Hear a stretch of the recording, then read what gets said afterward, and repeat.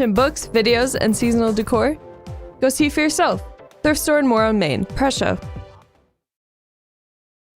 The 605 restaurant, located right off I-90, exit 235 in Kennebec, is a proud supporter of the Lyman Raiders. Stop in and enjoy their daily specials and watch the Lyman Raiders play on one of the TVs. The 605 restaurant menu features all kinds of different burgers, including the I-90 burger that has 1 pound of beef. Stop in and see Junior or Tammy. Open Monday through Friday at 5 p.m. and Saturday and Sunday at noon. That's the 605 restaurant, located right off of I-90, exit 235 in Kennebec.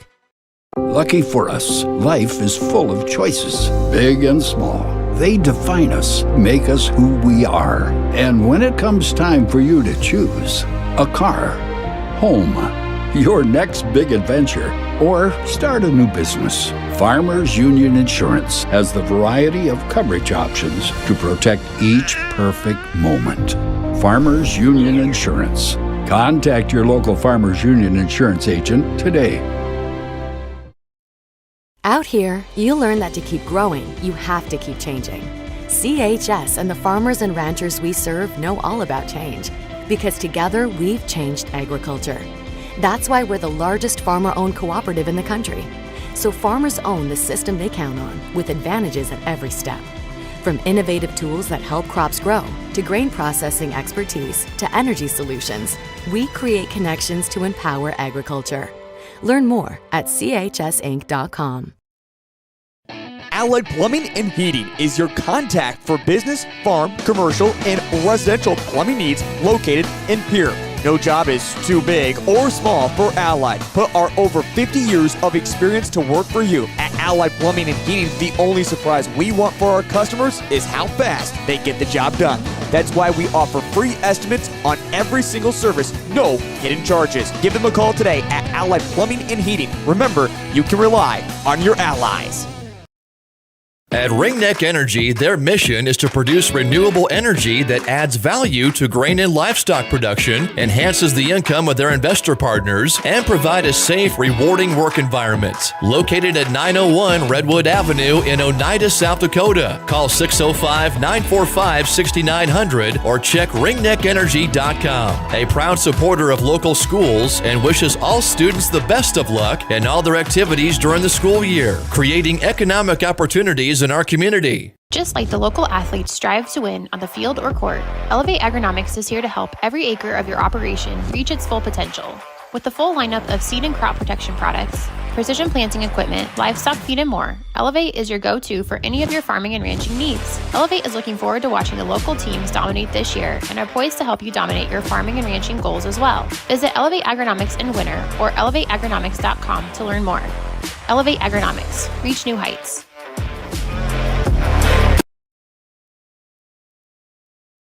Pests don't wait, and neither should you. At Olson's Pest Technicians, we've been protecting homes and businesses for over 55 years. From bats and attics to rodents and walls, ants in kitchens, stubborn bedbug infestations, even swarms of mosquitoes. We've seen it all, and we handle it all. With expert technicians, ethical treatments, and service across South Dakota, Nebraska, and Iowa, you can count on Olson's to get the job done right. Contact us today at Olson's Pest Technicians. Family owned, community trusted.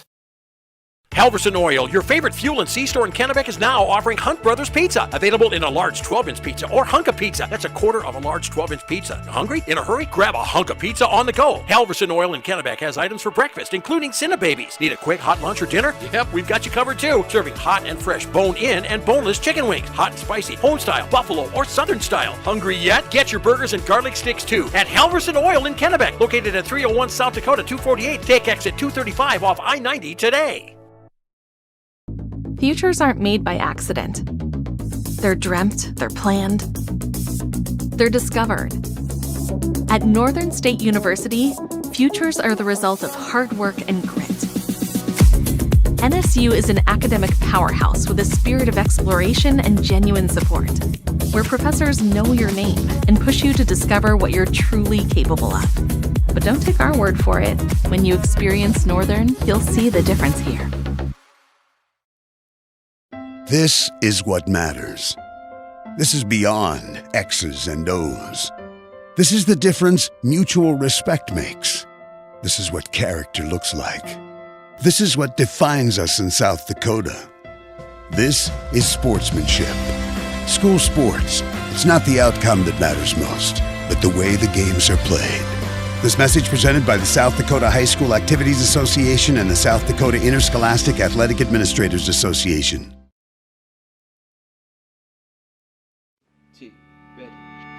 It's a particular kind of joy when people come together. There's really nothing like it. And isn't it amazing in that magic moment how all the distance between us, all the obstacles, just disappear? Wherever, whenever, however. Connecting you to what matters most.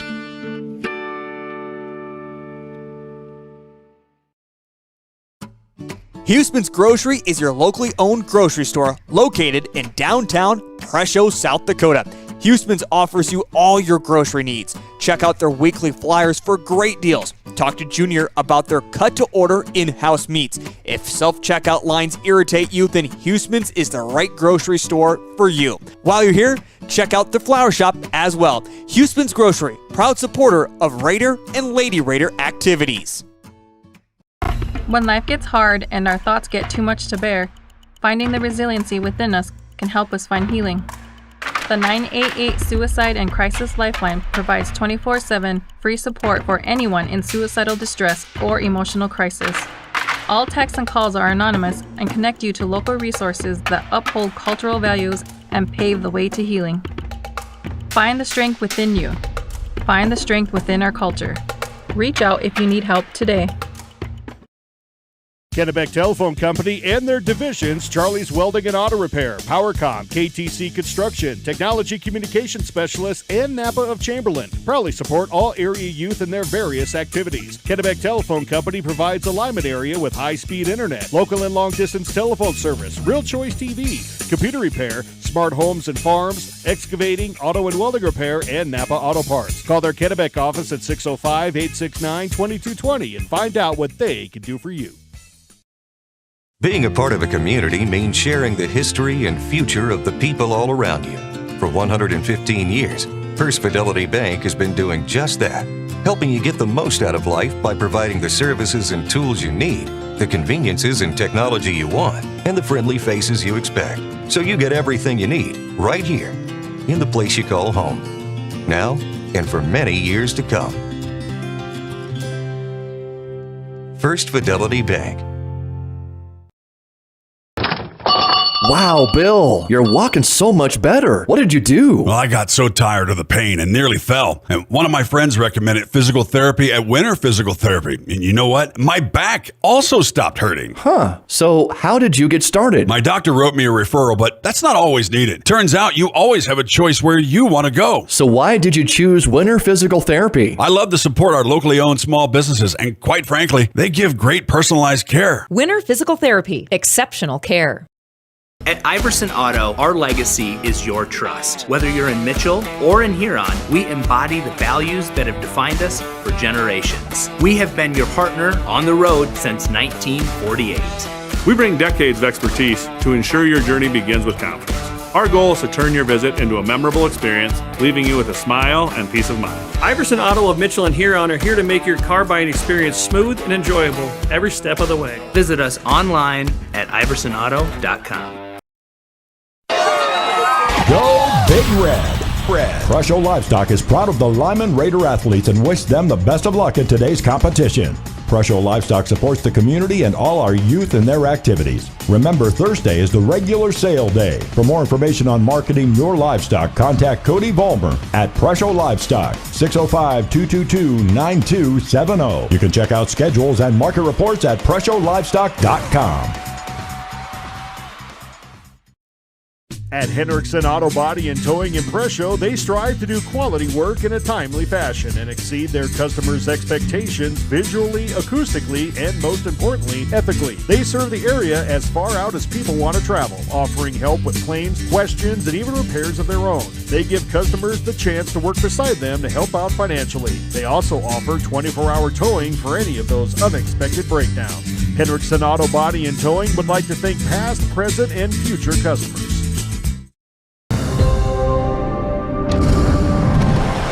BankWest is rooted in South Dakota.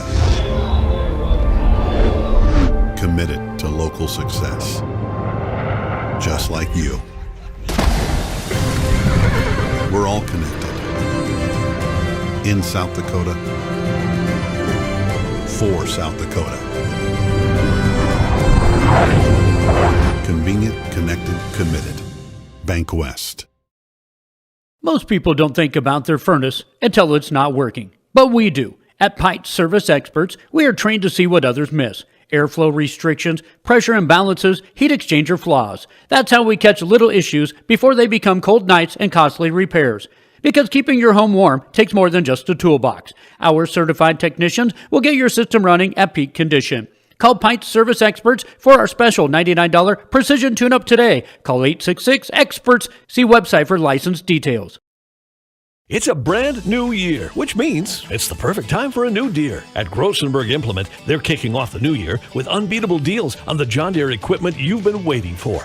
Whether you're upgrading your tractor, leveling up your hay operation, or getting ready for planting season, start the year strong with the reliability, performance, and technology only John Deere delivers. Stop into any of the 9 locations today and let the Grossenburg team help you ring in the new year with a new Deere. Grossenburg Implement. Service, the other half of a great product. Agriculture is like no other business, which makes Farm Credit Services of America like no other lender. Owned by the farmers and ranchers we serve, our customers have a voice in how we work, a stake in what we do, and share in our success. Discover a lender that works for you at Farm Credit Services of America. Dakota Land Birdseed in Vivian is proud to bring you this Lyman Raiders game. Dakota Land Birdseed, a locally owned business producing South Dakota product to rent from our own land. Dakota Land Birdseed, currently buying sunflowers and millet from area producers. Call them and find out more at 683-4175. Proud of the successes and the hard work Lyman Raiders athletics show in and out of school activities. Dakota Land Birdseed is behind you, and good luck, Raiders! Fentanyl is a powerful synthetic opioid, up to 100 times stronger than morphine. Even a tiny amount can be deadly. It's often mixed with other drugs without your knowledge, increasing your risk of overdose. Protect yourself and your loved ones and avoid unknown substances. Stay informed, stay safe, and remember, one pill can kill. For more information on fentanyl prevention, visit your local health resource or speak to a healthcare professional today.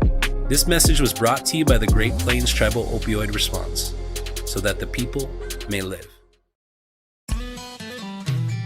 This broadcast of the Lyman Raiders is brought to you in part by Rumen Ag and Pioneer Seeds in Presho. Craig and Logan Rumen proudly support Lyman Raiders athletics and activities. Contact Rumen Ag today for all of your seed, chemical, and crop consulting needs. If you're looking to maximize your yields, Rumen Ag is your local Pioneer Seed dealer. Good luck, Raiders. From Craig and Logan Rumen of Rumen Ag Pioneer Seeds in Presho.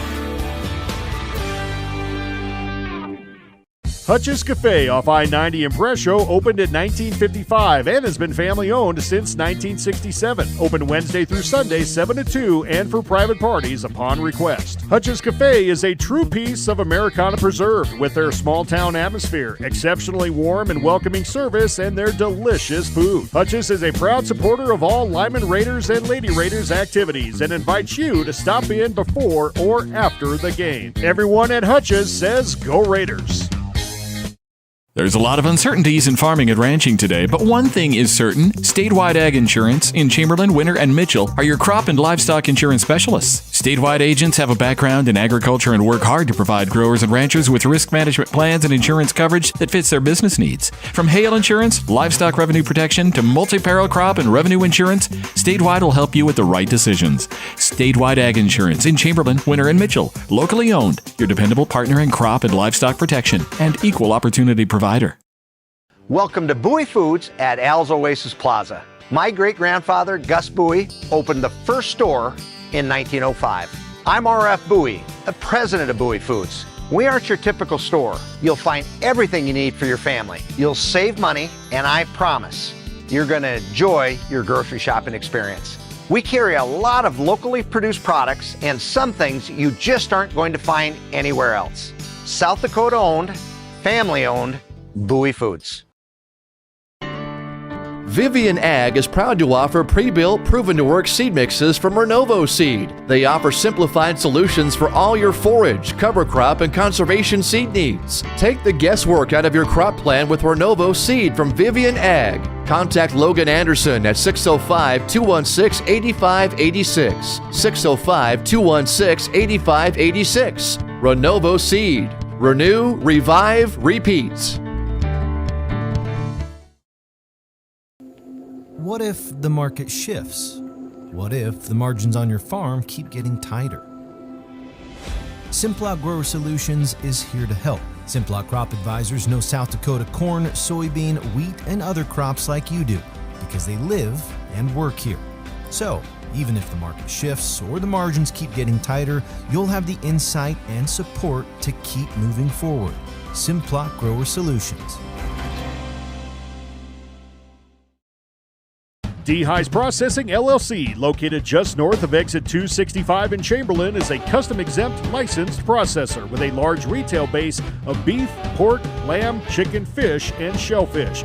Tina, Lee, and the crew invite you to come in and try their 36 different flavors of brats, 17 flavors of marinated chicken breasts, and 7 flavors of marinated steaks and pork chops. Don't forget sticks and jerky are available too. Everyone at Dehis Processing would like to wish their students the best of luck in all their activities. Elite Renovations is your trusted partner for comprehensive home improvement services in Mitchell, Platte, and the surrounding areas. With over 2 decades of experience and a team led by an owner with a degree in architectural engineering and construction management, we bring expertise to every project. Our specialized crew members are equipped to handle a wide range of renovations, from roofing and siding to complete kitchen and bathroom overhauls. Find out more by visiting our website, elitereno-sd.com, or give us a call today. Hopkins Plumbing of Chamberlain is more than your full-service plumbing professional. They offer heating and cooling solutions from Rood and Coleman. And don't think they forgot about our furry friends, livestock and horses, who need access to clean water too. They're a premier dealer of Ritchie water tanks. Call them today to take care of all your water needs, inside and out. Hopkins Plumbing of Chamberlain is a proud sponsor of local sports and activities on Live Ticket TV.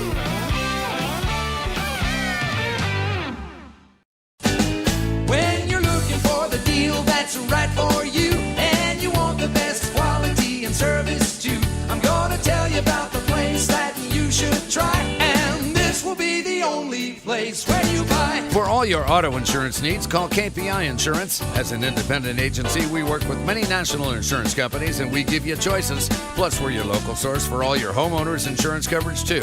And be sure to ask us about our auto home discount packages available. That's KPI Insurance. Call 234-2323. Generational success means different things to different people. But to us, it means seeing my daughter follow in my footsteps, keeping the farm in the family, just getting to do this every day. We're Agtegra Cooperative, and we're generationally successful. That's who we are. Agtegra Cooperative.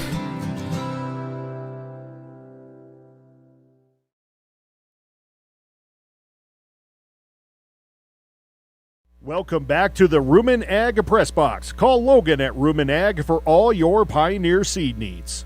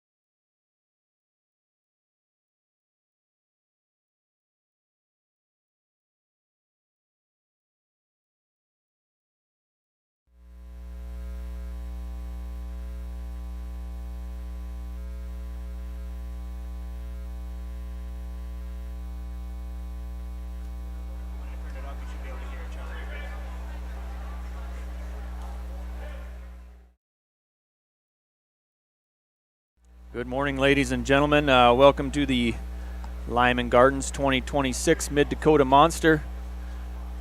We'll be here all day.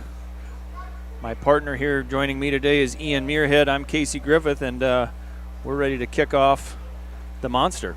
Where else would you rather be on a chilly Saturday or Friday-Saturday combination in early January?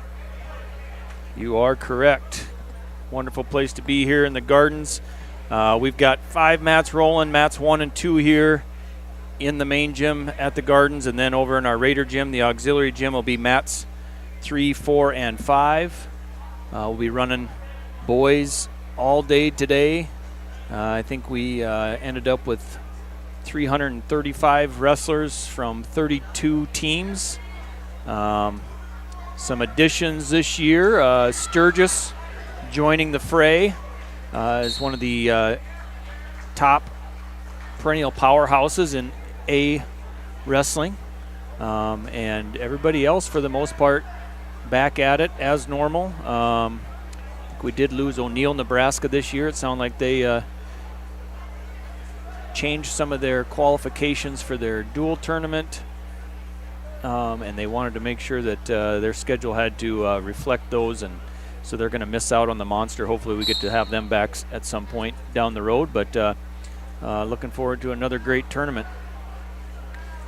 Yeah, it's too bad about O'Neill not being here. They typically have at least 1, if not 2 or 3 finalists that are wrestling under the big lights on Saturday, but the addition of Sturgis is intriguing. Yes, very solid team from Sturgis, obviously, and they will definitely jump right in there with Pier and T, a couple of the other A classes here, and then of course for our Class B teams, you got Winter, who's very tough, Canton, also one of the top teams here at the Monster year in and year out, so along with several others.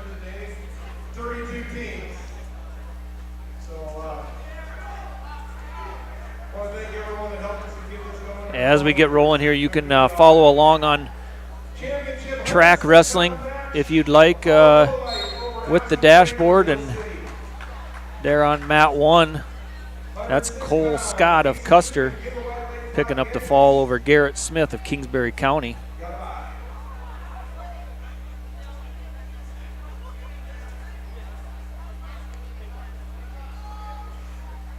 Now coming out on mat 1, for you Lyman Raider fans, that's Rosin Slaba at 106 pounds. He's wrestling Hoyer from T. Hoyer with the quick takedown.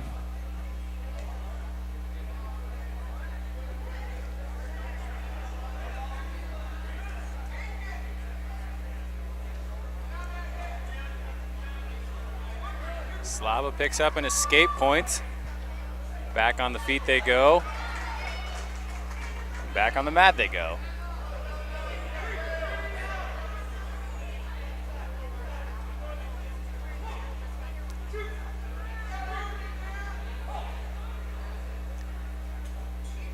So as we get started with this Mid-Dakota Monster, are there any potential matchups you're hoping to see this year, Casey? I haven't had a lot of time to look at things. Did attend the seed meeting on Wednesday night, which was pretty uneventful for the most part. That's good. I've been to some of those seed meetings. I know how exciting those can get. Yeah. For the most part, pretty uneventful. Track kind of gets them laid out as long as coaches are putting in criteria, and then there's a little juggling here and there, but for the most part, everybody ended up, I think, unfortunately, I think there's a few scratches. Some of the top kids, I think there's a Robbins from Winter that isn't going to be in at 126, and I think there's a Crayons from Canton that also scratched out of the tournament. So, unfortunately, you miss some of those top kids in some of these weight classes with a lot of ranked kids, and you look forward to some matchups sometimes between maybe a number 1 A kid and a number 1 B kid, and don't know if we have any of those yet, but there's definitely, most of these weight classes going to run, 25-ish kids in each bracket, a 32-man bracket. And with the A's and B's, you're looking at, a lot of them with several top 10 kids in each weight class. So going to be some exciting wrestling. We'll get started today, like I said, most of those weight classes with a 32-man bracket, and then they'll be whittled down to 8 wrestlers by tonight, and then we'll come back tomorrow. The boys will start at 11 tomorrow, and the girls, the Bride of the Monster tournament, will kick off in the morning at 9:30. Girls will take over the Gardens and the Raider Gym starting at 9:30, and they will wrestle on all 5 mats until 11 o'clock when the boys get rolling, and then the Bride of the Monster will go to completion there in the Raider Gym the rest of the day tomorrow. Boy, that girls tournament's getting big. Yes, it is. I know, talking with Chad and Blaine, they did the girls seed meeting last night, and I know Chad was kind of trying to a lot of entries, and they had to whittle a few out because they just, as a one-day tournament, they don't have time to get through all those matches. There's, I think everybody's heard it that's been paying attention to wrestling, that girls wrestling is one of the fastest growing sports in the nation, and this tournament is no different. And I think they probably pushing 200 girls in that tournament now, and some of these teams are starting to fill up, and they want to bring 2 or 3 girls even at to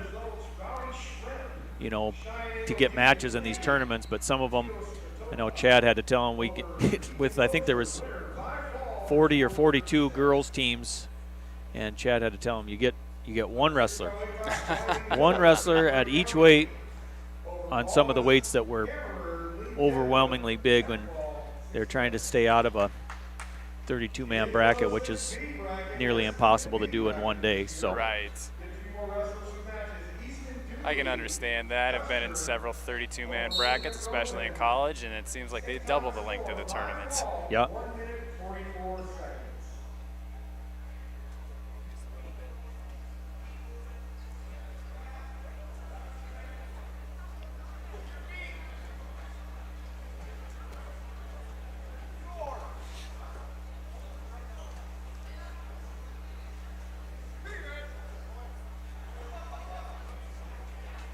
Mat 1, we got Reese Truman, Jr. out of Kimball White Lake Platte Geddes.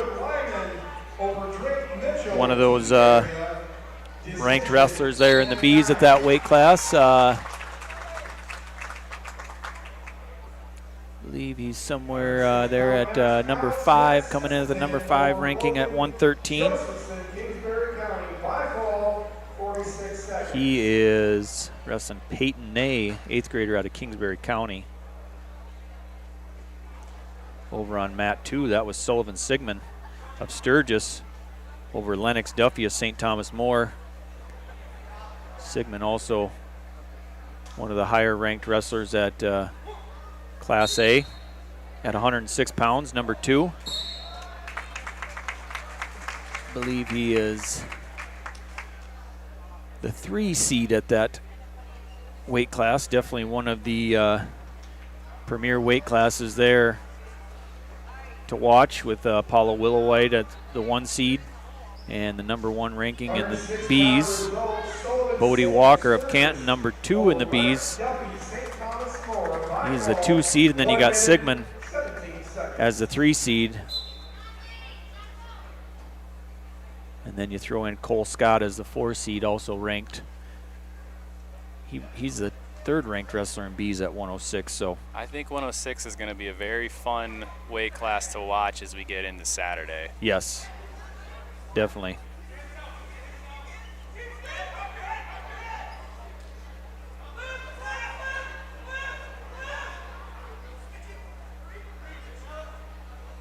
Again, there's if you're following along, we got 2 different feeds. One for the gardens here,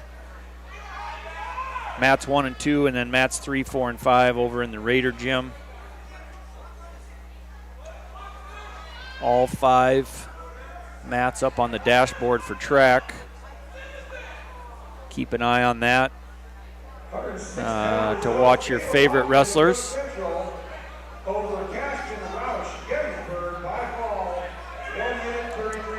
It's Gavin Fryer on mat 1 looking for the fall here. Wrestling Jackson Trant, a junior from Custer.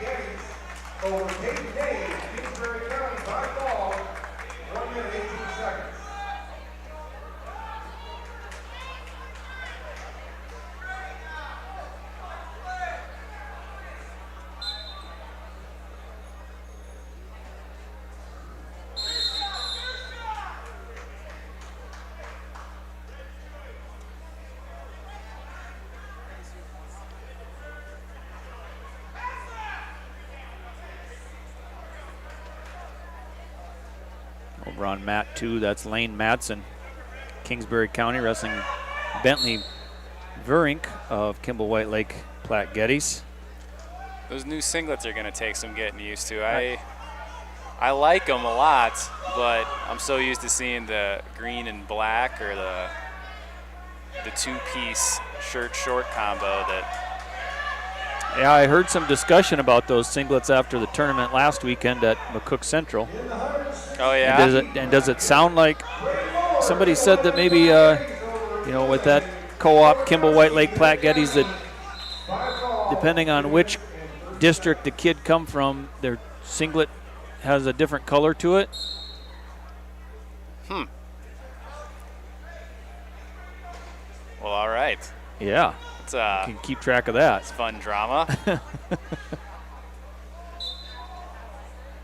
And I could be wrong, but that was, I believe, what I gathered from the conversation, that if it's a Kimball kid, they are maybe more green and black, and the Platte Geddes is the maroon or brown and black, whatever it is. And White Lake Plank was purple, maybe?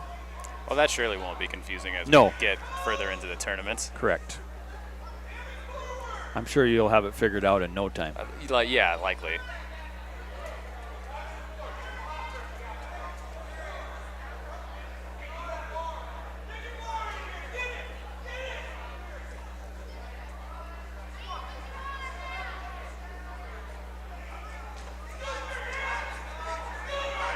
At 106 weight class, I think they had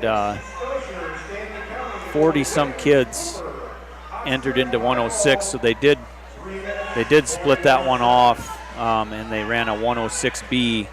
So some of the younger, inexperienced kids were dropped into that 106B bracket, and then the other top varsity wrestlers remain in the main 106 bracket. How can you be bad about more wrestling? Yeah, that's true. I don't think they asked the refs about it. I'm sure not. I know from a coaching standpoint, it's been a few years since I've coached, but it was always nice to get the younger kids a little more mat time, whereas you throw them in against the #1 seed out of Pierre or Canton. It could be a real short day, so it's nice to get them a little more experience and a little more of the Mid-Dakota Monster feeling. Yeah. Well, that was something. Yes, it was. Jackson Trant picking up the fall. He was down 14-2.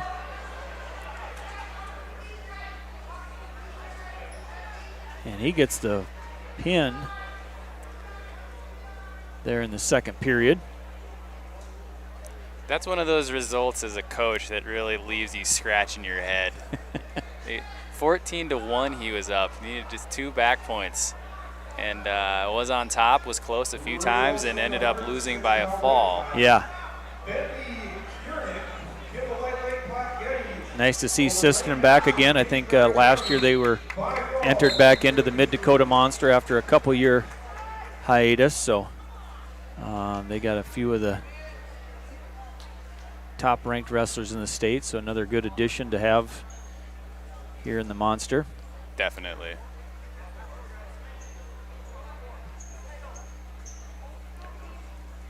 Get all these teams from most corners of the state. Sisseton way up in the northeast, and Custer, Hot Springs down in the southwest, and Sturgis here. I think of who we got from the southeast. I think Canton might be as close as we get to southeast, but could be wrong. I think you're correct. And tomorrow when the girls tournaments get in, it'll be a whole nother set of towns and schools, and it is fun to come back and see the difference between last year's monster and this year's monster. I remember coming back a couple of years ago and seeing the addition of the Army National Guard mat. Thought that was pretty cool, and these new scoreboards built by Lyman's own IT specialist Matt Bunker. Absolutely, pretty awesome. Yeah, we definitely couldn't do this without Matt Bunker beforehand, and now he just further cemented his existence in the monster by building the new scoreboards that we're using this year. I think they turned out great, and you know, a nice addition to the tournament. Like you said, last year we added the National Guard mat. You know, shout out to National Guard for, I think they've got a few mats that they travel around with the state to use in these tournaments, so it's a nice addition. And also added last year the 3 mats in the auxiliary gym over there in the Raider gym, and this year we changed up the configuration just a little bit to get a little bit more room and not have everything quite so tight circle to circle. So I think that'll be nice also from a wrestling and safety issue over there in the Raider gym. Yeah, I think that's going to be appreciated, especially by the referees over there. Yeah, that was always, I think, a concern with the referees. Even, I mean, if we go back to the days when we ran 3 mats here in the gardens and went circle to circle and wall to wall, lots of banging and clashing going on. You know, not only between mats but also at the edges against the walls. And then, of course, with the nice addition of the Raider gym, then we were able to spread things out. And then as growth continued, then last year we added the 3rd mat over there in the Raider gym, and kind of ran into some of those same issues with, you know, those circles mats being so close together. And then this year we kind of slid those up, got them offset a little bit so we're not right on top of each other. And of course with some of the out of bounds rulings and how kids get to wrestle, you know, at the edge of the mat anymore, that's a nice to have that extra space.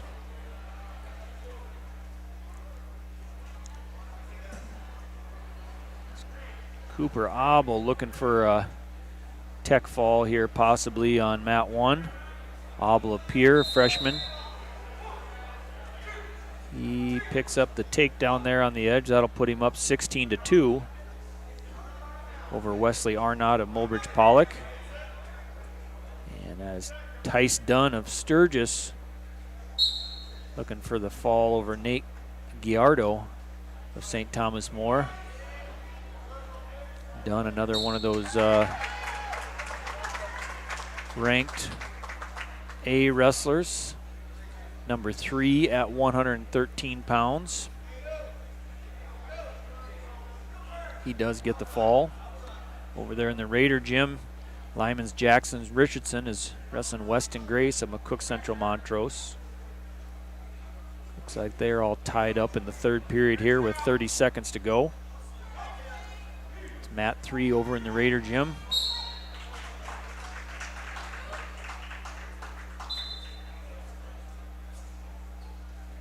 And Abel picks up the fall, I believe. Yep.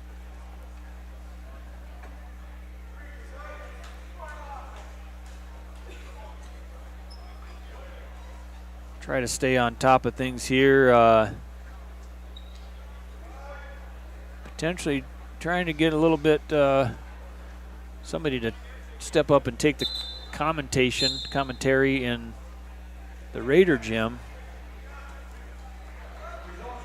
just to enhance the viewing experience, but so far nobody's taken the bait.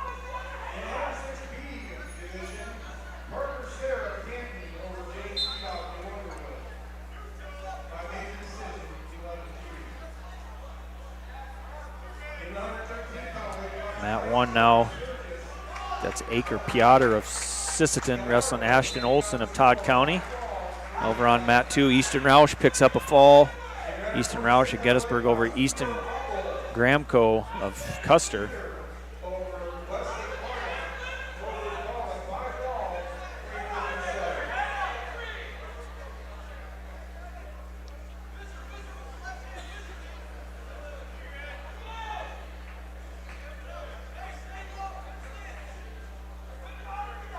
Mat 5 over in the Raider gym, that's Tyler Baldwin of Sturgis wrestling Leighton Rinksmeyer of Hot Springs.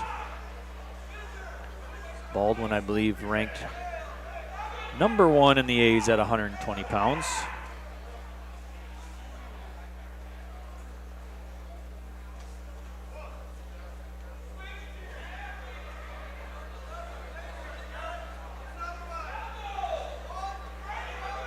Now up on mat 2, that's Parker Graveman of Sturgis wrestling John Bowes of Stanley County.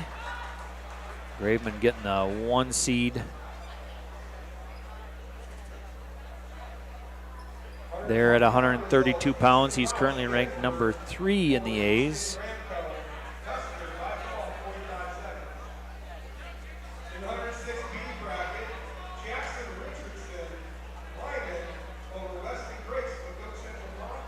Did notice, I was looking through some of the Dakota Grappler stuff the other day, and they had put out the stat leaders so far in the season, and I noticed Parker's name at the top or near the top of several categories. He looks like he is a scoring machine.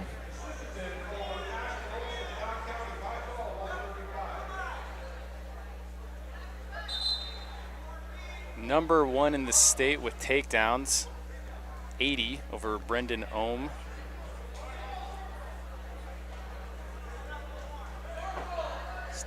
Not a bad number. No, not at all. Ohm had 66 for those of you at home wondering, so 14 takedown lead.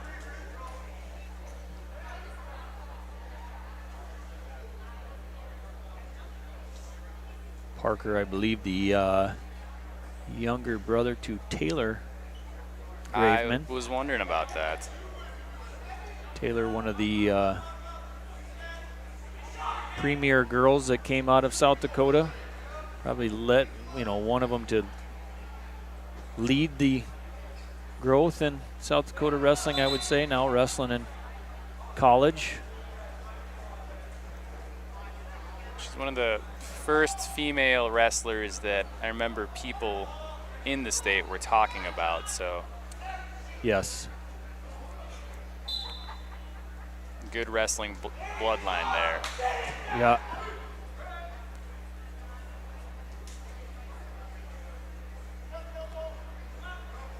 Graveman now looks like here probably going to get the fall or a tech fall maybe. And technical fall it is. We'll go with the tech fall.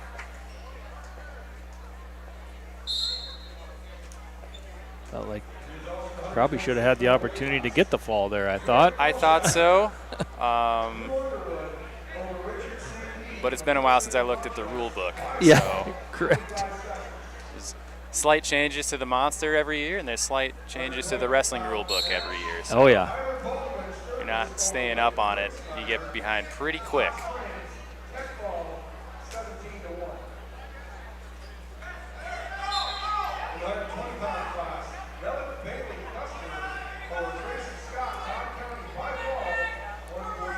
And Coach Abel maybe going to meander over and talk to referee Dozark about the stoppage there.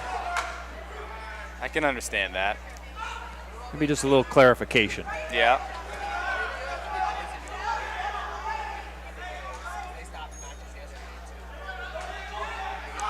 Sounds like maybe a new rule. Like you said, if you're not involved day to day, probably not something you were aware of.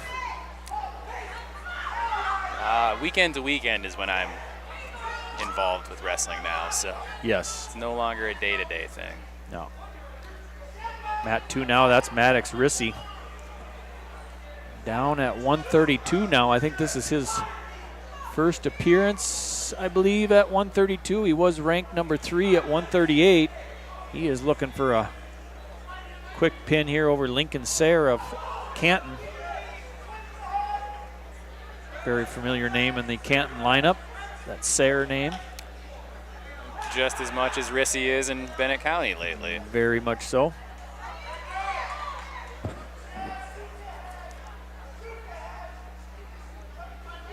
Fairly tight double wing situation.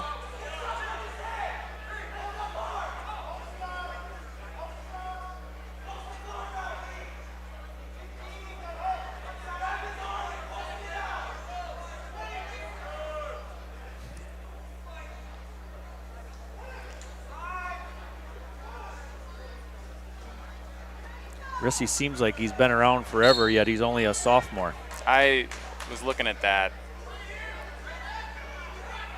Older brother Gavin, of course, graduating 2 years ago, I think. Or was it last year? Might have been just last year. I think they both, well, yeah. When you start out as a 7th grader, it seems like you've been around a while by the time you're a sophomore.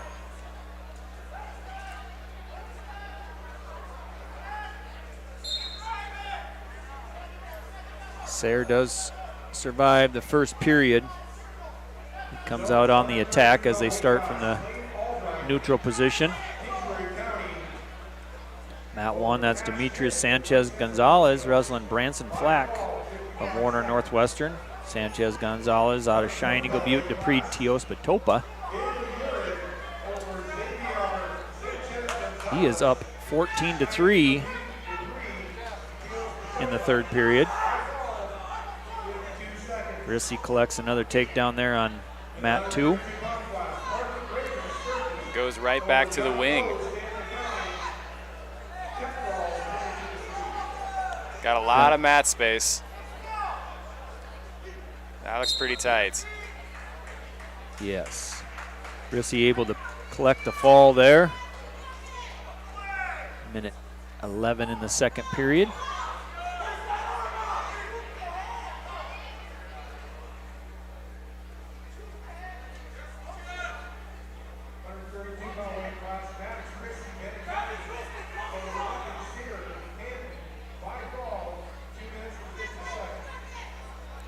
Sanchez Gonzalez trying to pick up the fall here on Mat 1. 25 seconds left in the match.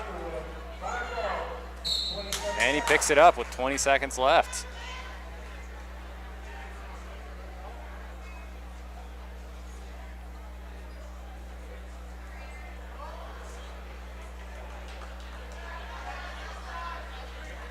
Ryder Harris of Bennett County now on Mat 2. Wrestling Justin Malone of Hill City.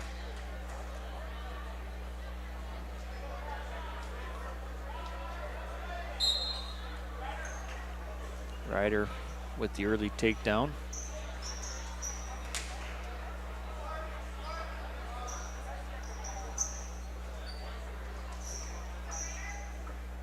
Now on Mat 1, that's John Ryder Weiss of Hot Springs.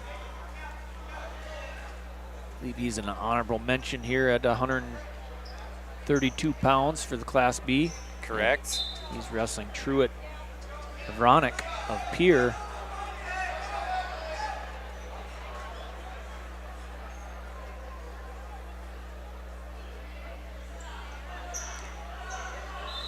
I believe Truett would be the backup wrestler to Walker West, who is also at 132 pounds and ranked 7th at 132 in the A's.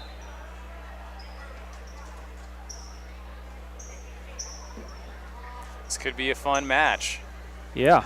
A lot of these bigger schools have backups that could, take starting spots in the smaller schools. So this could be a first-round match that pretty exciting. Yeah.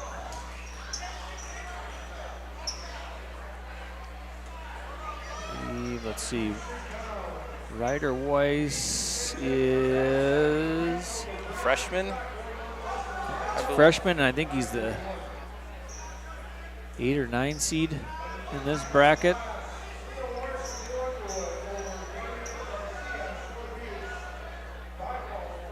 The 9 seed.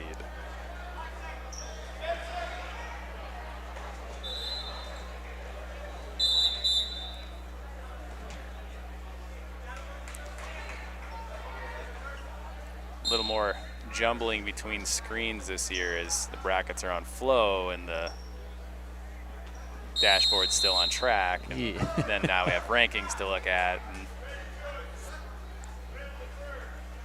what do you think of the flow transition? it looks very clean.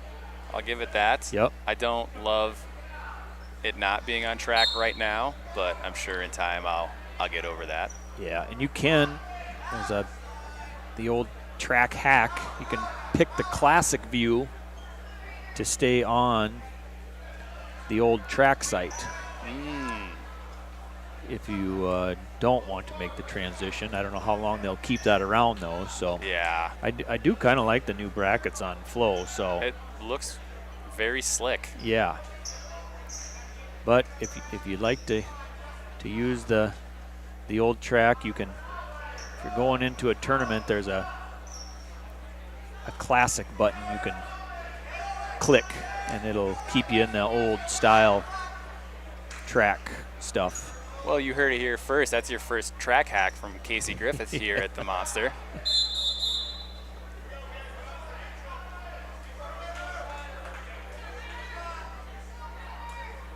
So Haverack picks up an escape. Currently leads Weiss 1-0 here on the National Guard mat. Weiss looking to get a go behind here. And he gets, now leads 3-1.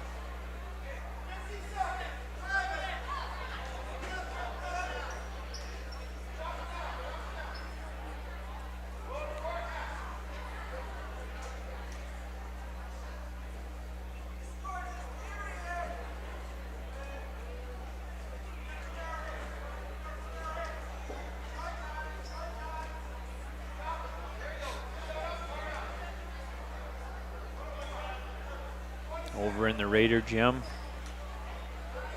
Mason Hagen is up for Sturgis now. He's number 3 in the A's at 138 pounds.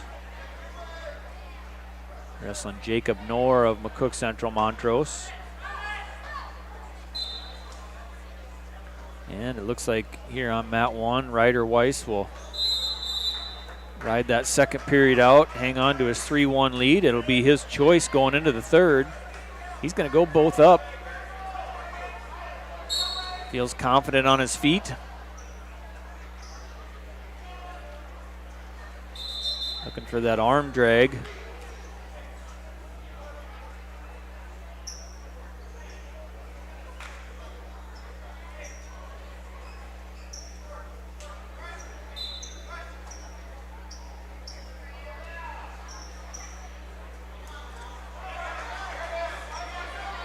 And another go behind will give him a 6-1 lead.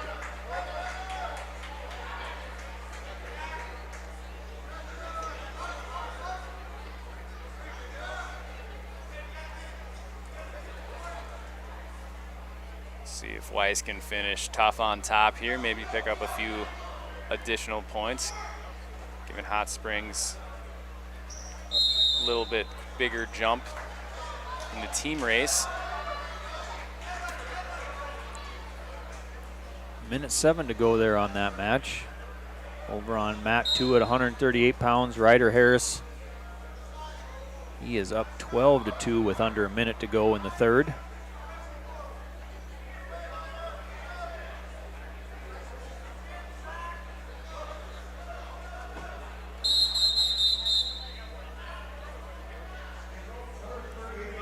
Daniel Mason of Pierre, wrestling Miles Woodward of Custer on mat 3 at 113 pounds. At mat 4, that's Hadley Stanky of Pierre, wrestling Archer Verscher of Custer. And mat 5 over there in the Raider gym at 157 pounds. Blazin Stiefvater of Hot Springs, wrestling Grayson Schmidt of T. Now Ryder Weiss looking for the fall here, and he does get that. So John Ryder Weiss of Hot Springs over Truett Evronic of Pierre to advance on the championship side of that bracket. And if you're a wrestler like Weiss, that's the exact kind of first match you want, one to really, test your patience, test your mind, start thinking, all right, what am I going to do as this match progresses, and then end up with a fall. That's your perfect warm-up match there. Now, this is an intriguing matchup. Yes, it is. Yeah. Yeah.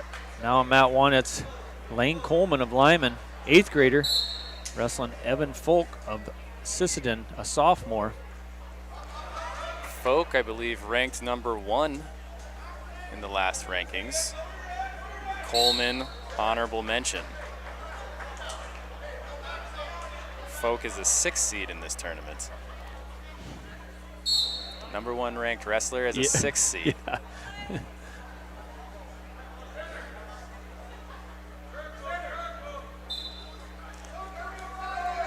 But if you're the lower seed here, you gotta love that match. This is really a time where you can go and show what you got. Correct. Shock the world, be a dream crusher. Lane definitely one of those kids that I think just goes out and wrestles, doesn't not a lot of give up in his arsenal. No, I was able to watch him at Hot Springs and saw a lot of good and a little bit of raw talent. Yeah.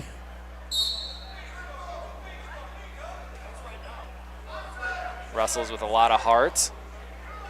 Sometimes good, sometimes less good, but goes out and gives it everything.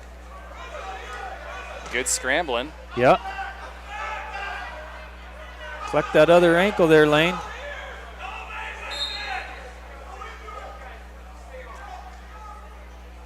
Now Folk with a whizzer here, trying to... He's doing a good job stepping over it, blocking it with the knee. Now what he wants to do is tabletop that, but maybe they haven't got to that in practice yet. Well, and I think, like you said, Lane probably goes off of more, at this point, raw talent, just kind of what he feels, and hasn't quite picked up a lot of the, technique of things, I would say. But I think he's getting there. He does got to watch. He's backing up an awful lot. He Yeah, already got one yeah. stall called. There's the second.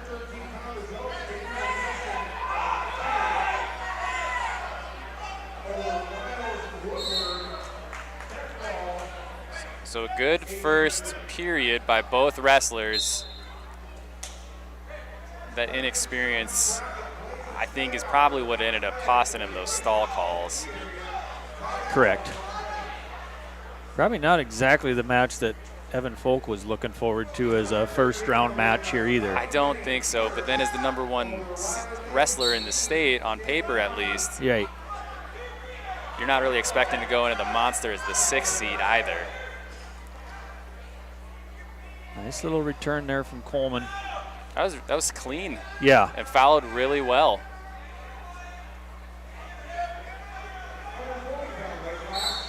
Go out of bounds, back to center.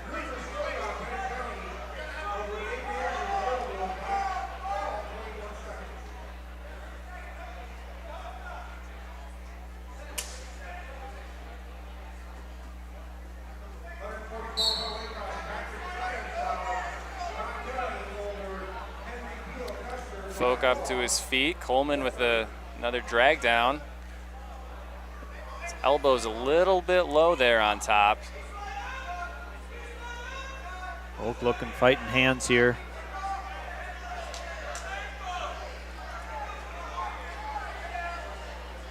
Looks like he's going to get the escape. Minute 10 to go here. Lane's got a circle. He's going to get hit with stalling again if he doesn't. In college, that might have drawn another stall call, but we're not quite at that level yet.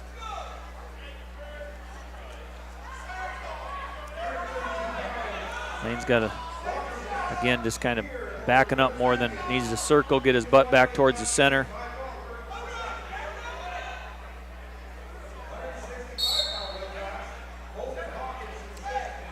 .51 seconds now on. This is definitely another one of those weight classes, too, that'll be interesting to watch play out. 32 looks exciting. Yeah. That was the one that jumped out to me.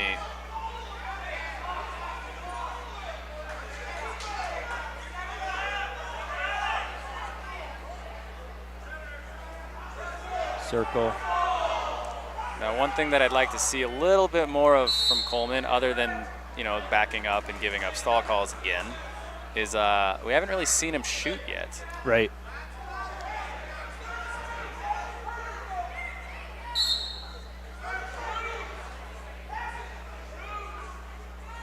Yeah, really, I mean,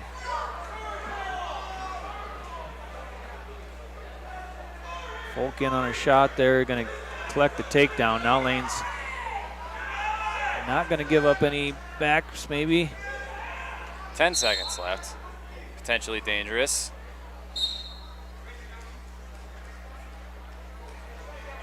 Thought he's going to transition to a Boston Crab there. Yeah, he was pretty close. We haven't seen one of those in several years at the Monster. Right.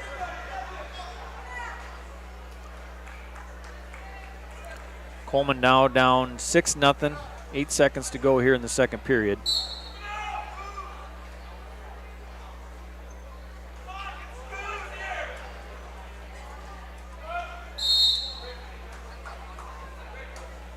So we enter into the third period now. Stamina comes into question here. Correct. Coleman not quite sure of his choice. He is going to go neutral. Definitely going to have to increase the offense. Kind of a good half shot there, but needs to commit. Correct. There's a shot by Folk. In pretty deep.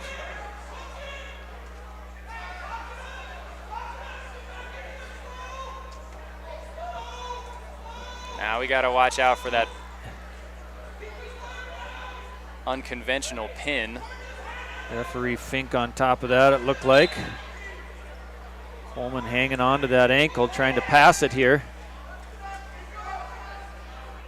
He's going to have to switch legs, I think, is what he wants to do there.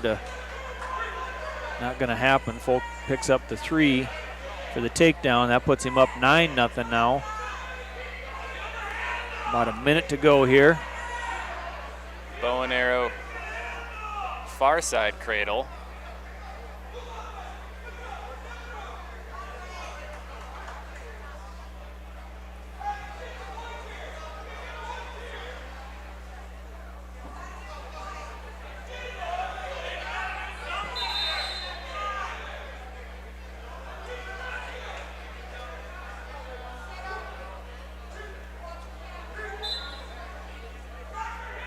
Now Folk picking up some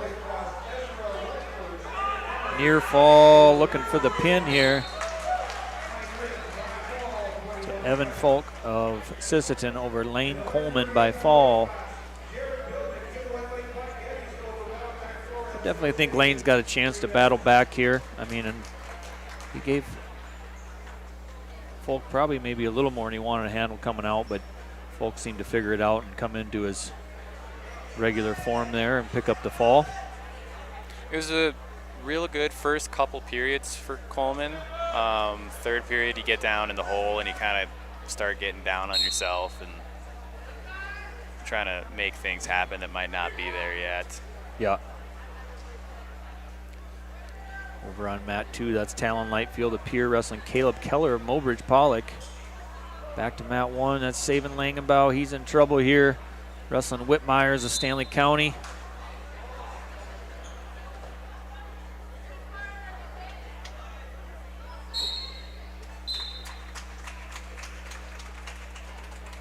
I think Stanley County, maybe that was at 138 pounds, maybe where they had 2 wrestlers, Whitmires and Ezra Rutherford, I think, at 138, if I remember correctly.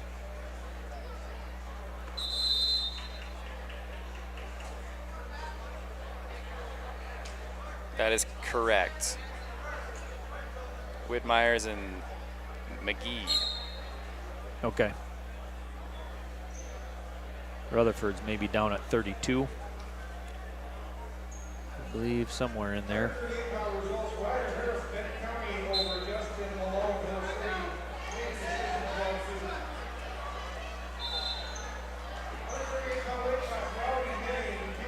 Rutherford is up at 144. There you go. Currently wrestling in the Raider gym, I believe. Or he was wrestling in the Raider gym. Picked up a fall over Braveheart. Again, mats 3, 4, and 5 over there in the Raider gym. Mats 1 and 2 here in the Gardens.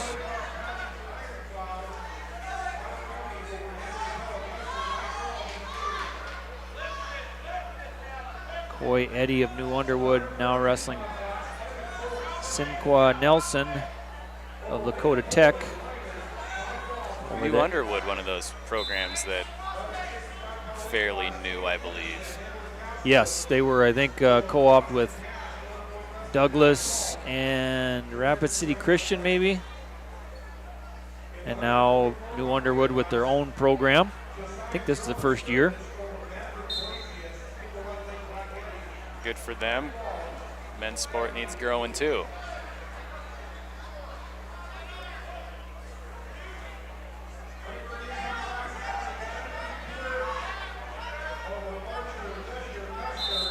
Over there in the Raider gym, you got Remington Meyerink of Kimball White Lake Platte Geddes wrestling Parker Randall of McCook Central Montrose.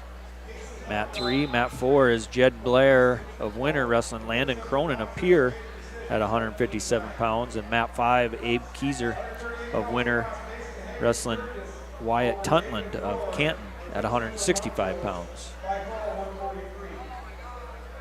And I believe Eddie picked up the fall. Coy Eddy of New Underwood wins by fall over Sinqua Nelson of Dakota Tech.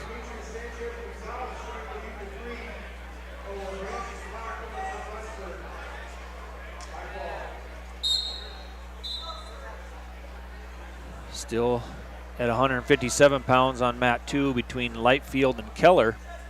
That's a 1-0 match with 30 seconds to go in the second period. Keller leads by 1 over Lightfield.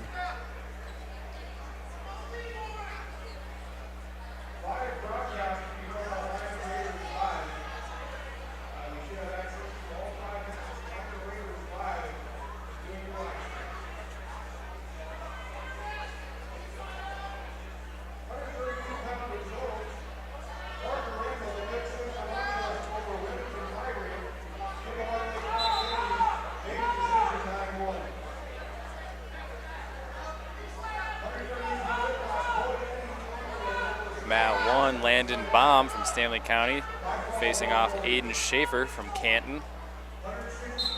Baum with a 3-1 lead currently. It's at 144.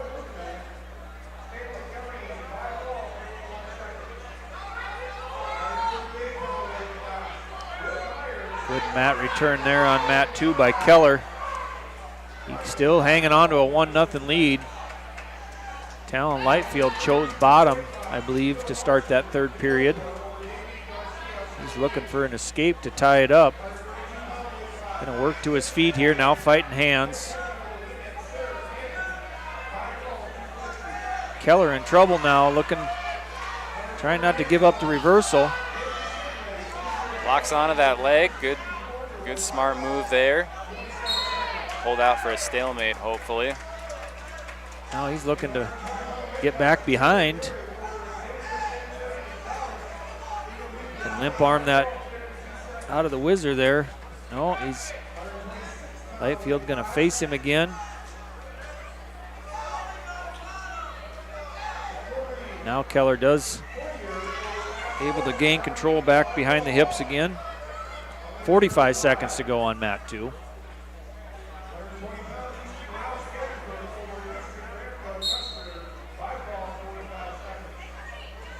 Mat 1 now is Porter Hunsley of Pier, a sophomore, wrestling Beckham Hodeshell of Kimball White Lake Platte Geddes.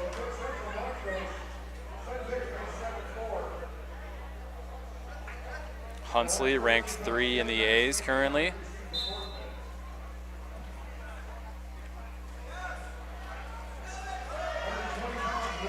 Oh, scramble here at the end.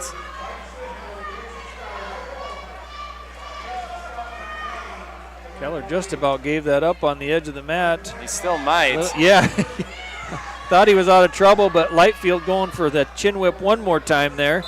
And no change. 8 seconds to go. Keller hangs on, still with that 1 point lead. Now it's still 2 points of contact, or is it 1 now to stay in bounds? I don't know if they made it just like the college rule. If it was 1 point, I might have given that reversal there. If it's 2, I think they were out of bounds long before.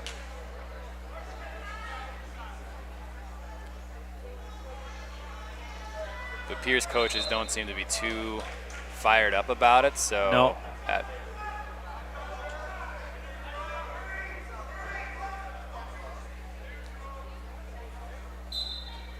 Where did the point come from? Not sure where that came from. A penalty point. Clasping? Must be. Gave a clasping call there when he rolled through. That's unfortunate. Yeah. So they go to overtime. Sudden death here. Sudden victory, I should say. To their feet, 1 minute. This might go a while.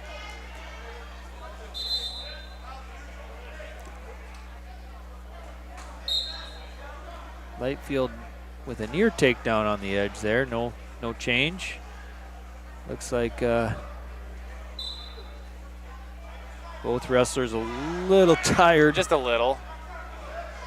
Stances have kind of gone out the window. And Keller trying to get the go behind there.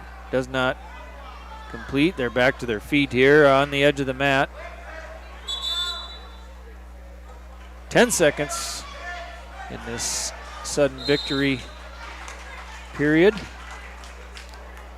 Mat 1, Hunsley picks up the fall in the second period.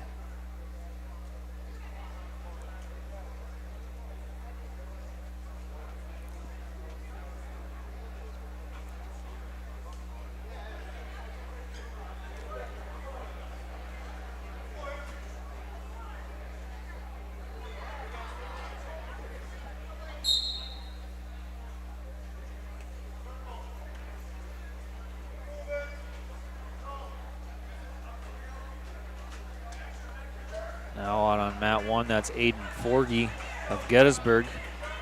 Junior wrestling Blake Jennings, a senior out of Kingsbury County. Jennings picks up the quick takedown in period 1.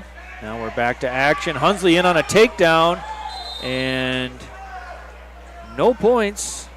Keller able to fight it off as they go out of bounds. Lightfield there was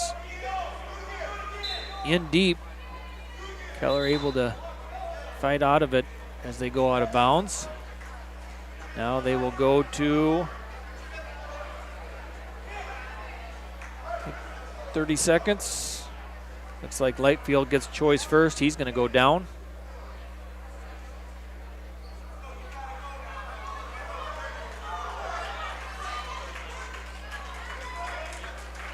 Blake Jennings, the number 3 ranked wrestler in the Bees, looking to pick up the fall here on mat 1. is.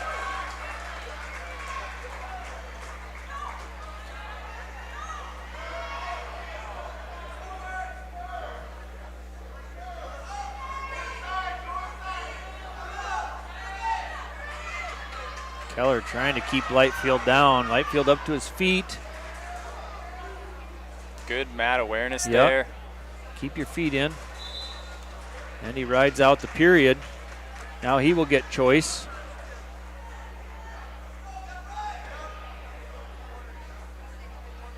He will choose down for a 30-second period. Keller quickly to his feet after a switch attempt, but Lightfield threatening to back points. Got one swipe. Keller able to get back to his stomach. Now to his base, and they're going to go out of bounds. 12 seconds.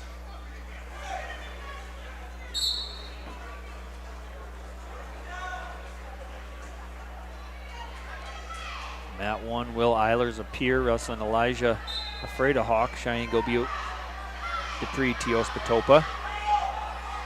Lightfield, Cobra attempt, and he's going to get some swipes here. That's enough to take the win. There's 4-point near fall for the win for Talon Lightfield, freshman from Pierre, over Caleb Keller, junior Mobridge Pollock. At 157 pounds. Hard-fought match by both wrestlers.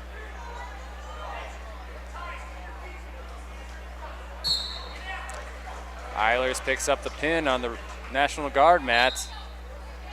Keller was the 6th seed there.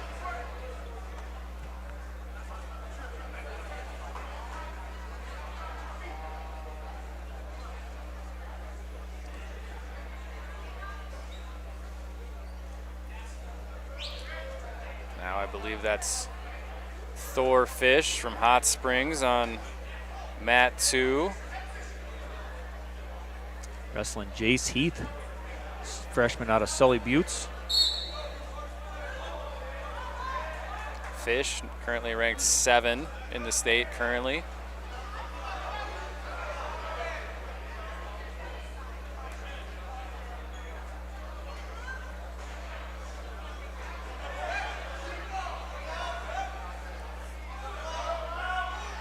Fish picks up the first takedown there with a little snap down go behind. Now he's got Heath in trouble here on his back.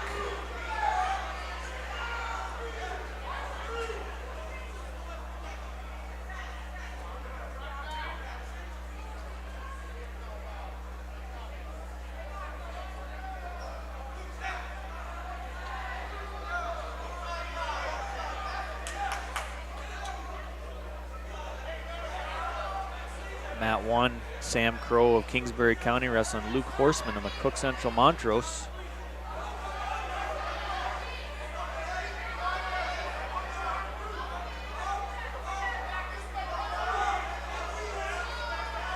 .20 seconds to go on mat 2 there. Heath still fighting.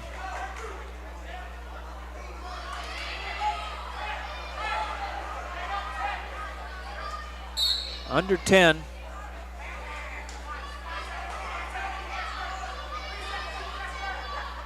Looks like he's going to survive that first period. Take down a near fall. Fish leads 7-0.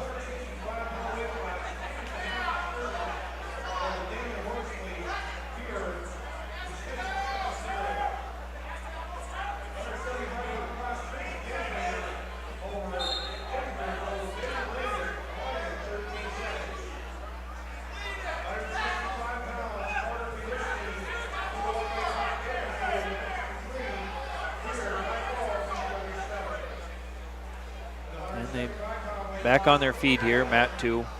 Start the second period.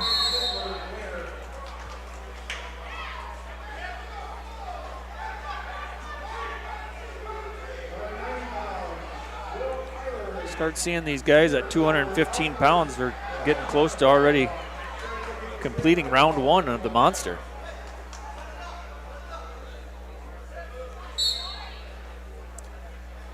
not even an hour into the tournament. I'd like to think that would say we're probably going to be out of here at a decent time tonight. You said it, not me. Are you ready to set the over-under yet? I almost did as soon as I came up here. I thought that's probably bad form to start talking about when do we think we're going to leave. It just started, dude.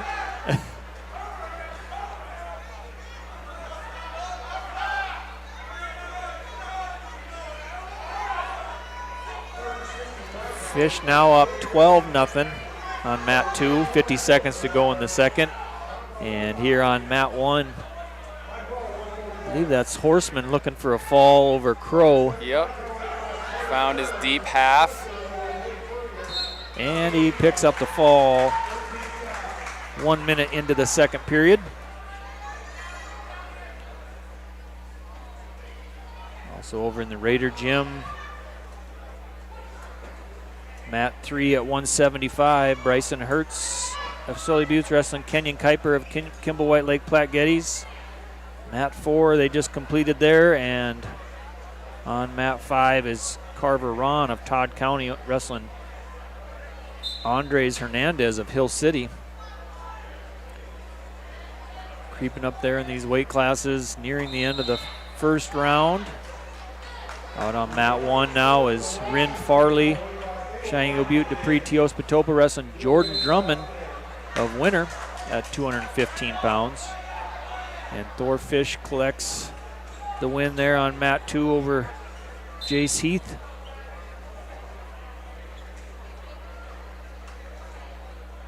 Mat 4 in the Raider gym at 190 pounds. That's Garrett Westendorf, Kimball White Lake Platte Geddes wrestling Cameron Hunnell. Westendorf, I know he's up there in the rankings at 190 for Kimball White Lake Platte Geddes. Number 4 currently. Number 4.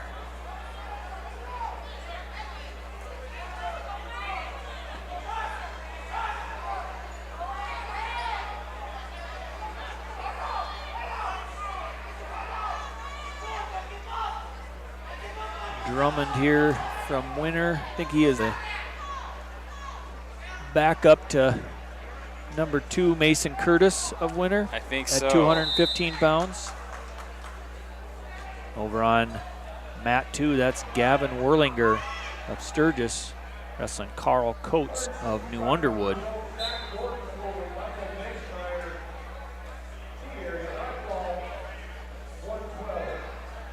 I don't see Mason Curtis in this bracket.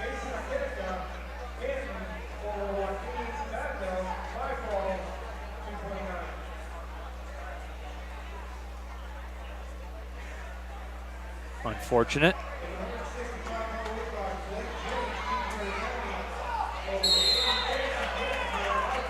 And Werlinger, he picks up the fall at 175 pounds over Carl Coates.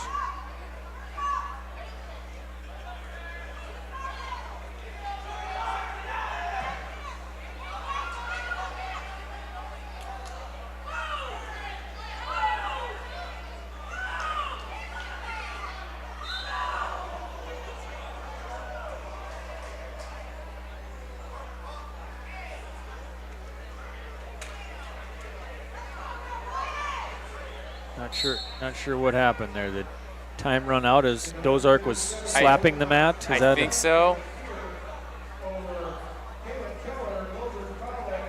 Heard some oohs and ahs, but once again, not too much excitement on either corner. No. So I think they're kind of okay with the call.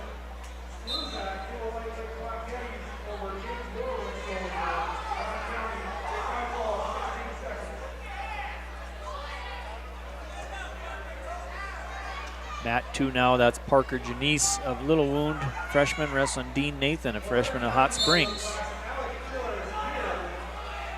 All right, blood time. Oh, there's the blood, yep.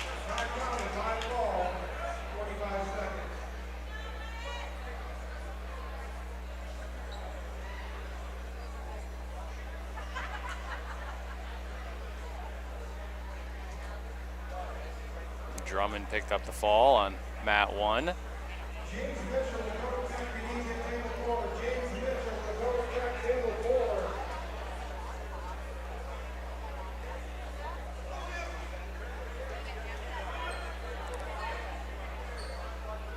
Now on the National Guard mat, we'll have Liam Lemon from Gettysburg taking on Dusty Johnson from Kimball White Lake, Platte Geddes, not House of Representatives, Dusty Johnson. Not the representative. Out of eligibility. Yes.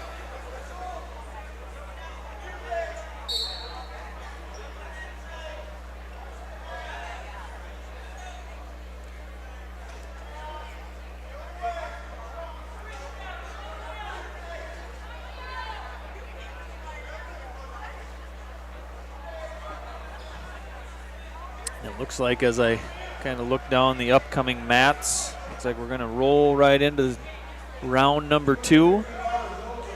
So we work our way through round 1, and these 215 pounders and 285 pounders get through. Then we'll slowly start to see the lightweights, 106 pound weight class, come back out. Liam Lyman picks up the fall on mat 1. Kind of hits a nice roll there, puts Johnson in trouble, and well done there. That is one of the nice things about having a secondary 106 pound class, is by lightening some of those bracket loads, you can run right into the next round instead of have to worry about waiting on time for recovery between matches. Or dealing with pigtail matches. Nobody likes those. No, I think they do have to do it tomorrow, unfortunately, with a few of the girls' brackets, but Sure. That was the solution for some of those large brackets where they had an overwhelming number of girls trying to get in, so they'll wrestle through a few pigtails tomorrow, but fortunately we don't have to do that here today. So we'll be finishing up round 1 here as we roll through 215 and 285 pound matches. I see over there in the Raider gym on mat 4, Apollo Willowite will be coming up. Currently ranked number 1 at 106 pounds in the Bs. He'll be wrestling Casey Truman, Kimball White Lake, Platte Geddes.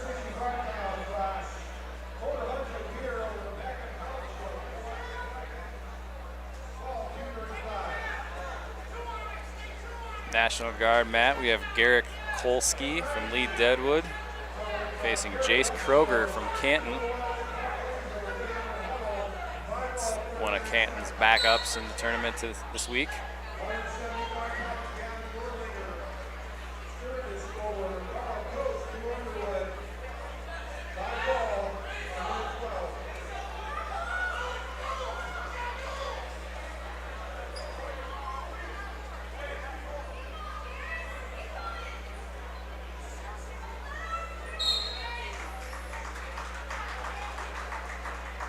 Kroger picks up the fall.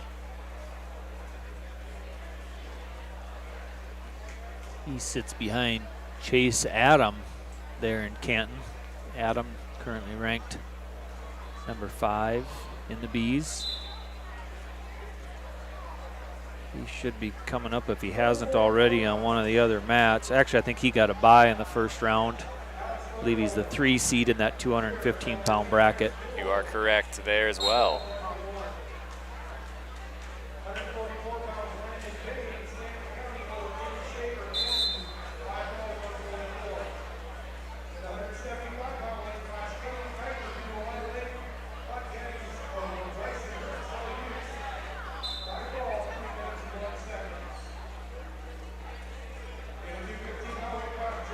Now mat 1, Ethan Falk of Mobridge Pollock, senior, wrestling Thick Lewell. I'm going to guess on that one, out of T, sophomore.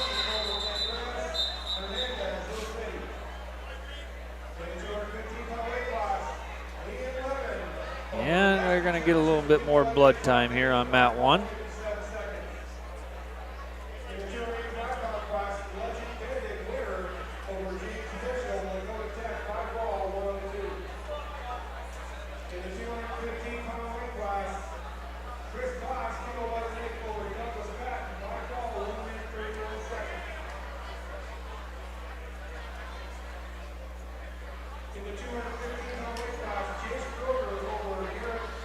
T, another one of those solid A programs here in the Monster. I know we lost our original junkyard dog, Parker Wilson, but I see there is a Wilson still in T's lineup. Oh, good. I don't know if Slater can carry on the JYD tradition. Yep. But we're going to find out.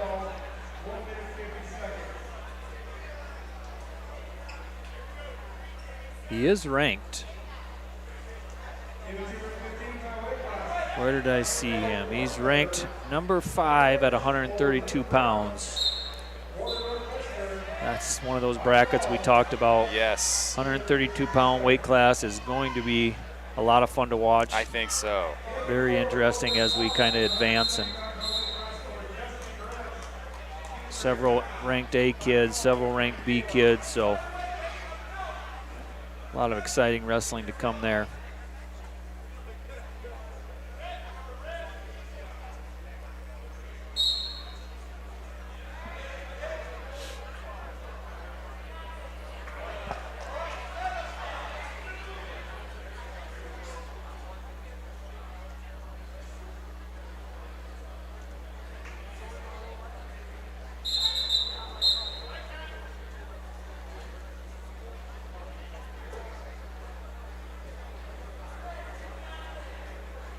Mat 2, that's Deontay Evans of Kimball White Lake Platte Geddes wrestling Dayton Rooks of Little Wound.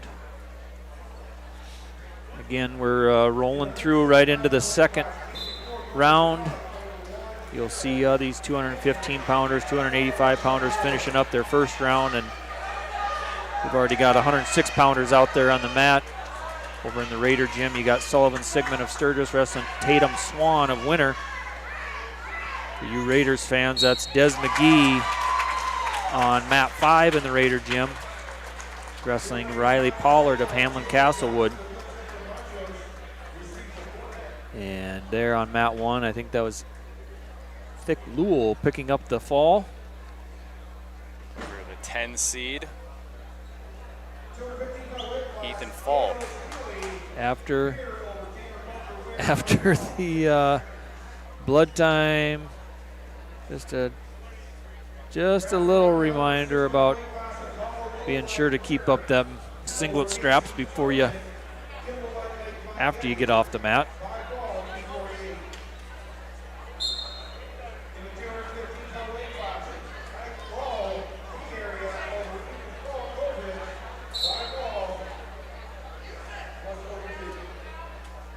Swenson of Canton and Ziegler of Mobridge Pollock in the Raider gym on mat 3 at 285. And here in the Gardens, we have Carter Brave of Todd County wrestling Adley Rendell of Kimball White Lake Platte Geddes. That's a mat 1 here on the National Guard mat. Mat 2, Jason Wallen of Lakota Tech wrestling Caden Westergren of Sully Buttes. Westergren looking for a fall here. Wallen able to belly out.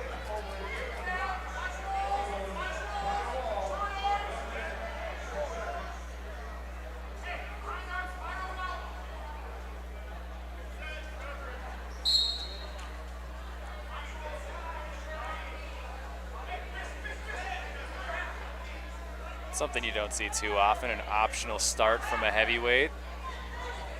Brave jumps out in front, right to a front headlock. Right away out front. Now he's going to go back behind. He's a big kid, but he moves pretty quick.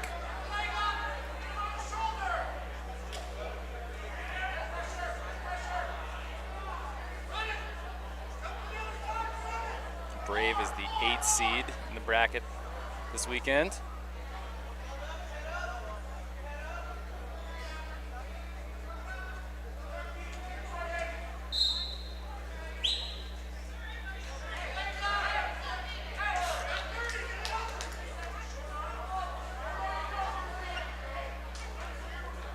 Rendell does get up to his feet.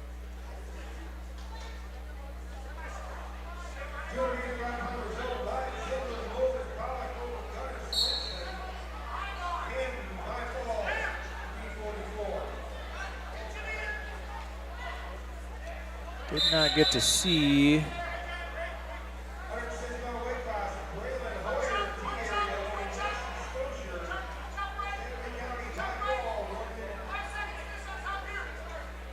McGee of Lyman did pick up the win. First period fall over Pollard of Hamlin Castlewood.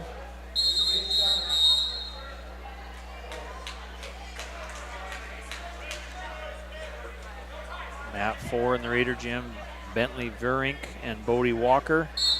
Walker of Canton, currently ranked number 2 at 106 pounds.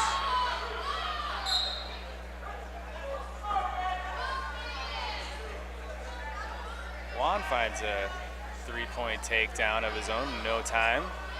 Brings that one 3-6. Westergren now with the reversal. 3-8 now.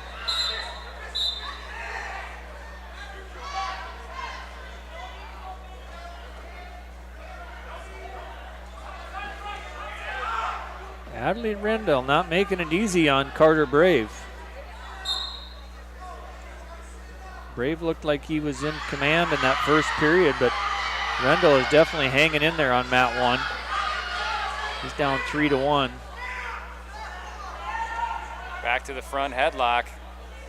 It's a powerful position for heavyweights to learn how to use.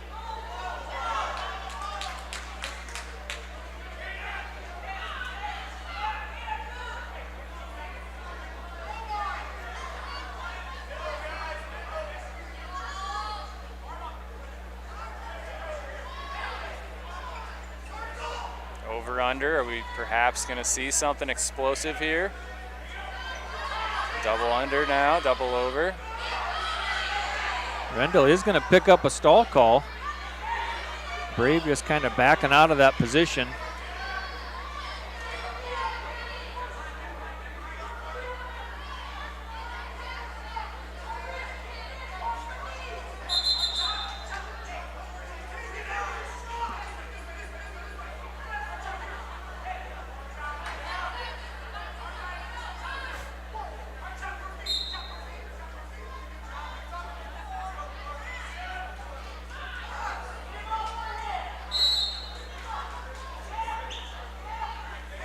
.30 seconds to go in the second period, mat 1. Still 3-1 in favor of Brave. Rendell just kind of... Brave's going to pick up another stall call here. Yep. Welcome back to the Rumen Ag Press Box. Call Logan at Rumen Ag.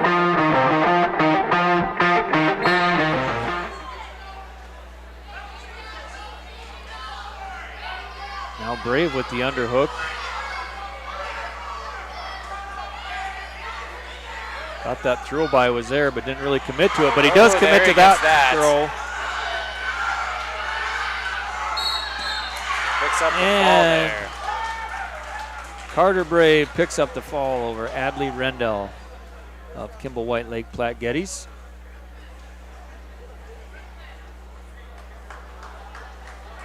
Exciting finish there to a heavyweight match. We'll now switch gears and go to the other end at 106 pounds. I believe that is Shrimp of Cheyenne Eagle Butte, Dupree Teospatopa.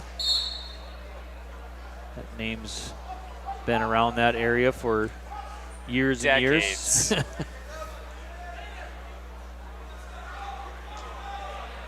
Scott with a 3-point takedown off the bat. He's wrestling Cole Scott of Custer. That is their number 3 ranked wrestler in the Bs at 106 pounds. Over on mat 2, that's Caleb Hoffman, McCook Central Montrose, wrestling Alex Metz of Sisseton. Hoffman had the quick takedown, and Metz able to get the escape. Now Scott looking for the fall here, and he does. Cole Scott gets the fall over Rowdy Shrimp of Cheyenne Eagle Butte, Dupree Teospatopa.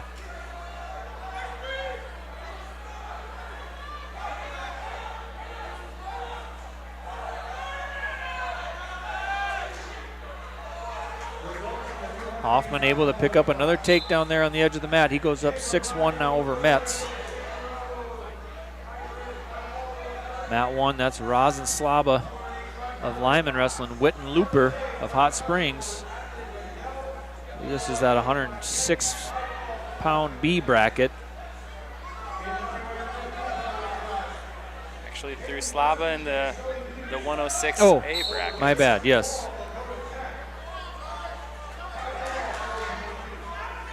Still the 106A bracket, never mind.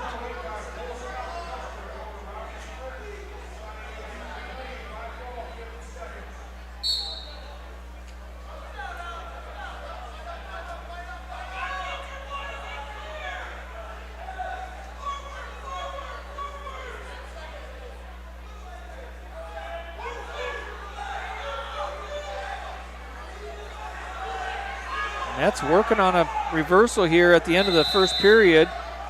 No. Nothing yet. Still got the leg. Official Fink waved it off. He just about gave it, then he waved it off. No change. So Hoffman of McCook Central Montrose hangs on. In that first period, he's up 6-1.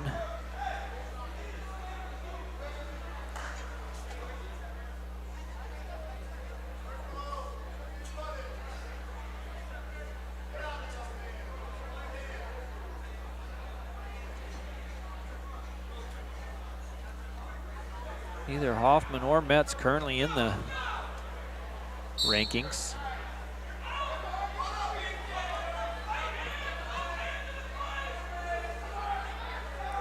A couple of sophomores battling it out. Mat 1, Rosin Slaba starts second period, I believe, on the bottom. Excuse me, he went neutral, and Looper got the takedown, so now leads 6-0. Mat 2, Hoffman finds himself with a double arm situation. Has at least the 4 back points, but looks to give up the reversal in the process. Metz now looking for possibly a lot of things, but that specifically looked like a banana split. Went from the leg in cradle and then almost come with a spladle banana splits, trying all kinds of things. Yeah, why not? Currently down 10-3 with under a minute to go in the second.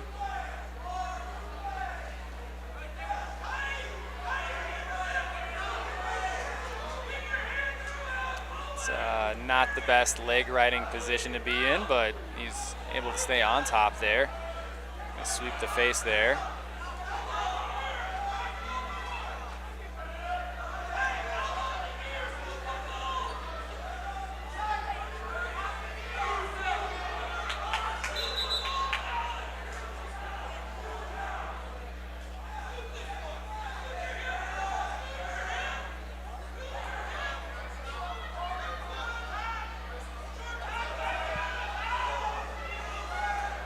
Slaba and Looper get ready to start the third period here.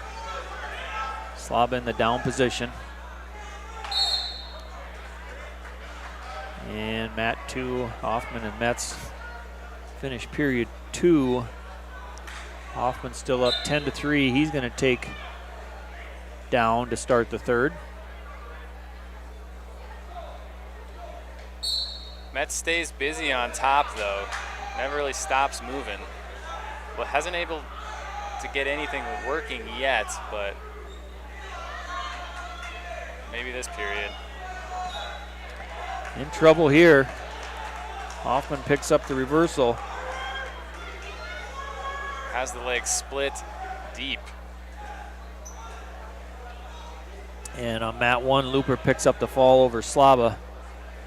Looper of Hot Springs, Slaba of Lyman.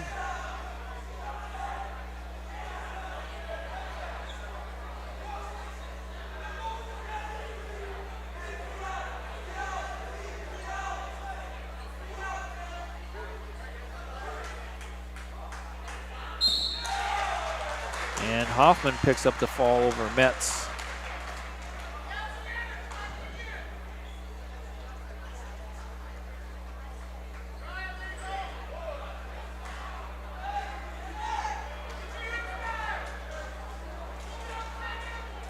in mat 1 and 2 here in the Lyman Gardens. Mats 3, 4, and 5 over in the Raider Gym.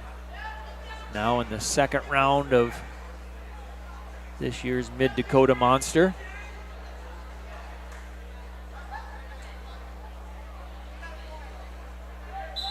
On the National Guard mat, we have Braden Moeller from Kimball White Lake taking on Parker Sayre of Canton. This is in the 106B bracket.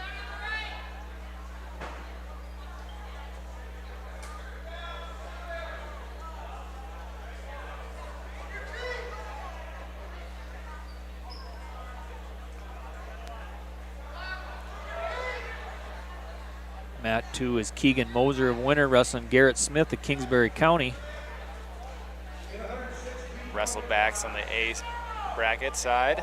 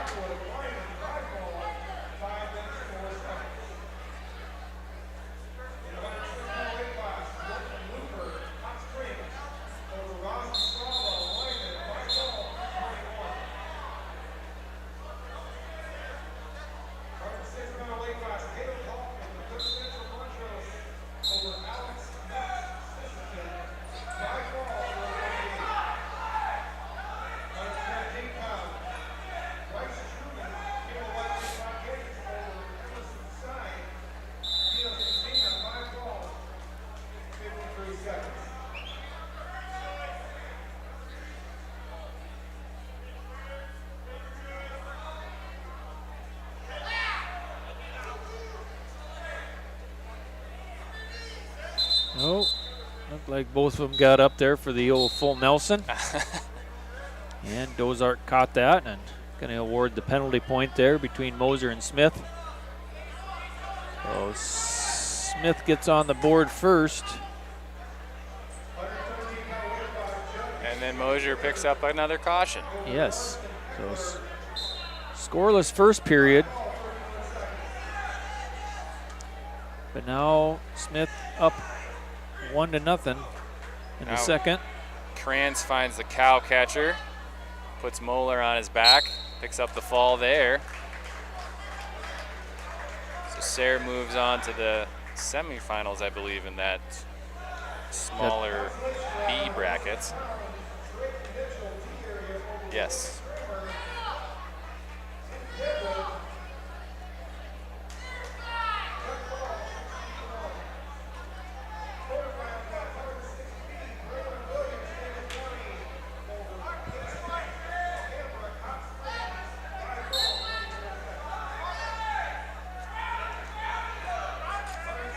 In mat 2, that's the backside of the 106A bracket. So these guys are already fighting to stay in the tournament. Mat 1, Lincoln Roman of St. Thomas More wrestling Parker Roberts of Hamlin Castlewood. That's 106B.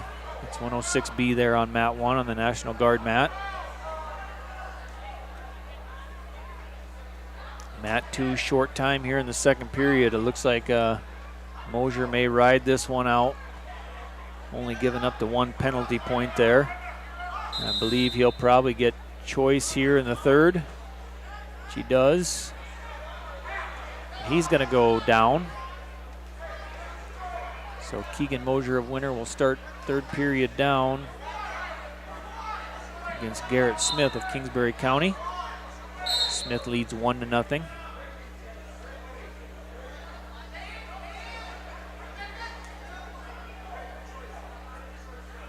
Good follow through on Smith. Moser works back up to his feet again. He's got wrist control. And he finds his one.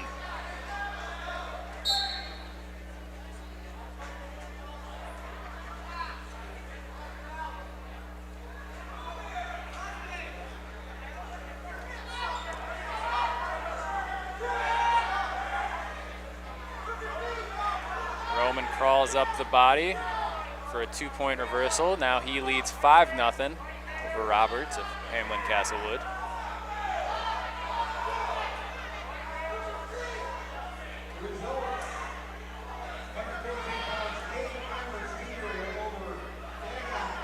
Well, looks like something might happen over there on mat 2. Yeah.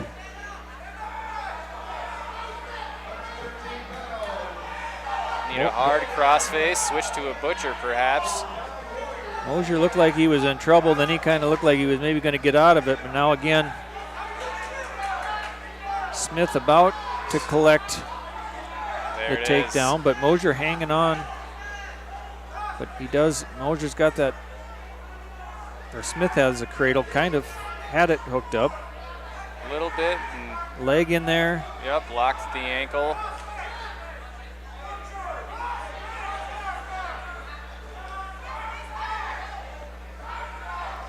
"15 seconds to go on mat 2 there.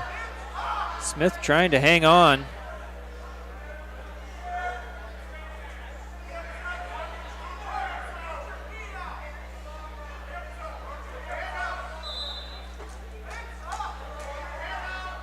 And Garrett Smith of Kingsbury County will hang on for the 4-1 victory over Keegan Mosier of Winter.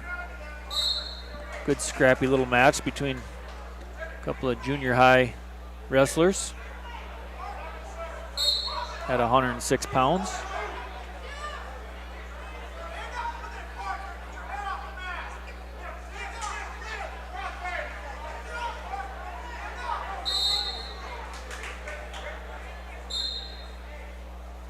Mat 1, you still got 106B weight class. Lincoln Roman leading Parker Roberts 5-1. And on mat 2 we have, I think that's a different way to spell Ian Krolakowski from Bennett County, facing off against James Adolph out of New Underwood. I haven't seen that spelling of Ian yet, so I'm not What would certain. you know about the spelling of Ian? Good call. I thought there was only one way to spell it.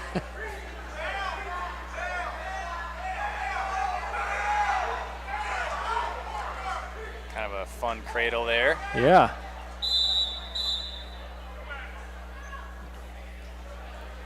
Edoff of New Underwood with the takedown.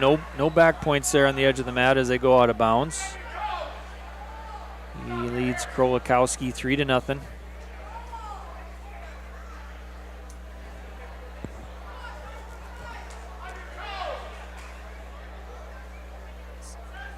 Official Bacon helps Krolakowski figure out where to place his hands. Probably not a lot of experience on either of these guys, but they're here to learn. Yes. We like to see it.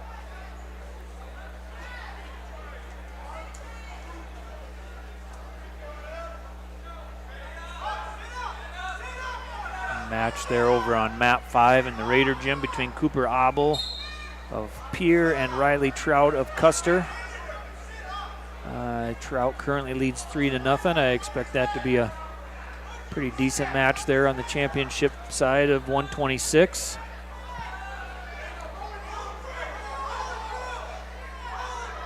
And we battle here on mats 1 and 2, still with a couple of matches in the 106B bracket. Roman looking for the fall on mat 1 as time runs out. He gets the 4 near fall for the 12-1 victory. Also in 106B over there in mat 3 in the Raider Gym, Easton Dooley of Custer wrestling Bladen Sterling of Winter. It's a quarterfinal match at 106B.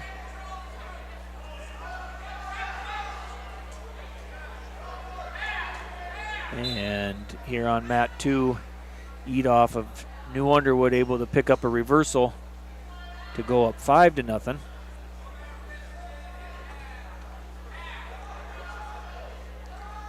So now on mat 1, we'll have Daniel Mason of Pierre TF Riggs facing off against Hazen Roots from Hot Springs. Mason currently ranked number 6 in the A's at 113 pounds.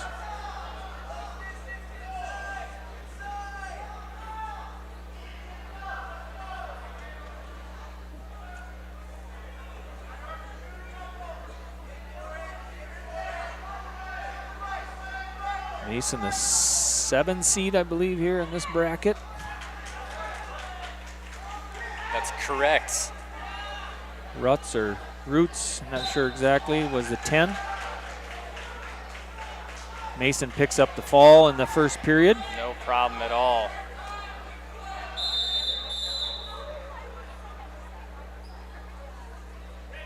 And Edoff now out to a 7-0 lead to start the third period. He's going to go both up.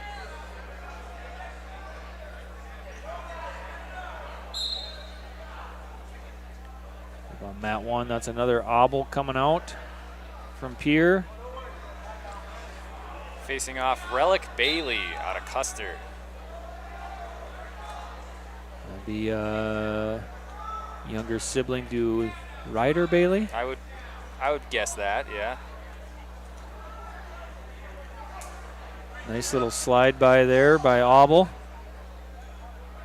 to pick up the first takedown. Obel, the backup behind Gable Urig.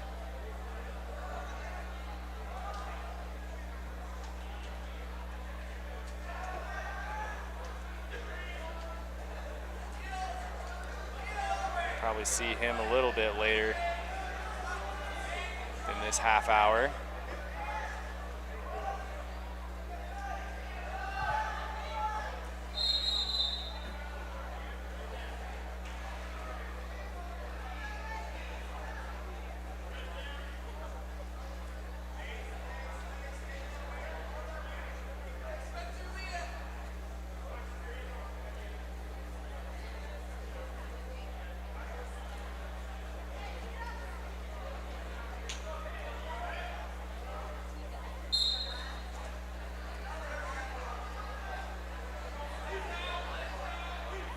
Obel lets him up.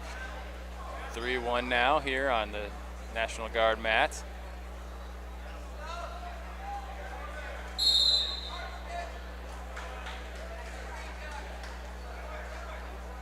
And Adolf of New Underwood picks up the fall over Kolakowski.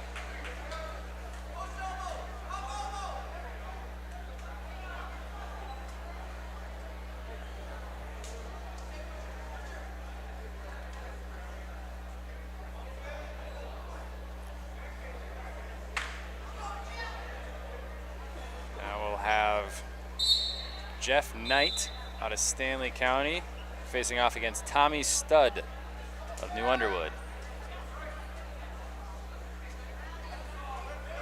Might be Stute. I mean, he'd probably like it better if it was Studd. That sounds better. Sure, I'll call him whatever he prefers to be. I think I'd go Studd.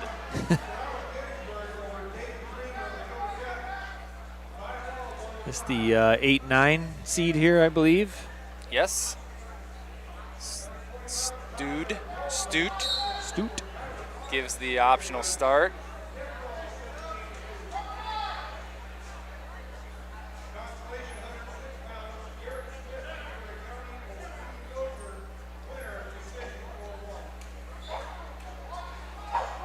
Quick team update as we roll into this second round. Pierre currently leads with 45 points. Sturgis closely behind with 35.5. Winner with 30.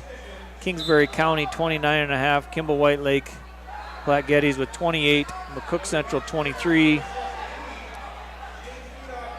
And Hot Springs 22. Sisseton 22. Canton 21. And T area was 17.5 to round out the top 10. Those are pretty much the names you would expect to hear at this point early in the tournament. Yeah. Not all of the wrestlers had first round matches, so as we advance further into the tournaments, the wins are going to mean a little bit more. Obel gives the escape there on mat 1. currently leading 12-3. Good underhook by Abel. Walks right into a headlock, though. Relic throwing that headlock. Short time here, under 20 seconds. He's going to need to walk his feet around the head. That's going to be a hard place to finish a headlock with short time. Starting to kind of figure it out. There it is. He heard you a little bit, I think. That looks like it ran out of time, but he might have had that. It was tight. Abel able to fight it off. So Relic picks up the takedown and 4 near fall there. Now the score 12-10 to start the third period. Got a whole new match. It is. We'll see how tenacious Abel goes with that underhook again. Stute picks up the fall over Knight on mat 2, so he advances. Abel picks up the, not sure, I think Dozart gave the takedown, but I must have missed when he actually had clear control. I didn't see it either.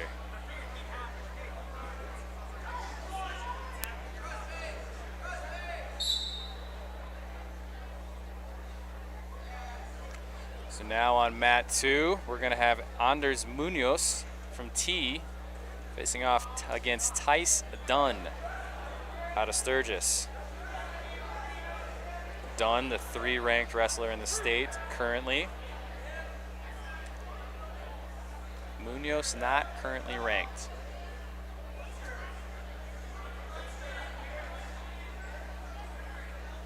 I think, like we talked about earlier, Sturgis being ranked number 1 currently as a team with quite a dominant looking roster. Almost, I haven't gone through all of them, but I think basically a ranked kid at almost every weight class. Sturgis of the 2000s. Sounds about right. Looks like maybe they're missing a ranked wrestler at 175 pounds. Okay. We'll see. Every other weight class. We'll see how that changes things. Dunn picks up the fall in a cradle. Fairly dominant performance there. He advances into the quarters.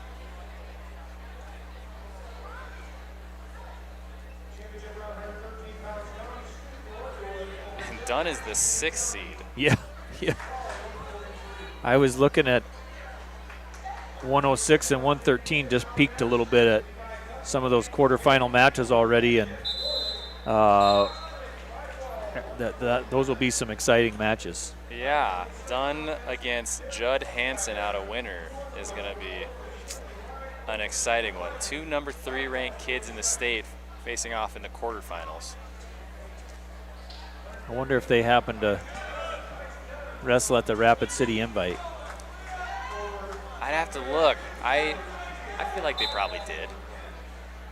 And now mat 1, Callan Gran of Lyman wrestling Gable Urig of Pier.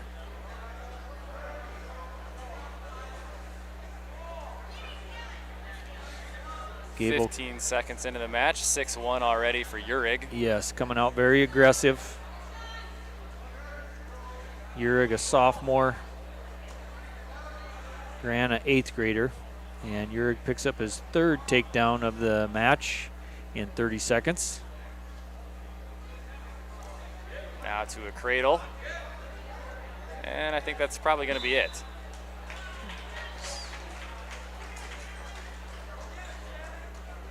Urig, I think you said currently ranked 5th or 6th, I believe maybe? 5. 5th, yes, 5th at 120 in the A's. Possibly see a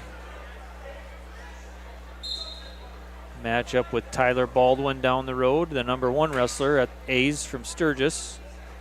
That'll be an exciting one as well. Yes. And the Bees, I think, unfortunately, I think Rylan Robbins from Winter, currently ranked number 1 in the Bees. He is out, not wrestling this weekend. But we got number 4, Chase Hendrickson at that weight class. Riot Knipling, Easton Roush, a couple other honorable mentions at 120 pounds.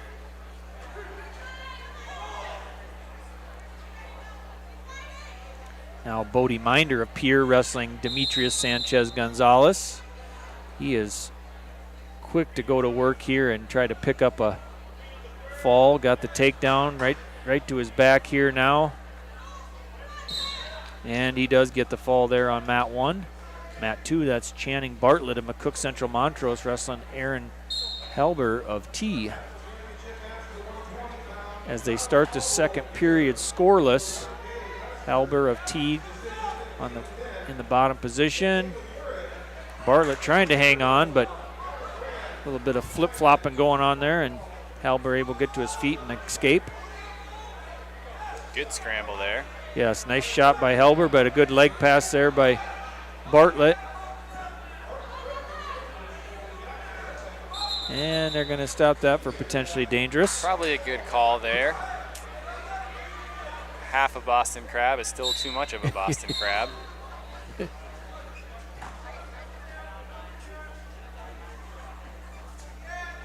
Gus Tobin there on mat 1 now with Lane Albrecht of Kingsbury County. Tobin hit a nice slide by, but no points yet. No takedown awarded. That looks like maybe that could be there as he's got a... Nope, not going to work. Albrecht picks up the first takedown. For Albrecht. Albrecht, I think, ranked number 5 Yep. in the Bs at 132.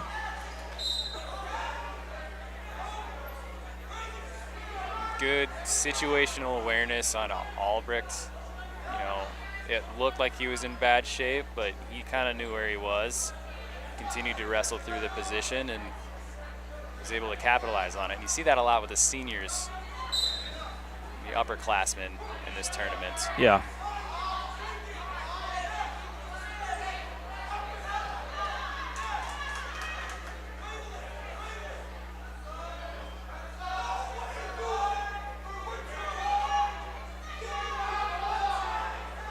Especially since as the out-of-bounds rules have progressed to kind of award those wrestlers for wrestling on the edge.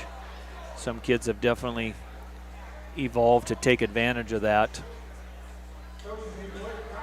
And like you said, the upperclassmen probably, with their experience, maybe doing it the most. Well, and especially from coaching against him from time to time, Gilbertson always seems like he's got a pretty well-studied crop of kids in the room that they're always fairly aware of the rules. Yeah. Wrestle through the whistle, wrestle the boundaries, know where you're at. Definitely solid program there at Kingsbury County. I think they're currently ranked 4th in the Bs as a team. Solid team this year, so be interesting to see where they end up in the tournament here.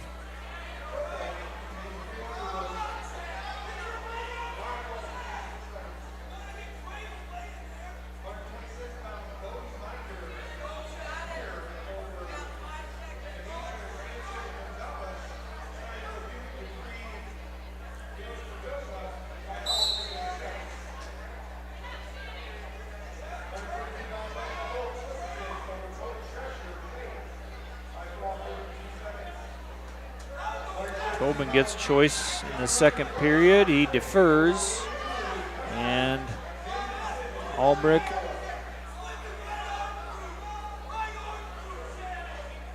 some confusion about choice, defer, who did what, but we got it figured out. Albrecht takes bottom position after realizing that he could not defer anymore.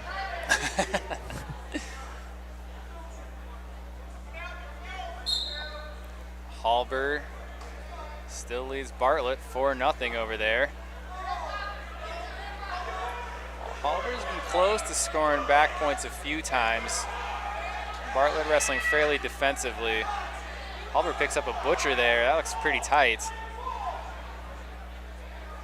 collected the 4 near fall already. I mean, it hasn't been awarded, but he's got it, I believe. Maybe not. Yeah, he does. Okay. 10 seconds.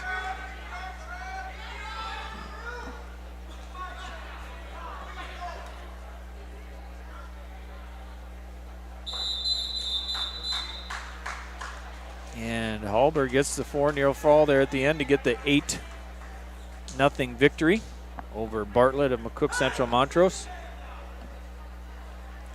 So 10 upsets the 7 seed there. A huge upset, especially in this tournament. Right. And probably not kids that would see each other very often. No, I don't think so. T being the A school and McCook Central B's. McCook Central, of course, hosting their own tournament last weekend.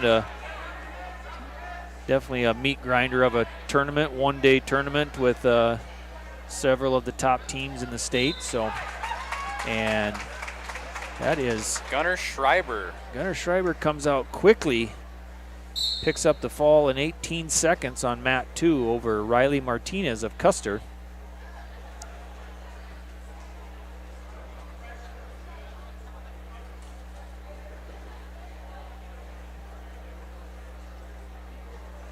Mat 1, Albrecht still leads 5-0, short time here in the second period.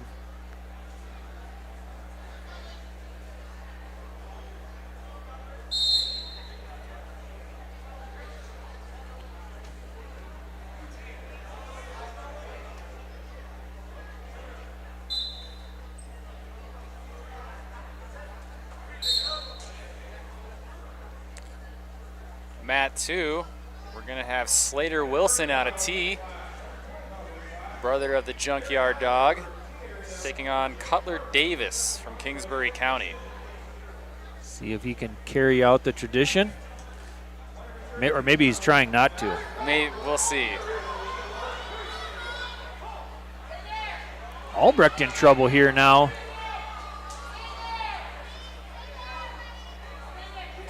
I missed what happened, but throw, I believe. Tobin has him, and Gus Tobin picks up the fall over Lane Albrecht.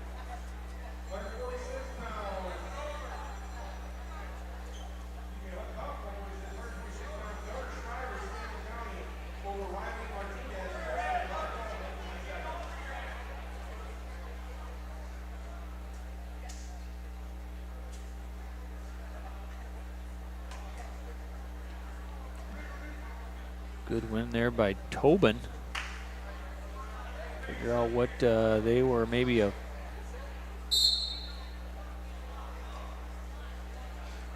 Albrecht would have been the 5 seed there. Yep. Upset by Gus Tobin. Tobin will now face Walker West of Pierre in the quarterfinals. We'll see if Albrecht can advance on that backside and meet up with Tobin for revenge. Yeah.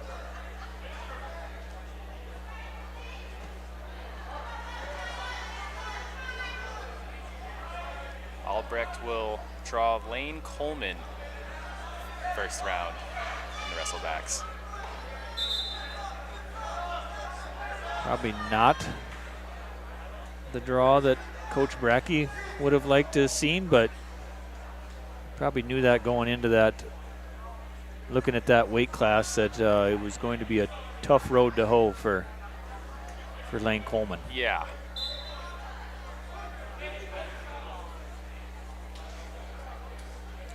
Wilson continues to work over there on mat 2, currently leading 16-3.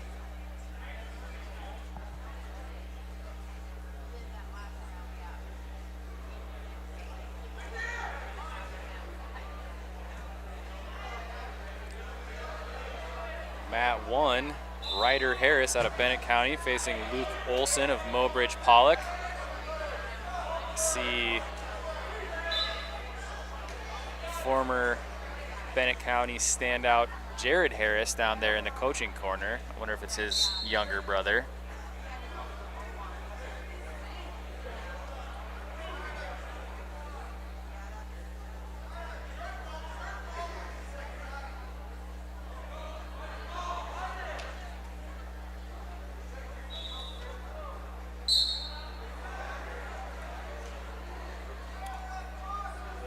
Over in the Raider gym, Jared Bilbin of Kimball Lake Platte, Geddes and Hudson Peters of Winter wrestling on mat 5 at 138 pounds. Mat 4 is Joey Franks of Pierre wrestling Parker Randall of McCook Central Montrose at 132. And mat 3, 120 pounds, Ruger Smokeoff of Bennett County wrestling Aiden Sawatsky, St. Thomas More.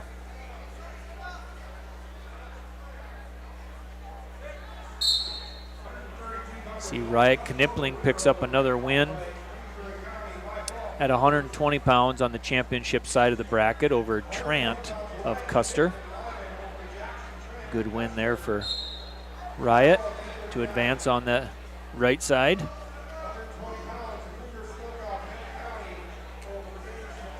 And coming up on mat 3, 126 pounds for you Lyman fans, that's Leif Hendrickson, 8th grader. He'll be wrestling Aker Piotr of Siston.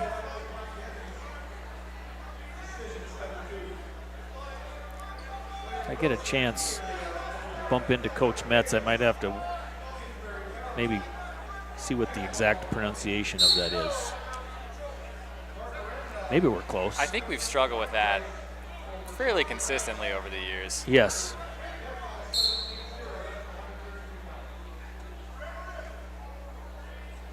Mat 2, Rowdy Menning of Pierre at 138 pounds, wrestling Isaiah Velasquez, sophomore out of Gettysburg. Menning, I believe, like number 8 in the A's at 132 pounds. Where are we at here? 138 pounds, number 8 at 138. For Menning. And first period tech fall. Solid performance. Quick to work. Another Pierre wrestler coming up here on mat 2. And also Hagen of Sturgis and Wirtz of Pierre to battle it out at 138 pounds.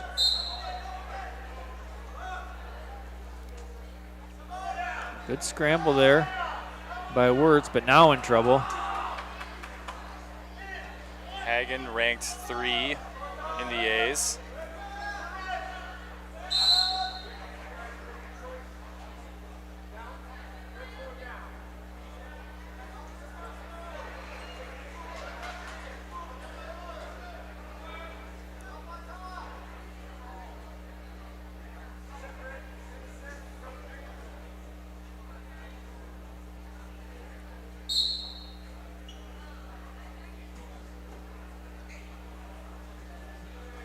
Harris and Olson start the third period.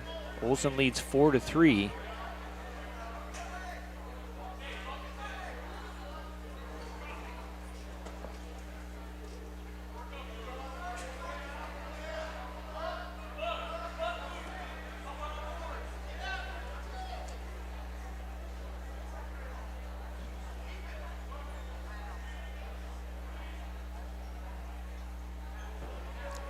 Like Hagen's going to pick up some near fall here.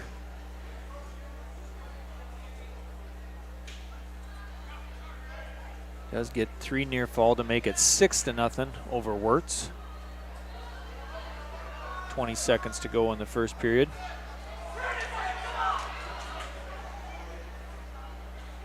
Wirtz about had him rolled through on that, but Hagen just very smart with his hips.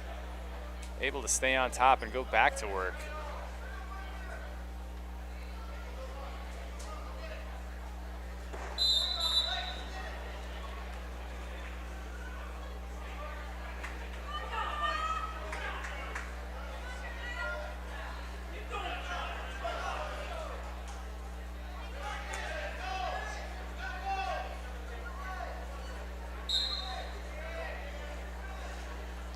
Over in the Raider gym, I see Matt Ford, Tyler Woodring of T area going to work. Over Caden Singray of Kingsbury County.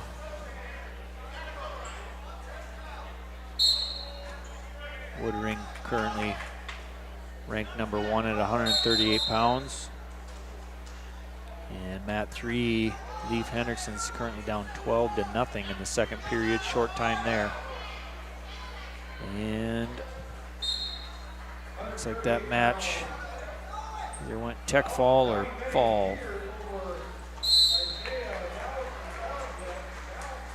So Olson hangs on for the win here on mat 1.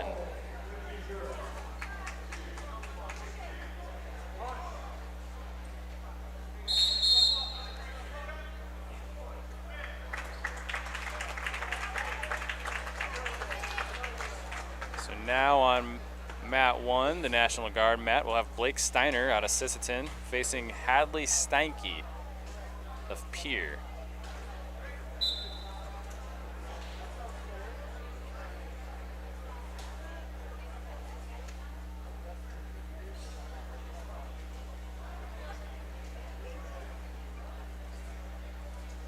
Steiner with a nice little fireman's there. Pick up the first takedown. I believe this is Pier's third wrestler that we've seen at 138. A little depth at 138 for Pier. A little bit. Good power half. It's a little bit high.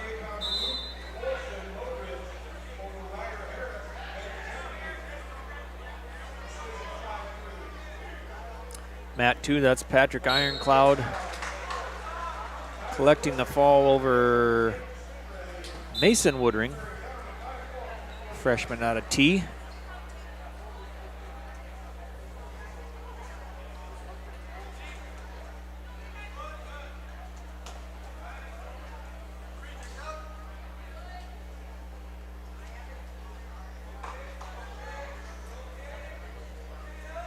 Steiner goes back to the power half. Again, he's kind of out of position there, but looks like he's going to make it work.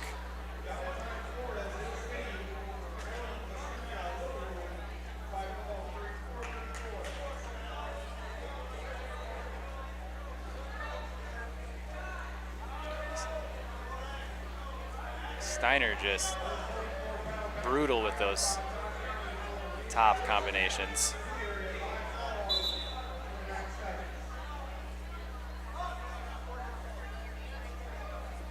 Those aren't going to stop it for potentially dangerous after Steiner picks up 4 more near fall. Now leads 10-2 and going to go back to his feet here, in on a shot. Doesn't look like he really committed to it, and he doesn't look like he's really that committed to this shot either. Yeah.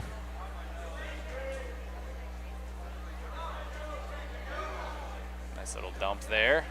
3 more.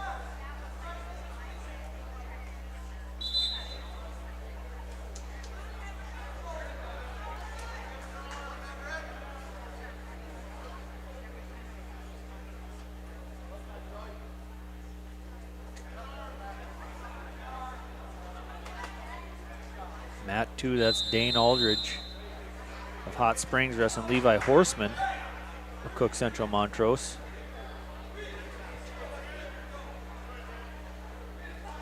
At 150 pounds.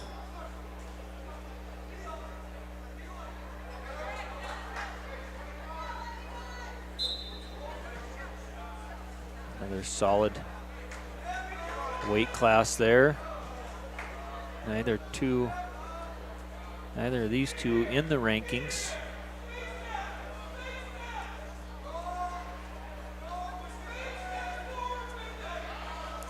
$150 might be one of the few weight classes. Aldridge looking for his classic move. Call him the Spladle King in Hot Springs.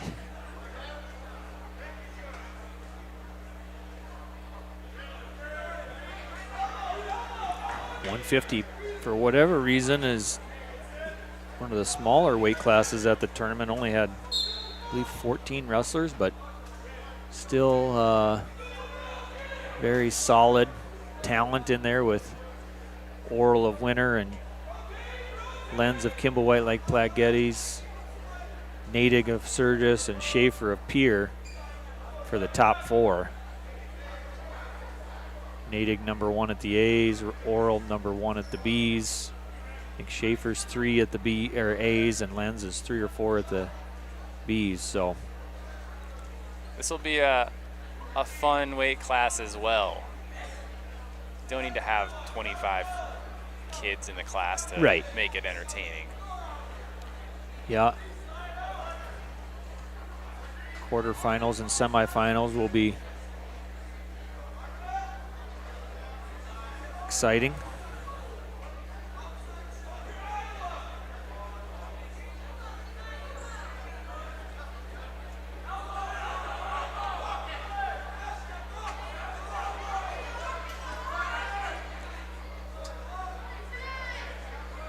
Steiner possibly in a little bit of trouble, but looks to hold on for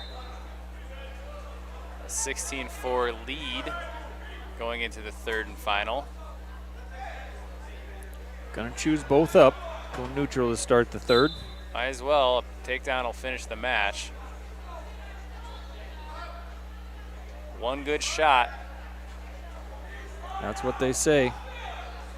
And he looks to hit a dump. Into a fireman's. Headlock finish. So now, see if he continues to get the chance for the fall here. I mean, the takedown and near fall are there. So tech fall for sure. And that will do it. Tech fall for Steiner of Sisseton.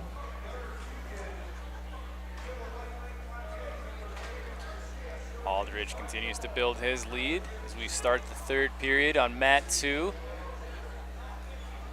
Leads 9-3 over Horseman of McCook Central Montrose.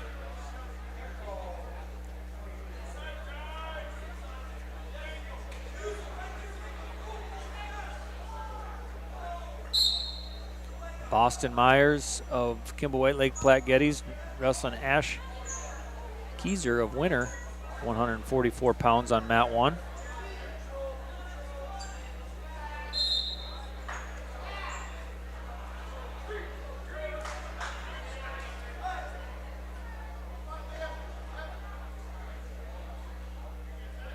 Keyser with the takedown to take the early 3-0 lead.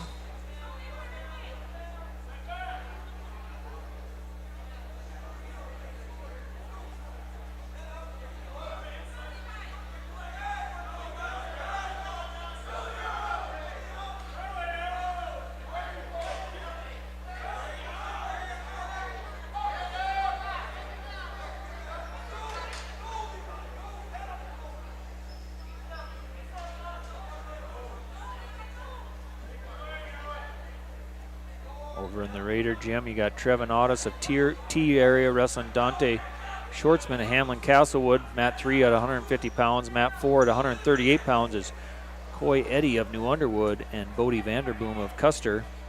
Mat 5, 144 pounds. Shane Sayre of Canton wrestling Karsten Lerwick of Kingsbury County. Sayre leads that one 13-1.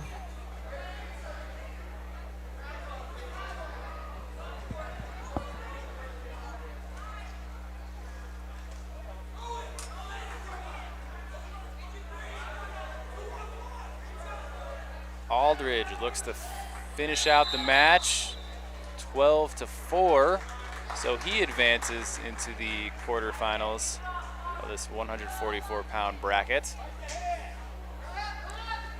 Meanwhile, Keyser of Winter hooks up a cradle on Boston Myers. Runs out of time, but does collect the 4 points. 7-0, he'll go into the 2nd period.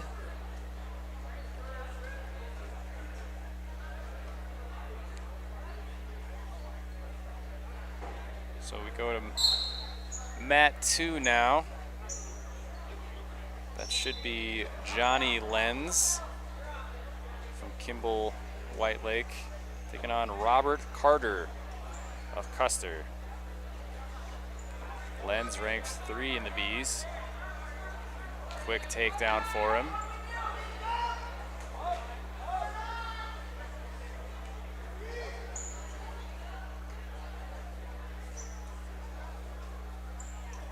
Cheap tilt there. Collects his points, goes right to a strong finishing position. He should pick up the fall here. As he does. Meanwhile, Keyser picks up a fall on mat 1. So we're kind of flying through this round as well. Already at 157 here on mat 2.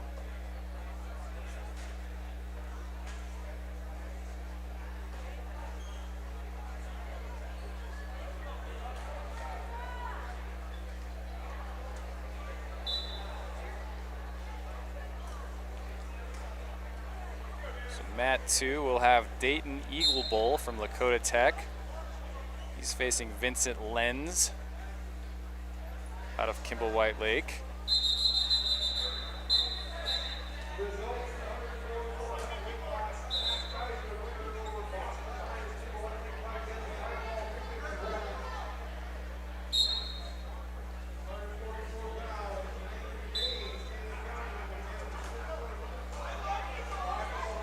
On the other side, mat 1, the National Guard mat, will have Ezra Rutherford from Stanley County facing Braylon Conroy from Mapaya Luta.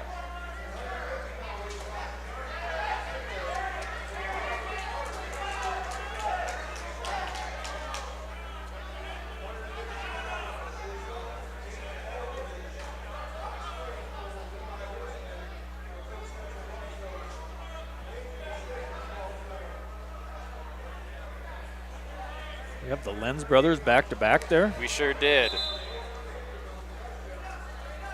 Vincent Lenz, an honorable mention in the rankings. Looks like he's grown a little bit over the last year. Just a little. Jumped up a few weight classes.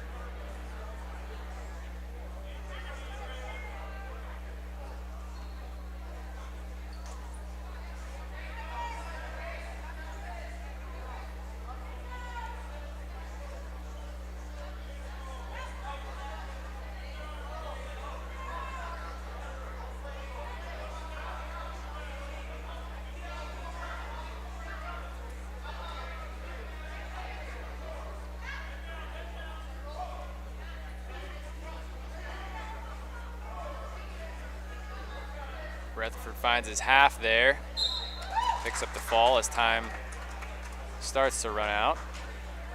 So he'll advance.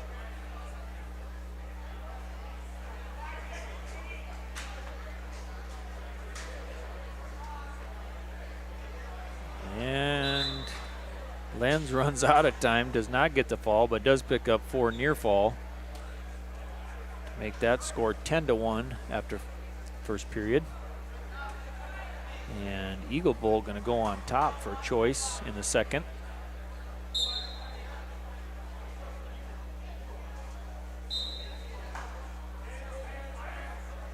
Now we'll have Riley Scott of Custer. Scores a quick 3 takedown. He's facing Wyatt Uberty from Cook Central Montrose. Another takedown for Scott there. Smooth transition right into the bar.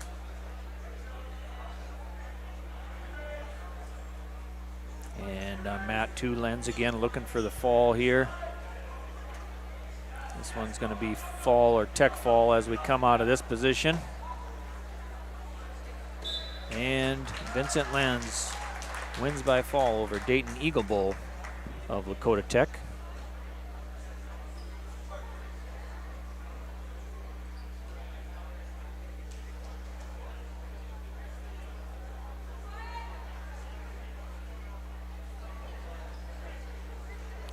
Scott probably going to finish this one here. Does. Very smart, very smooth wrestling.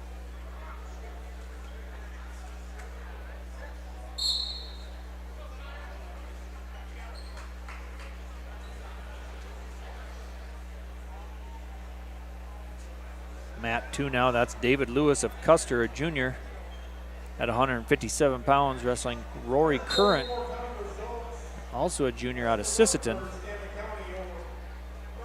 And on the National Guard mat, we'll have Connor Geed. He's facing off Blazin Stiefvater.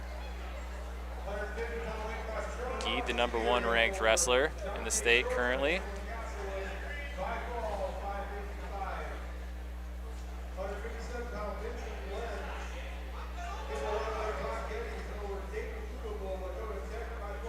Finds his cradle, hip to hip, over the back.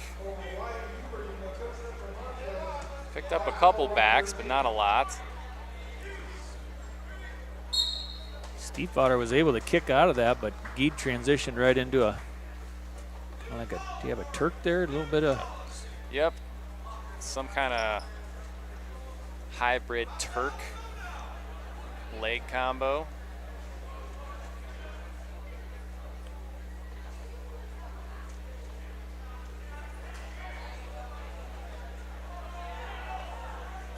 And Current of Sisseton picks up the takedown there of Lewis, over Lewis.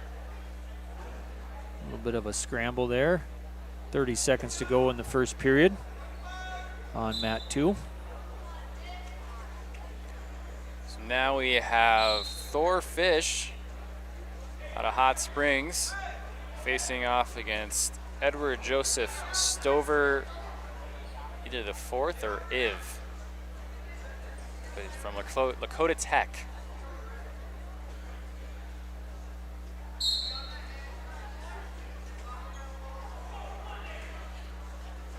I think he's the 4th. The 4th? Yeah. You remember the first 3? Nope. All right.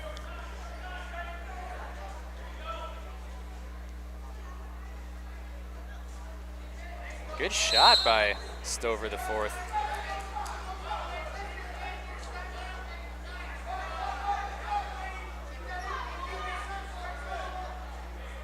Good wrestling by both wrestlers.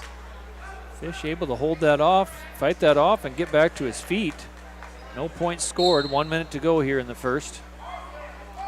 This is the 8 versus the 9. I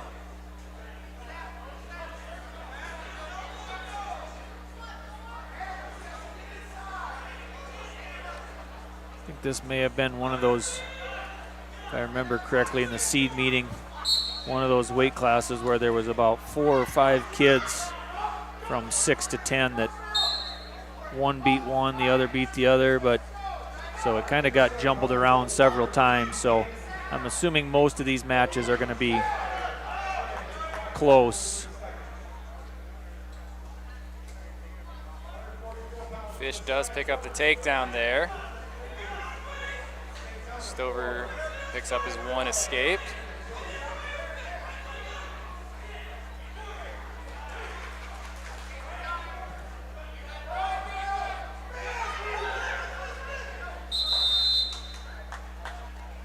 Lewis picks up a takedown over on mat 2, so he currently leads Current 5-3.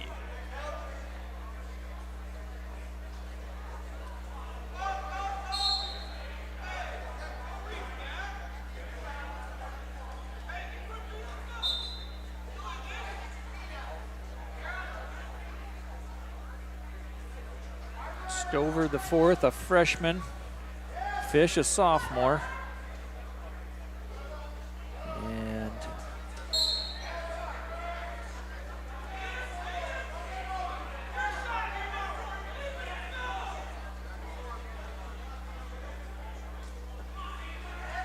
Fish looking for that wing on top, but driving ankle here now.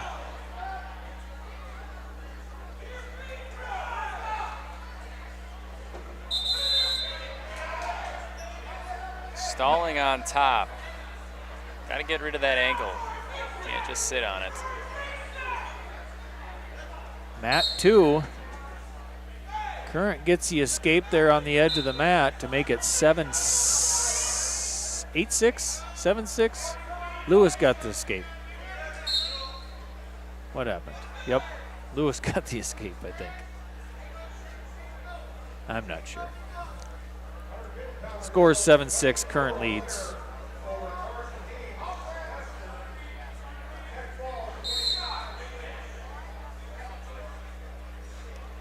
So they will go into the third period. Lewis gets choice. He's going to go down. He is. And Current is going to put him on his feet immediately. So now they're tied 7-7 to start the third period.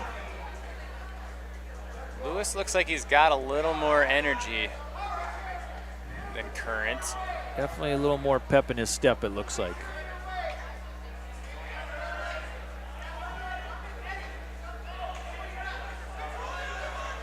Lewis in on a pretty good shot there. He'll finish that. 10-7 lead.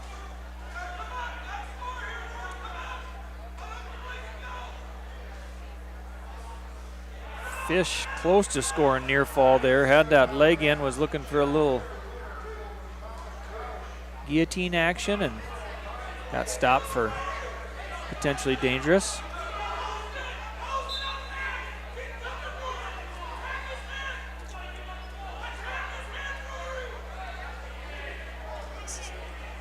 Rory Current picks up the takedown.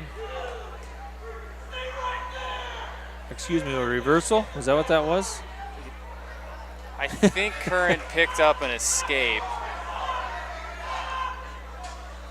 All right, I don't know what's going on. There's a lot going on.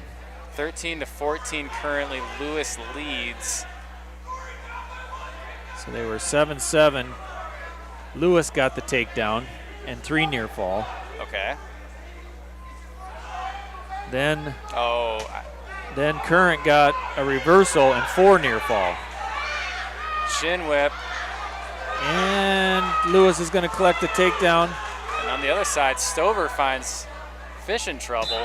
And he gets the fall. Stover, the 4th, gets the pin over Fish of Hot Springs.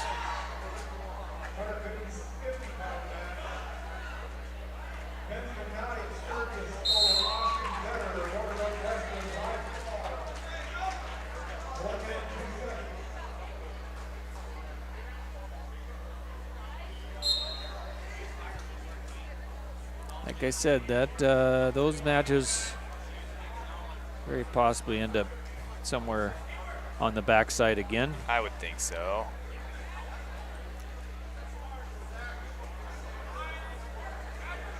This is on mat 1 now. Gavin Werlinger of Sturgis wrestling Dean Nathan of Hot Springs. And mat 2, Tate Everson of Hamlin Castlewood wrestling Zach Gordon of McCook Central Montrose.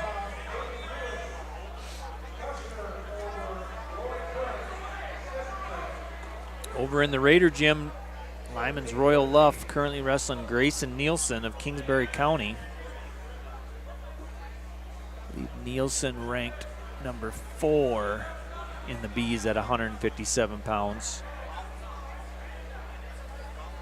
Also have Talon Lightfield of Pier. He's currently up 7-0 over Rayan Mansfield, Warner Northwestern. Over there in the Raider Gym on mat 5. And mat 3, that's Titus Sutton of Hill City wrestling Jace Thurman of Sturgis. Thurman up 9-1 at 157 pounds there on mat 3. And it looks like Werlinger is going to pick up the quick fall here. Werlinger of Sturgis over Nathan of Hot Springs. And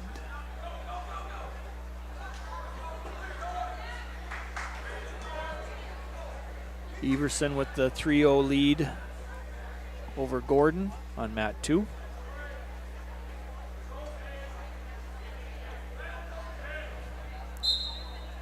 So now we'll have Tayson Okanga of Canton, currently ranked 7 in the Bs, facing Mackenzie Red Cloud of Pine Ridge. Akenge. Pronounced. That's right. We had this talk last year. Yeah, I think we were Akenge. informed last year that it was Akenge, yes. So, which I believe there's a couple of them yet on the roster for Canton. Tayson, a senior here at 175 pounds. Got the cradle hooked up on Red Cloud from Pine Ridge.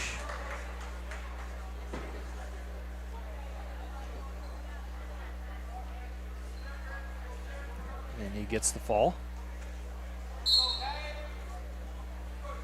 Have you made a trip to the concession stand yet? I have not. I think my mom's back there working.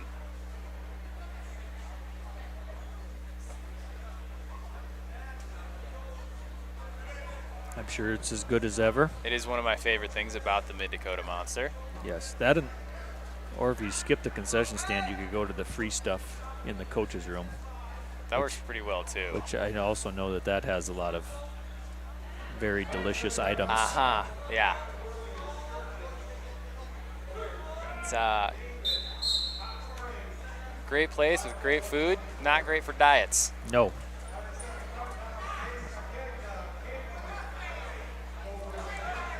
Tough weekend to get through some of those New Year's resolutions. Yep.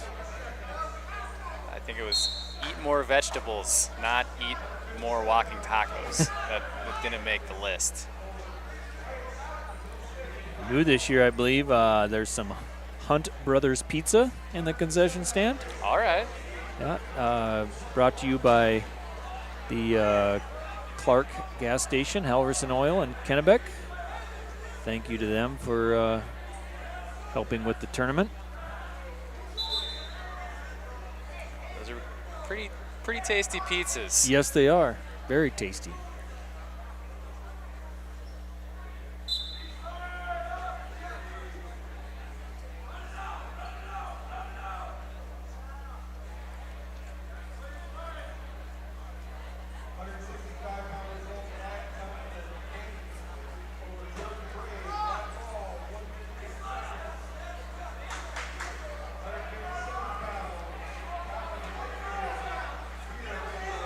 That's Kenyon Kuiper of Kimball White Lake Platte Geddes on mat 1, a senior at 175 pounds, wrestling Liam Gunnan of Kingsbury County, a sophomore.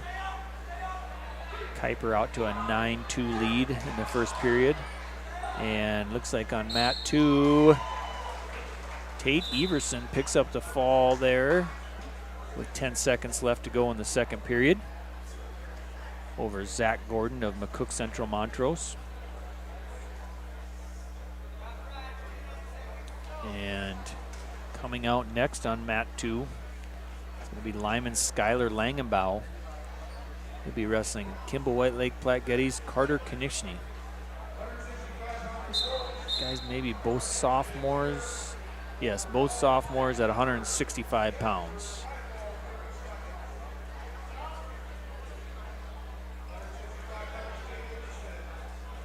Carter from obviously a long line of Konechnys and Kimball wrestling.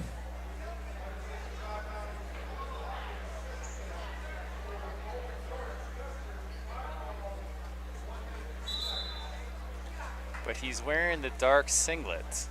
So Platte Geddes? I haven't figured out if the conversation I heard is actually valid or not, because I haven't seen a change in the singlets yet. I don't know that I have either. Maybe they just switch them up per round. Maybe somebody's observation last weekend was not correct. That could be. I think that's possible. No. No. Everything you hear at wrestling tournaments Yeah. is factual and true always.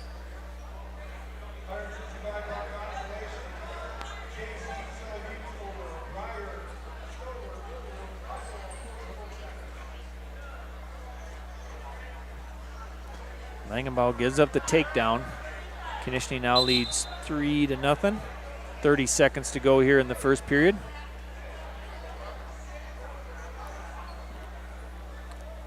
Kuiper continues to build a lead versus Gannon, 12-2 over there.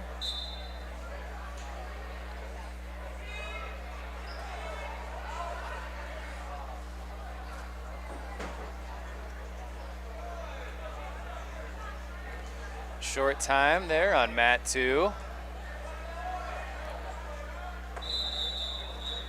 Saved by the bell.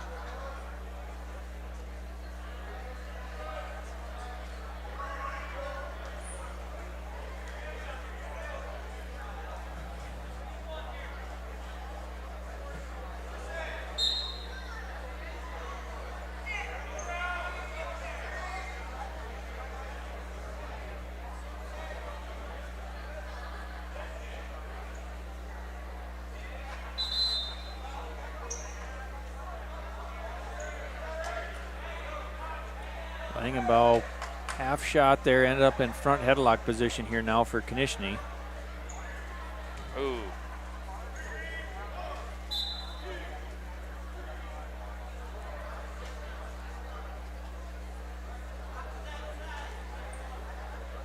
I almost thought Langenbaugh almost got a drag out of that, but it did not work out that way. You're right.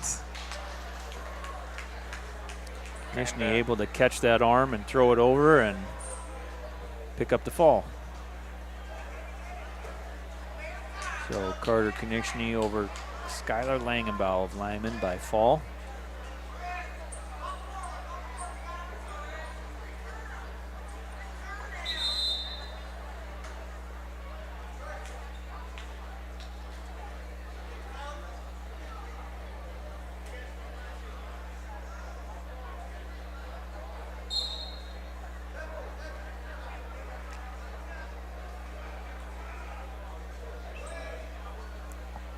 I think I could maybe flag down one of these little minions running around here and get them to bring me some food. Might have to take a break, go check out it, everything.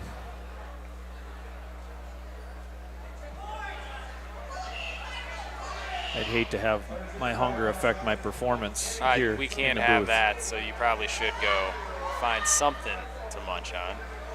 I could go scout it out for us. Yeah, there you go. And Kuiper picks up another takedown there for the tech fall. Kenyon Kuiper of Kimball White Lake Platte Geddes over Liam Gunnan. Tech fall. Mat 2, you got Austin Nash from Warner Northwestern facing off against Michael Bastemeyer from T area. This is wrestle back round on mat 2.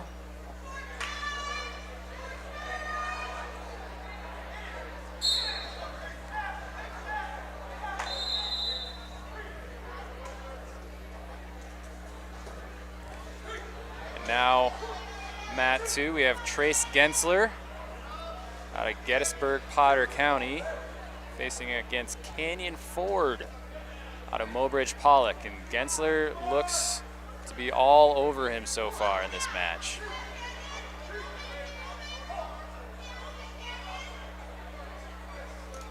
Looking to pick up the fall at the end of the mat.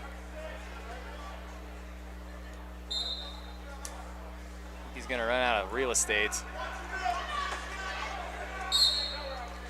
As he does, he picks up 4 near fall, 9-0.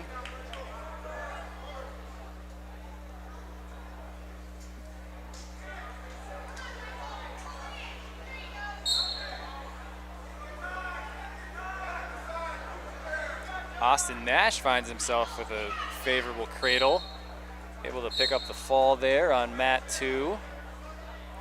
Extending his stay at the Mid-Dakota Monster.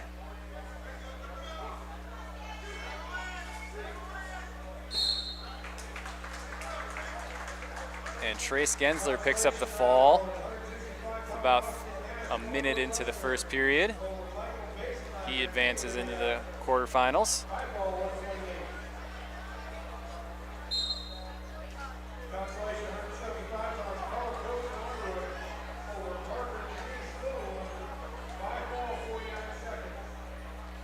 Now on mat 2, Damon Horsley, senior out of Pierre. He's battling Antonio Kilsenwater, a senior out of Mapaya Luta.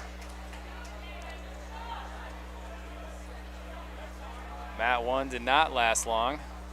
That was Cronin with a 6-second fall over Roberts.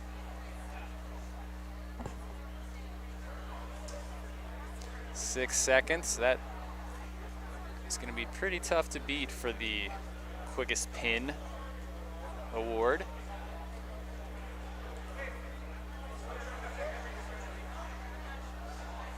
Consolation 165 pounds, Matthew 3 here over Quarter Infants, Stanley County by fall 423. Championship round 165 pounds. So now, Mat 1, the National Guard mat you see here. Garrett Westendorf, the senior out of Kimball White Lake Platte Geddes. He's against Justin Mueller, the sophomore out of Sisseton.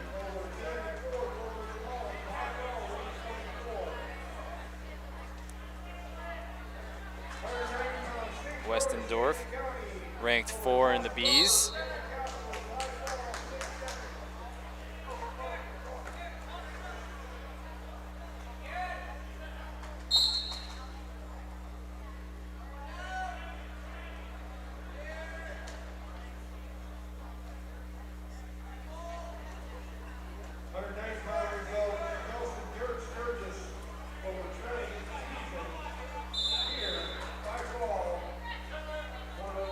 Good hand fighting, good head position, good mat awareness. Mueller came into this tournament with a 0-0 record. Not currently ranked, but he's carrying himself pretty well in this match so far.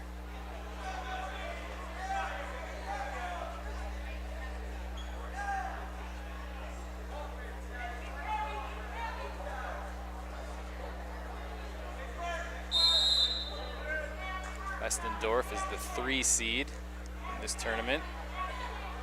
Mueller was unranked or unseeded.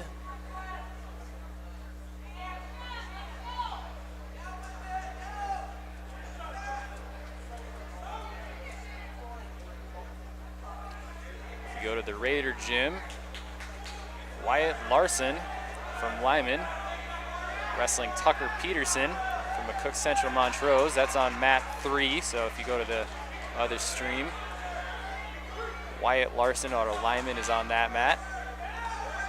On mat 4, you have Bennett Kinsley. He's wrestling Joseph Skolzak out of Kimball White Lake. So mat 3 and mat 4, you got Lyman wrestlers. Mat 5, Deontay Evans currently trailing Jeremiah Wilgers out of T. So that's mat 5.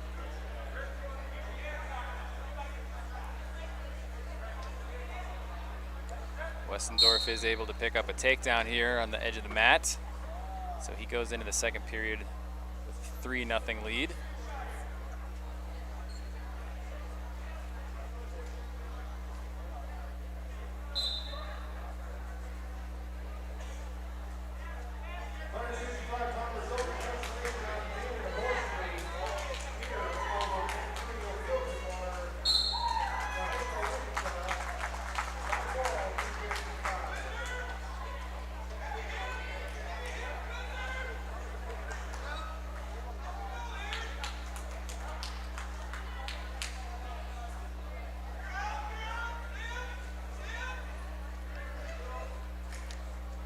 Westendorf picks up the fall there on mat 1.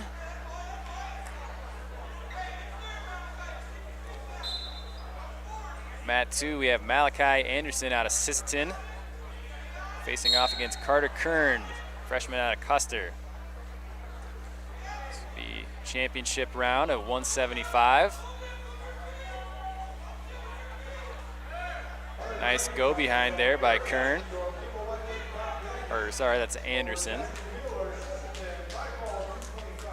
Mat 1, we have Norman Wilson from Lakota Tech. He's facing Alec Eilers out of Pier. This is your championship round at 190. Kind of a nice almost throw there by Wilson.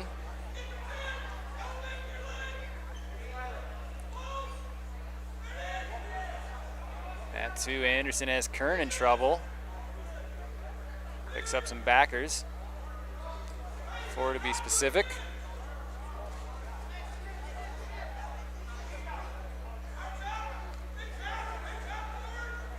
Roll through by Kern. Good follow by Anderson though. And off the mat.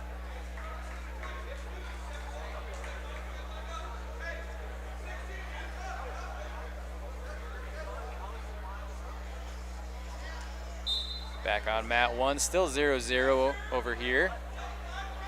A lot of almost points being scored, but nothing so far.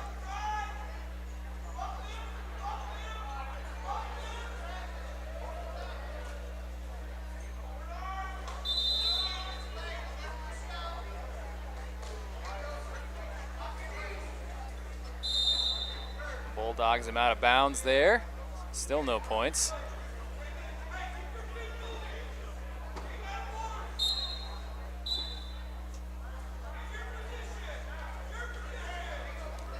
Stalling call on Wilson there.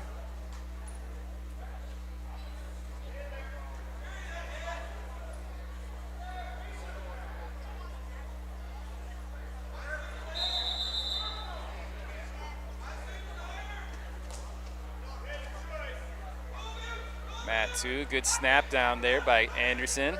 Looking to cradle there. Tries to keep his toes in bounds.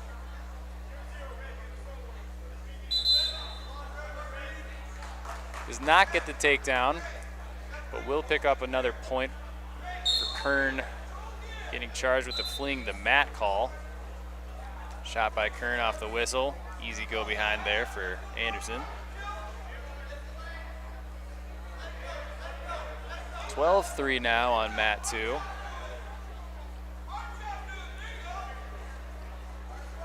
Eiler's in on a shot on mat 1. Go behind by Wilson, not able to capitalize. Still 0-1.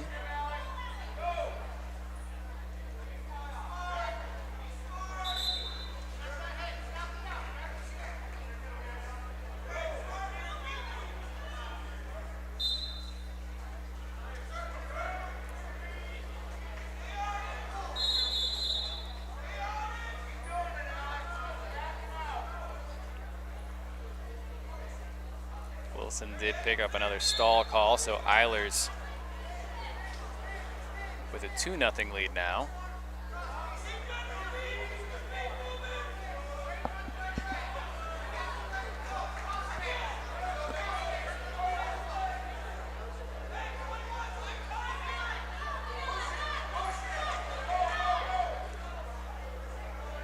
Mat 2 should finish with a tech fall.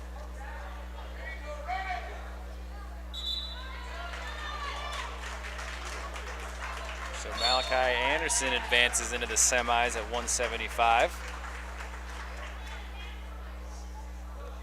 Mat 2, Eilers was able to get the fall there.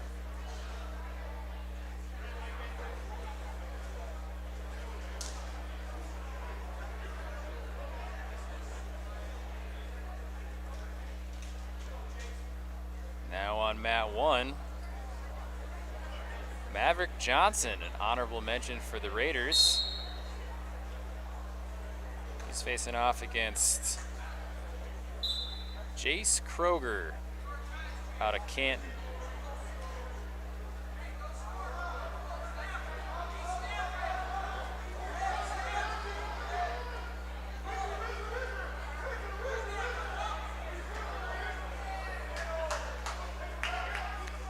Kroger with a takedown pretty early on here.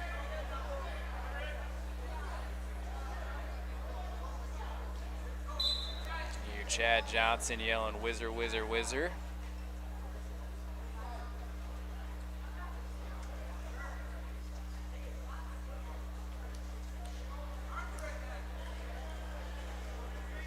Meanwhile, mat 2, we have Isaiah McCracken out of Canton.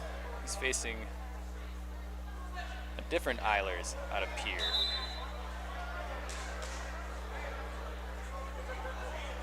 Will Eilers.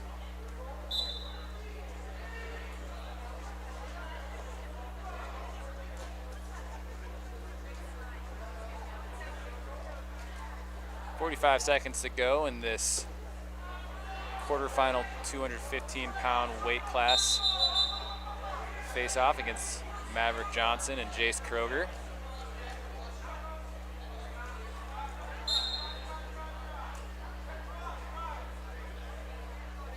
Kroger is a junior. Maverick just an 8th grader. Hits a nice slide by on him though. It's a little aggressive chasing.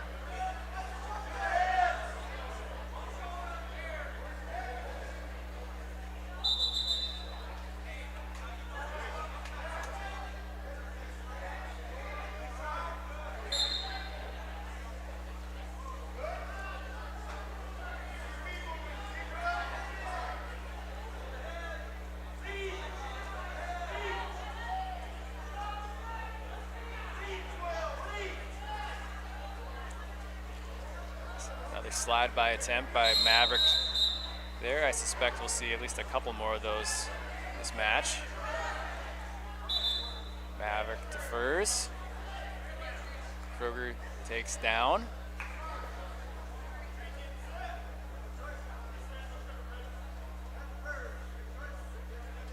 Meanwhile, Matt 2, Eilers, the 3-0 lead over, 7-0 lead over McCracken.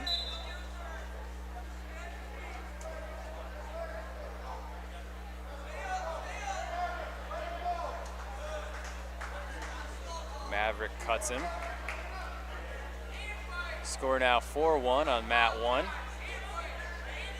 Eilers with a big takedown straight to the back on Matt 2. He's gonna look to finish this one.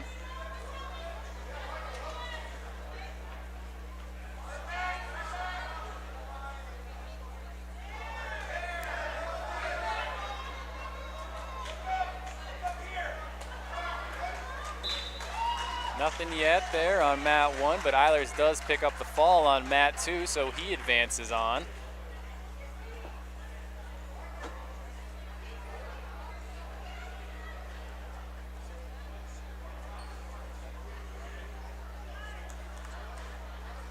Good hand fighting there on Matt 1.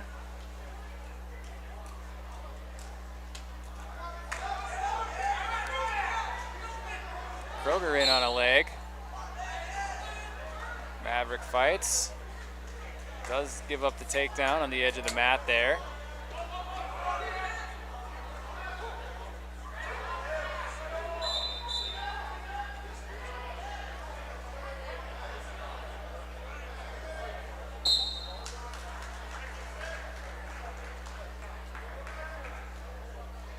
Looks like Aiden picks up a fall. Another Canton wrestler with bonus points. He advances on. Or Chase Adams, sorry.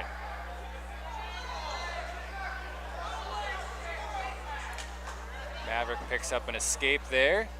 So he trails 2-7 now.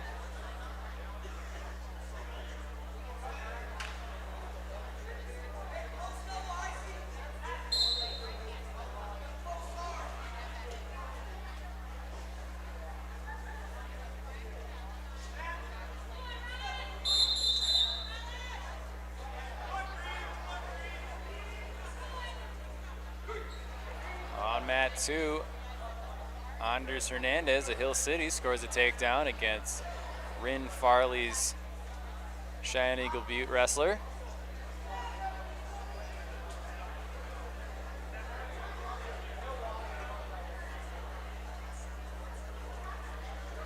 Blood time on Mat 1. Got the Johnson barrage in the corner, trying to figure out a plan.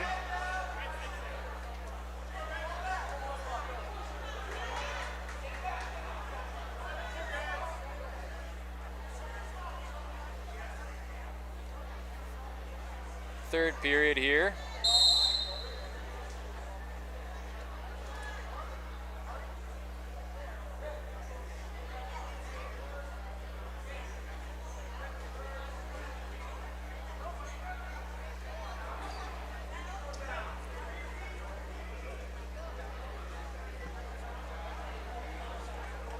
Looks like a little scratch there on Maverick, so taping his hand up to make sure no more blood stops the match.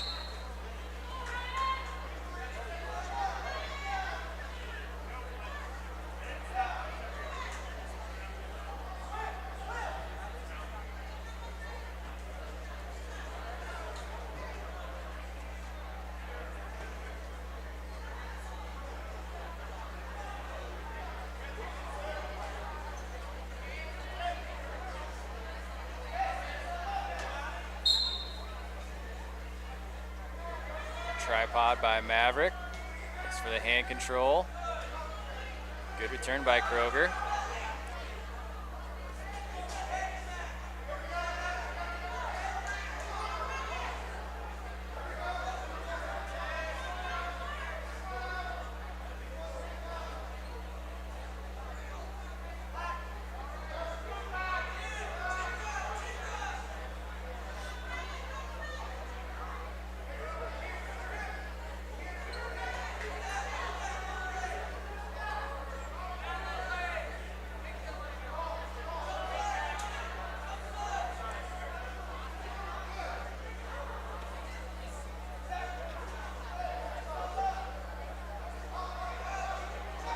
Doing a good job at staying busy on top. Even tough for Maverick to work his way up off his belly.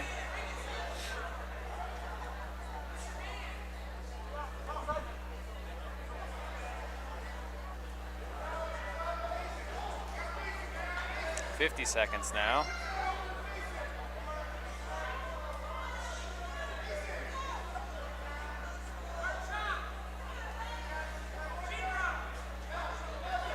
Kroger finds a cradle. Maverick breaks free.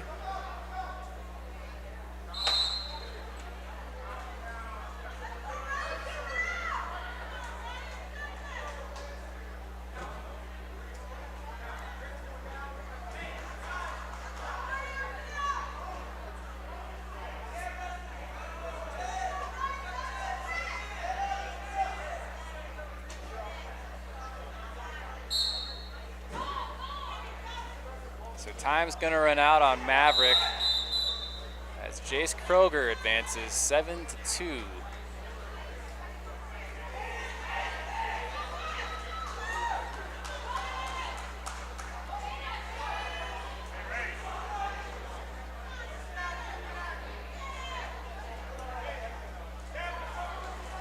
Hernandez, 3-2 lead over there on mat 2.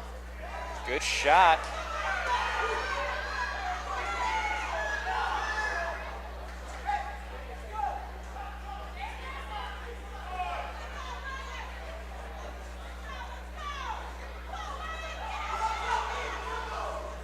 Well, I can report the coach's room does not disappoint. Yeah, you find some stuff in there? Oh, yeah.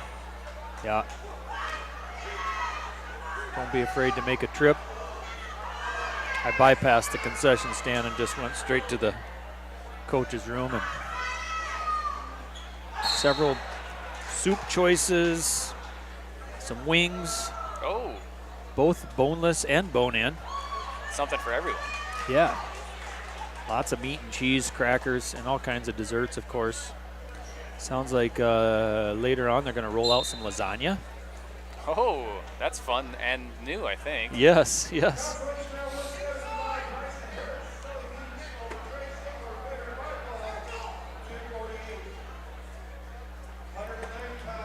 Mat 1 now, that's Tice Urica. Sturgis wrestling Carter Brave of Todd County.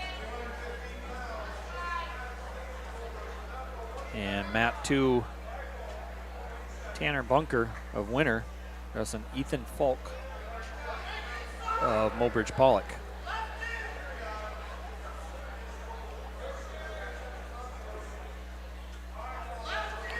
Creeping back up into them upper weights. Second round coming, nearing an end.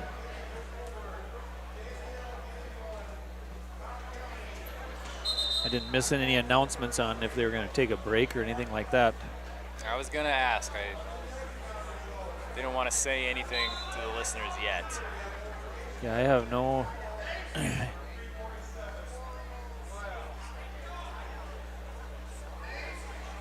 10-2 here, so running on pretty good time, but you can tell already that each round is probably going to get progressively longer. That next round probably even more so with the quarterfinals. Unless they're just going to wrestle a round of wrestlebacks. That would be my guess. Just a round of wrestlebacks. Yeah. Before going into that quarterfinal round. Brave hit with another stalling call. I believe that's his third of the day, but just his first of the match, so no harm yet. Urica ranked 7 in the A's.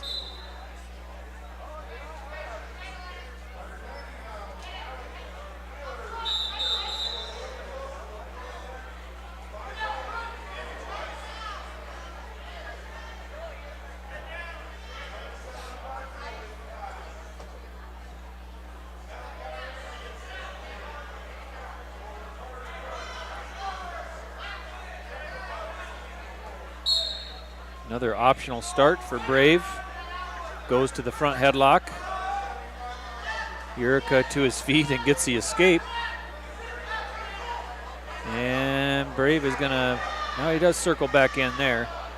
Probably avoiding another stall call, but, and going to go back to the center.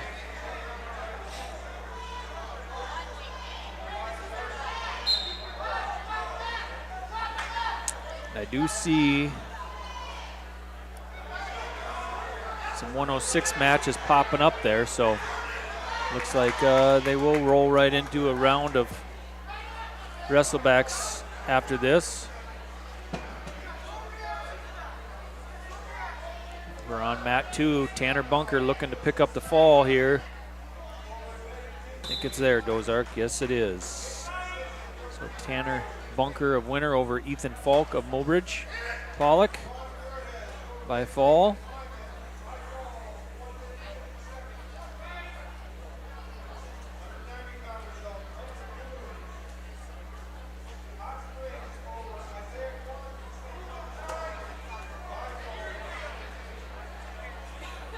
Under a minute to go now in the second period on mat 1 as Urica of Sturgis leads Carter Brave of Todd County 1-0. Kind of your standard heavyweight match here. A lot of pummeling, some hand fighting, not a lot of shots being taken, not a lot of chances. There's more of that pummeling. Brave definitely the more vertically challenged of the two heavyweights. The smaller heavyweight, yeah. Urica a little bit larger, probably both in weight and height there, it looks like. It's looking a little like in strength as well. Urica's kind of pushing him all over the mat. Yes. But it's working for Brave so far. He's going to go into this third period with a 1-0 trail. Mat 2, we got a couple more 285 pounders there. That's Marty Reeve of St. Thomas More wrestling Wyatt Ziegler of Mobridge Pollock. A couple of seniors there.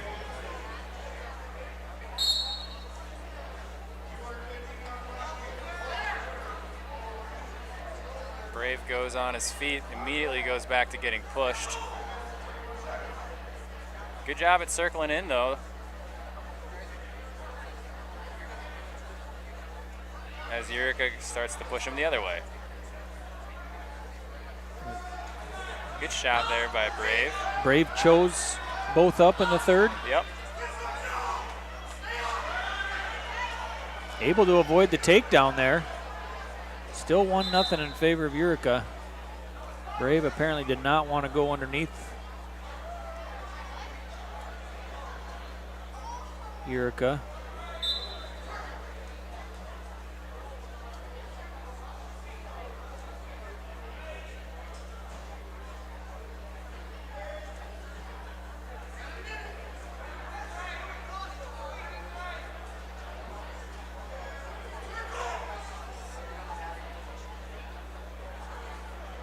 you really got to circle in. There he's got his position and almost had something there. Yeah. 40 seconds now.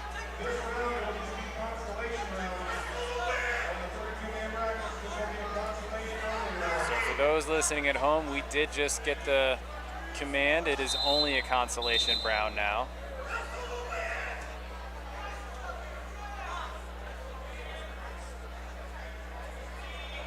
So there will be no quarterfinal matches. Strictly wrestlebacks for this round.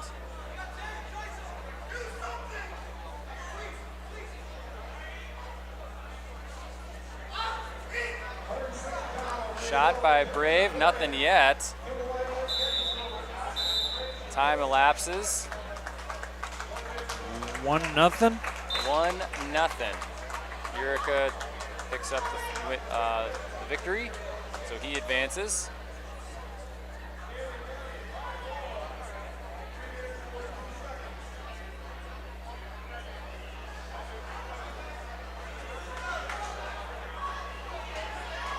Oh, yes. We are nearing the end of the second round, and like Ian said, we will roll right into the third, but it will be wrestleback matches only for round 3. Those have begun. Got a couple up over in the Raider gym already. Mats 3, 4, and 5 over in the Raider gym. Mats 1 and 2 here in the Gardens.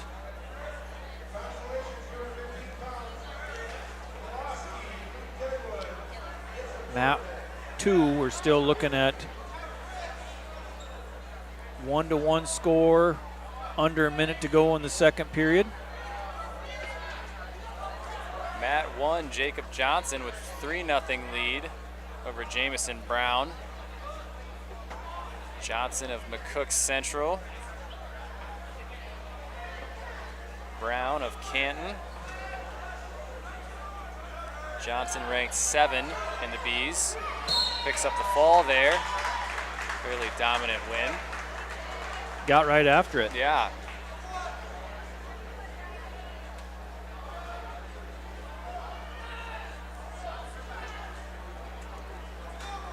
And coming up on Mat 1, going to be Lyman's Des McGee. He's going to be facing Cruz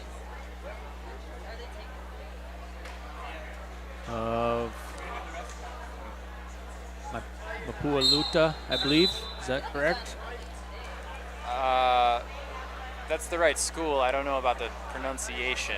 I think I've said it 3 different ways.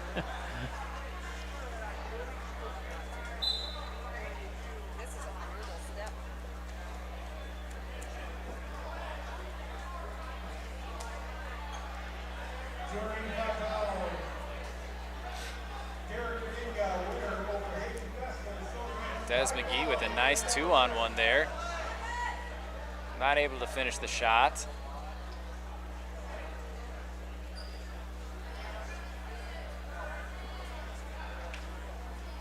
Another shot by Des. Looks like he's going to get in deep there. Right to his back. Nice takedown there by Des, right feet to back, and picks up the fall right away.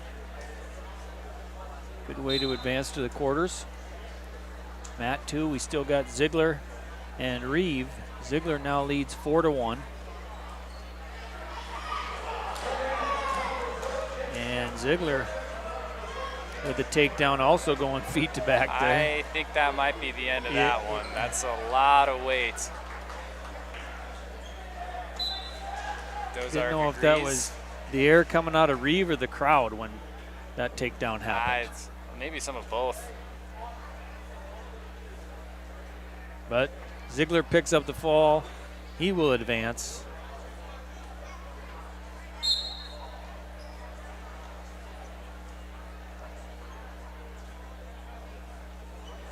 So we're officially into the consolation round. Round 3 of the Mid-Dakota Monster. 2:01 on the clock. 1:01 if you're on Mountain Time. So we're cruising right along here. Now you're probably ready to set that over under. Getting pretty close. Yeah.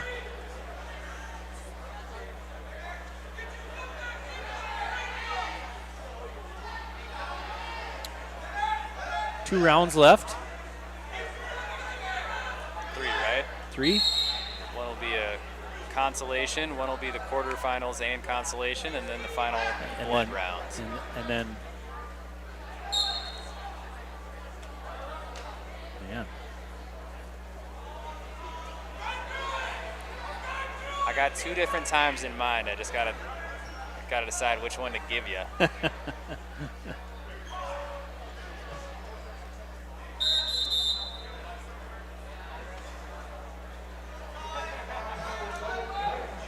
So consolation matches, all 5 mats. Mats 1 and 2 here in the Gardens. We're in 106 pounds. Mat 1, Alex Metz and Cooper Stiles. Mat 2, Tatum Swan and Garrett Smith. If you jump over in the Raider gym, you got Aiden Andrews and Tel Elshier. On mat 3, mat 4 is Lennox Duffy and Rowdy Shrimp. On mat 4 and mat 5 is Logan Josephson and Preston Rowley. All at 106 pounds except for that mat 3. That's at 120 pounds.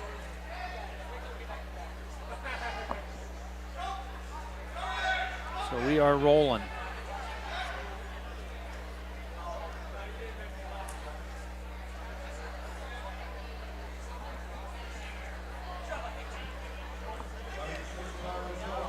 It's hard to believe that, as I've watched now, most of the Kimball White Lake Platte Geddes team roll out, get on the mat. I don't think I've seen a Constance or a Braun yet. It's about the first time, 10 years? It seems like it's, yeah. Definitely, it's been a long time. Konechny trying to hold down the fort, got one of those in the lineup yet, so yeah. Keeping it true. And you still got a lens. You got 2 of them. Oh yeah, you got, yep.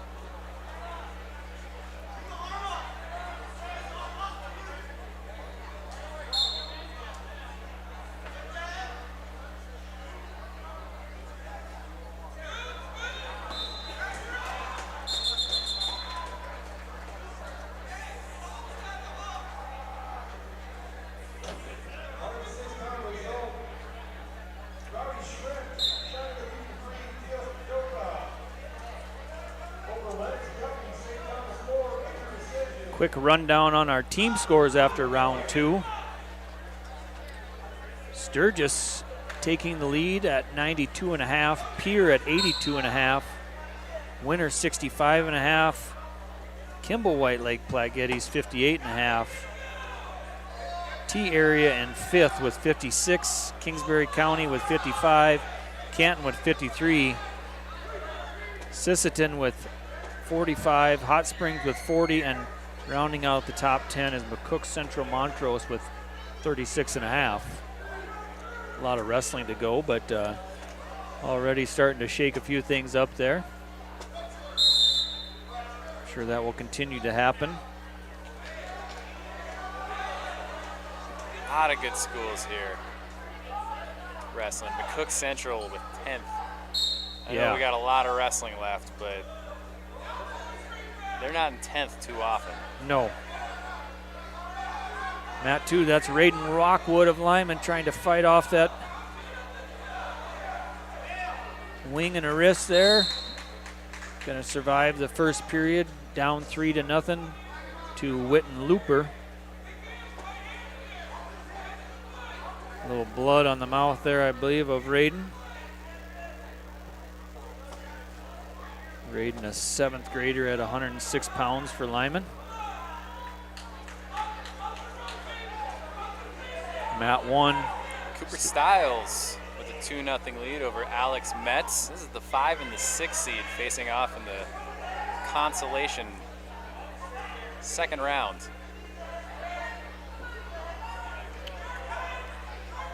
I don't think that's supposed to happen that way. I don't think it was.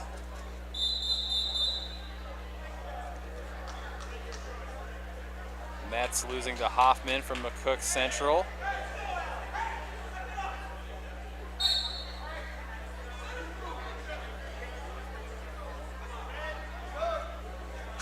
Styles with an honorable mention in the B rankings at 106 pounds.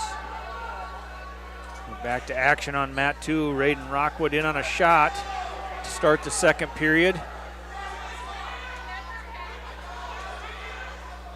Styles upset in the first round to Piers Horsley.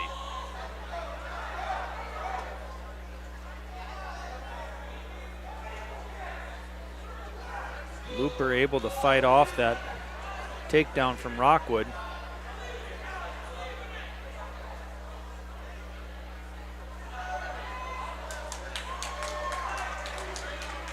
Another shot here by Rockwood. He's in on that single leg.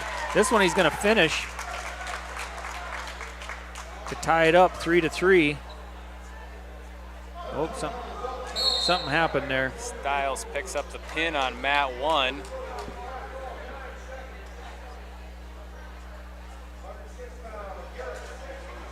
Not the tournaments Mets was expecting to have. No, I bet not.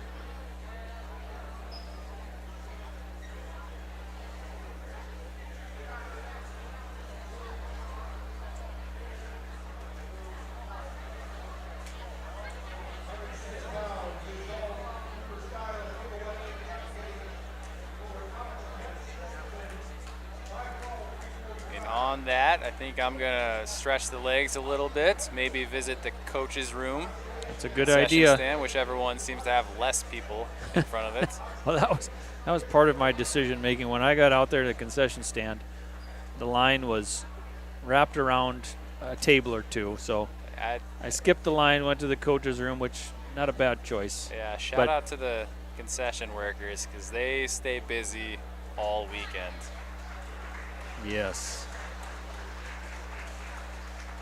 When I came back out of the coach's room, having had just a little bowl of soup, the concession stand had cleared out quite nicely. So we'll see. And then there's also, don't forget the coffee and drink stand out there if you feel so inclined.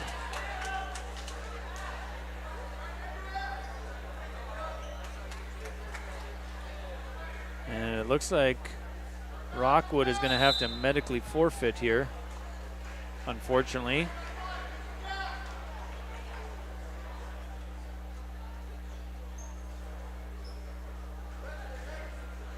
So that will end his first official Mid-Dakota Monster as a 7th grader. We will jump back into mat 1. Got Miles Woodward of Custer wrestling Jeff Knight of Stanley County at 113 pounds. Now on mat 2, Kason Humbrick of Hot Springs wrestling Weston Grace of McCook Central Montrose at 106. This is a 106B bracket.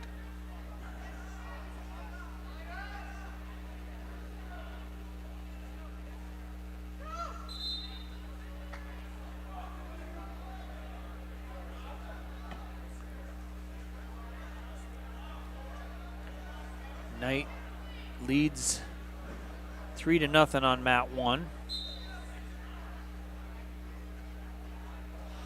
He's to his feet here and he's going to get the escape.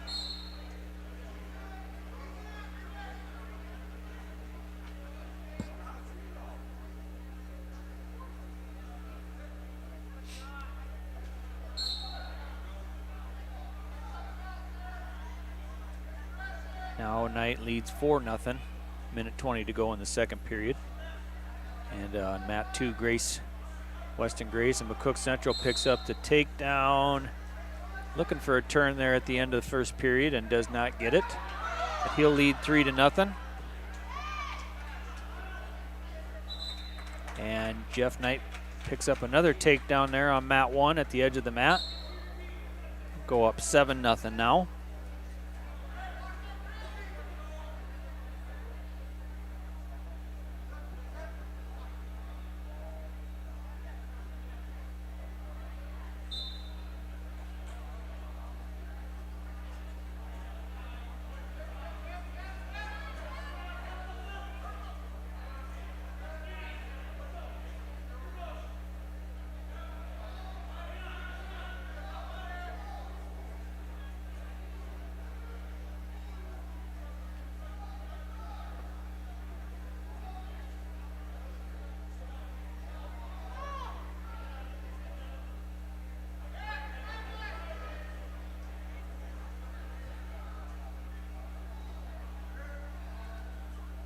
Grace in on another shot here on mat 2, but Humbrick able to break him down to his hip. Got like a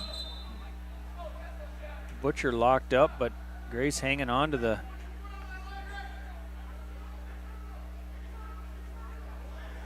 leg.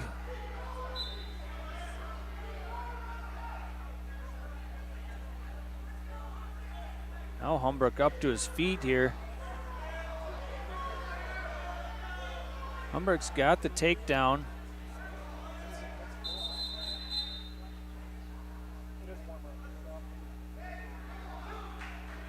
And Grace gets the reversal. Now 5-3 in favor of Grace.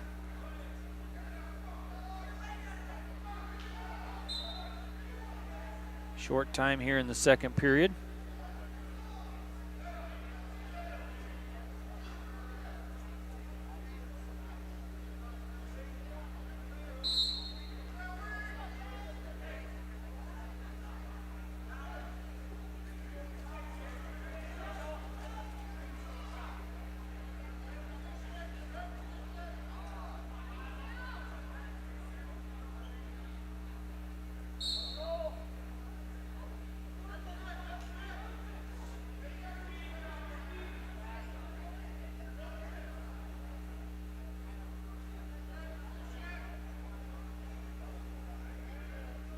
Mat 1.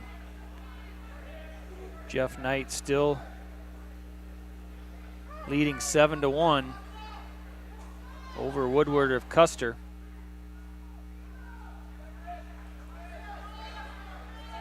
Mat 2, that's Weston Grace looking for a fall here. Early in the third, a lot of time.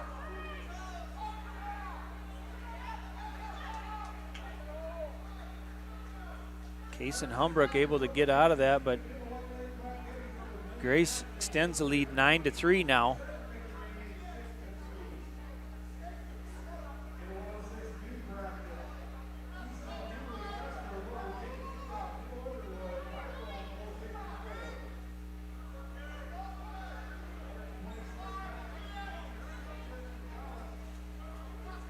Humbrick and Grace now up to their feet.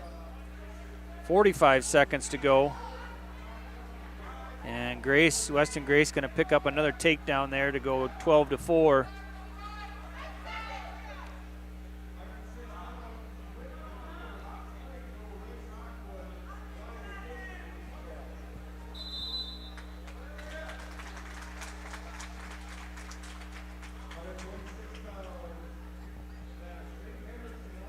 And Jeff Knight gets the victory 7-1 over Miles Woodward of Custer. And it looks like Weston Grace is going to also pick up some near fall here to end the match. Gets 3 near fall, that'll make it 15-4. Weston Grace over Kason Humbrick.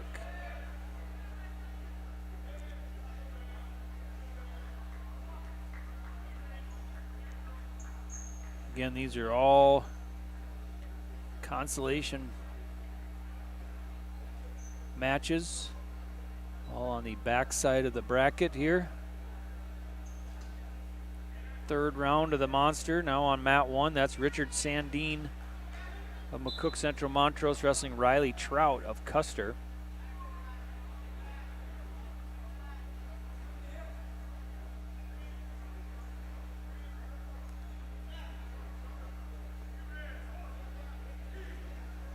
Trout gets a couple near fall there. That'll make it 10-3.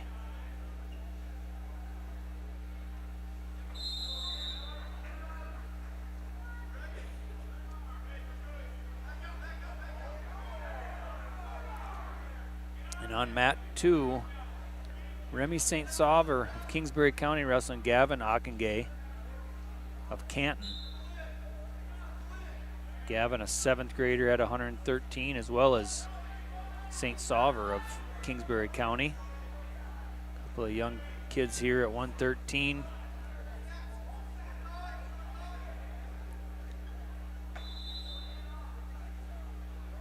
Trout picks up another takedown.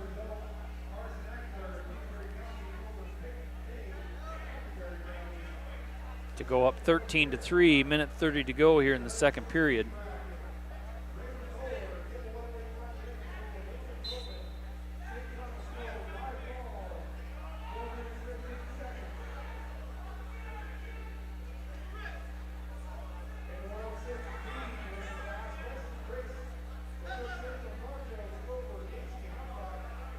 Over in the Raider gym on map 5, Jackson Richardson from Lyman wrestling Wyatt Vandenhoek of Kimball White Lake Platte Geddes.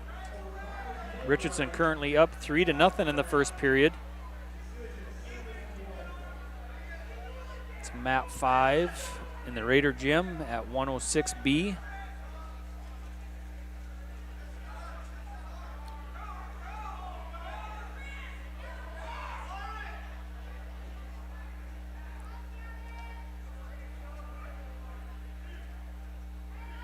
Still no score on mat 2 between St. Sauveur and Ockengay. They're under a minute to go in the second period. On mat 1, Riley Trout picks up the tech fall over Richard Sandine and McCook Central Montrose.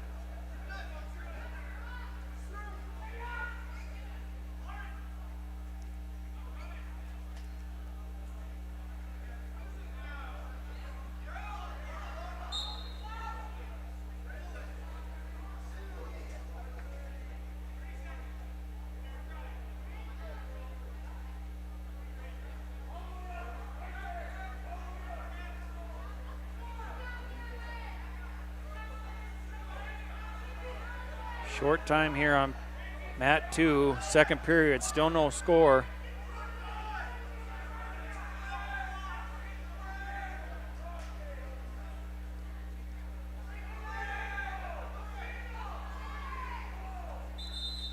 And it'll end that way, scoreless in the second. So it looks like it'll be St. Sauveur's choice. He's going to go down to start the third period. Mat 1, that's Joey Franks of Pier wrestling Truett Hevronic, also a Pier, at 132 pounds.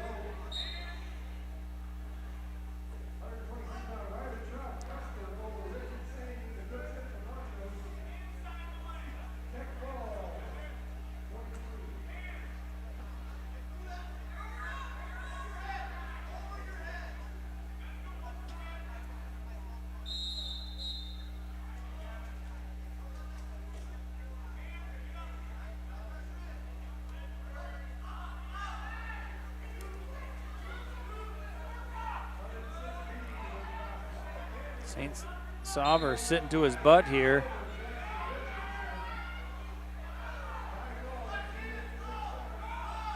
Going to be a clasping call here on Ockengay.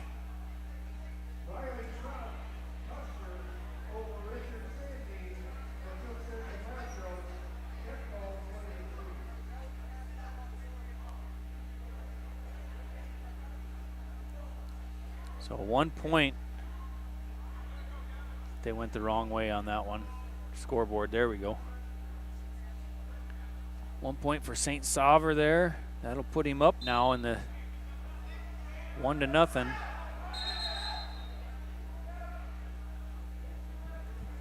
Dozark stops that for potentially dangerous there, that trapped arm.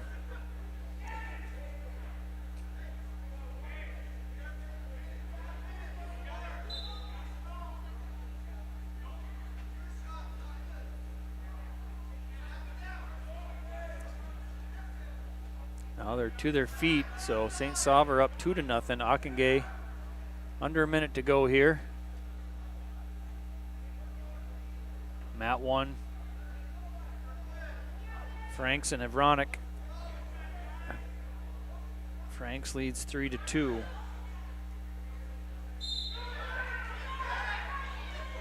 Ockengay in on a shot. St. Sauveur trying to hang on to that leg. Under 30 to go here.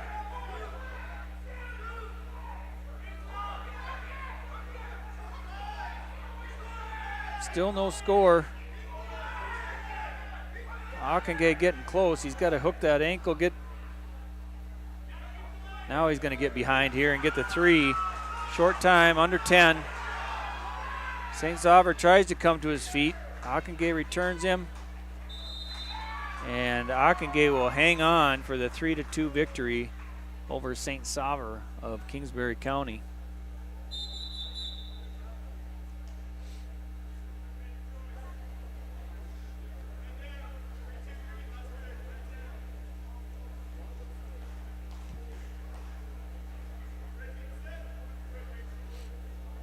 Start the third period on mat 1 between Franks and Hevronic. Franks leads 3-2.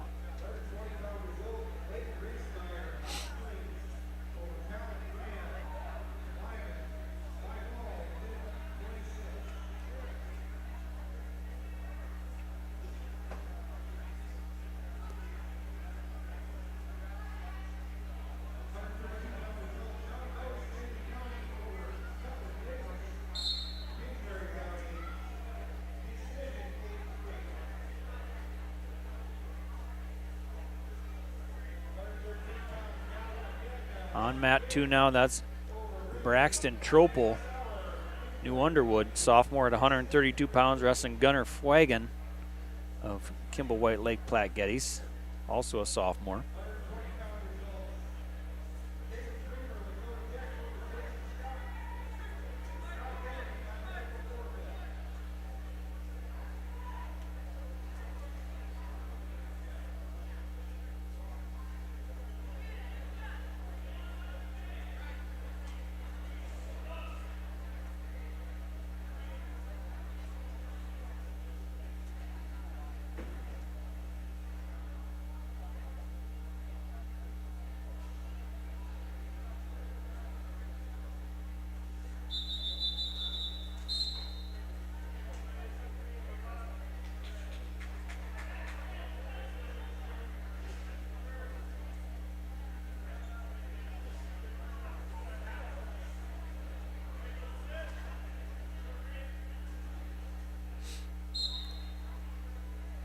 .30 seconds to go here on mat 1. 3-3 now between these two peer wrestlers.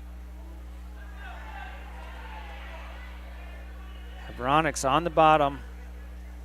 Tied up 3-3. Frank's on top.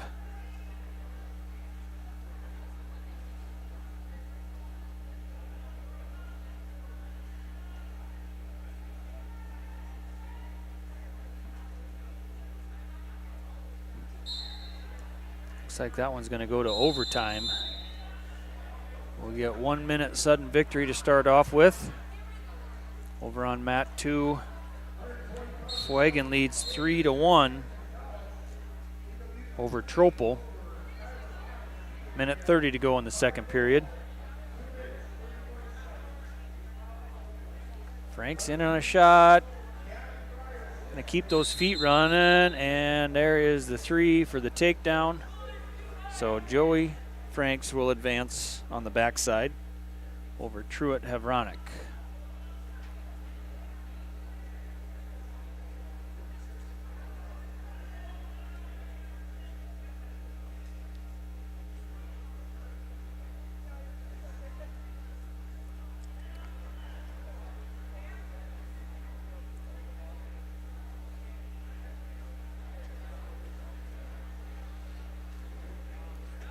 Again, all matches in this round, Consolation side of the bracket.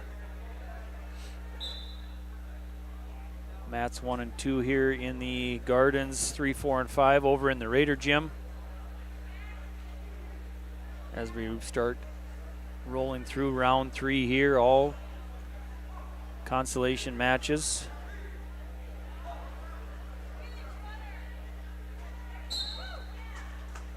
And there on mat 2, that's Gunnar Fwagen of Kimball White Lake Platte Geddes picking up the fall over Braxton Tropel of New Underwood.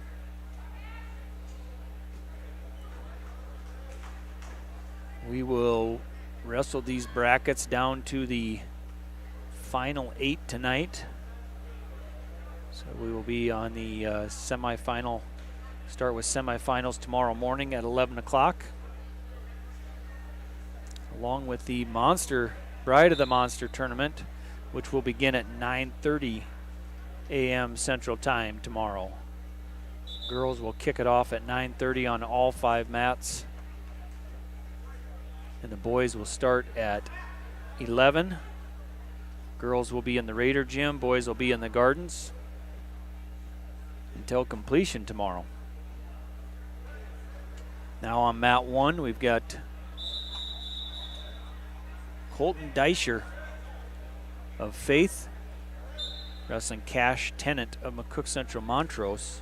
Deischer out to a quick 11-0 lead in the second period here. He's going to pick up another takedown, make it 14-1. Deischer looking for a tech fall, looks like. Now in on another shot, and he's going to get that takedown. And I believe that will make it 17-2 for the tech fall.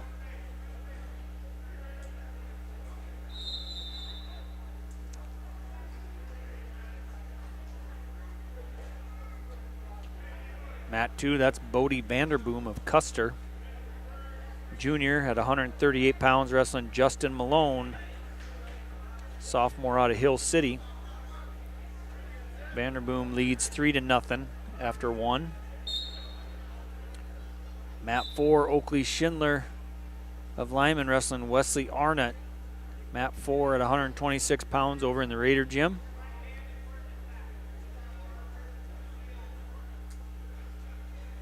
That one's scoreless so far in the first.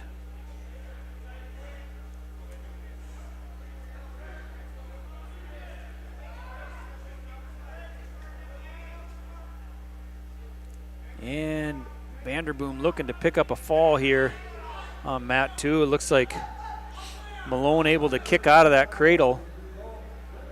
Vanderboom slides in a leg on top now.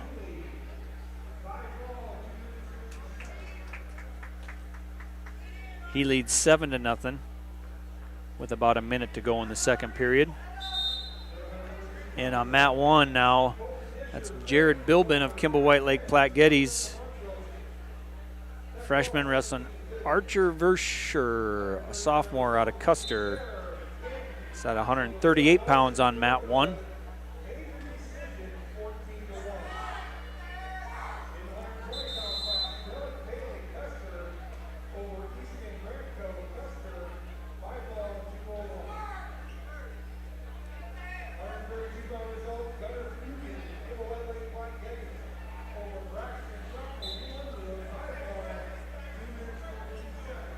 Vanderboom with another cradle hooked up here. Picks up some near fall, but no pin. Makes it 11-0. 15 seconds to go in the second period.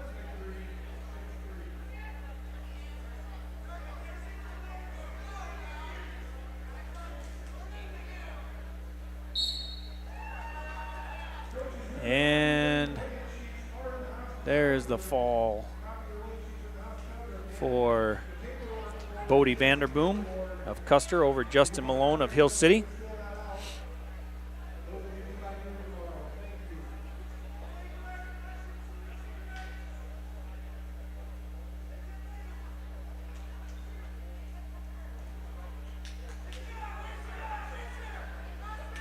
Verscher of Custer leading 3-0 on mat 1, but it looks like now Bilbin going to tie it up with a takedown. Now it's 3-3. Little Granby there by Verscher. Bilbin right into another shot. No change here, right on the edge of the mat.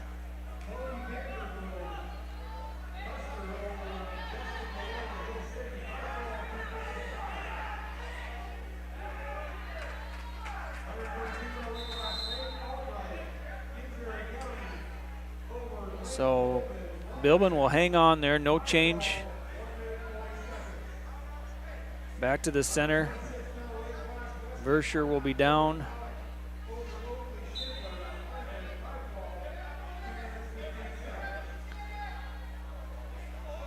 Mat 2, that's Rylan McGee of Stanley County at 138 pounds, wrestling Trace Urban, Kimball White Lake Platte Geddes. He got the takedown and a cradle at the end of the period there, picks up 3 near fall. He'll go up 6-0 after one. We're back on our feet here with short time to go in the second period on mat 1 between Bilbin and Verscher.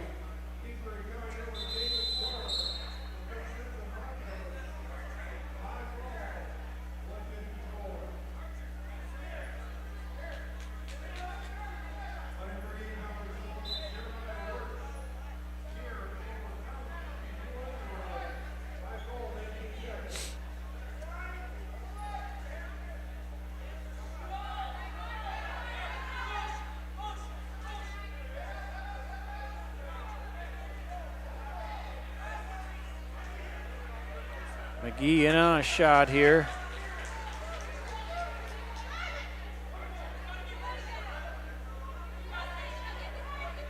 So far, Urban able to fight him off. Maybe good crossface there. He's going to get the takedown and back points now. If he can sit through with that headlock, now he's got it a little tighter. Got to walk towards that head. Urban's got him in trouble now. A lot of time, minute to go here in the second period. McGee was up 6-0. Oh, gonna go, must have lost the arm there. Illegal headlock, so gonna get 4 near fall and then 1 point for the penalty. Makes it 7-7 on mat 2 between Urban and McGee. Mat 1 now, Bilbin looking for a fall. And he's going to collect that to advance on the backside. Jared Bilbin of Kimball White Lake Platte Geddes over Archer Verscher of Custer.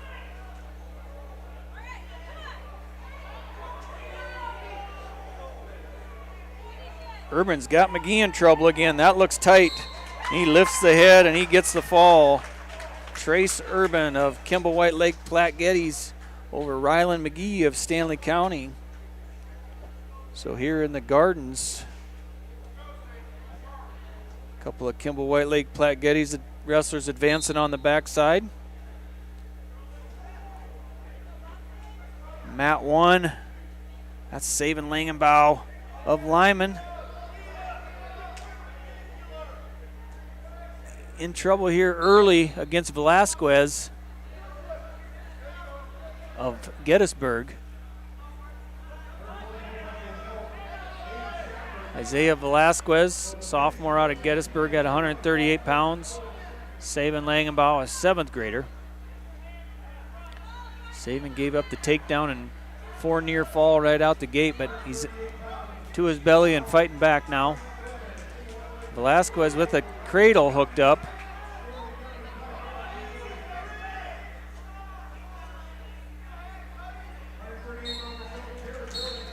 And Velasquez gets the fall, as well as Boston Myers over there on mat 2. Myers of Kimball White Lake Platte Geddes over Randall Braveheart of Pine Ridge.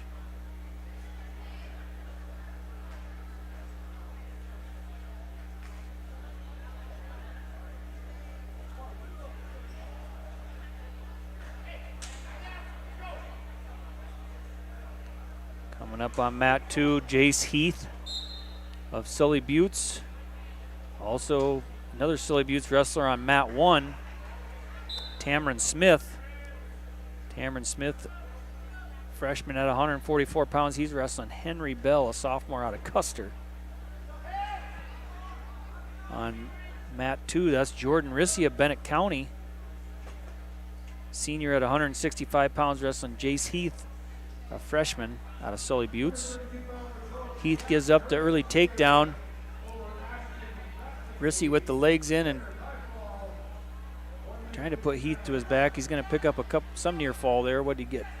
3 near fall, makes it 6-0.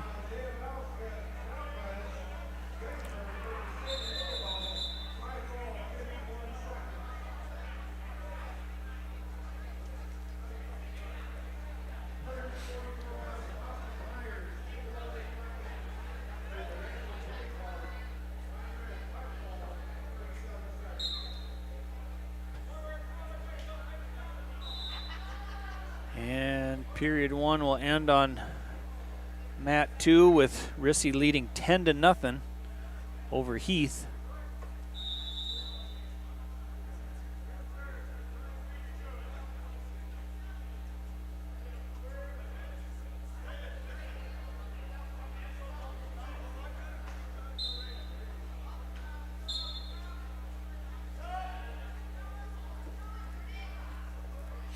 As we start the second period on mat 1, Henry Bell leads 3-0.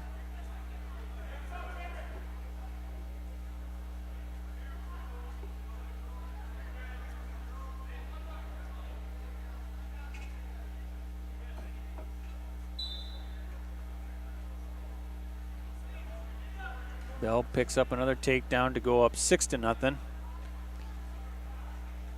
And Rissy and Heath back on their feet. 12-1, and Rissy in on another leg attack. Little scramble here from Heath. Rissy trying to pull him back in. And he's going to let go, let him come back to the center.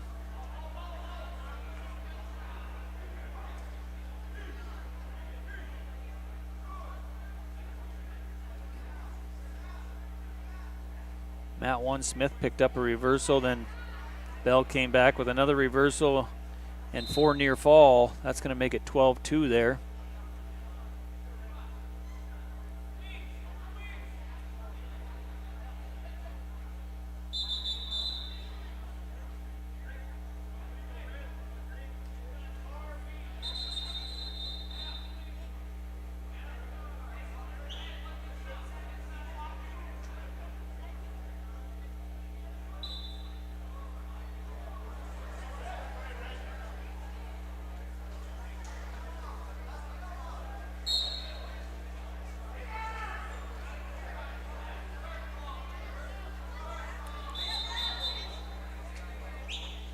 Out of bounds on mat 2 again. Back to the center. Rissy leads 13-1.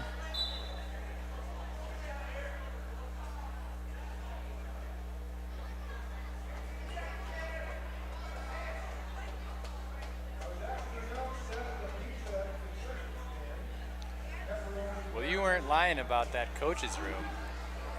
It's some pretty good soup selections in there. Oh, yeah. They combined pizza and soup, which I never thought to do that. That's game-changing. What did you think of the pizza soup? Thought it was pretty fun. Yeah. I liked it. Yeah. It's really good if you serve it with the old garlic toast and Parmesan cheese on top. I did put some Parmesan cheese in there. I didn't know if that was allowed, but I did it anyway. Yes. One of the coaches looked at me like I was nuts, but that's fine. It's not the first time I No. got looked at like that. It won't be the last. Maybe we could get Scotty down here sometime to do a Scotty's Crunchy Critique on the Lyman coaches room. That's what we need right there. Yeah. I mean, and there's He'll never leave. no, because wide variety from day 1 to day 2. Yeah. I mean, I have a little bit of an inside scoop on what's coming in day 2. I mean, and the main event hasn't even showed up for today, so. I'm excited about lasagna. Yeah. Who's not? Yeah. I know there was a lot of discussion. You know, they always used to serve the coaches steaks on Friday night. Mm-hmm. So there was a lot of discussion about, well, do we continue serving steaks or do we go to something else? And the powers that be decided they were going to try lasagna this year. So we'll see how it works out. I like it. Why not combine them? Lasagna steak. Yeah. You combine pizza and soup. Right.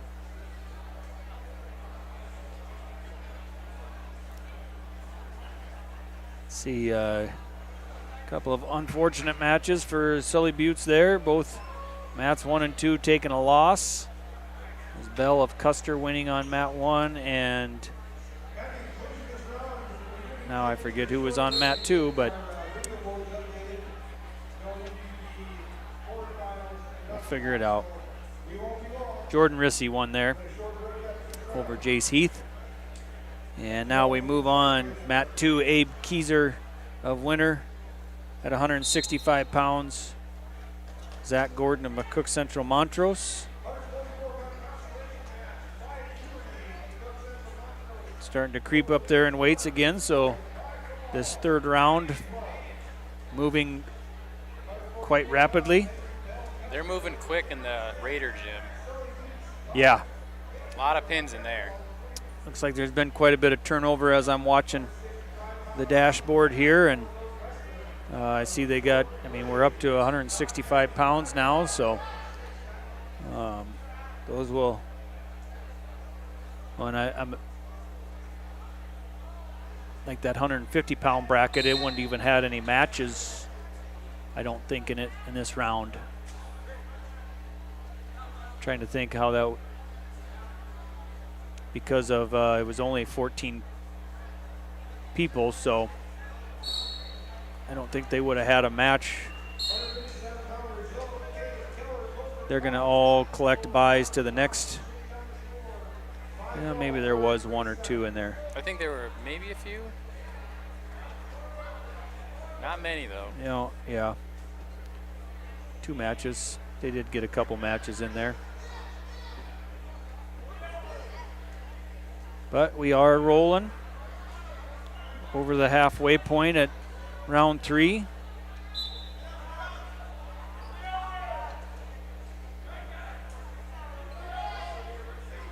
Is this a Kieser or a Kaiser? This is a Kaiser, okay. Got confirmation from our technical director over here. He probably knows a thing about winter wrestling.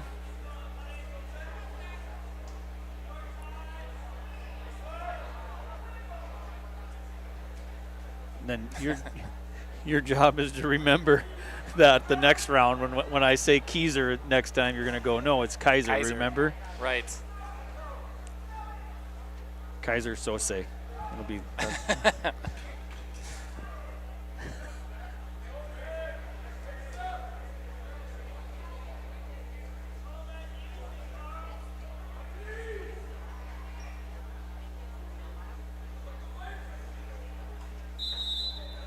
Mat 1 is Deontay Evans of Kimball White Lake Platte Geddes. He's wrestling Carl Coates of New Underwood.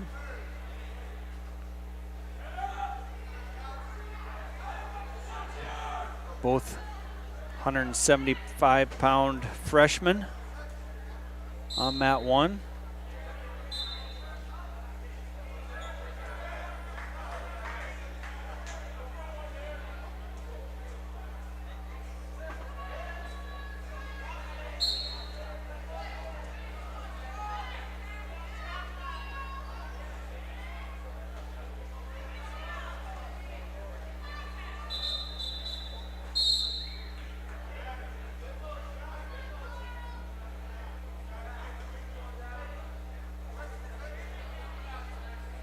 Kaiser going to take a 4-0 lead into the third period.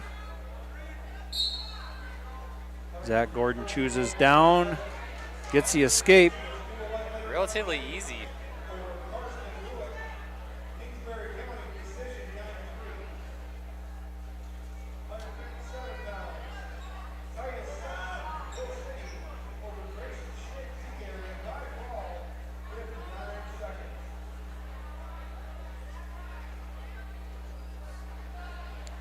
Evans picks up the 1-point escape on his mat.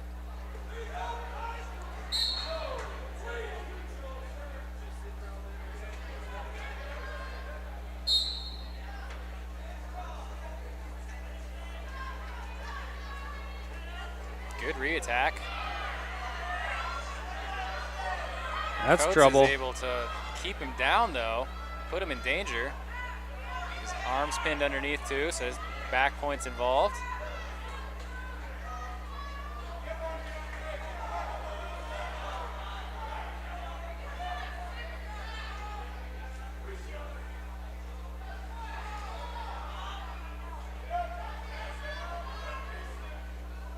Finds a cradle. Good grip. Slipped out.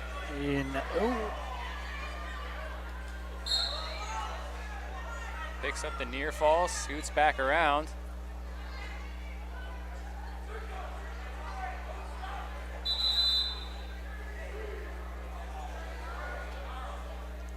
So good third minute to the match for Carl Coates there. It's like he got choice there to start the third. He gonna take neutral, start both up. He leads 9-1. Kaiser picks up another takedown over on Matt 2. He's up 7-1 now with short time in the match.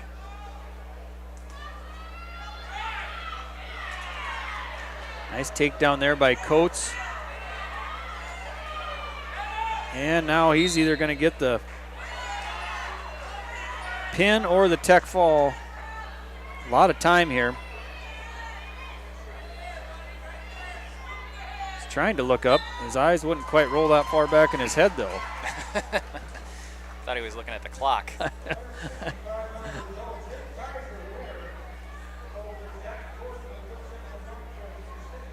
Kaiser advances on the backside, as does Coates there for New Underwood.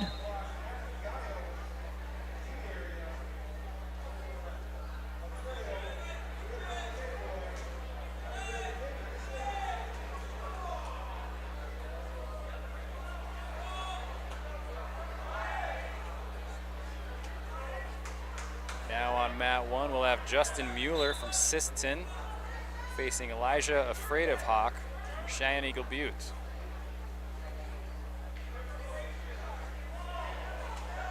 Mat 2, Liam Gunnan of Kingsbury County. Oh, I know why he didn't take this one. He's wrestling Wanakia Bad Milk of Little Wound at 175 pounds. And Gunnan picks up the quick fall. Been a couple quick falls yes. today. I know we saw at least a 6-second fall in the first round. Don't know how quick that one was, but it was pretty quick.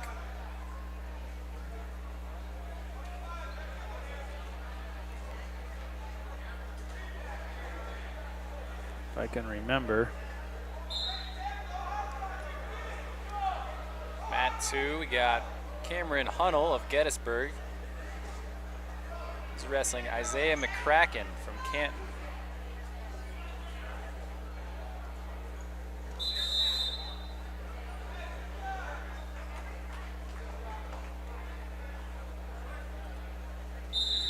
Yeah, that 6-second one's going to be hard to beat so far. 6-second pin so far by Saith Cronin. Yep. 9-second pin by Tel Elshier. And a couple 13-second falls. Maybe that one that we just watched hasn't been. See if I can get it where it fell in there. I wasn't paying attention to see what the time was exactly. They reset the clock pretty quick, so slipped by us.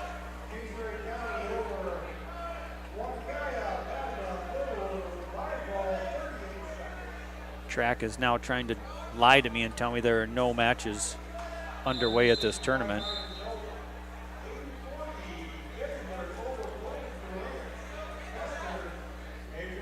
Oh, Liam Gunnan's fall was 38 seconds, so wow, seemed a lot faster than that. We weren't paying attention. Nope.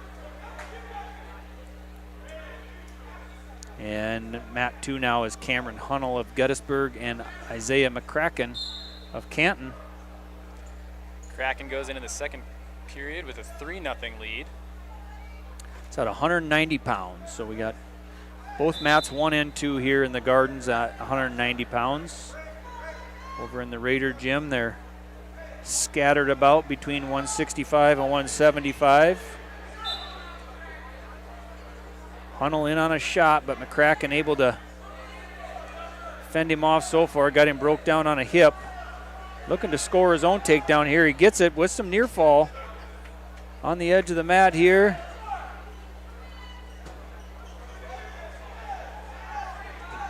Might even pick up the pin if he can keep that foot in. And he does. Isaiah McCracken wins by fall over Cameron Hunnell of Gettysburg at 190.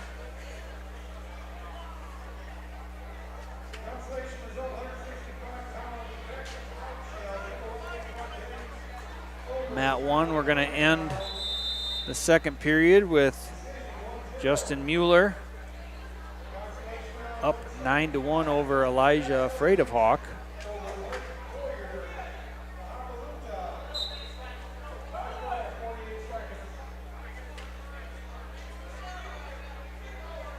And on mat 2 now coming out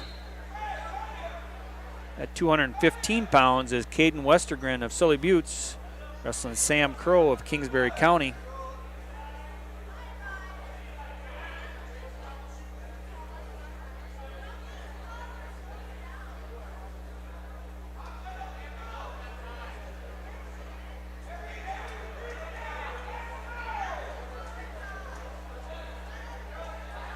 Mat 1, another takedown there by Mueller. Puts him up 15-2 and some near fall coming. And that will be it. Dozart gives the 4 near fall, makes it 18-2. Tech fall for Justin Mueller of Sisseton over Elijah Freitovhawk of Cheyenne Eagle Butte Dupree Teospatopa.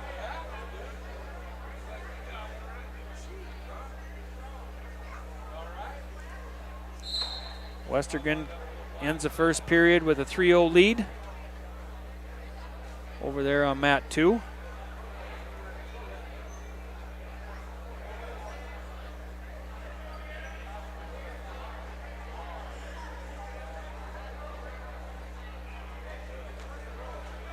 Mat 1 will have Vic Lual from T area wrestling Andres Hernandez from Hill City.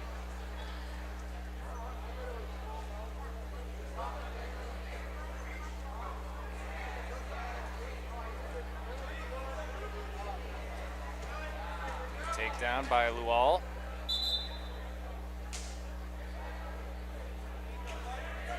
I wonder if it's thick or teak. I bet he prefers thick. That's what I would want.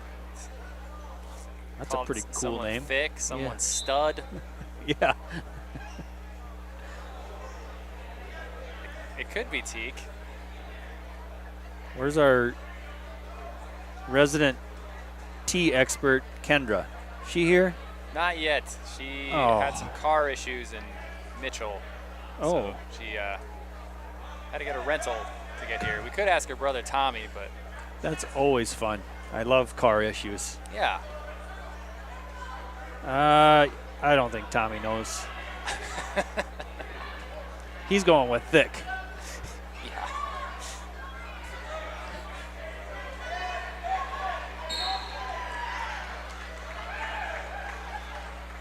And Westergren, he gets the fall over Sam Crow, Kingsbury County.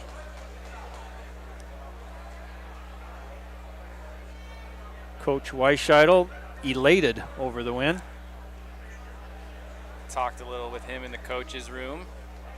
He said he likes coaching this kid, but he kind of prides himself on having the most matches because he will lose in the quarterfinals and then just work all the whole way back.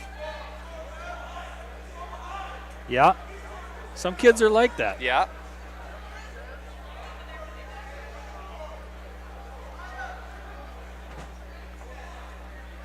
Lowell with another takedown there on mat 1 puts him up 6-1. And on mat 2 now is Garrett Kolsky of Lee Deadwood, freshman at 215 pounds, wrestling Daniel Gangone, sophomore out of Todd County.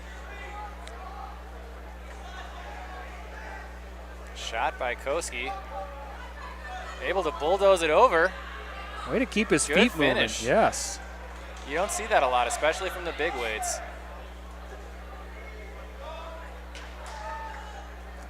I think Achilles took offense to that. It's like, what are you talking about? I always finished my takedowns.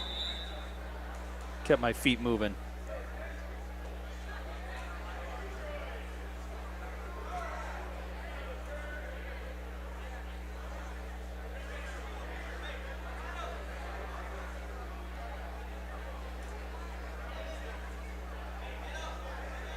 Now, I have not heard if we're taking a break between rounds here yet.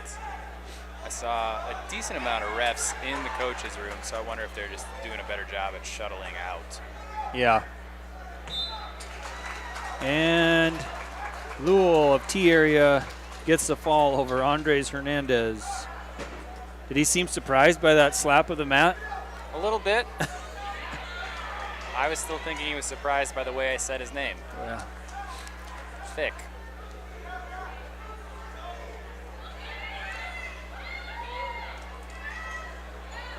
We'll find out for sure eventually. And now on mat 1, that's Maverick Johnson of Lyman wrestling Case Phelps of Kingsbury County. That's 215 pounds. Over there on mat 2, I believe Kolsky picked up the fall as over Gangoni of Todd County. Nice shot here by Mav. Good finish.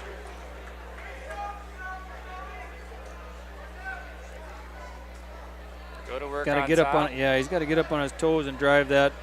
He's going to try to get that wrist out behind his back. There you go, Mav. Good half, good transition. Get the fall. And Maverick Johnson of Lyman gets the fall over Case Phelps of Kingsbury County.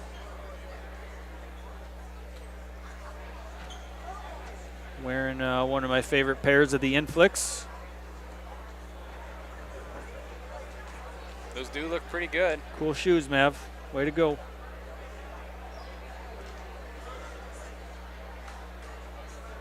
And, man, rolling them out. Track can't even keep up. Well, maybe that's not the case, but. Not on mat 2 currently. Mat 2, here comes a couple wrestlers making their way. They're from the same school, so it might have been hanging out together. They're going to rock, paper, scissor it or battle it out?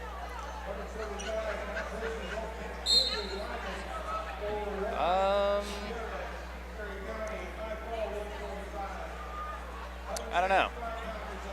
Looks like they're going to battle it out. Dakota Tech rocking the two-piece. Here. So mat 2 will be Jaeger Blackfeather from Lakota Tech versus James Mitchell from Lakota Tech.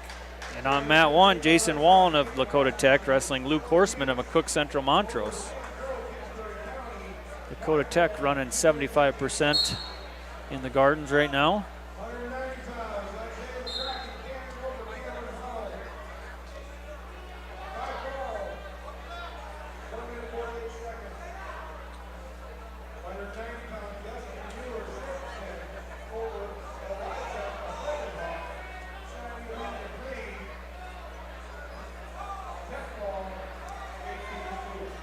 Horseman with the takedown. Looks like he's going to ride out this first period for the 3-0 lead. And over on mat 2, Mitchell gets the takedown and had him on his back. Got near fall coming here, I believe. Yes, 3 near fall. That'll put him up 6-0 over Blackfeather. Back to their feet. Blackfeather picks up the 1.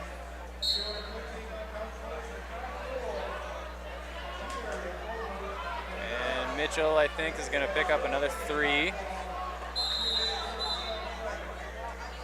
lot of action. Yeah.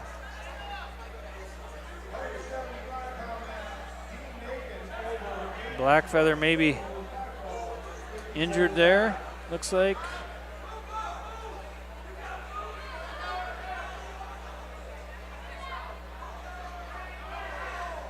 Still got Team Mashad in the corner there at Lakota Tech.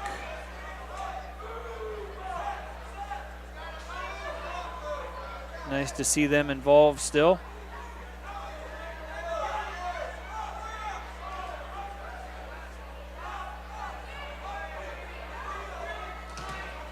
Mat return there by Wong. Return.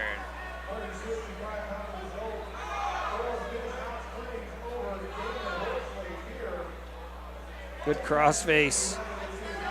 Comes with another one. Now Horseman able to collect that elbow. Keep bumping the hips. Able to almost put him in trouble.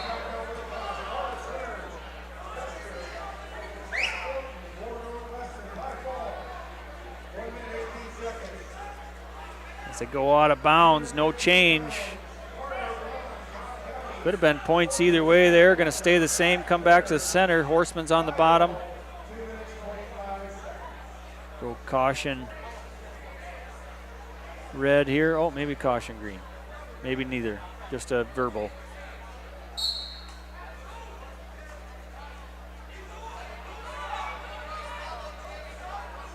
Matt 2, Mitchell out to a large 13-1 lead. Minute 10 to go in the second.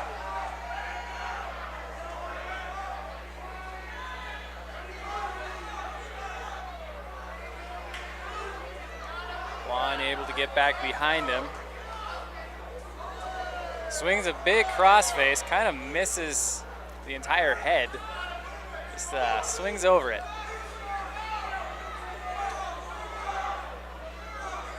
Looking for that return again. Another good return. Handel's looking for a clasping call. Horseman's choice here to start the third period. He's going to go neutral, both up.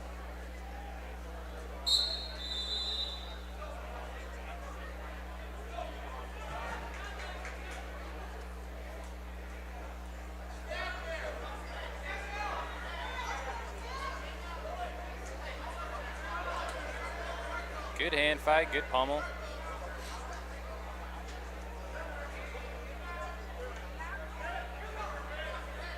Horseman's doing a good job staying on that head, controlling where Juan can go.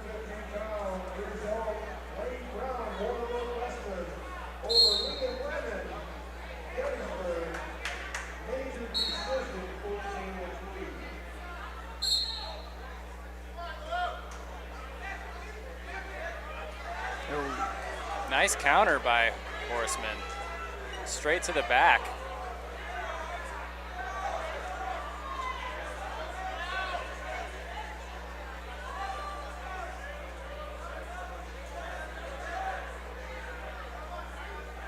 That was Mitchell getting the win over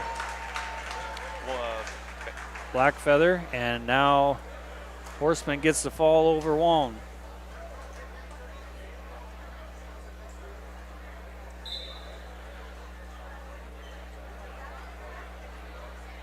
Now on mat 2, that's Carter Brave up for his third match of the day. Todd County wrestling Riley Pollard of Hamlin Castlewood.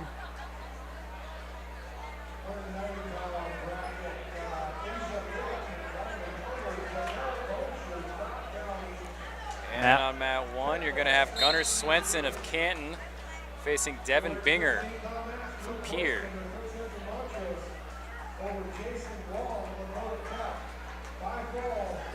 Brave wasting no time, already has Pollard on his back. Switches to a kind of a head and arm triangle almost finish. Not a pin you see very often. No, way to post it. Yeah. Gets the pin, Carter Brave of Todd County over Riley Pollard of Hamlin Castlewood. Slide by attempt there by Gunnar Swenson of Canton. Binger able to fight it off, get back squared up. So I see wrestlers starting to stretch on the mat, so I'm guessing we're going to take a short break here after the action on mat 1. Johnson may have made the announcement and we missed it, but I didn't hear an official announcement. But you are correct, I don't see any more matches rolling out on the dashboard, so once we get through 285 in this third round,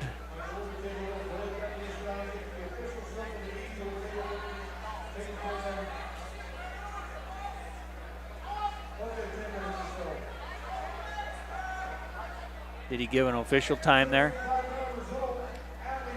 I heard him say we were taking a break, but I didn't hear what. I didn't hear a specific time. Guessing it won't be long once we get through this, but we'll finish out these few matches here. We've got one match in each gym going.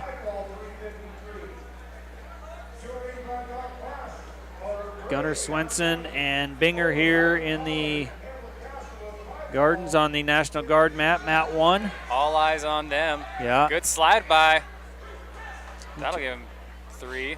He tried to hit that earlier and didn't quite get it, but he got it that time. Put him up 4-0. Minute to go in the second period. Looks like this will be our final match of the round.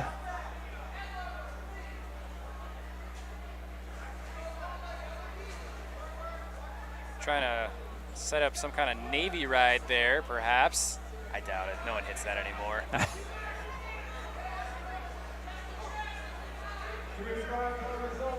Collecting backers, though. He did create enough motion to get Binger out of position and get him to his back, so. He's doing the face grab technique. Yes. Trying to hook up the pin.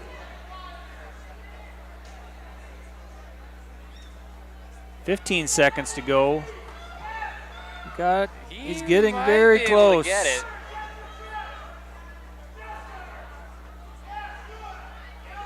Oh.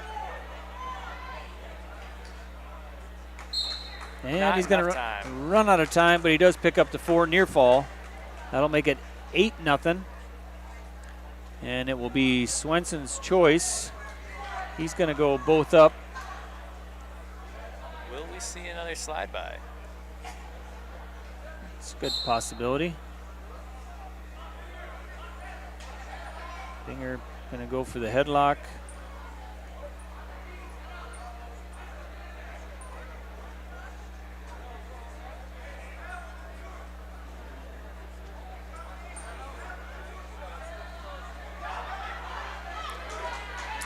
A little unconventional, but that'll get the takedown for you. Yes. 3 more for Swenson makes it 11-0. Sometimes all you need to collect the takedown is just a level change. That's how important that is.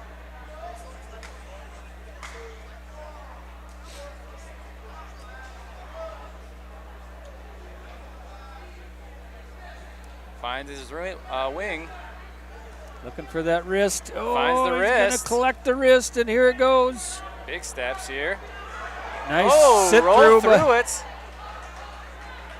Binger is able to collect some points here.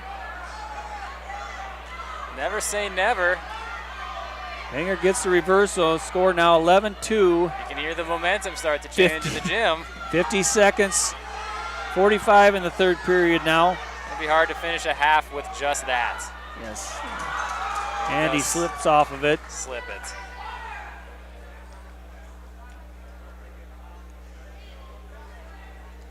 $30 seconds now.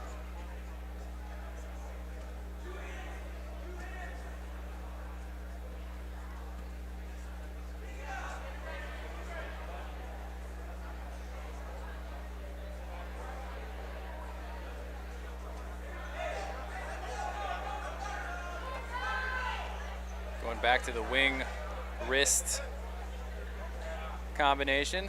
Gonna run out of time. So Swenson will advance in the Mid-Dakota Monster. And that's going to complete our third round today at the Mid-Dakota Monster. We're going to take a short break here, and then we will come back with round number 4, including the quarterfinals. And we will see you back here. I don't know what the official time is going to be. I would guess it's going to be pretty short, maybe 10 minutes or something like that. And we'll be back here later. Live. Lots of action.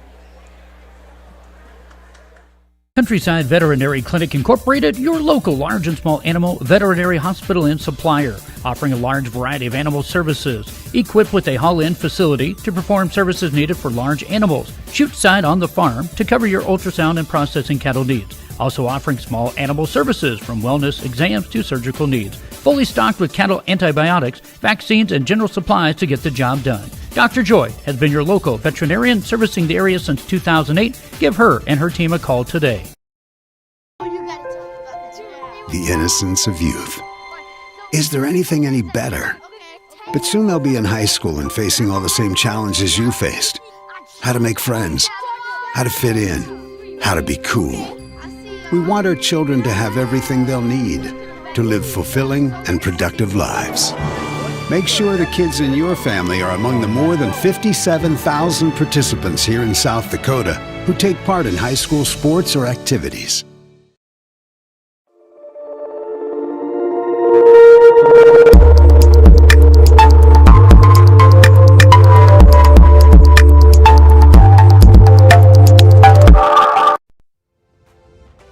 Have you been to the thrift store and more on Main in Presho? You need to check out their new furniture room. Stop in on Main Street Presho for lots of household items, bedding, toys, hair care electronics, shoes and boots, clothing, and more. The thrift store and more is open 10 a.m. to 5 p.m. each Thursday and Friday, and 10 to 2 p.m. on Saturdays. Did I mention books, videos, and seasonal decor? Go see for yourself. Thrift store and more on Main, Presho. The 605 restaurant, located right off I-90, exit 235 in Kennebec, is a proud supporter of the Lyman Raiders. Stop in and enjoy their daily specials and watch the Lyman Raiders play on one of the TVs. The 605 restaurant menu features all kinds of different burgers, including the I-90 burger that has 1 pound of beef. Stop in and see Junior or Tammy, open Monday through Friday at 5 p.m. and Saturday and Sunday at noon. That's the 605 restaurant, located right off of I-90, exit 235 in Kennebec. Lucky for us, life is full of choices, big and small. They define us, make us who we are. And when it comes time for you to choose, a car, home, your next big adventure, or start a new business, Farmers Union Insurance has the variety of coverage options to protect each perfect moment. Farmers Union Insurance. Contact your local Farmers Union Insurance agent today. Out here, you learn that to keep growing, you have to keep changing. CHS and the farmers and ranchers we serve know all about change, because together we've changed agriculture. That's why we're the largest farmer-owned cooperative in the country. So farmers own the system they count on, with advantages at every step. From innovative tools that help crops grow, to grain processing expertise, to energy solutions, we create connections to empower agriculture. Learn more at chsinc.com.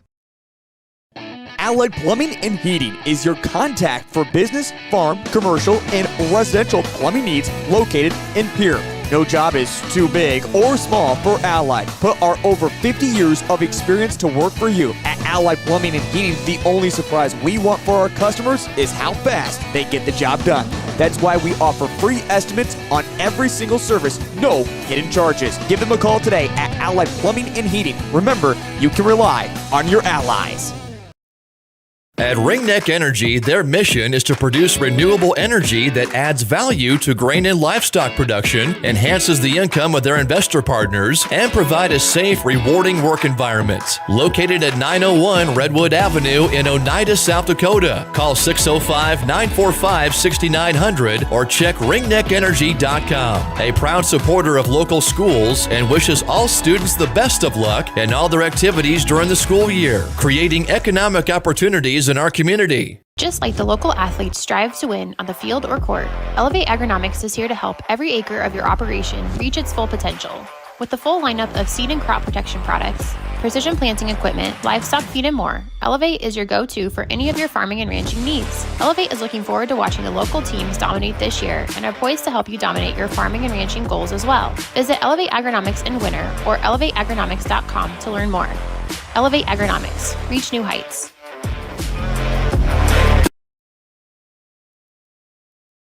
Pests don't wait, and neither should you. At Olson's Pest Technicians, we've been protecting homes and businesses for over 55 years. From bats and attics to rodents and walls, ants in kitchens, stubborn bedbug infestations, even swarms of mosquitoes. We've seen it all, and we handle it all. With expert technicians, ethical treatments, and service across South Dakota, Nebraska, and Iowa, you can count on Olson's to get the job done right. Contact us today at Olson's Pest Technicians. Family owned, community trusted. Halverson Oil, your favorite fuel and C-store in Kennebec, is now offering Hunt Brothers Pizza. Available in a large 12-inch pizza or hunk of pizza. That's a quarter of a large 12-inch pizza. Hungry? In a hurry? Grab a hunk of pizza on the go. Halverson Oil in Kennebec has items for breakfast, including Cinnababies. Need a quick hot lunch or dinner? Yep, we've got you covered too. Serving hot and fresh bone-in and boneless chicken wings. Hot and spicy, home-style, buffalo, or southern style. Hungry yet? Get your burgers and garlic sticks too. At Halverson Oil in Kennebec, located at 301 South Dakota 248. Take exit 235 off I-90 today. Futures aren't made by accident. They're dreamt, they're planned, they're discovered. At Northern State University, futures are the result of hard work and grit. NSU is an academic powerhouse with a spirit of exploration and genuine support, where professors know your name and push you to discover what you're truly capable of. But don't take our word for it. When you experience Northern, you'll see the difference here. This is what matters. This is beyond X's and O's. This is the difference mutual respect makes. This is what character looks like. This is what defines us in South Dakota. This is sportsmanship. School sports, it's not the outcome that matters most, but the way the games are played. This message presented by the South Dakota High School Activities Association and the South Dakota Interscholastic Athletic Administrators Association.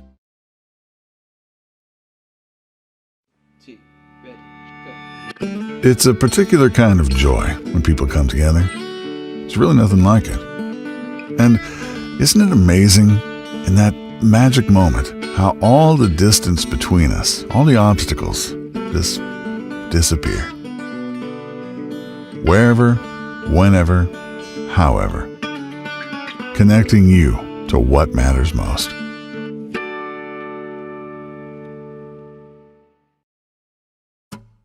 Huseman's Grocery is your locally owned grocery store located in downtown Presho, South Dakota.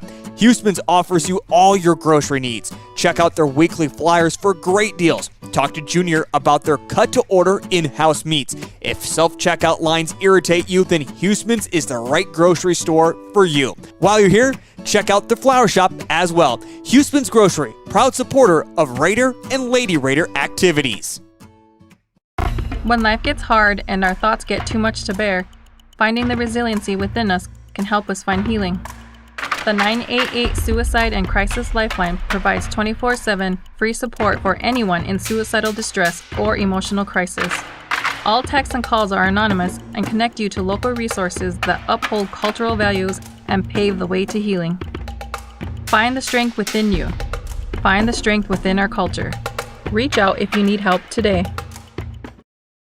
Kennebec Telephone Company and their divisions, Charlie's Welding and Auto Repair, PowerCom, KTC Construction, Technology Communication Specialists, and Napa of Chamberlain proudly support all area youth in their various activities. Kennebec Telephone Company provides a Lyman area with high-speed internet, local and long-distance telephone service, Real Choice TV, computer repair, smart homes and farms, excavating, auto and welding repair, and Napa Auto Parts. Call their Kennebec office at 605-869-2220 and find out what they can do for you.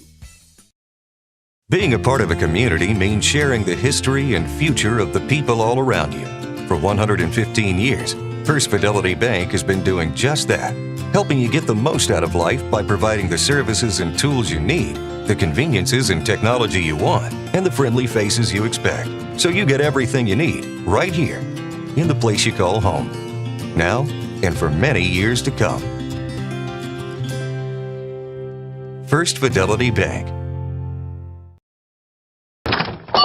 Wow, Bill, you're walking so much better. What did you do? Well, I got so tired of the pain and nearly fell. And one of my friends recommended physical therapy at Winter Physical Therapy. And you know what? My back also stopped hurting. Huh. So how did you get started? My doctor wrote me a referral, but that's not always needed. Turns out you always have a choice where you want to go. So why did you choose Winter Physical Therapy? I love to support our locally owned small businesses. And quite frankly, they give great personalized care. Winter Physical Therapy. Exceptional care.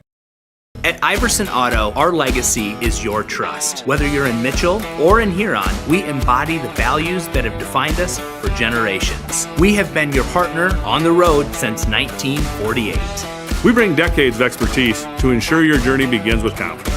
Our goal is to turn your visit into a memorable experience, leaving you with a smile and peace of mind. Iverson Auto of Mitchell and Huron are here to make your car buying experience smooth and enjoyable every step of the way. Visit us online at iversonauto.com. Go Big Red. Presho Livestock is proud of the Lyman Raider athletes and wish them the best of luck in today's competition. Presho Livestock supports the community and all our youth in their activities. Remember, Thursday is the regular sale day. For more information on marketing your livestock, contact Cody Vollmer at Presho Livestock, 605-222-9270. You can check out schedules and market reports at PreshoLivestock.com. At Hendrickson Auto Body and Towing in Presho, they strive to do quality work in a timely fashion and exceed their customers' expectations visually, acoustically, and most importantly, ethically. They serve the area as far out as people want to travel, offering help with claims, questions, and even repairs of their own. They give customers the chance to work beside them to help out financially. They also offer 24-hour towing for any of those unexpected breakdowns. Hendrickson Auto Body and Towing would like to thank past, present, and future customers.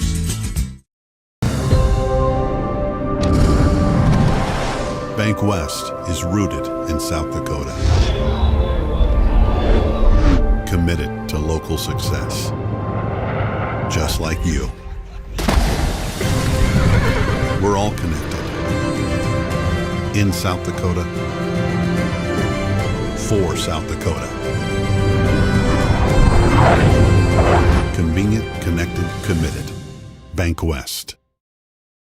Most people don't think about their furnace until it's not working. But we do. At Pipe Service Experts, we are trained to see what others miss. Airflow restrictions, pressure imbalances, heat exchanger flaws. That's how we catch little issues before they become cold nights and costly repairs. Because keeping your home warm takes more than just a toolbox. Our certified technicians will get your system running at peak condition. Call Pipe Service Experts for our special $99 precision tune-up today. Call 866-EXPERTS. See website for license details. It's a brand new year, which means it's the perfect time for a new Deere. At Grossenburg Implement, they're kicking off the new year with unbeatable deals on the John Deere equipment you've been waiting for.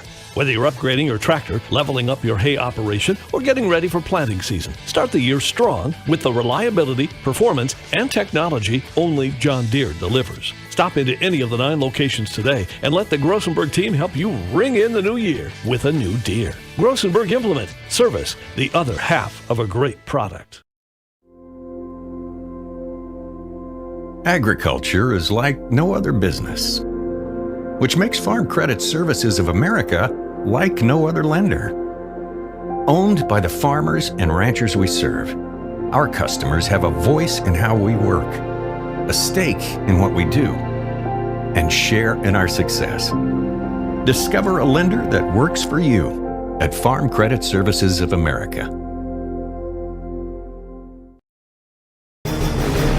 Dakota Land Birdseed in Vivian is proud to bring you this Lyman Raiders game. Dakota Land Birdseed, a locally owned business producing South Dakota product to rent from our own land. Dakota Land Birdseed, currently buying sunflowers and millet from area producers. Call them and find out more at 683-4175. Proud of the successes and the hard work, Lyman Raiders Athletic Show in and out of school activities. Dakota Land Birdseed is behind you, and good luck Raiders! Fentanyl is a powerful synthetic opioid, up to 100 times stronger than morphine. Even a tiny amount can be deadly. It's often mixed with other drugs without your knowledge, increasing your risk of overdose. Protect yourself and your loved ones and avoid unknown substances. Stay informed, stay safe, and remember, one pill can kill. For more information on fentanyl prevention, visit your local health resource or speak to a healthcare professional today. This message was brought to you by the Great Plains Tribal Opioid Response, so that the people may live. This broadcast of the Lyman Raiders is brought to you in part by Rumen Ag and Pioneer Seeds in Presho. Craig and Logan Rumen proudly support Lyman Raiders athletics and activities. Contact Rumen Ag today for all of your seed, chemical, and crop consulting needs. If you're looking to maximize your yields, Rumen Ag is your local Pioneer Seed dealer. Good luck, Raiders. From Craig and Logan Rumen of Rumen Ag Pioneer Seeds in Presho. Hutch's Cafe off I-90 in Presho opened in 1955 and has been family-owned since 1967. Open Wednesday through Sunday, 7 to 2, and for private parties upon request. Hutch's Cafe is a true piece of Americana preserved with their small-town atmosphere, exceptionally warm and welcoming service, and their delicious food. Hutch's is a proud supporter of all Lyman Raiders and Lady Raiders activities and invites you to stop in before or after the game. Everyone at Hutch's says, "Go Raiders!" There's a lot of uncertainties in farming and ranching today, but one thing is certain. Statewide Ag Insurance in Chamberlain, Winter, and Mitchell are your crop and livestock insurance specialists. Statewide agents have a background in agriculture and work hard to provide growers and ranchers with risk management plans and insurance coverage that fits their business needs. From hail insurance, livestock revenue protection, to multi-peril crop and revenue insurance, Statewide will help you with the right decisions. Statewide Ag Insurance in Chamberlain, Winter, and Mitchell. Locally owned, your dependable partner in crop and livestock protection and equal opportunity provider. Welcome to Buoie Foods at Al's Oasis Plaza. My great-grandfather, Gus Buoie, opened the first store in 1905. I'm R.F. Buoie, the president of Buoie Foods. We aren't your typical store. You'll find everything you need for your family. You'll save money, and I promise you're going to enjoy your grocery shopping experience. We carry a lot of locally produced products and some things you just aren't going to find anywhere else. South Dakota owned, family owned, Buoie Foods. Vivian Ag is proud to offer pre-built, proven-to-work seed mixes from Renovo Seed. They offer simplified solutions for all your forage, cover crop, and conservation seed needs. Take the guesswork out of your crop plan with Renovo Seed from Vivian Ag. Contact Logan Anderson at 605-216-8586. 605-216-8586. Renovo Seed. Renew, revive, repeat. What if the market shifts? What if the margins on your farm keep getting tighter? Simplot Grower Solutions is here to help. Simplot Crop Advisors know South Dakota corn, soybean, wheat, and other crops like you do because they live and work here. So, even if the market shifts or the margins keep getting tighter, you'll have the insight and support to keep moving forward. Simplot Grower Solutions. Dehis Processing, LLC, located just north of exit 265 in Chamberlain, is a custom-exempt licensed processor with a large retail base of beef, pork, lamb, chicken, fish, and shellfish. Tina, Lee, and the crew invite you to come in and try their 36 different flavors of brats, 17 flavors of marinated chicken breasts, and 7 flavors of marinated steaks and pork chops. Don't forget sticks and jerky are available too. Everyone at Dehis Processing would like to wish their students the best of luck in all their activities. Elite Renovations is your trusted partner for comprehensive home improvement services in Mitchell, Platte, and the surrounding areas. With over 2 decades of experience and a team led by an owner with a degree in architectural engineering and construction management, we bring expertise to every project. Our specialized crew members are equipped to handle a wide range of renovations, from roofing and siding to complete kitchen and bathroom overhauls. Find out more by visiting our website, elitereno-st.com, or give us a call today. Hopkins Plumbing in Chamberlain is more than your full-service plumbing professional. They offer heating and cooling solutions from Rood and Coleman. And don't think they forgot about our furry friends, livestock and horses, who need access to clean water too. They're a premier dealer of Ritchie water tanks. Call them today to take care of all your water needs, inside and out. Hopkins Plumbing of Chamberlain is a proud sponsor of local sports and activities on Live Ticket TV.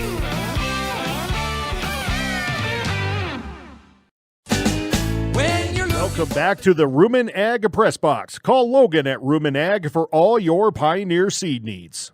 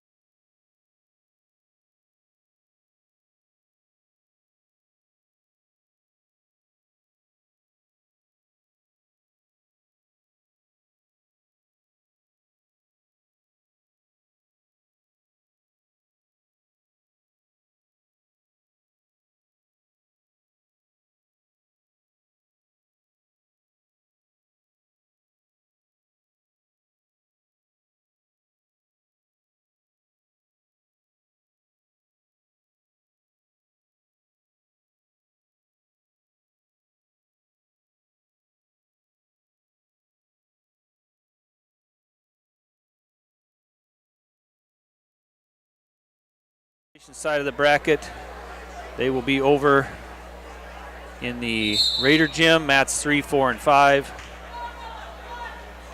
Kick it off here at 106 pounds. Mat 1, that's Apollo Willowhite, a winner. Currently ranked number 1 in the Bs. At 106 pounds, he's wrestling Willie Miller of Kingsbury County. Mat 2, you have Cole Scott out of Custer. He's taking on Noah Horsley out of Pier TF Riggs. Scott currently ranked 3rd, I believe, at 106 pounds. Yes, Horsley not currently ranked. And like we said, over in the Raider Gym, that's your Consolation side of the bracket. Mats 3, 4, and 5. Bentley Verink of Kimball White Lake Platte Geddes, Drake Mitchell of T. Mat 4 is Cooper Stiles of Kimball White Lake Platte Geddes, and Kingsbury County's Garrett Smith. And on Mat 5, Rowdy Shrimp of Cheyenne Butte, Dupree Teospatopa, wrestling Logan Josephson of Kingsbury County. So Mats 3, 4, and 5 in the Raider Gym, that's Consolation. And here in the Gardens, we are quarterfinal matches at 106 pounds. And Apollo Willowhite out to a commanding lead here in the first period, 12-3, 38 seconds to go.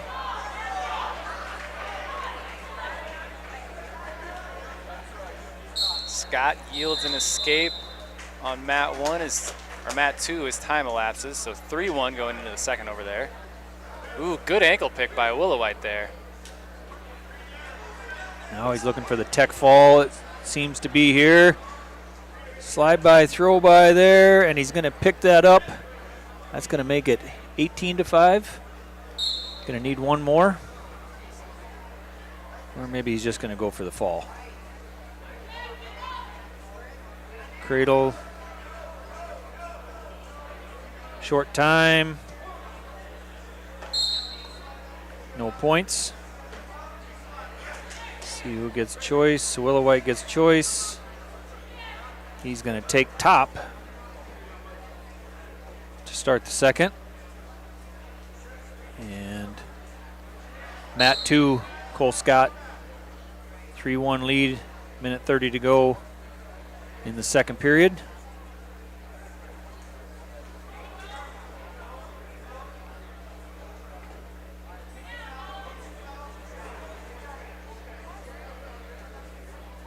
Apollo 19-0 on the season, looking to pick up his 20th win here.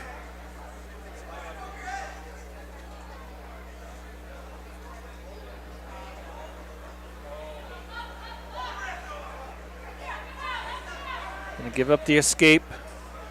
Makes it 18-6.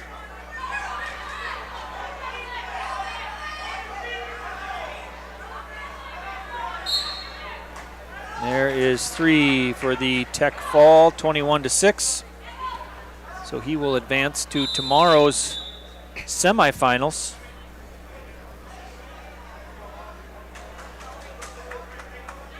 And he will face the winner of the match on Mat 2 between Horsley and Scott.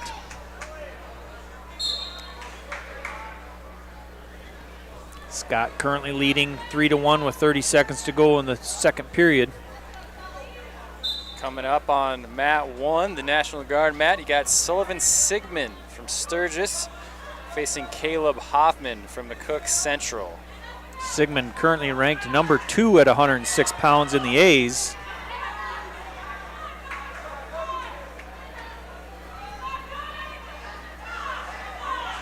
Hoffman not ranked in the Bs.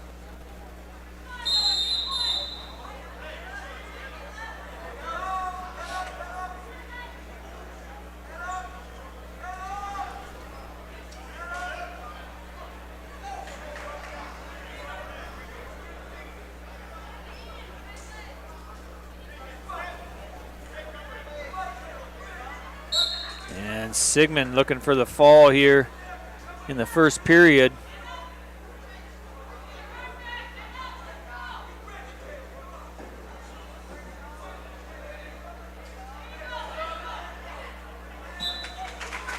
And he picks it up. So some pretty fast quarterfinals so far in 106. And then one that's still kind of a barn burner over there on mat 2 with Scott and Horsley. Up next on mat 1, we're going to have Bodie Walker, number 2 out of Canton. Actually, this is 106B, so we're going to hold off on that. Not so fast. I looked at it and thought, Canton got another new singlet? Not Canton. No. It's not them going with the baby blue.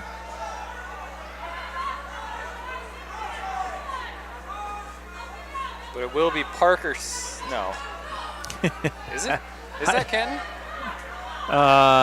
It is. Yes, actually it is. All right. Canton. So they are going with the baby blue, another new singlet. So baby blue singlet is Parker Sayre from Canton facing August Stofferon from McCook Central. Scott still with the 3-1 lead, 40 seconds to go in the third period.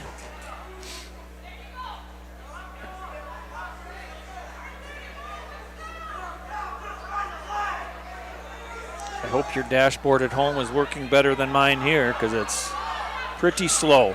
Oh, good. Good. Yeah. We always seem to run into this where you get enough people in one gym and the internet connection starts to slow down. Yeah. It had been working well all day, so I'm not sure if it's just a minor glitch or. Oh, Scott maybe picked up too near fall to make it 5-1 as he advances. So Scott of Custer over Horsley of Pierre. Scott and Willowite in the semifinals at 106 tomorrow. So coming up on mat 2, now we'll have Bodie Walker, the number 2 ranked wrestler in the state from Canton, facing off against Braylon Hoyer, the 7th ranked wrestler in the A's from T.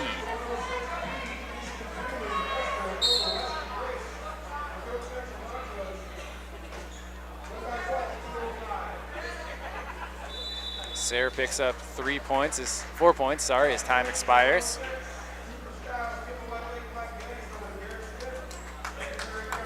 Bring that score 6-3.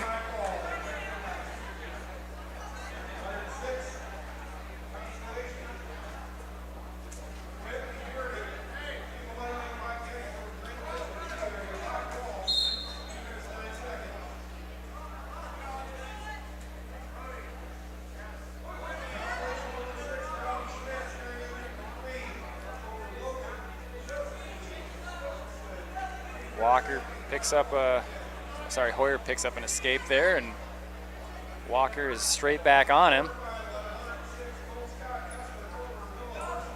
3-1 there on mat 2.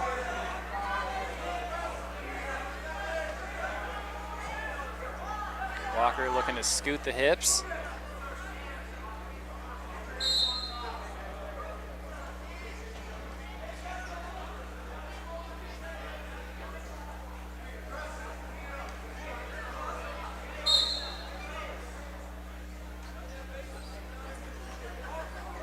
Good re-attack by Walker there. Currently leads 6-1 now.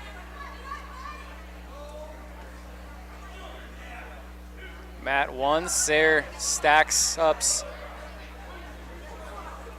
his opponent for some back points.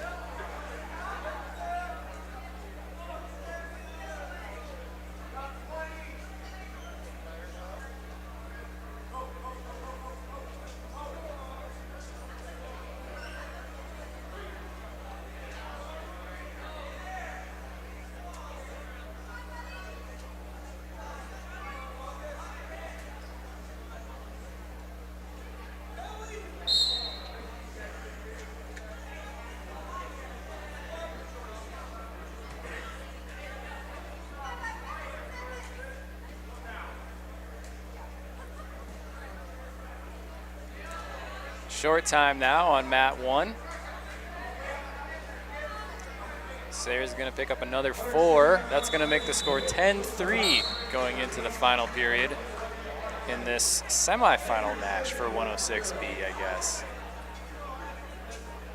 Being a 16-man bracket, they might have just decided to run them all the way to places. Or yeah, maybe that's what they are going to do with that. That is correct. I do recall that conversation at the seed meeting was that they were going to run this all the way through and finish this bracket today, I believe.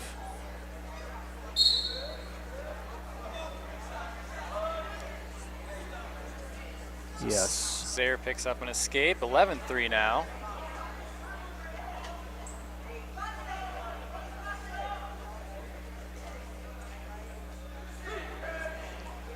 Walker picks up another takedown on mat 2, so currently he leads Hoyer 13-2.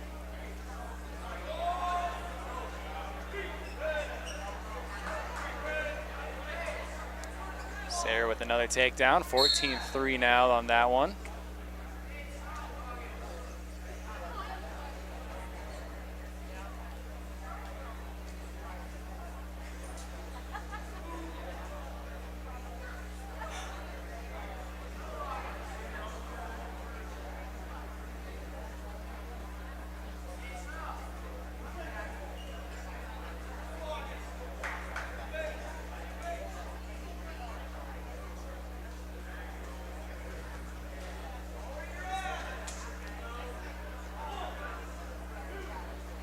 And over there in the Raider gym, just a reminder, those are all your Consolation side of the bracket matches. Mat 3's at 106B, Braden Moeller of Kimball White Lake Platte Geddes and Wyatt Vandenhoek, also of Kimball White Lake Platte Geddes. Mat 4 at 113, Dom Warrior, Pine Ridge, currently losing to Hazen Rutz of Hot Springs. Looks like that match is over. And on mat 5, Jackson Trant of Custer, trailing Xavier Sanchez Gonzalez of Shine Eagle Butte Dupree, Teospatopa 3-0. And here on mat 1 in the Gardens, that's Parker Sayer over August Stoffren of McCook Central Montrose to advance to the finals of the 106B bracket. Mat 2, we still have Hoyer and Walker. Walker leading 13-2 going into the third period.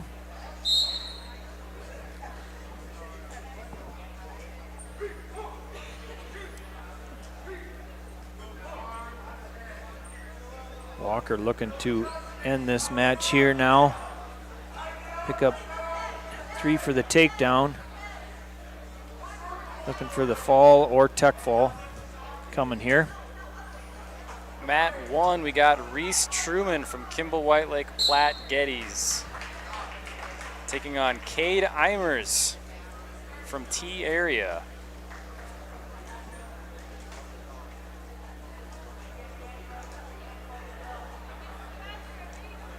Truman ranked 5 in the B's.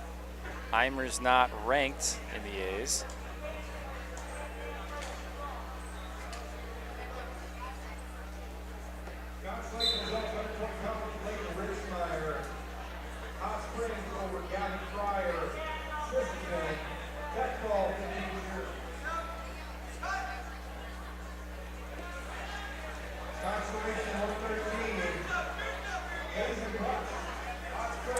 And on mat 2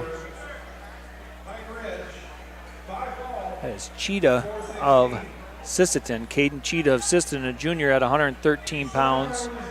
Currently ranked number 1 in the B's. Wrestling Tommy Stute of New Underwood, freshman. Stute not ranked.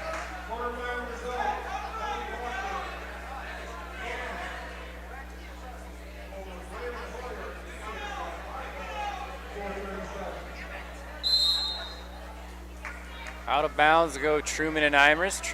Truman with a 3-point lead currently.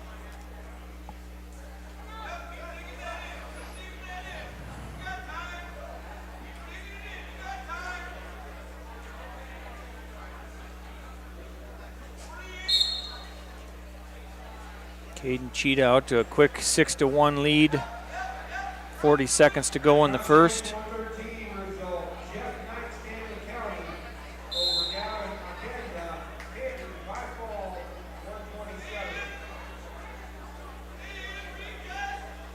And Reese Truman gets choice. He defers. Cade Eimers will choose bottom to start the second period on mat 1.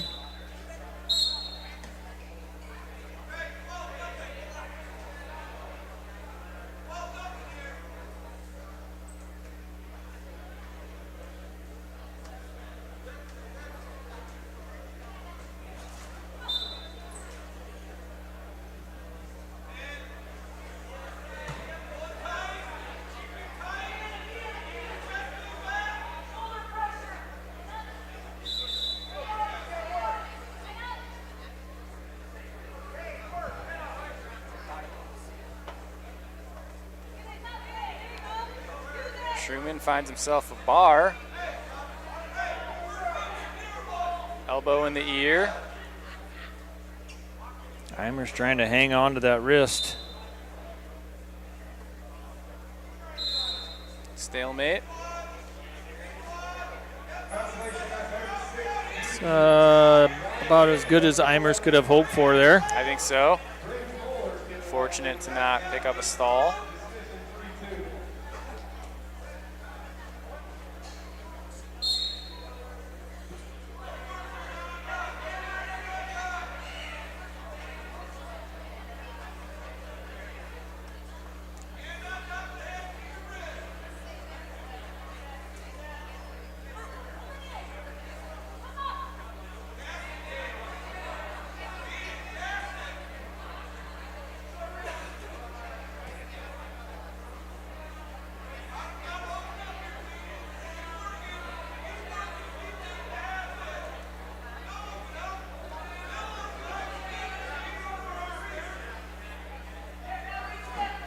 .30 seconds now on mat 1.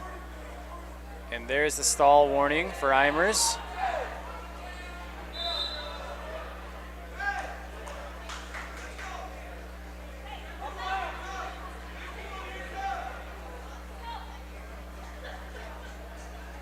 Over on mat 2, we're 50 seconds to go in the second period. Caden Cheetah still leads 8-1 over Stute of New Underwood. Picking up a few near fall here.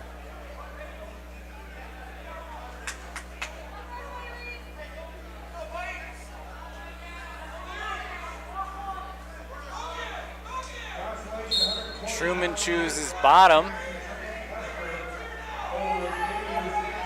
here on mat 1. See what Eimers has that he can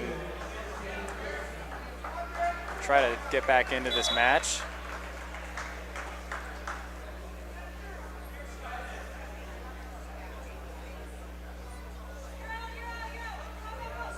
Good mat return.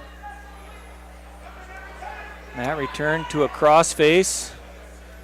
Eimers working hard here on top. He's down 3-0. Cheetah does advance over there on mat 2.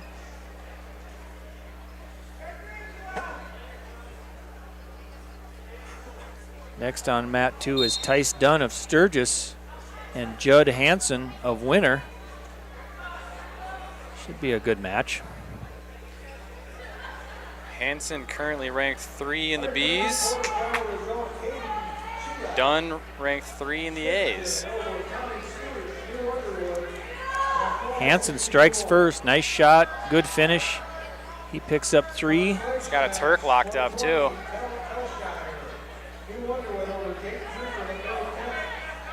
He's close. There you go. Sweep the face. Yeah. Trying to collect that shoulder. And he's going to get a couple. No. I think he got at least a 2 count on that. I don't know if they, I think he stopped both times, or actually I think he might have done it 3 or 4 times, but I don't think he ever put 2 together. But, well, we're both wrong. They were all four together. Okay. Well, that's our fault. It's definitely not possible that the referee just stopped swiping. Yeah. Come on, swiper. No swiping. So Hansen leads 7-0.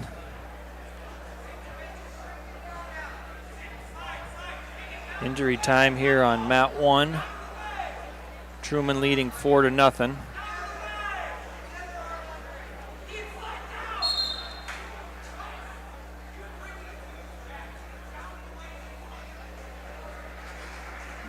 Quarterfinals, where the coaches start to get fired up.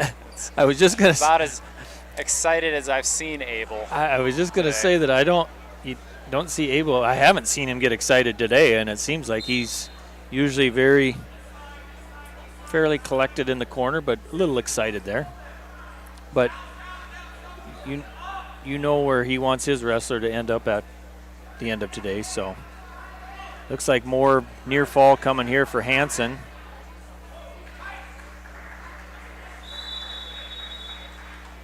Another 4 near fall. That makes it 11-0 to end the first period. Very strong first period here for Judd Hansen of Winter.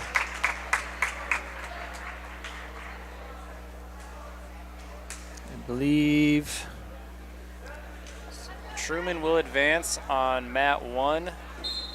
Injury default on Eimers.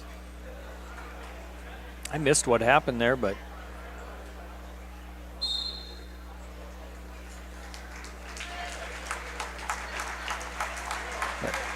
on mat 2 there, Tice Dunn got choice, and he went top. He apparently did not. Doesn't want to go back on the Doesn't bottom. want to go back under Judd Hansen.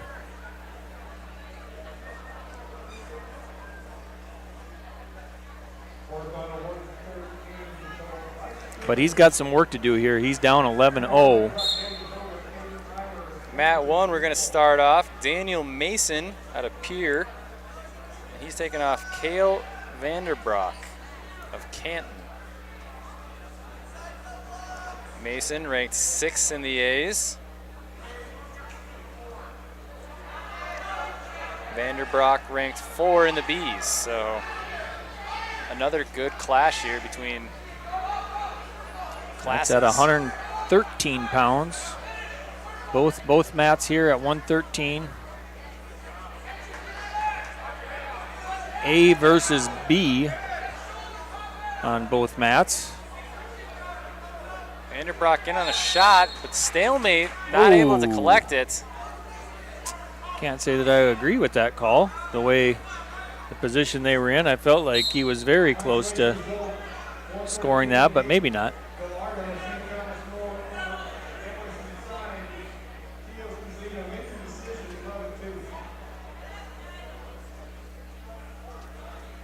Tice Dunn able to get a warning for stalling is all so far on this second period. So Hansen will get choice in the third. It's still 11-0. Good shot by Vanderbroek again. Again, Mason really fighting off the hips. Still got the neck.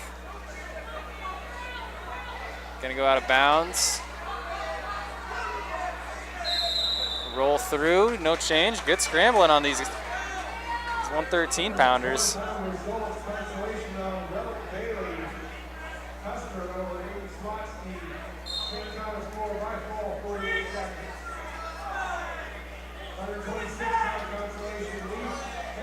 Vanderbroek a little slow to get back to the middle. Might have been a slight cut off of the blood circulation going to the brain there on that. Maybe. Another good shot by Vanderbroek. Short time here. See if he can finish this one. Mason fighting hard again, and I think he's going to get it that time.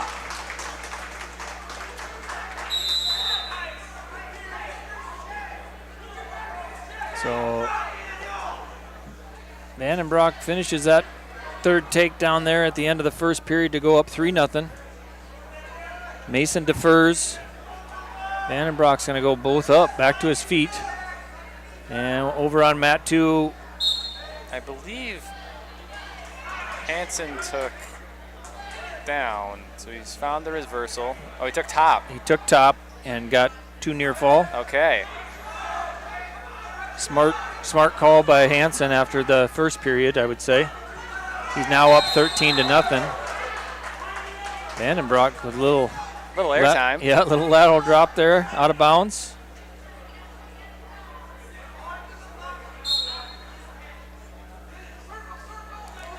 Hansen really showing dominance on top. You know, he got the takedown that we saw at the beginning of the match, but it's been all his top work since. He's going to be a problem going forward in this season. I would. If he's turning the number 3 ranked kid in the A's like nothing. Yeah, very solid performance here in the quarterfinals for sure.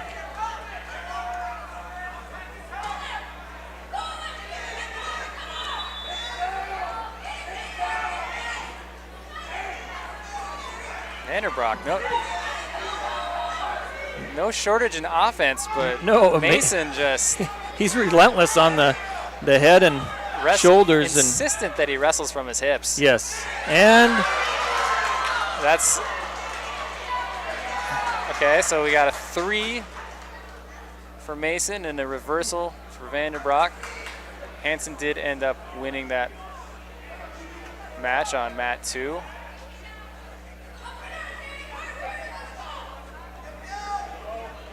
Now coming up on mat 2, Lyman's Riot Knipling.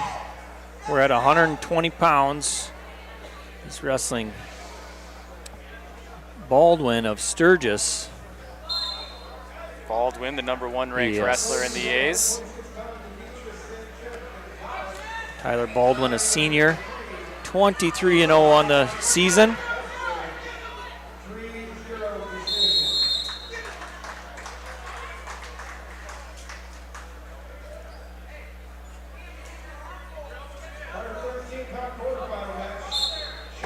Knipling, a freshman, 16-4. I think an honorable mention for the Bees at 120.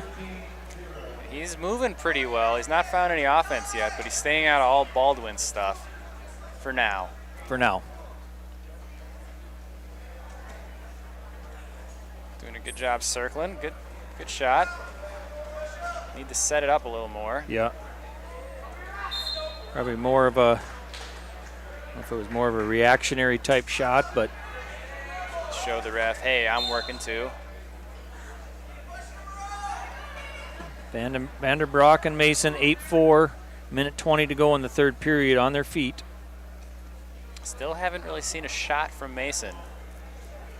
All high power hip tosses and slide by there by Tyler Baldwin to get the takedown over Knipling. 45 seconds to go in the first period.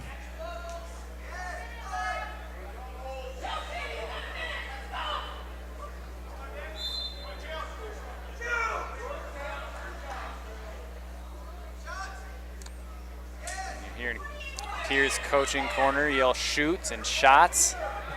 You're down 8-4. You got to make something happen here, not walk into another double. Now Vandenbroek in on another shot.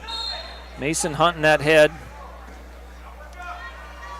from his butt. He's going to look to elevate again or roll through. But if you're Vandenbroek, you can give up the takedown there. 3 points will still win you the match.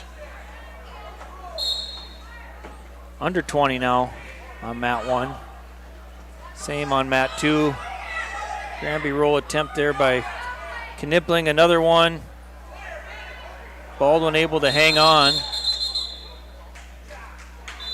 And 5 seconds to go yet on mat 1, and mat 2. Gonna go Knipling's choice.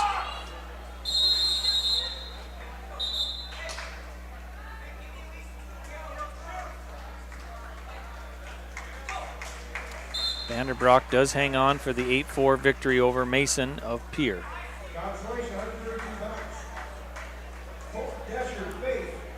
Good match by both guys. Mason can work a little bit more on his offense. Be fun to watch in the tournament.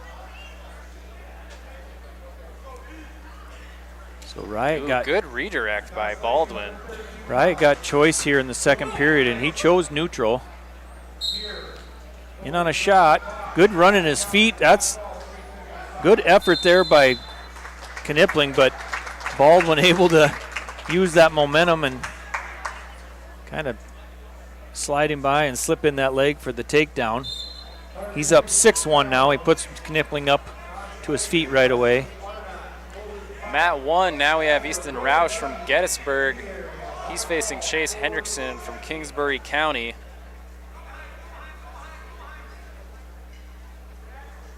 Roush, another honorable mention. Hendrickson, the 4 ranked in the Bs.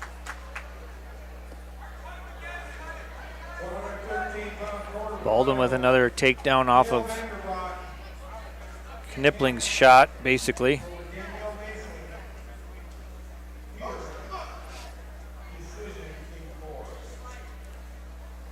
Can appreciate Riot, you know, taking some shots and trying to be aggressive in this match. Hendrickson locks up the takedown on Mat 1.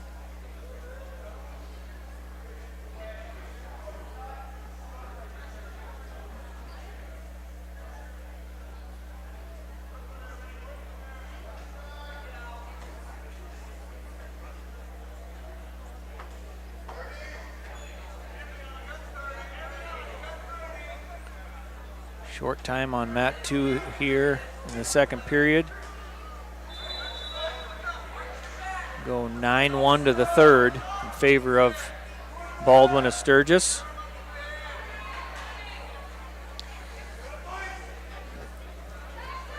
Baldwin will take down.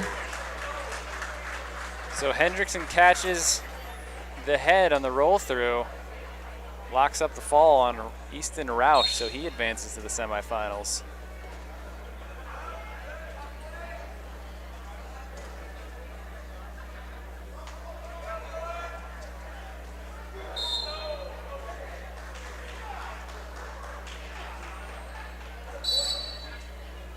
Now we have Aaron Halber from T taking on Gable Urig from Pier. Urig ranked 5 in the A's.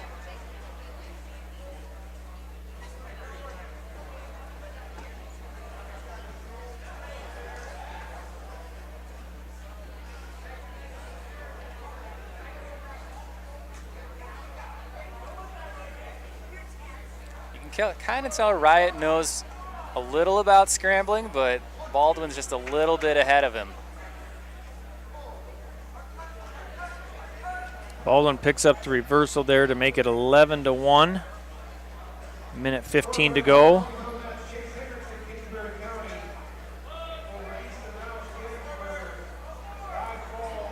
Urig finds reversal or back points on Mat 1, so 7-0 over there. Locks up a cradle. Looking to end this one early. And then he gets the pin in a minute 5. Gable Urig goes on.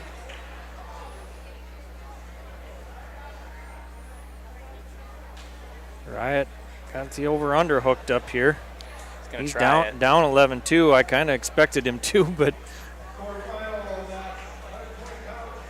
Baldwin's just so quick on his feet. yeah, he is. He's very solid. Probably why he's currently ranked number 1 at 120. I would imagine that has something to do with it. I don't know if he appreciates Riot's effort as much as we do. Mat 1, we have Rauken Robbins, a winner, taking on Cooper Abel of Pier at 126.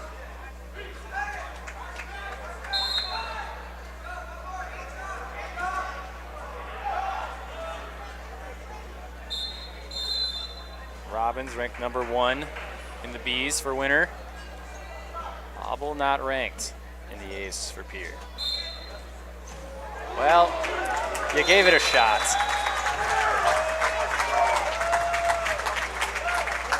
Not sure if that was in time or not, but not that it matters.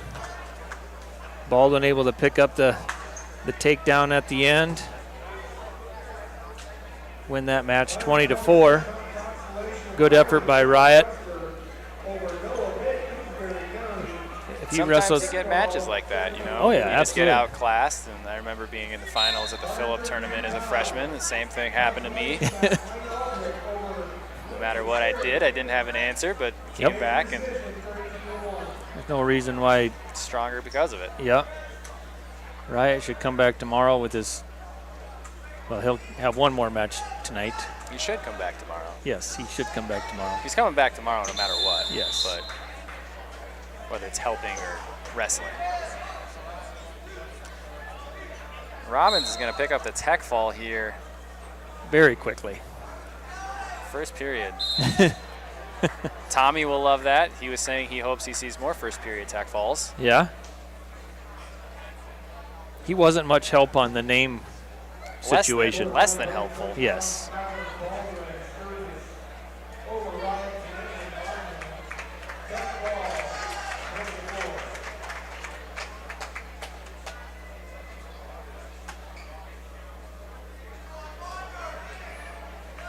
Now on mat 2 at 120 pounds, Ruger Smogoff of Bennett County, sophomore wrestling Giles Auble, sophomore out of Pier. Giles up 3-0. Mat 1, we got Bodie Minder of Pier. He's taking on Gunnar Schreiber of Stanley County. So a little river battle there for you. Yes. Minder ranked 7 in the A's.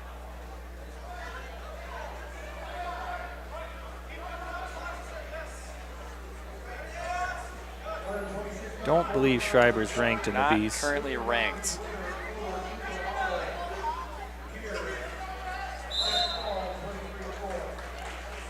Binder is already all over him with at least 4 points worth of near fall. 7-0.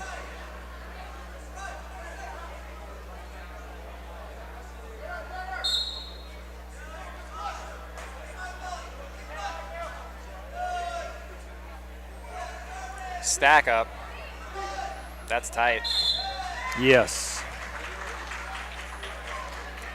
So Bodie Minder of Pier will advance at 126 pounds.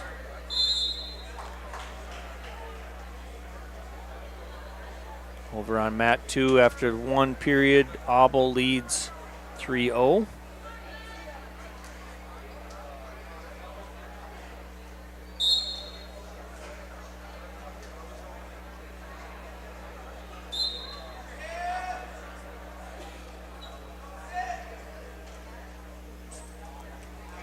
Now we're going to have Gus Tobin from Winter taking on Walker West of Pier.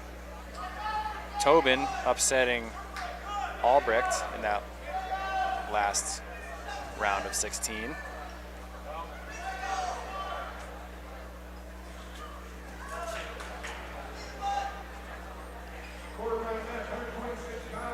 West currently ranked 7 in the A's.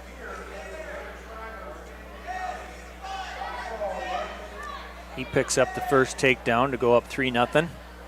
And over on mat 2, Auble, Giles Auble also picks up another takedown to go up 6-0.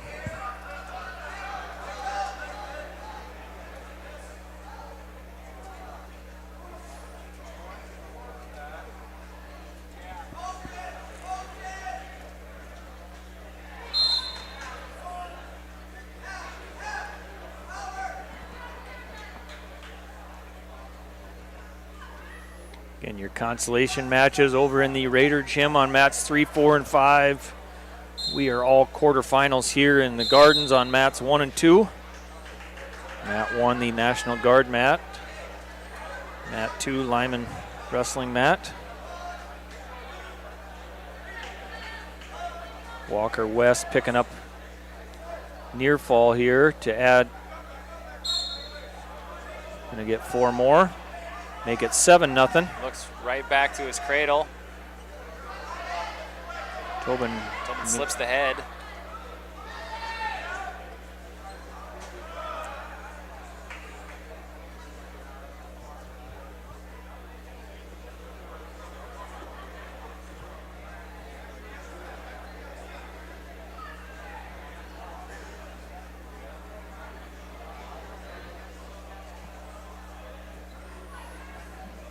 Over on mat 2, they're going to end the second period. Auble still up 6-0. It's going to be Auble's choice, and he's going to take top. And in the second period, looks like Tobin chooses neutral, both up. Good shot by West. Caps the leg. Works his way up the body. 3 points, 10-0.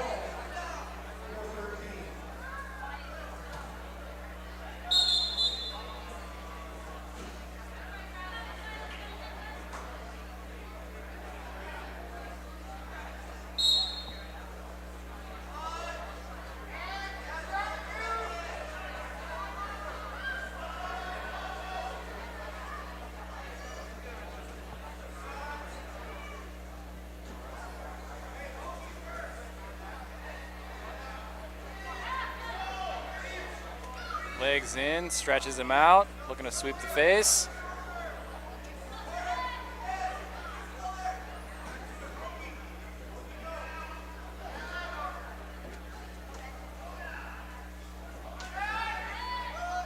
Finds a cradle. That's pretty tight. Lets it go for some reason. And on mat 2, Smokeoff giving himself a chance here now. It's now 6-3. He's on top, get with the reversal there. Under a minute to go, he's down by 3. Got a little ball and chain going here. Monkey tail, whatever you want to refer to it as. Call it whatever you like. Walker West does pick up the fall over Gus Tobin, so he moves on.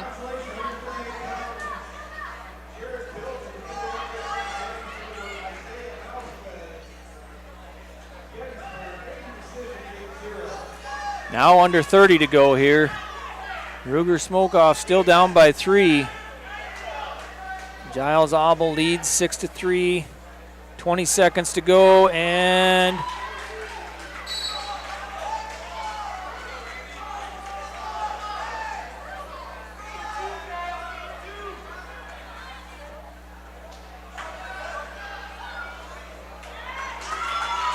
Giles hitting a little cradle roll through there at the end to hang on for the 10-3 victory.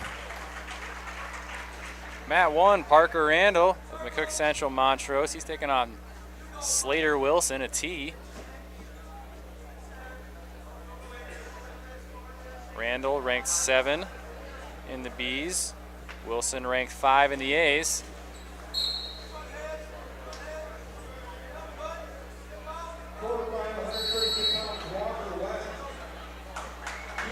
And on mat 2,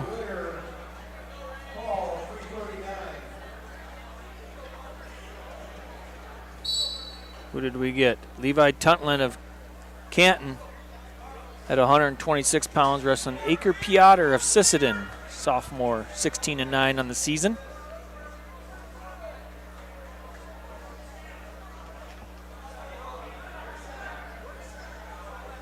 Neither wrestler currently ranked, but that doesn't mean they won't be a little later.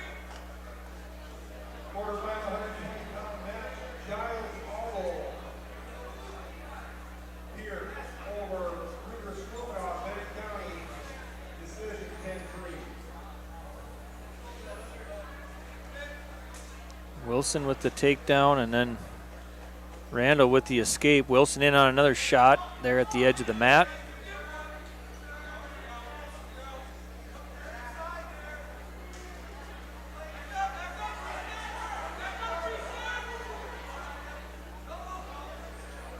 Finds another takedown.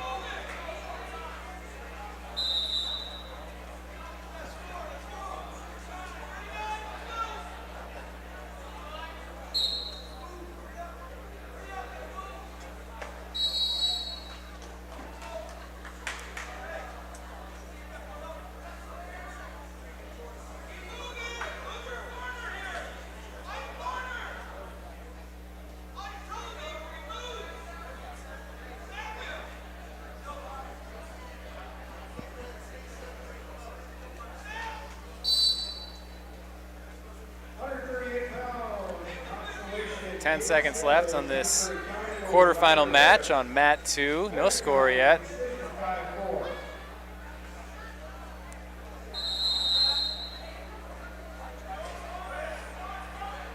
So they will start the second. All square at 0. Piotr had choice, he deferred. Tuntland takes down.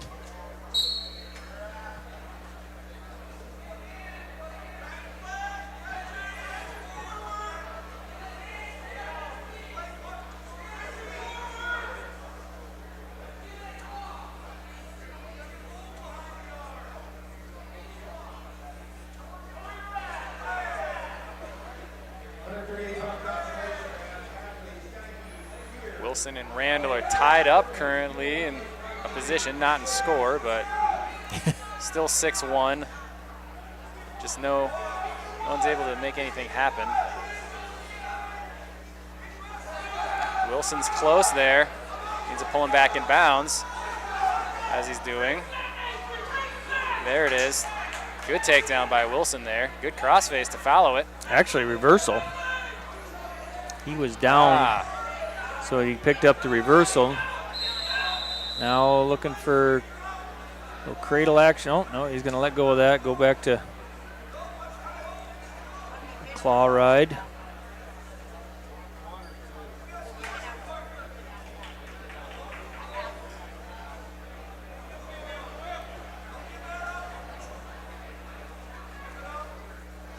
Ten seconds left on mat 1 this second period.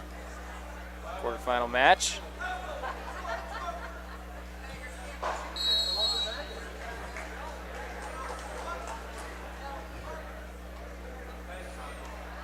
Randall's going to go on the feet. I don't believe that served him very well so far, but Randall didn't seem to like the down choice much either. yeah.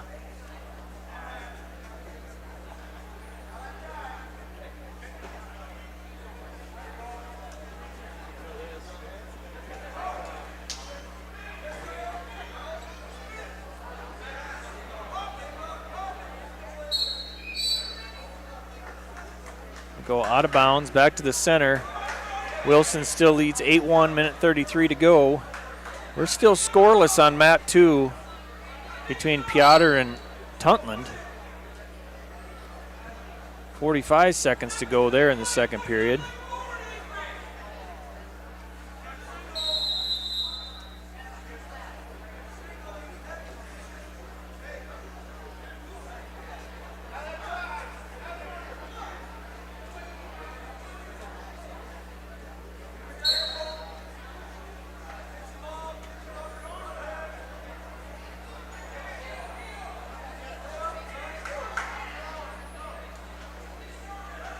Good movement by Wilson here on mat 1. Randall just looking to make something, anything happen. He's not able to get Wilson out of position. I would definitely say from what I've seen so far that Slater does not tend towards the junkyard dog etiquette. No, it doesn't seem like it. He's fairly offensive right away and stays that way.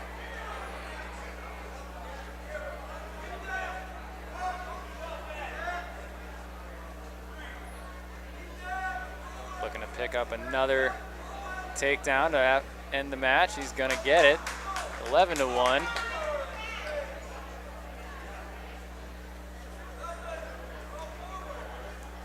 More blood time on mat 2. Piotr had an elbow taped at first, now it's his face. With the full head wrap. It's a good look. Yep. I always liked it in college. Very intimidating. Yeah, you feel tougher. Whether it makes you tougher or not, it's another thing.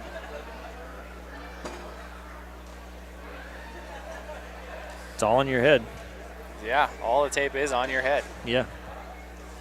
Moving into 138 now. We're going to have Tyler Woodring, the number 1 ranked wrestler out of T, returning state champion. He's taking on Luke Olson of Mobridge Pollock.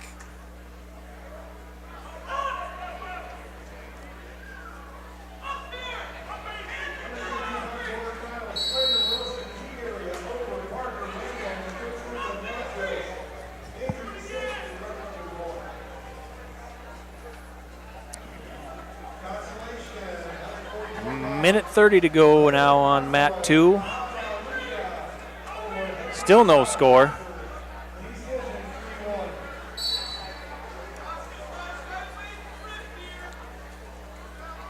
One thing we know about Woodring on mat 1 is he will score points and most likely look for a fall. I remember last year, I think, was the first time he didn't get a fall in the finals, and he was upset about that. Yep. I believe you are correct. I think this year he's not had as many falls, but still. I don't know if that's quite his goal anymore, but Yeah, he's still been dominant. Yes. Good headlock there on the side of the mat. I think I hit a headlock there once.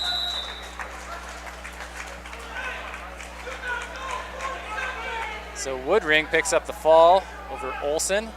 He'll advance on.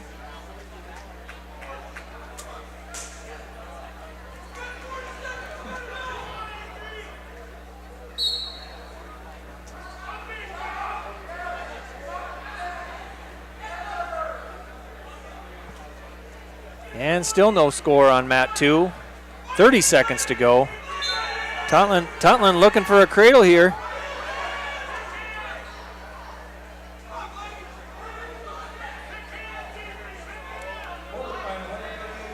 Mat 1 is Blake Steiner, Assistant, and Whit Myers of Stanley County at 138 pounds. Steiner, an honorable mention at 138.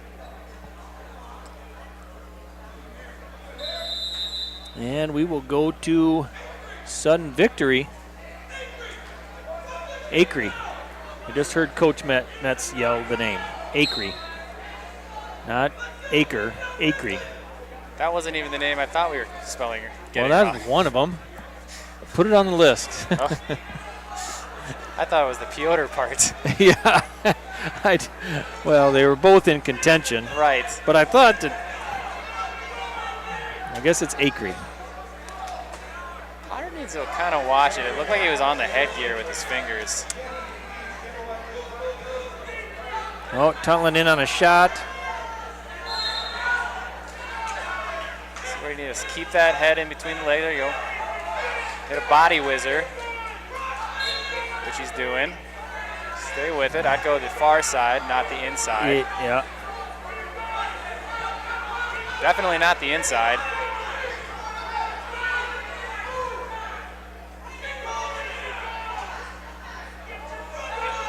Short time here. Very short time. He's close, though. Nothing. I think I would agree with that. I don't think I'd give the 3 yet.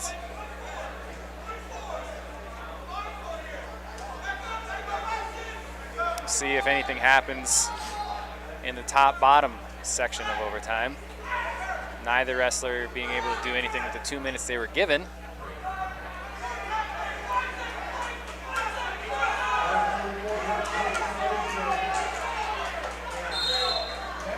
No points in the first period on mat 1 either, between Myers and Steiner.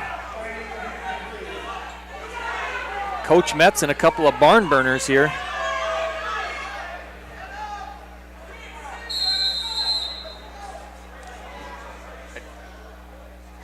Oh. What do we have going there? Stall? Gave him a stall call, and that was apparently the second one for a point. So now Tutland has a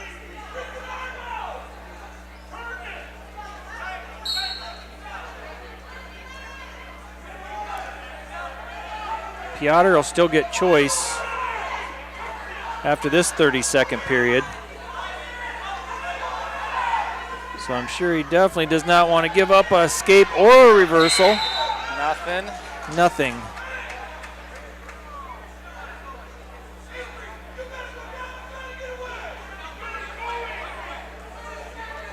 I like the tripod by Tuntland. I don't like that Piotr can't seem to figure out what to do from there. Tuntland goes for a cradle. Piotr, instead of standing up with it, chooses to reach across the back.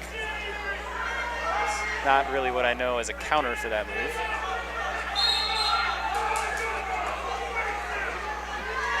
And he's gonna give it up. And you hear the gym erupt with the Canton fans. So Levi Tuntland wins in overtime over Agtegra Piotr. Matt won. Myers with a 1-0 lead over Steiner.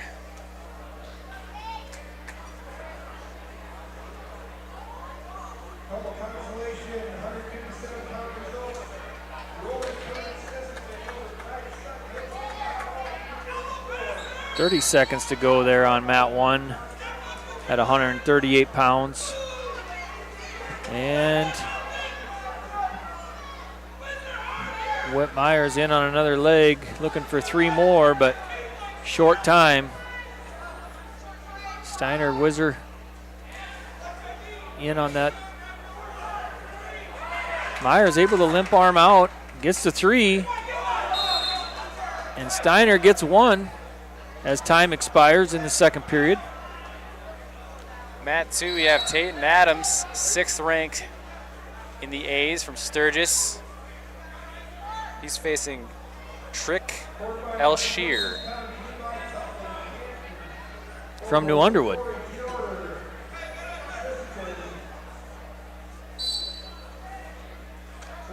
That's a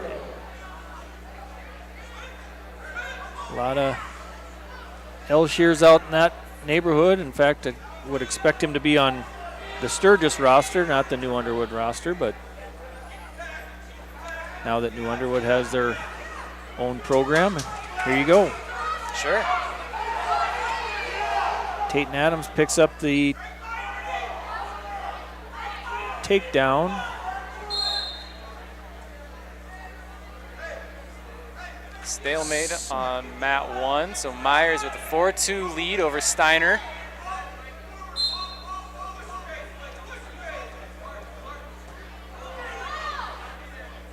Half shot by Steiner.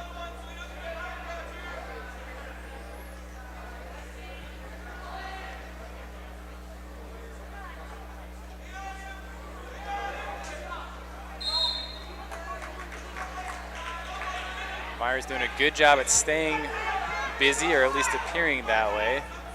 Shots on the edge of the mats are a good way to do that. 1 minute to go in the third period there. Good low single.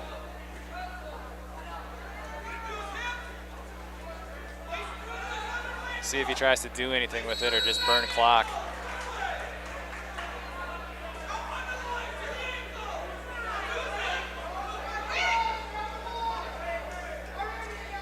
If he's trying to finish, what you want to do now is get your ankles under you and submarine that.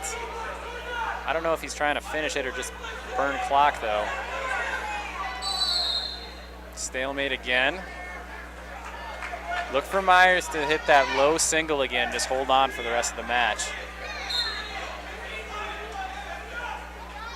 Steiner with a shot. Not a lot of setup to that shot of Steiner's though, so not able to get in deep at all. There's a stalling call. It's fine, he can eat one of those. So Whit Myers will advance to the semis over Blake Steiner of Sisseton. Mat 2. Adams of Sturgis leads 5-1 over Elshear of New Underwood.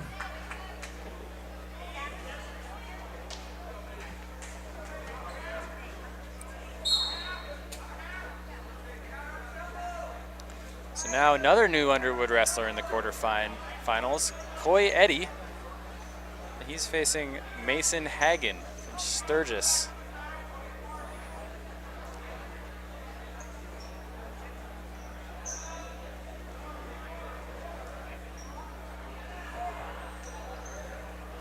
Hagen not ranked for the A's. Eddie not ranked in the B's.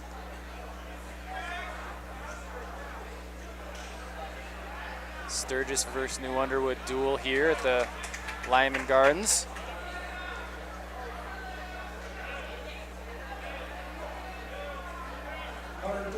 Adams looking to score some back points here. Hagen is ranked number 3 in the A's. Is he? Yes, at 138. Yep. You're right.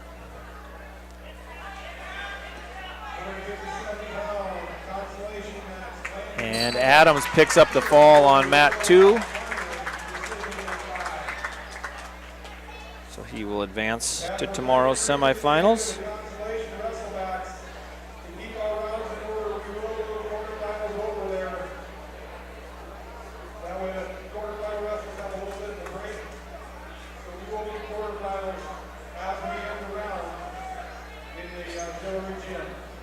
So we did here, just to keep things rolling as we advance through these quarterfinal matches and the consolation matches over in the Raider Gym.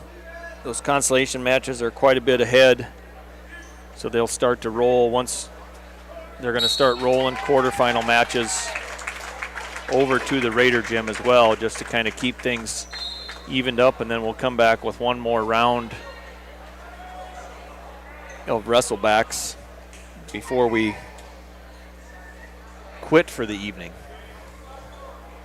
Are we going to get out of here by 6:30?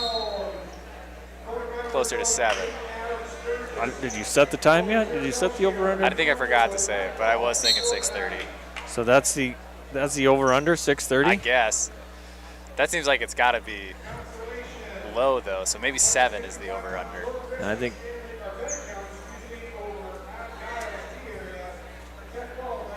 Well, if you're going to set it at 7, I'm taking the under. Taking the under? Yes. All right. I love it when they take the under. Alex Odakoven Appear. He's currently ranked number 1 in the A's. He's facing off against Shane Sayre from Canton. Mat 2, that's Parker Graveman of Sturgis. I believe number 3 at 132 pounds. He's wrestling John Ryder Weiss, a freshman out of Hot Springs. Weiss is an honorable mention in the B's. Graveman ranked 3 in the A's.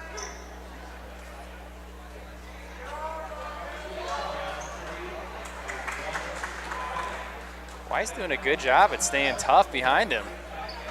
Yeah, as we discussed earlier, I think Graveman, goes out and scores a lot of points, which it's 10-6, but Weiss kind of hanging in there. Now 13-6. But Odakoven comes out and picks up the fall in the first period over Sayre of Canton.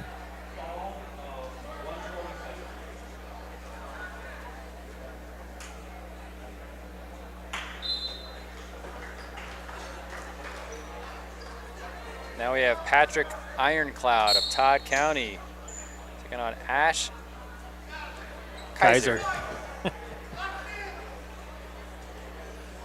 That's a test for Casey. Yeah. He's been saying it wrong his entire life.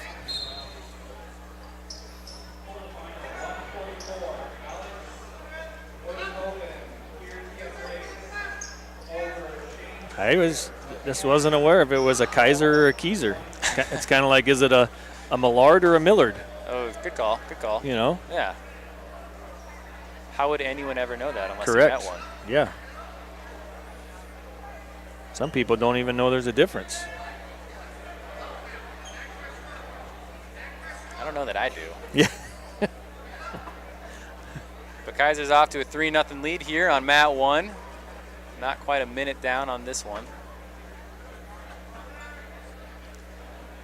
Graveman now sits 17-6 over Weiss, Hot Springs. Second period there. Gives him the escape. This is why Graveman has so many points, I think. Yeah. And is sitting at number 1 right now in points scored. Or takedowns, at least. Yeah, takedowns. I thought his name was on a couple of those lists, other lists too, for like, I mean, he just puts up a lot of points in matches, so, which is, I mean, I'm sure the coaches appreciate it. And back to the center, 41 seconds to go in the second period, 17-7 for Graveman. Kaiser leads 3-1 over Ironcloud. Short time there in the first period on mat 1.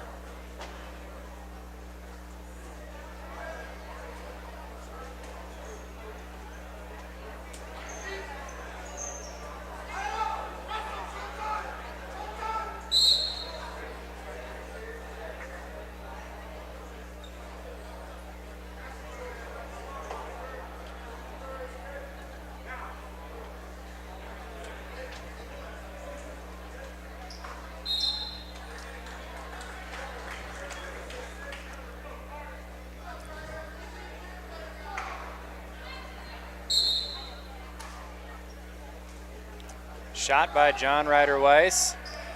Needs to make something happen. Down by 13. Kaiser finds an escape on mat 1. That's 4-1 on that match. And there's the tack.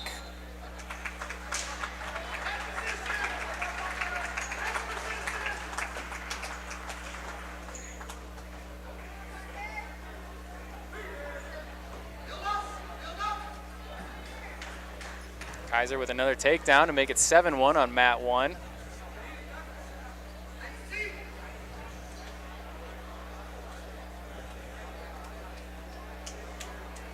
Back to work on top.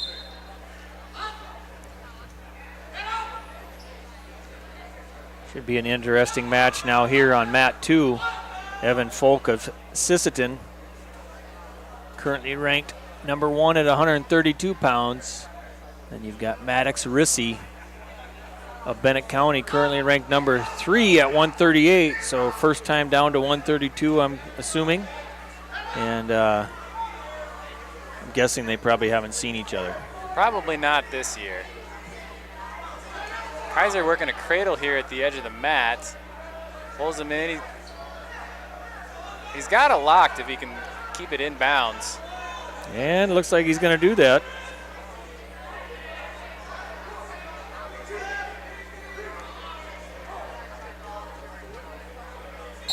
And there's the fall.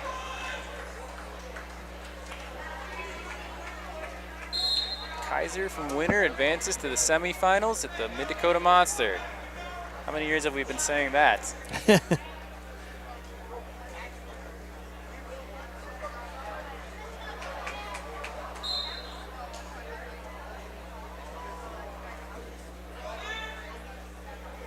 Rissy picks up the first takedown on mat 2, take a 3-0 lead. Mat 1, we're gonna have Riley Scott of Custer. He's facing Josiah Drummer of Sturgis. Nice little cross wrist there for Rissy to pick up 4 near fall. Looking forward again. Folk able to fight it off. They're gonna go potentially dangerous. Back to the center.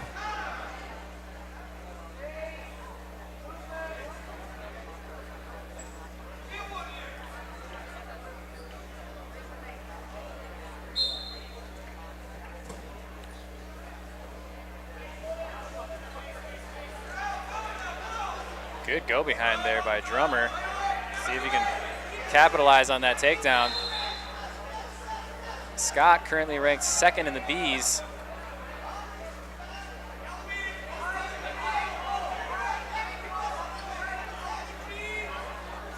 Uncomfortable looking scrambler. Yeah. Scott is able to pick up the 3. Right into a Double wing. Yeah. Not where you want to find yourself after a scramble. Oh.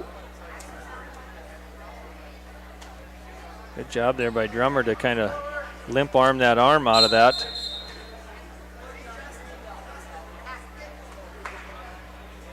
And Rissy now up 7-0 to close out the first period here, I would say. A little caution there.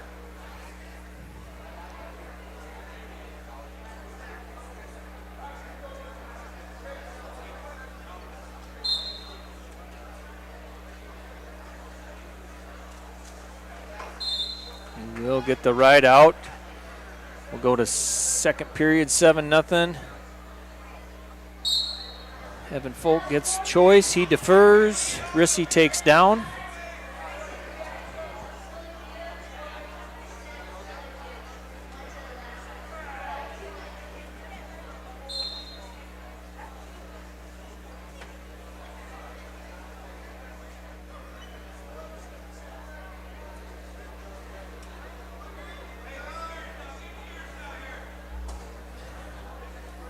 Time's going to run out here on mat 1.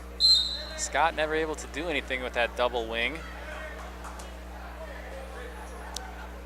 Rissy did get the escape. He's up 8-0 now.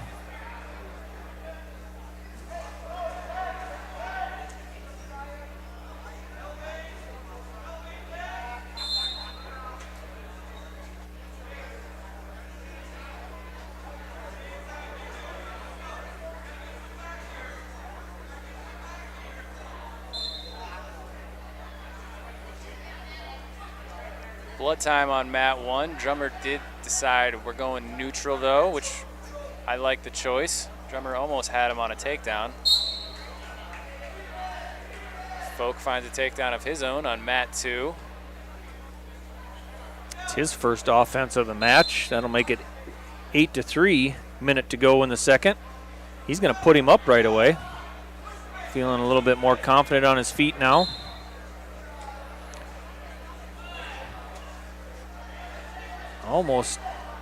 Rissy almost got that slide by, and Folk's going to turn it into another takedown. Now 9-6, 50 seconds to go in the second.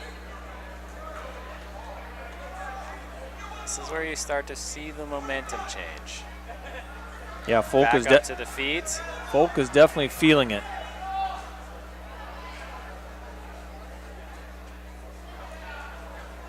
(10-6), 30 seconds in the second.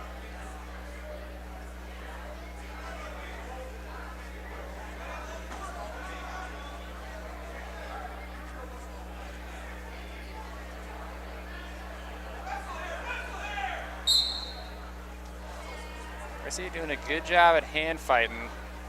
Folk doesn't really like it that he's got his fingers, and he's kind of waved at the ref a few times. The ref has stopped and told him to stay off it at least once. So Folk will get choice here in the third period. He's going to go down. And we're back to blood time in the... I don't know if I like that choice on Rissy. You're feeling it on top on your feet. I think I would have gone that way. Right, he got the last two takedowns there, and when Rissy got the takedown in the first, he rode him out, so. And that's not comfortable. Oh, it's going to go potentially dangerous.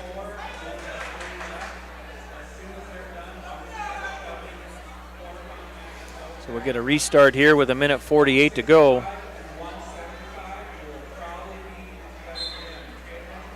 So they're going to start switching some of these matches around. You'll start seeing some of these quarterfinal matches show up in the Raider Gym over there on 3, 4, and 5. Try to keep you up to speed on that. Right now they are still consolation matches, but we will be getting some quarterfinal matches over there as well.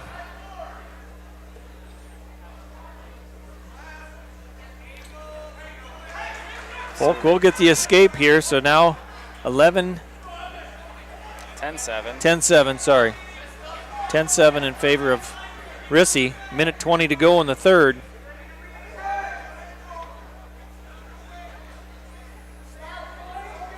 See if Rissy can get back on his attacks, or if he's just going to try to.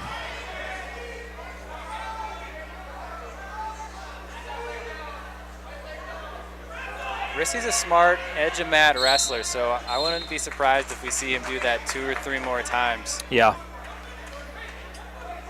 Yeah, he'll definitely play the edge, and if he needs to, he'll bail. If he can capitalize and score some points, he'll use that to his advantage as well. Scott and Drummer still 3-0 here in the second. Short time after a fair amount of blood time. Yeah, they've been close a few times to one of them scoring, but momentum keeps getting stopped by the blood.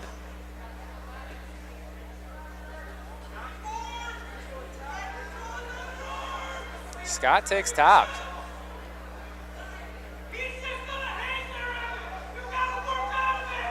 He's not wrong. He is just going to hang there unless you work it. Correct. But I think Rissy's well aware of that. He's got a plan. Folk in on a shot here. Wizard, though. Yeah, good whizzer. It's not 3.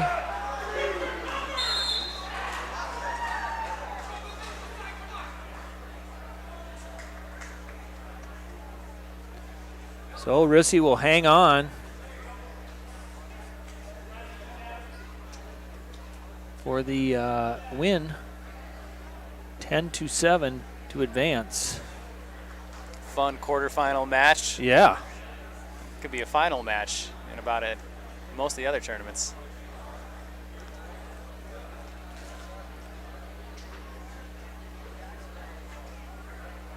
Scott still staying tough on top with Drummer.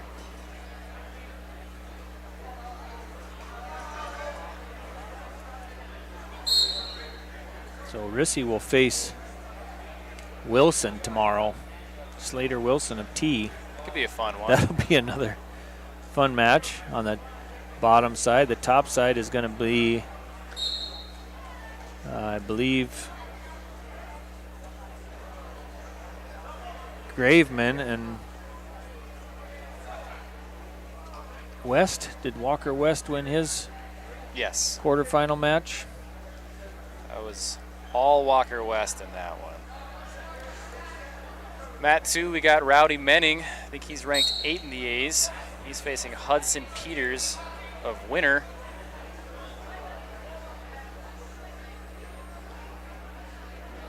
Honorable mention in the B's. Menning with a quick takedown here. Scott still riding tough on Drummer. Drummer not able to get really anything close to getting out of bottom here. No, he's been on his belly for most of this match.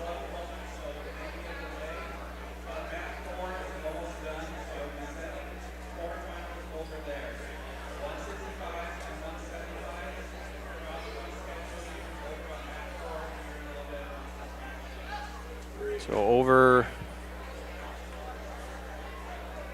in the Raider gym, they're going to start shuttling quarterfinal matches. I think it sounded like 155 and 175 will be the first ones to go there. Riley Scott does hang on to the 3-0 lead there for the win over Josiah Drummer of Sturgis.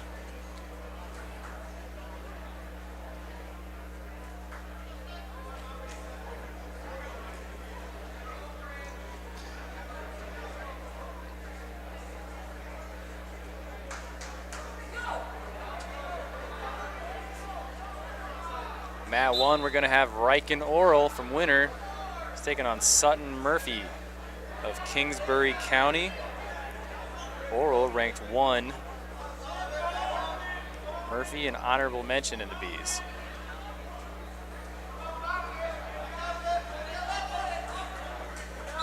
Oral picks up the takedown.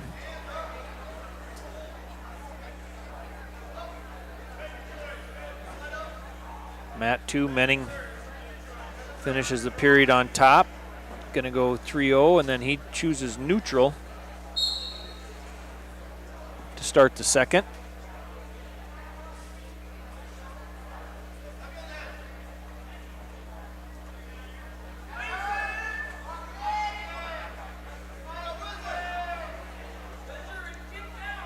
with a whizzer. I don't know if that's going to be enough to stop Oral. Good scramble, though. I don't think he wants to stay there long, though. No. About as long as Peters wants it to stay there. Giving up another 4 back points to Menning, so 10-0 over there on mat 2.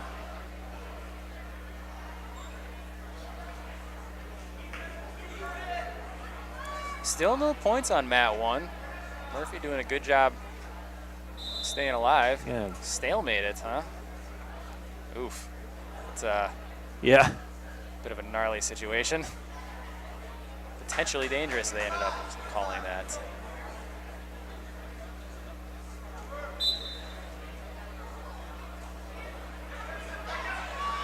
Good reshot by Oral. Good finish. Solid. Menning picks up 4 more. That'll make it 14-0. 30 seconds to go in the second period.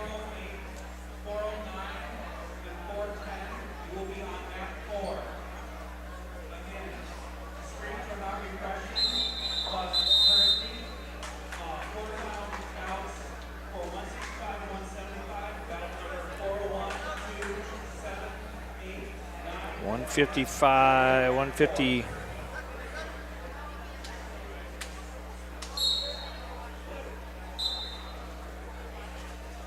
Which ones did he say?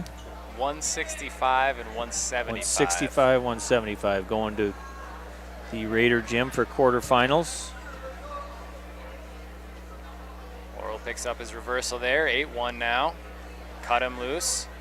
8-2. Go to the final period. Menning with a 14-0 lead over Peters, a winner. Peters going to take top.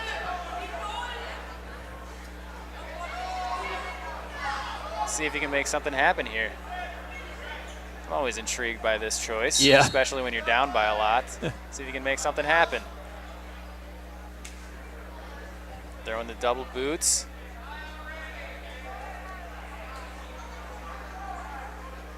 Nothing else. He's looking to make Menning uncomfortable.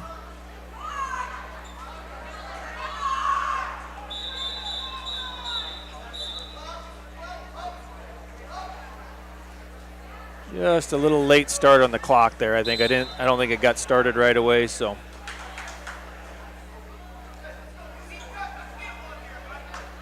Little adjustment. We'll be ready to go.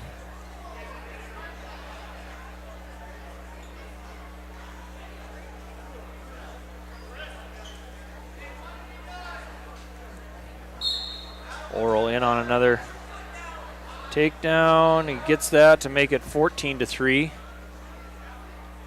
Peters gets both legs in again. There he goes, power half. Might get a few here if he can get.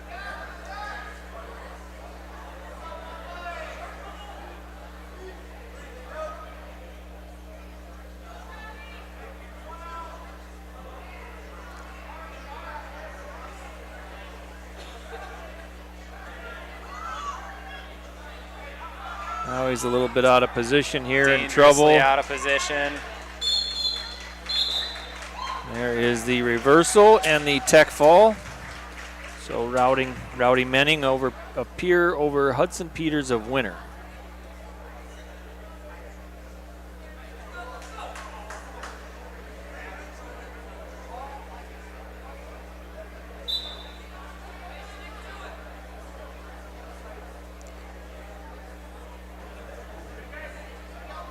This one could be fun. Stanley County versus Stanley County. Rutherford versus Baum. Baum, I believe, is the starter. Is he? I don't know. Maybe it is Rutherford. I think Baum is honorable mention at 150. Right, I think he moved down, so I don't know if. Okay. I guess we could look here. Baum does find the takedown right away. I'm assuming that he is probably.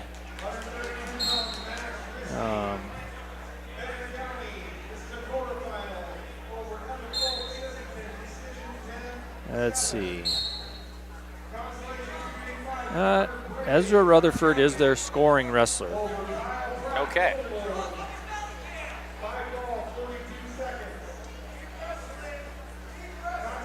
Meanwhile, we have Tayson Ockengay from Canton on mat 1. He's wrestling off against Camden Ockengay, actually. Oh, that's Camden. Yep. Wrestling Ben Nadig, who's number 1 in the A's at 150. Camden, I think, is somewhere in there, I believe, in the B's. Number 7.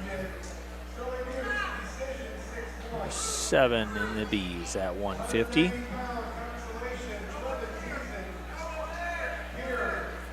Nadig also maybe the returning state champ.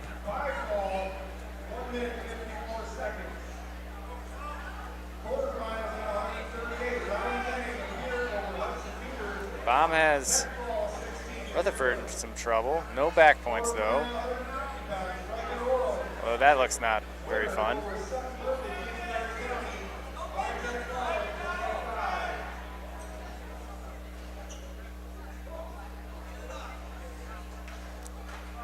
Baum picks up 4 near fall there at the end. He now up 10-0 at the end of the first period.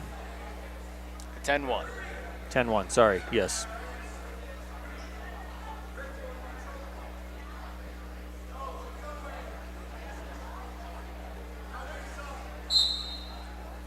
Things are definitely now over in the Raider gym. You have Carter Konishny on mat 4 and Wyatt Tuntland. They are at 165 quarterfinal over there. Konishny currently leading 8-2.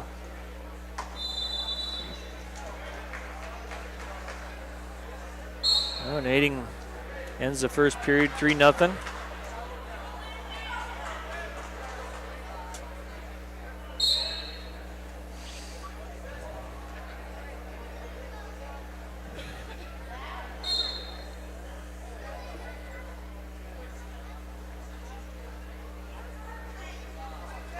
Natick throws him off. Picks up the reversal. Has the leg split. Looking to sweep the face. Picks up 2 on a near fall. I'll bring it to 7-0. Natick.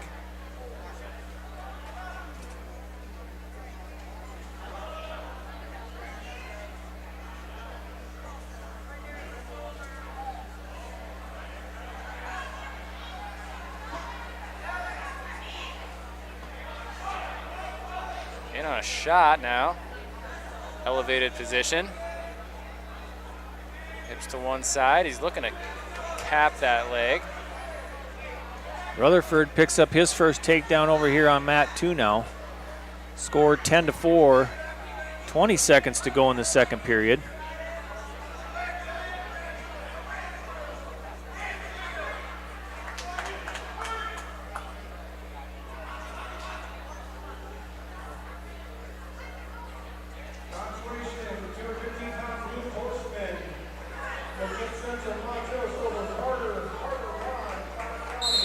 Looks like Carter Konishny is going to hang on over there in the Raider gym on mat 4 in that 165-pound quarterfinal.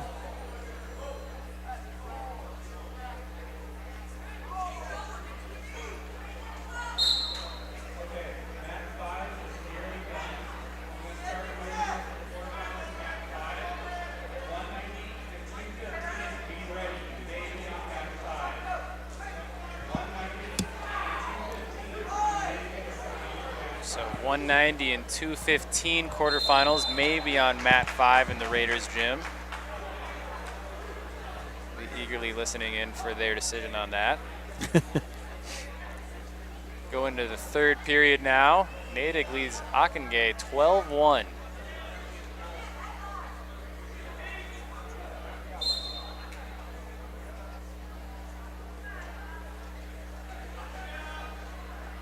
Bam now up 17-4. Minute 10 to go there on mat 2 at 144 pounds, and looks like he's going to get a turn here and maybe pick up the Rutherford able to fight it off, but gives up the tech fall. Speaking of tech falls, that's what we're looking at here on mat 1, as Natick has at least 4 tied up there. So a 19-1 decision. Natick over Ockengay.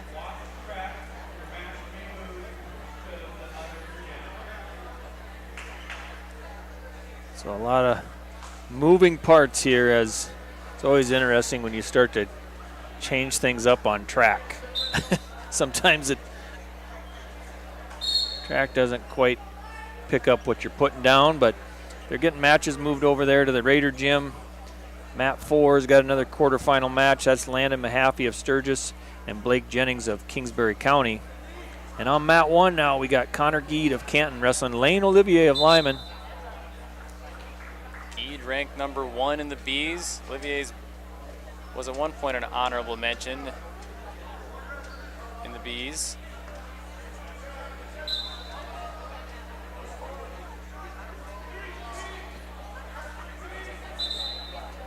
Geed picks up the takedown.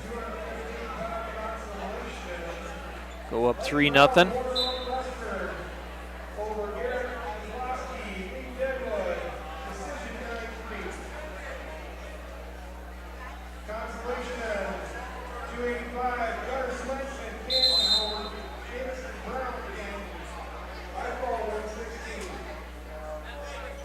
Olivier in trouble here.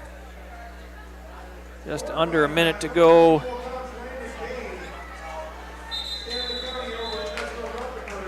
And Connor Geed picks up the fall over Lane Olivier of Lyman.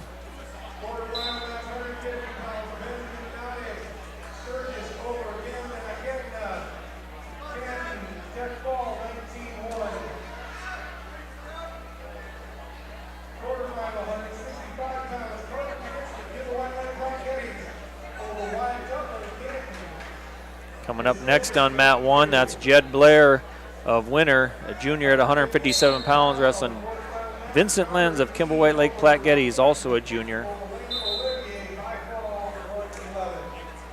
Another quarterfinal match back there in the Raider Gym, mat 5 at 215 pounds. Chris Boz of Kimball White Lake Platte Getty's wrestling Von Mogen Frankfurt of Hot Springs. Marty Reeve of St. Thomas More and Hayden Fessler of Silly Buttes.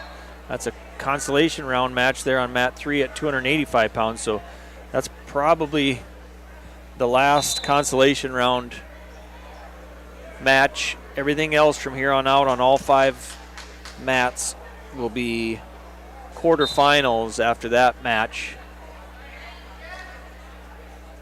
Mat 2. 30 seconds left, roughly, if they start the clock again. But Jordan Schaefer, the 3rd ranked wrestler in the A's, is taking on Trevin Audis, the 7th ranked wrestler in the A's, T area.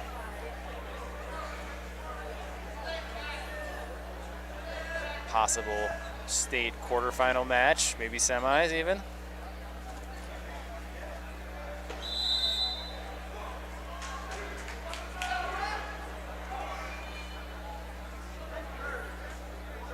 Vincent Lenz,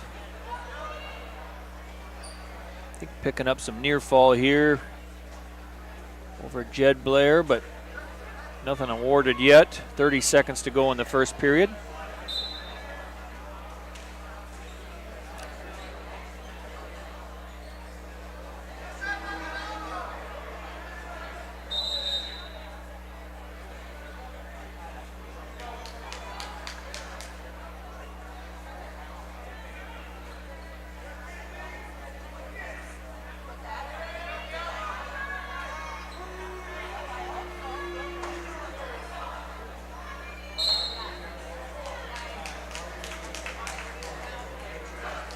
Injury time here for Schaefer. We got Stinger or something in the shoulder, or what it was exactly.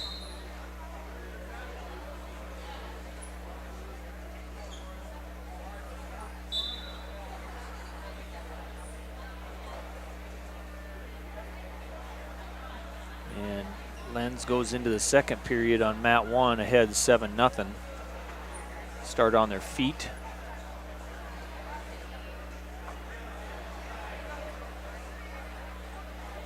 Schaefer was in on a deep shot. Came down with it kind of weird. Dozark was making sure that Audis was okay.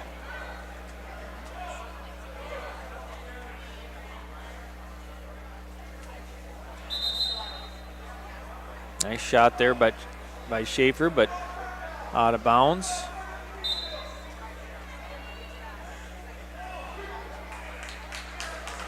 And Lenz picks up another takedown to go up 10-0.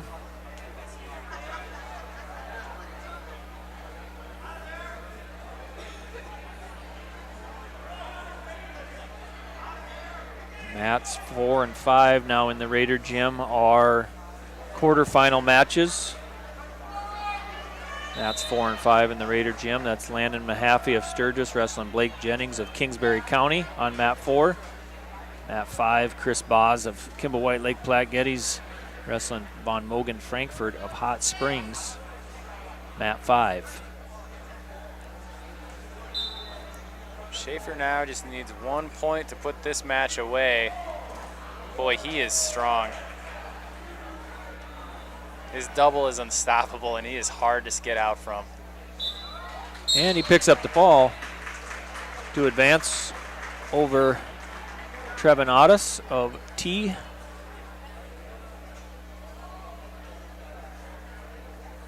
And it does look like on mat 3 there in the Raider Gym, we're going to start running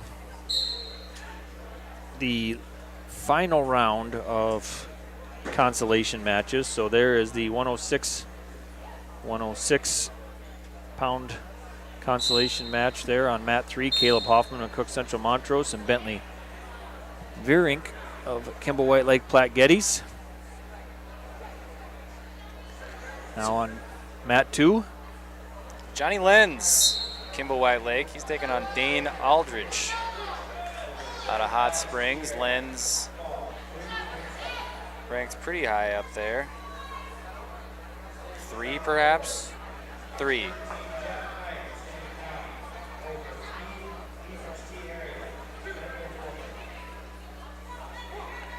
Aldridge not ranked.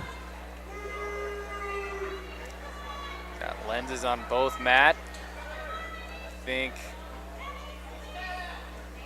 Vincent Lenz has all but had his hand raised over there, as he'll get the 4-point near fall that'll close the match. Tech fall. Vincent Lenz advances.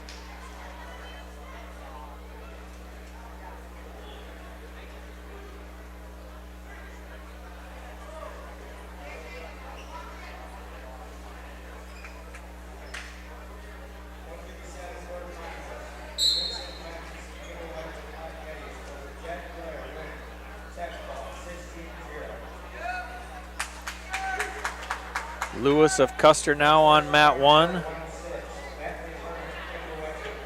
Wrestling Jace Thurman of Sturgis. Thurman ranked 7. Lewis not ranked. 157-pound quarterfinal there on mat 1. Mat 4 is now a 175-pound quarterfinal over in the Raider Gym. That's Gavin Werlinger of Sturgis wrestling Joseph Skluzak of Kimball White Lake Platte Geddes. Jace Thurman picks up the first period pin there. 42nd fall for him over David Lewis of Custer.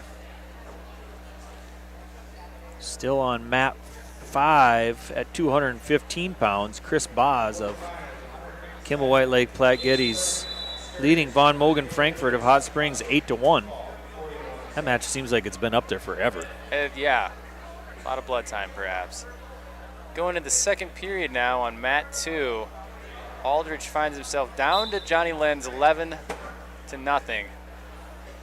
Now, I know what Aldridge is looking for. Yeah. But does Lenz know what he's looking for? I got a feeling that Lenz will be just fine. If Lenz hits shots like that, he's going to be safe. And this match is over. Johnny Lenz will advance over Dane Aldridge at 150 pounds. Now on mat 1, that is Tate Everson. Hammond Castlewood wrestling Porter Hunsley of Pier, 165 pounds.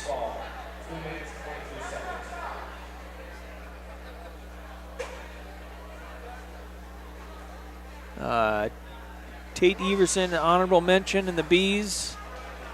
Porter Hunsley, he is number 3 in the A's.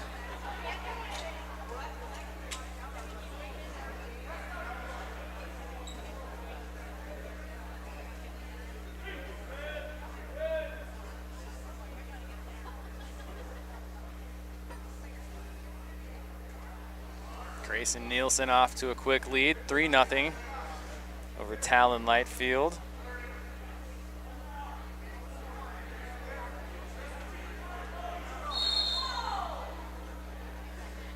Nielsen ranked 4 in the Bs. Quarterfinal, 215. Chris Bass, over Vaughn Morgan Printer, Australia. Hager City, 11-3.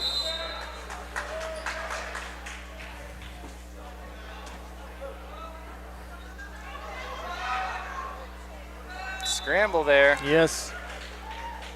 Lightfield able to come out on top. Picks up the takedown.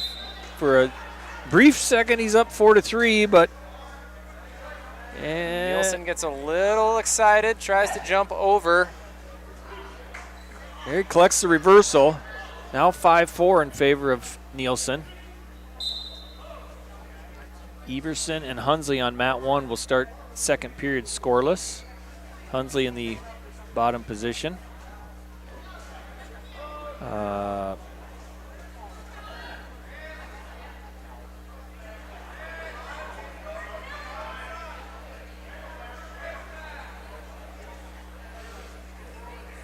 Over in the Raider gym now, Chase Adam of Canton, 215 pounds, and Jace Kroger of Canton.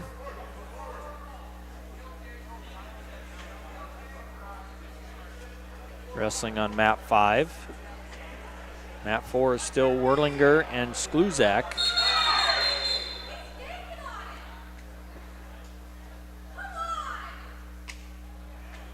Potentially dangerous there on mat 2.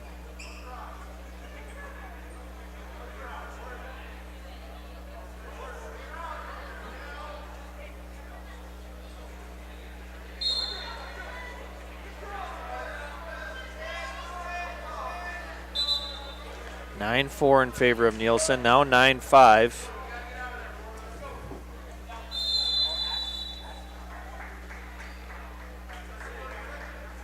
Everson and Hunsley still scoreless. Under a minute to go in the first. Ooh. Stopped it with his head. That always feels good.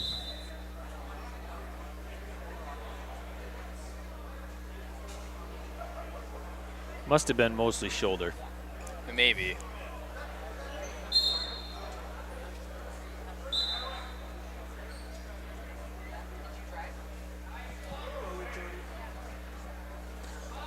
Lightfield with a attempt at a lateral drop there.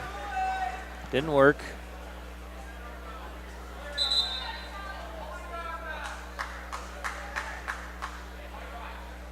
Ooh. Nielsen dangerously out of position. Lightfield not able to score off of it.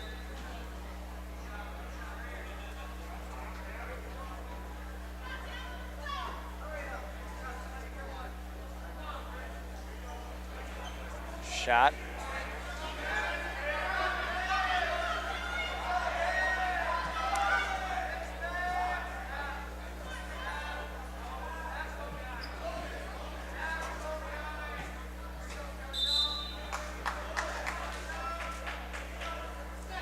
Minute to go there on mat 2. Nielsen is crazy with hips.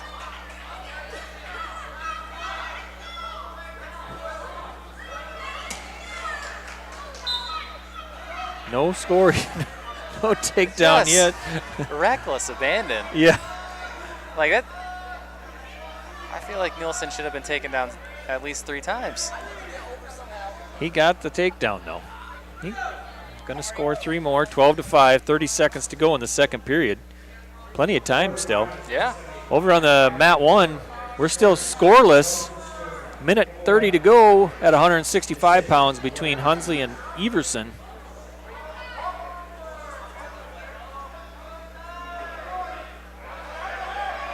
Hunsley looking like he's a little high here, but he might come out with a spladle, kind of.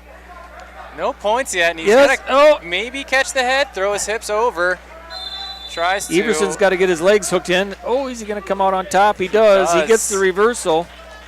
Minute to go. Everson now leads 2-0.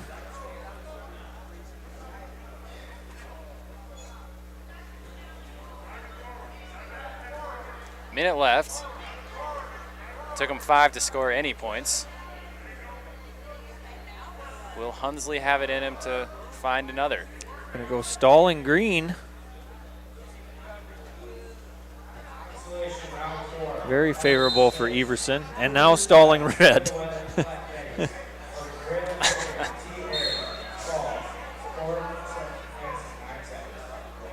37 seconds as they get a clean start here in the middle. Everson leads 2-0.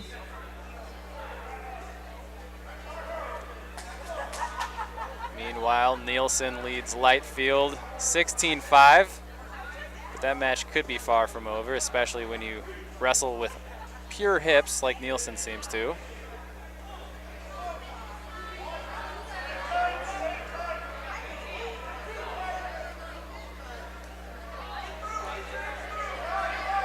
Ten left. Everson's out of position.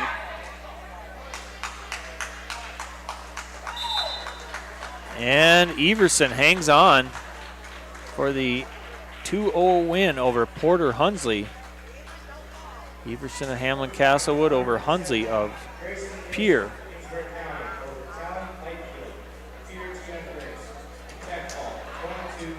Nielsen did pick up the tech fall over on mat 2. So he advances.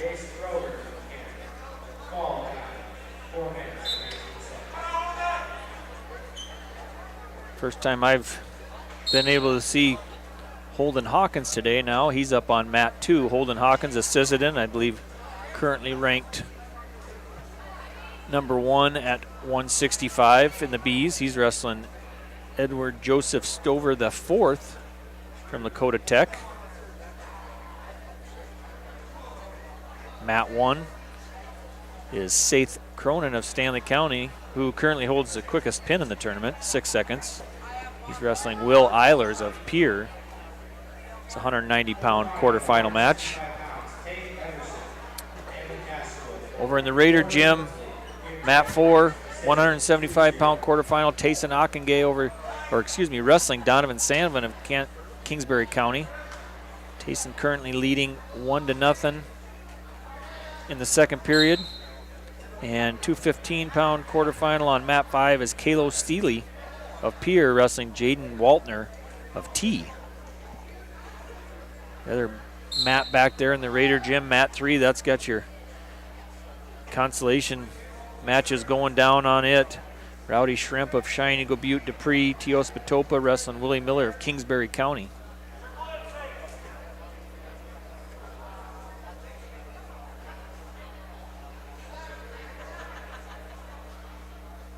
Hawkins out to a commanding 7-1 lead.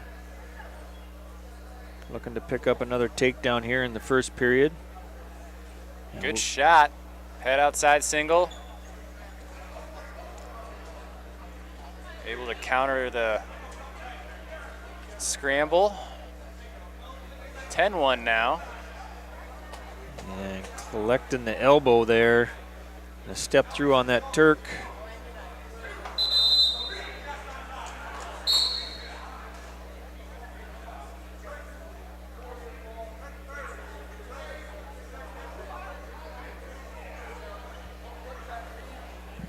Start the second period here on mat 1. Eilers up 3-1 over Cronin.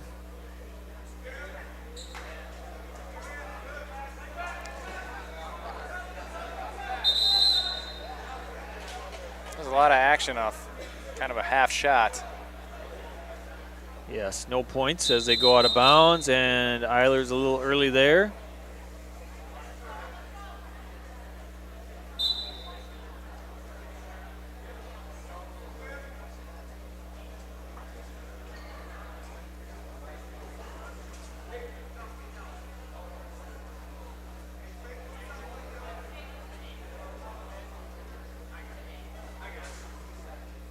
Another shot by Eilers.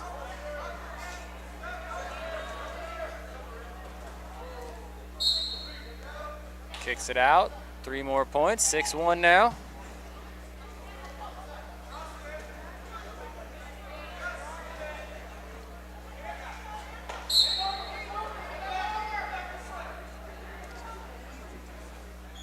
Mat 2, they end the first period. Hawkins up 14-1. Stover gets choice. He goes top. Going top. I think we've seen this before. We have. And that's tight. Yep. Hawkins knew that he better hook something up. Oh. And it's going to be a tech fall. So Holden Hawkins of Sisseton will advance over Edward Joseph Stover of Dakota Tech in the 165-pound quarterfinal. Eilers now up 9-1 over Cronin at the 190-pound quarterfinal on mat 1.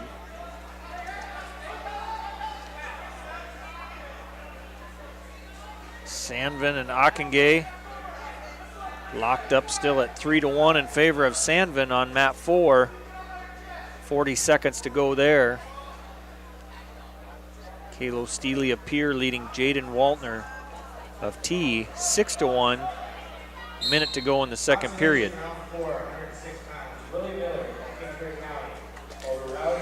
Mat 2, we have Kelson Dirk from Sturgis. He's taking on Ashton Smith from T area. One of your quarterfinals at 190.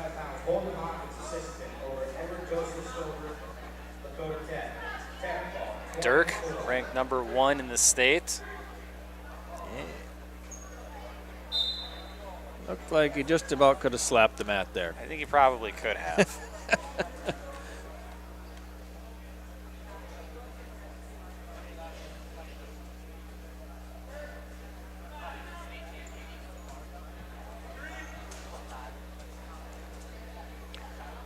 Another 30 minutes from now, that would have been a fall. Yeah. Cronin's still trying to make something happen here on mat 3, or mat 1. Trying to hang in there, down 14-2 with a minute and a half to go in the third period. Dirk's got a cradle hooked up here, kind of. Going with the, not traditional cradle, but let's go with the leg cradle. Nope, not going to get that either. Wasn't able to make that happen.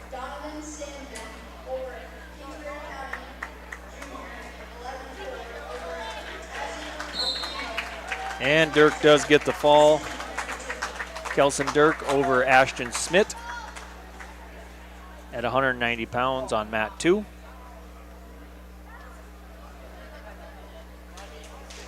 Back in the Raider gym on mat 4 at 175. Malachi Anderson of Sisseton wrestling Kenyon Kuiper of Kimball White Lake Platte Geddes. Still got a period to go there at 2:15 on mat 5. That's Kalo Steely and Jaden Waltner. Steely of Pier leading 8-4 over Waltner of T. So now we have Alec Eilers of Pier wrestling Hunter Coons of Hot Springs. Will Eilers is ranked at 190, number 3, but Alec is not.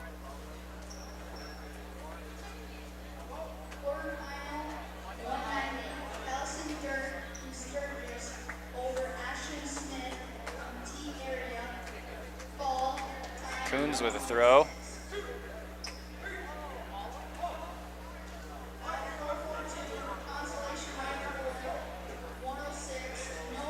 Will and Alec, I believe, twin brothers. It could be. Wrestling at the same weight. 190. Sure, that's fun.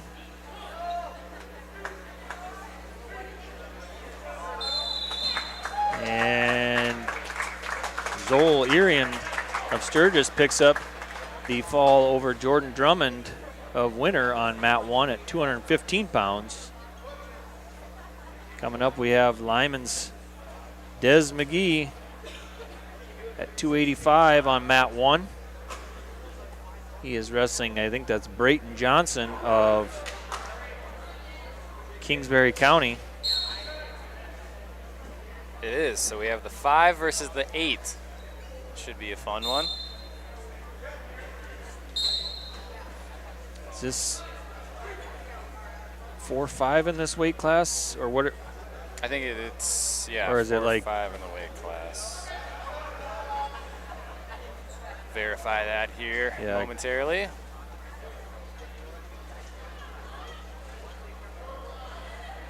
$2-7. 2-7. Oh! 2-7. Get your leg out of there, Des. Yeah.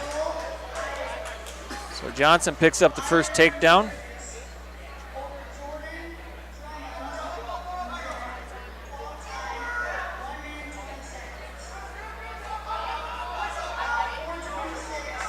Back to his feet, though. He looks like he's ready to go. That doesn't look too discouraged. Nope. He had a good throw that first move of the match, but just came up on the wrong side of the position.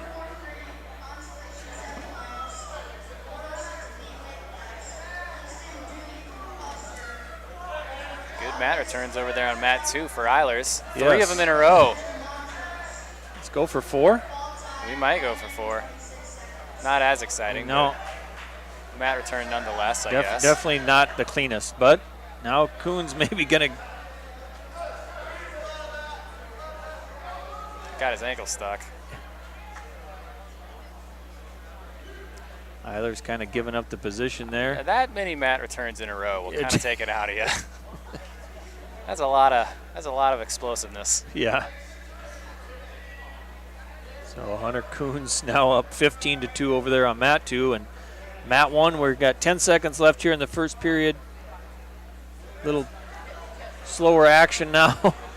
3-1 in favor of Johnson.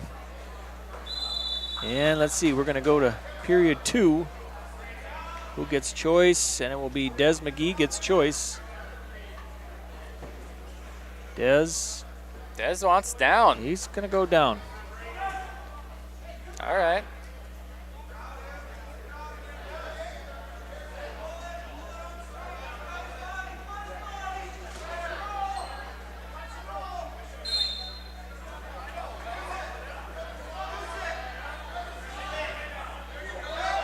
Coons finds a cradle. And Johnson working that head lever.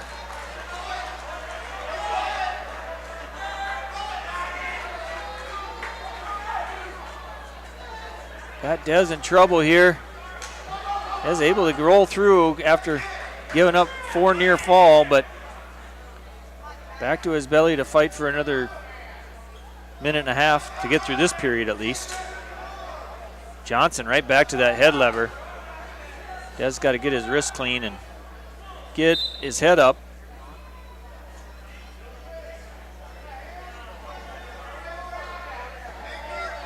We're right into the blood round now. 113 now on mat 2.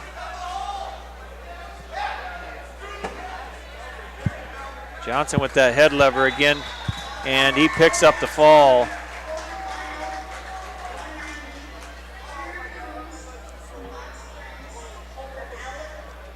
So we're finishing up the last few quarterfinal matches, and the final round of consolation matches are rolling out. Back there in the Raider gym, we're looking at mat 4. You're still looking at Malachi Anderson and Kenyon Kuiper Kuiper up 8-0. Mat 5, that's Legend Benedict of Winter wrestling Tice Urica of Sturgis. Benedict leads 1-0 at 285 pounds. That's a quarterfinal match. Mat 3 is 106B, Wyatt Vandenhoek and Bladen Sterling.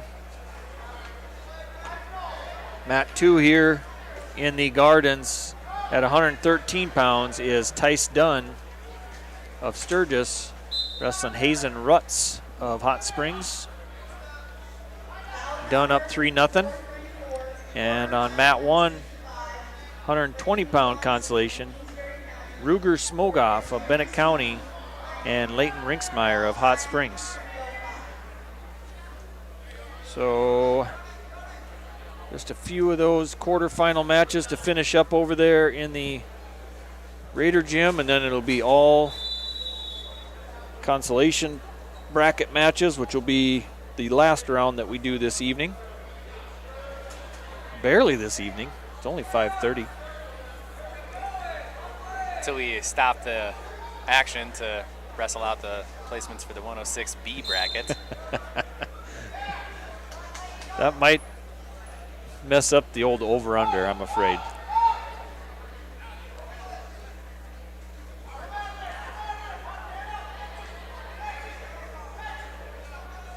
Everything else is going to be done at 6:43 or 6:49. 6:49. 6:49, and then we're gonna have to wrestle consolation, the 106B place matches. That'd be about right. Rinksmeyer's got Smokeoff in trouble here.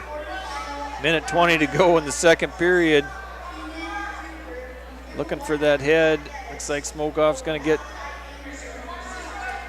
out of trouble. Little gator roll.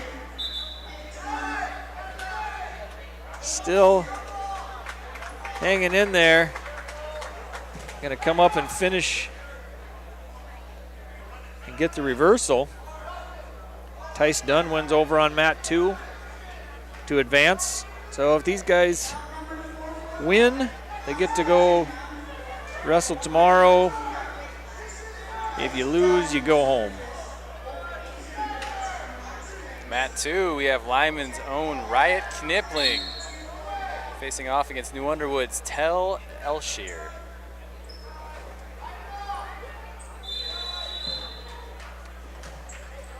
And Smokeoff picks up the pin on mat 1 at 120 pounds.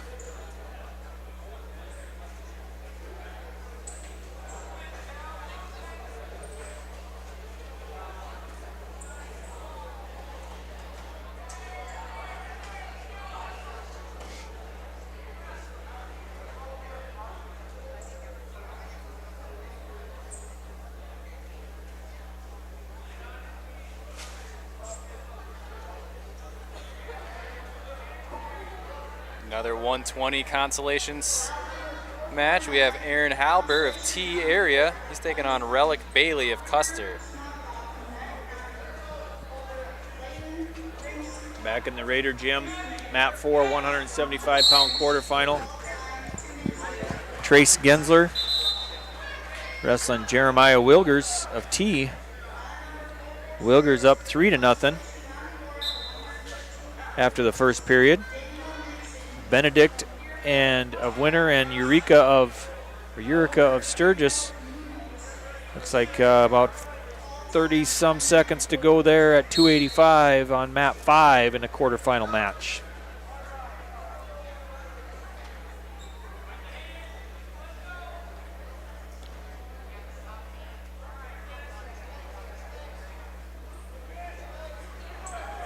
Elshear finds a wing. Knipling scrambles out of it, finds a reversal. 2-0.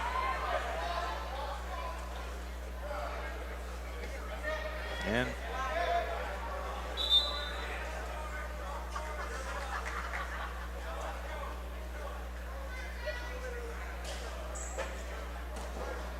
good mat return there.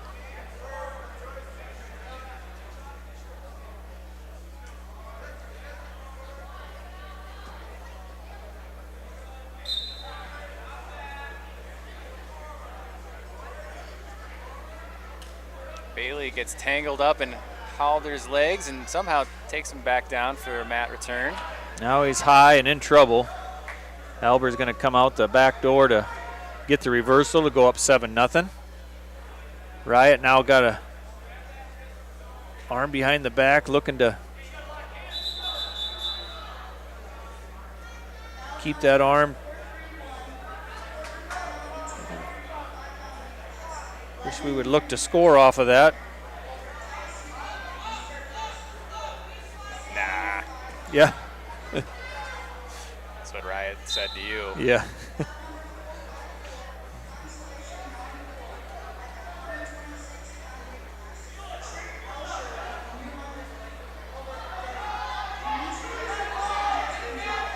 Riot's a little out of position, but I think he's fine here. Yeah.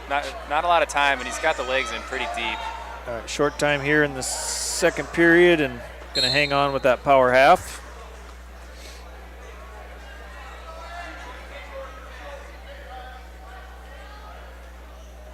And I didn't see whose choice it was. That must have been New Underwood's, Elshier. Oh yeah, because Riot took bottom the second period, yes.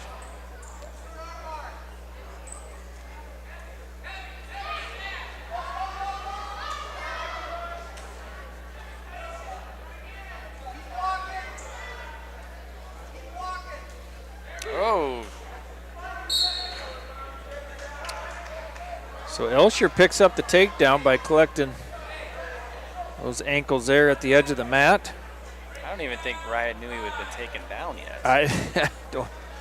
He's now down 3-2. Minute 35 to go here in the third period.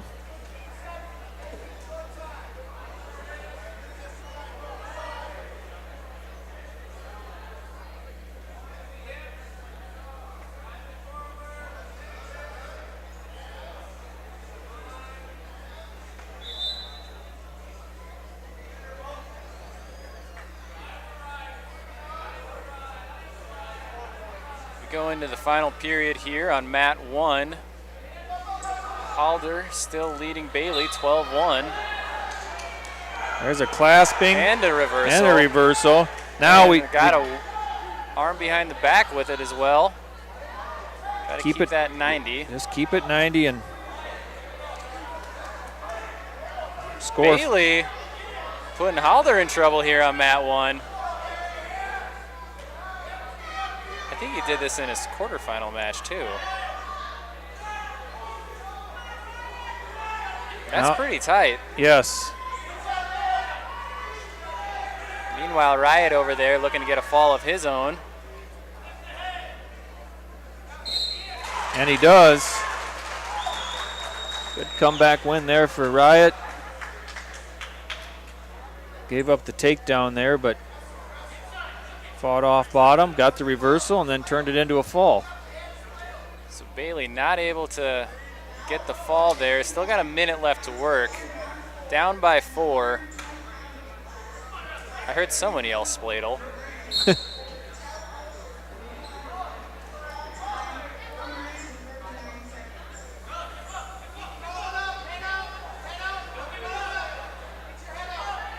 Mat 2 now.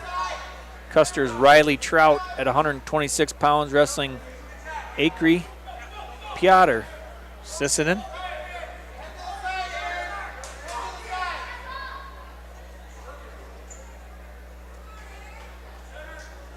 Halder just kind of looking to hold on to that leg.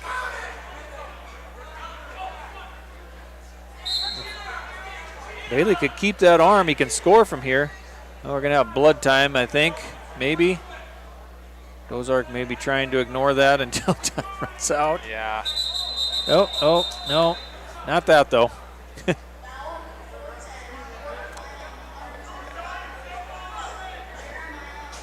Gonna ignore the blood time. Yeah. There. No, I'm going home.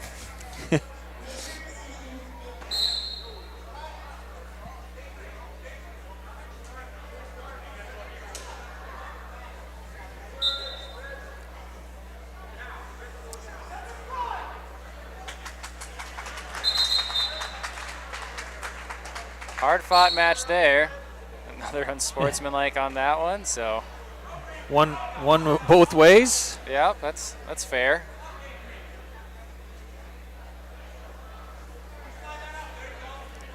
So Halber hangs on and advances to tomorrow's place matches.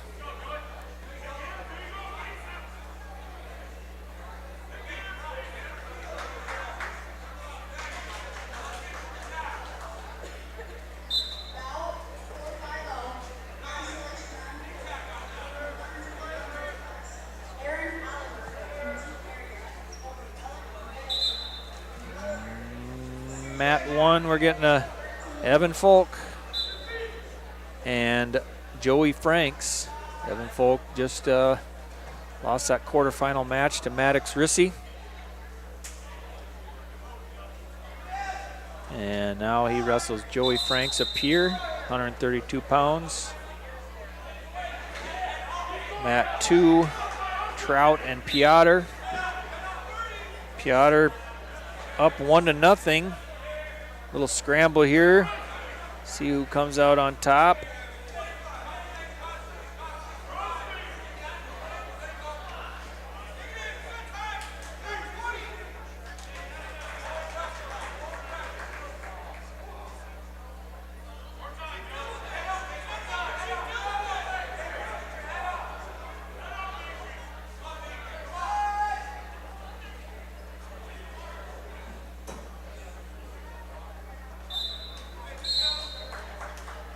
Stalemate.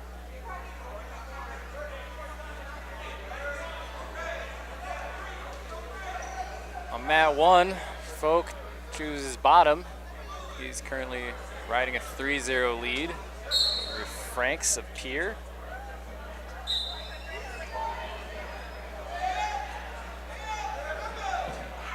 Up to his feet.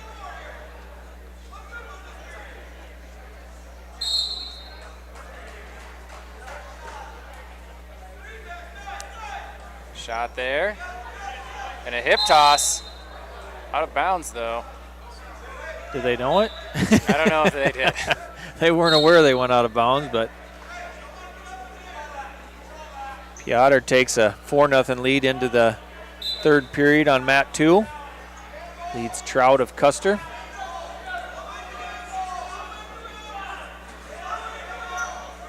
Folks in on a good shot. Comes from beneath. 7-0 now. 132 pound. Consolation.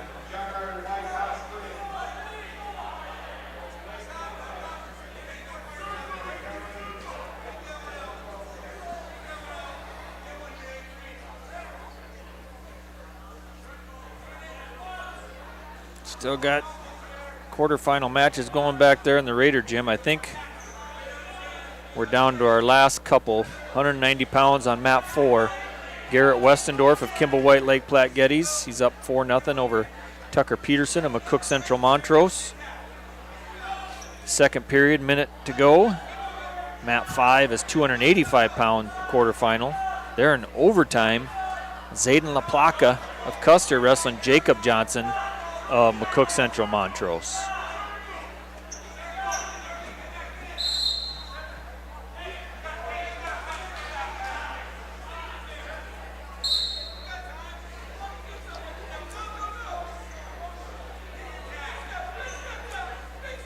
This is the first, I think, period of sudden victory there for LaPlaca and Johnson on mat 5, 285 pounds. Mat 4, Westendorf up 7-0 now over Peterson. Mat 3 is a consolation match, Coy Eddy and Jared Bilbin at 138 pounds. So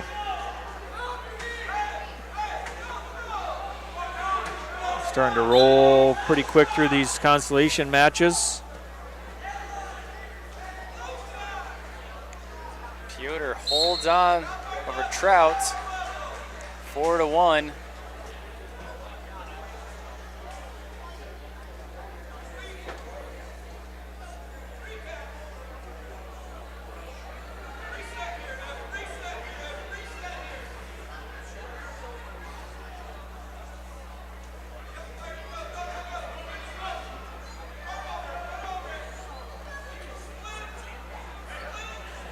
Folk picks up another takedown, has the legs split. Gonna pick up at least 2 back points there. Looks like he's gonna get the tech fall here. Don't know if he can get a pin out of that, but maybe. Maybe. Not far off. No. He definitely tightened her up there a little bit, but now, and gonna be tech fall. So solid performance there for Folk coming back after that loss to Rissy.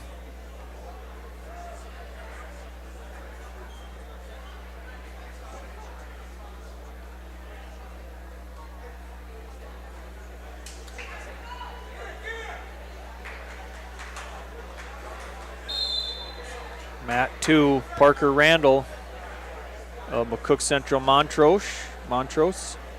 Colton Deischer of Faith at 132 pounds.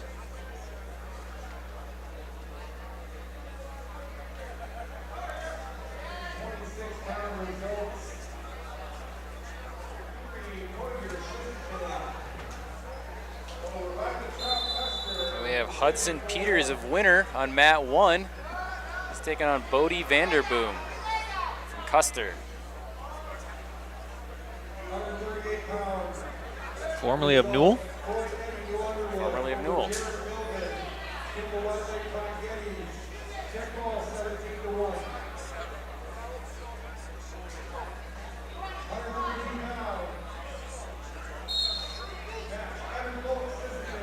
And it looks like potentially La Placa might win that overtime match against Johnson.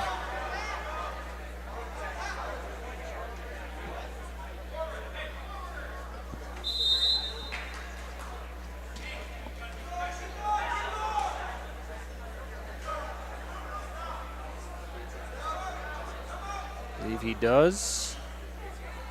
Yes, he does. Zayden LaPlaca over Jacob Johnson of McCook Central Montrose at 285. And you'll have the last quarterfinal match. 285 pounds on mat 5, Derek Fanenga of Winter wrestling Wyatt Ziegler of Mobridge. Westendorf gets the win over Tucker Peterson at 190 on mat 4, quarterfinal.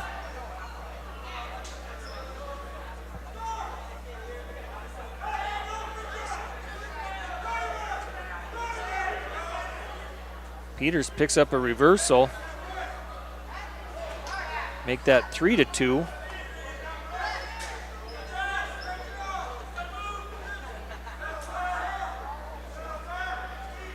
Randall looking to pick up the fall here on mat 2.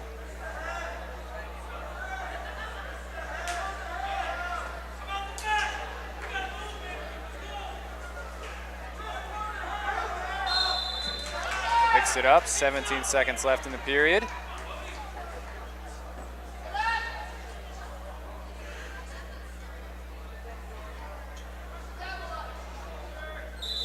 And we're going to get a stoppage there on mat 1 for potentially dangerous.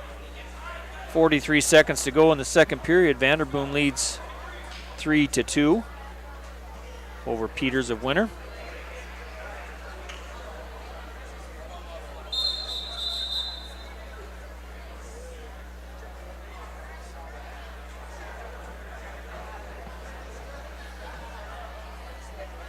Now mat 2, that's Hadley Stanky of Pierre over, wrestling Luke Olson of Mobridge Pollock.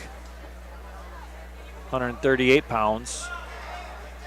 Mat 3 at 144 is Ezra Rutherford of Stanley County and Emma Edwards of St. Thomas More.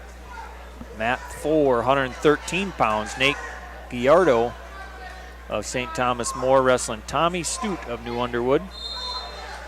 And mat 5, our final quarterfinal match of the evening, Derek Fanenga of Winter wrestling Wyatt Ziegler of Mobridge Pollock.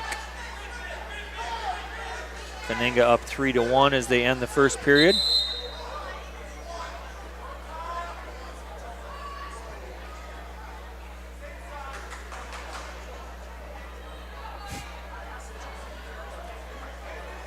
Time for a little conference here.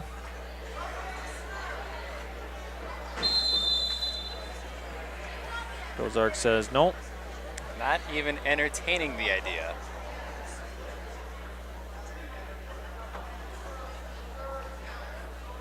And Webster retreats to his corner. And Vanderboom chose down. I think Hudson put him up, so it'll be 4-2. Start the third. Vanderboom leads 4-2.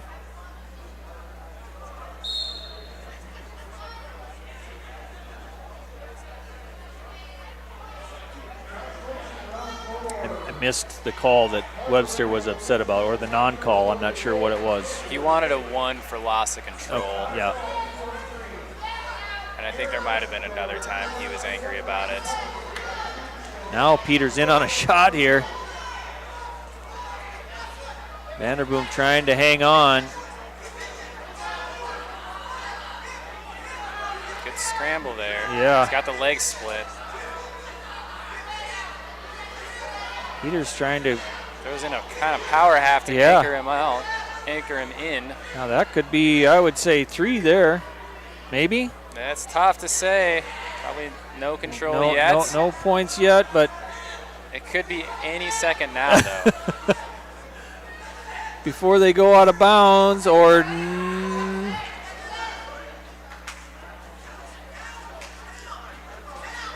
Now Vanderboom gets to 3 before they go out of bounds.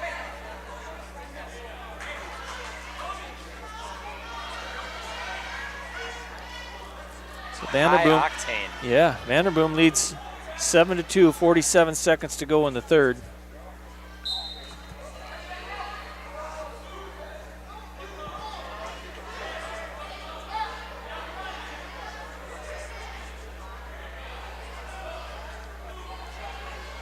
Olson looking to finish his day with a pin. Peters thinking about a reversal, but looks like Vanderboom might squeeze out of this too. Short time here, 20 seconds. Peters gets the escape.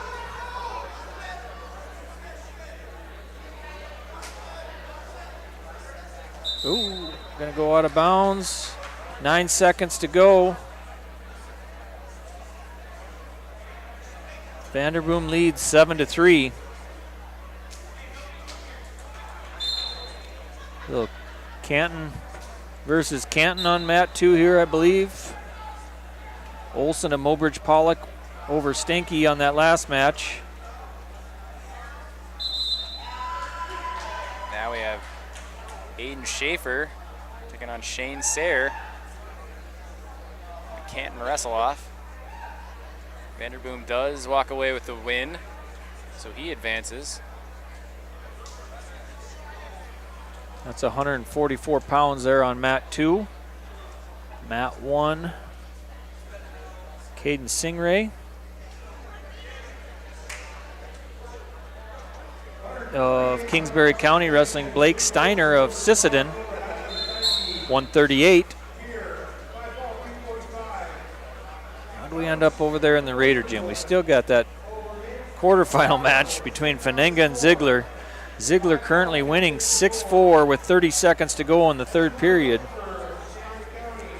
That's mat 5, your final quarterfinal match of the evening, 285 pounds.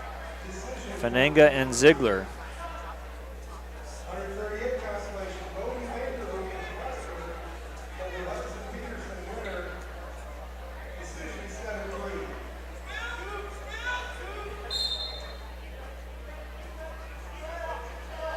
Ziegler does hang on for the victory there, so Wyatt Ziegler of Mobridge Pollock defeats Derek Fenenga of Winter to advance to the semifinals. Mat 2 now, Dante Shortsman of Hammond Castlewood wrestling Sutton Murphy of Kingsbury County at 150 pounds. Mat 3 also at 150 pounds. That's Camden Ockengay of Canton wrestling Levi Horseman of McCook Central Montrose. Mat 4, 126 pounds, Gunnar Schreiber of Stanley County wrestling Wesley Arnott of Mobridge Pollock.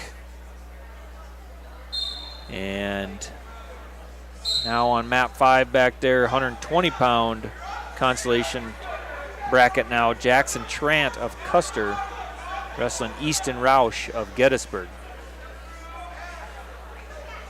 Back here in the Gardens, we've got Blake Steiner up 4-0 over Caden Stingray on mat 1 at 138 pounds. And over there on mat 2, it looks like we're going to have some blood time for Sutton Murphy, who is currently leading 3-0 over Dante Shortsman of Hamlin Castlewood.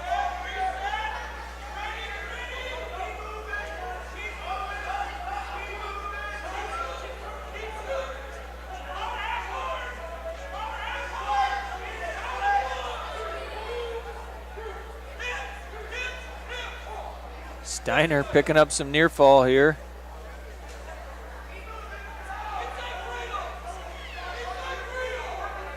Coach Metz wants the inside cradle. Steiner's looking to put them legs in. Now go power half and get them both in there. He leads now 11-0, 45 seconds to go in the second.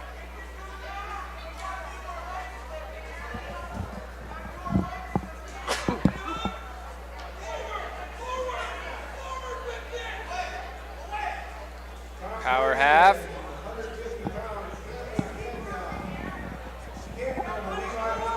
No points. Still keeping the leg in. Back to the power half. Breaks him down. Finds a wrist.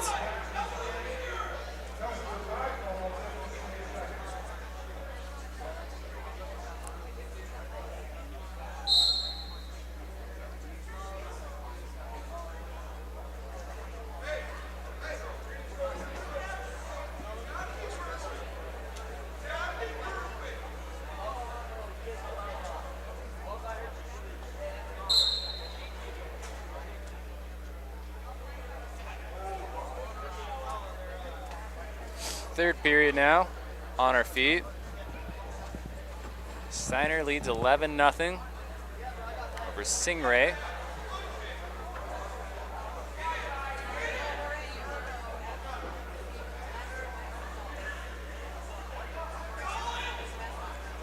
Half shot, reshot by Steiner on the edge of the mat. We are to finish there. Out of bounds. Hey, watch out, Bunker just built that. Yeah. Obviously, he built them very sturdy. It took that kick very well. Yeah. Good job, Bunker. I looked over. He was smiling. Yeah. Like, yeah, you guys see that? Scoreboard got kicked and it didn't even topple over.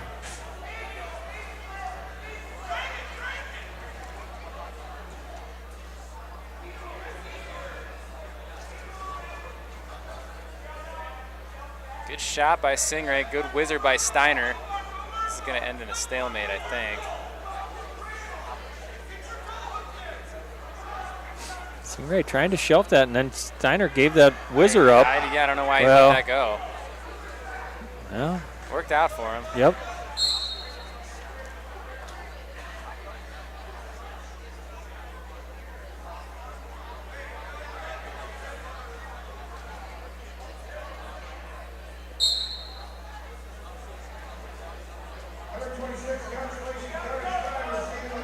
Steiner still leads 11-0 with a little under 40 seconds to go here.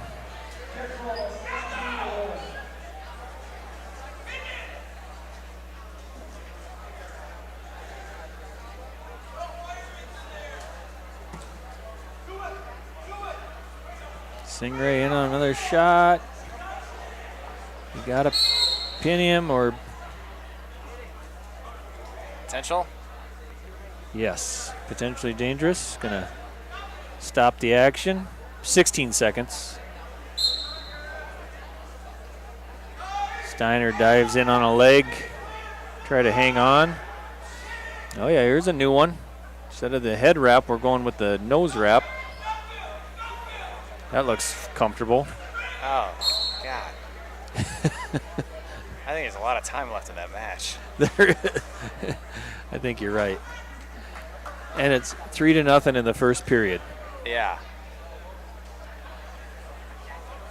They cut a couple breathing holes for him at least. I hope. They were running out of blood time, though, so Yeah. I don't know that they put those in. Well, I see he's got the cut is on his cheek, and I don't know if it's a cut or just like a. But looks like they got it bandaged up.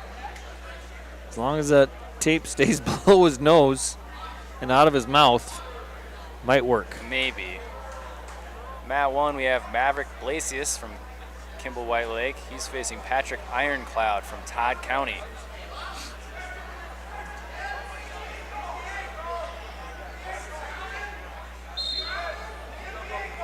Been a while, I think, since we've had a Blasius from Kimball. Yeah, it has been.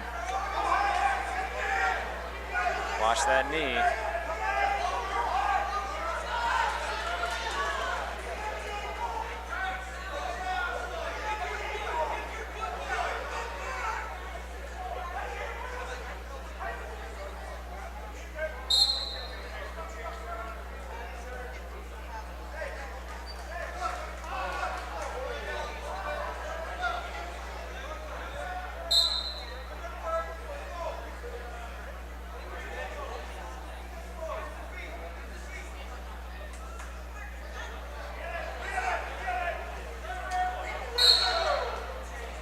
No score there at the end.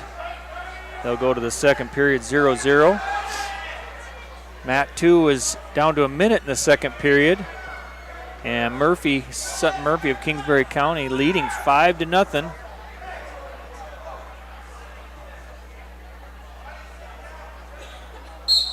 Thanks to wonderful trainers. Cade did a wonderful job of taping that up. Now giving Murphy a 5-0 lead.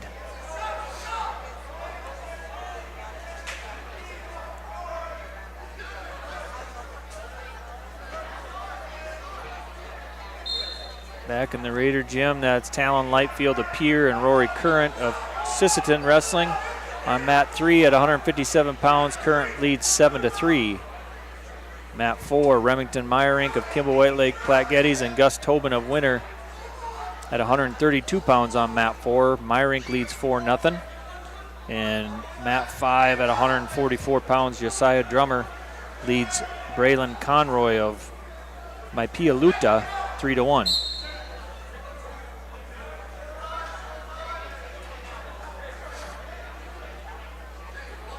Minute left. Ironcloud currently leading Blasius 3-0 here in period 2.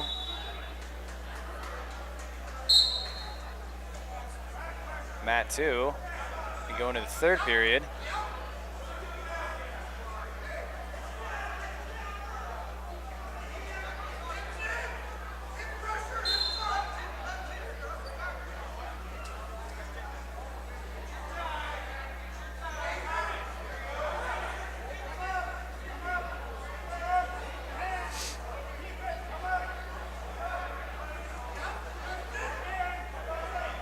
Up on mat 5 now at 157 pounds is Custer's David Lewis. Landon Cronin of Pier.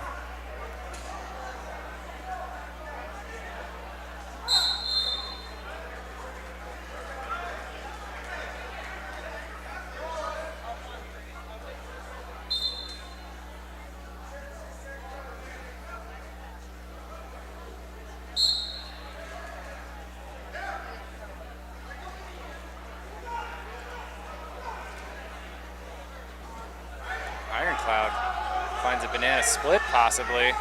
Looking to fall over the head. Not a lot of time. He's got something though. 4 near fall. That'll make it 7-0. We're down to about a minute over on mat 2 at 150 pounds. Sutton Murphy hanging on to that 7-0 lead.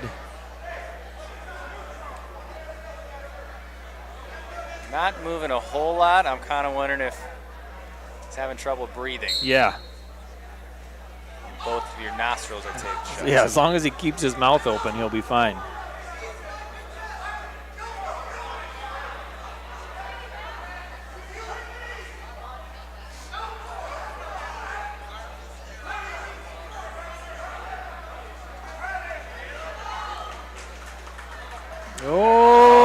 Ironclad in trouble here. So that's gonna. Was that just 4-point near fall. So Blasius started on top. Okay, so Ironclad was down. Blasius picked up 4 near fall, and then Ironclad's going to get the escape for loss of control. That'll make it 8-4.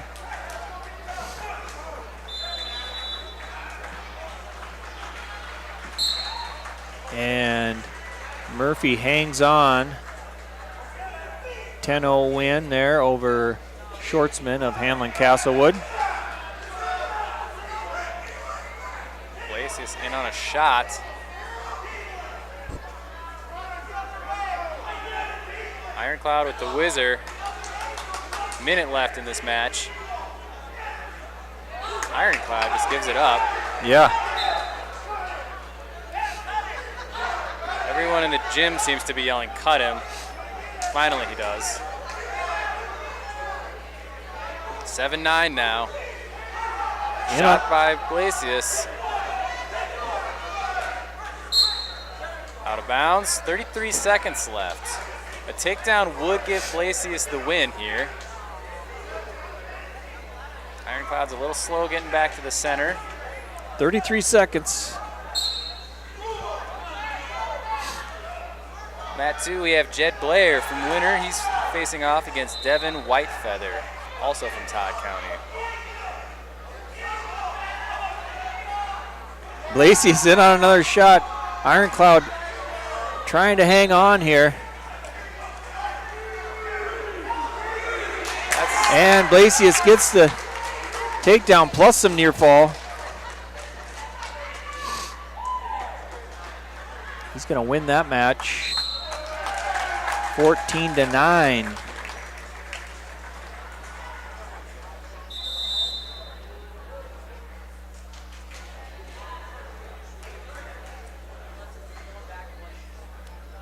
Blair and Whitefeather there on mat 2 and the first period scoreless.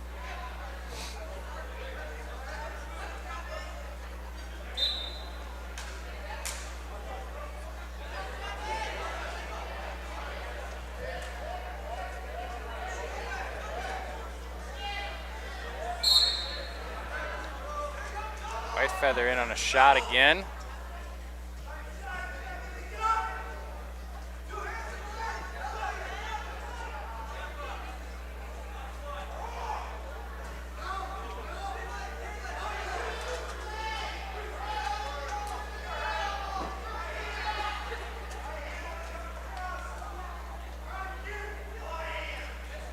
Mat 1, Chevy Fees from Kimball White Lake, facing off against Trevin Autis of T area. Autis out in front, 3-1. 20 seconds left in the first period here. Shot into a body lock.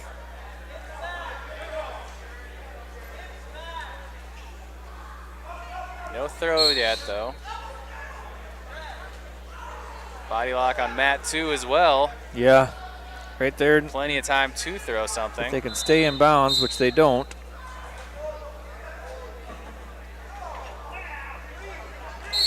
Autis hits a pretty nice slide by as time elapses. Doesn't look like they gave him the points, though. No. No points scored there.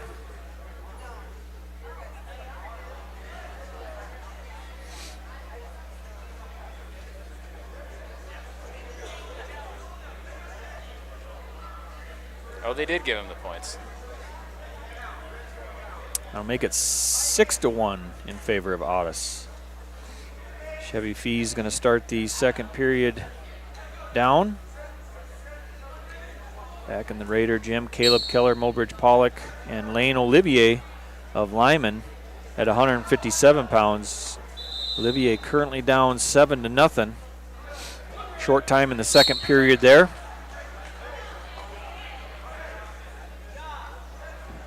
Mat 4, 132 pounds. Gus Tobin of Winter wrestling Remington Meyerink of Kimball White Lake Platte Geddes. That's an 8-6 match in favor of Meyerink. They're in overtime. Looks like Meyerink is going to hold on to win there, I believe.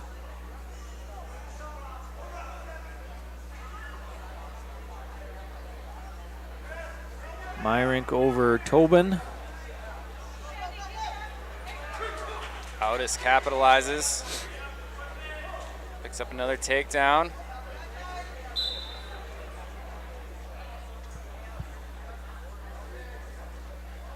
And map 5 back in the Raider gym at 175 pounds is Trace Gensler of Gettysburg, wrestling Liam Gunnan of Kingsbury County. Olivier in the third period now on mat 3. Mat 3, 157 pounds, laying down 7-0. Trevin Otis of T picks up the fall there over Chevy Fees. Mat 1, 150 pounds.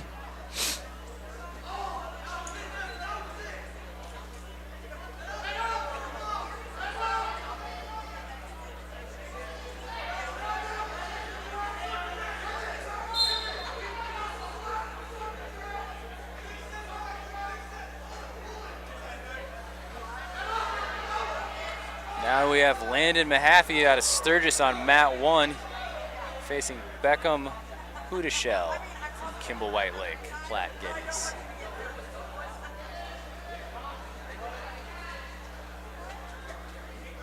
Blair has White Feather and a Peterson over there on mat 2, or a headlock, I suppose it is.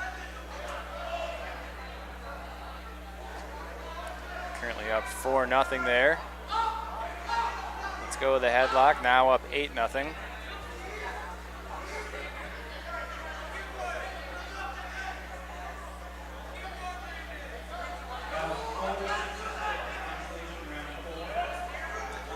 Blair finds a cradle now. Slips out of that one too. Picks up another 4.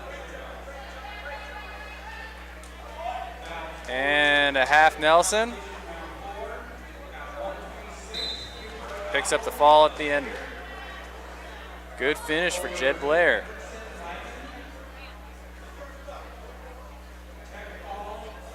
Mat 1, Landon Mahaffey and Beckham Hudashell start the second period at 0s.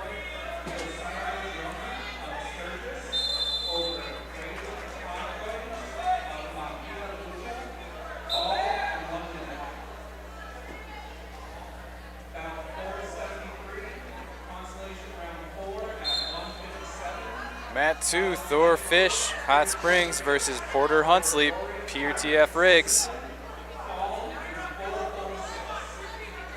That's a tough match to advance. I don't know that either of these were supposed to lose.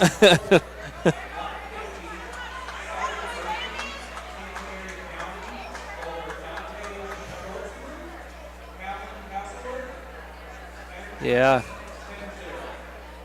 Thorfish currently ranked 7th at 165. And Hunsley was like 3 or 4 maybe? 4? 3? 3 at 165? 3 at 165. One of them not placing at the Monster. Thorfish lost in the second round. Hunsley lost in the quarterfinals. Probably not the match either one were expecting at 6 o'clock on Friday night. I wouldn't think so. 8 seed versus 4 seed to get in.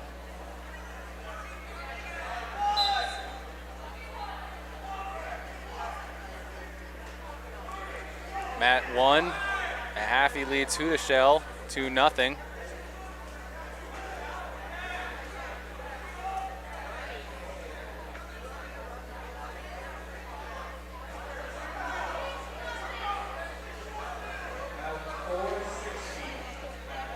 Hunsley in on a shot after he gets the escape to pick up the first point of the match. Minute 30 to go in the second period. Fish fights it off.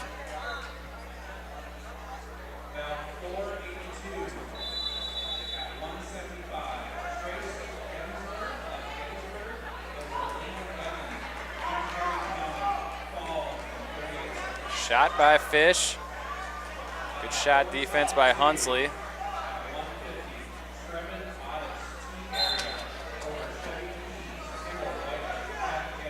Mahaffey leads 2-0 going into the third. Matt won 165 pounds.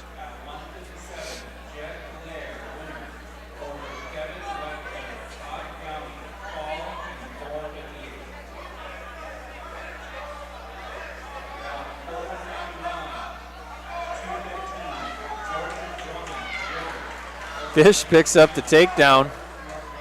Go up 3-1 with 30 seconds in the second period.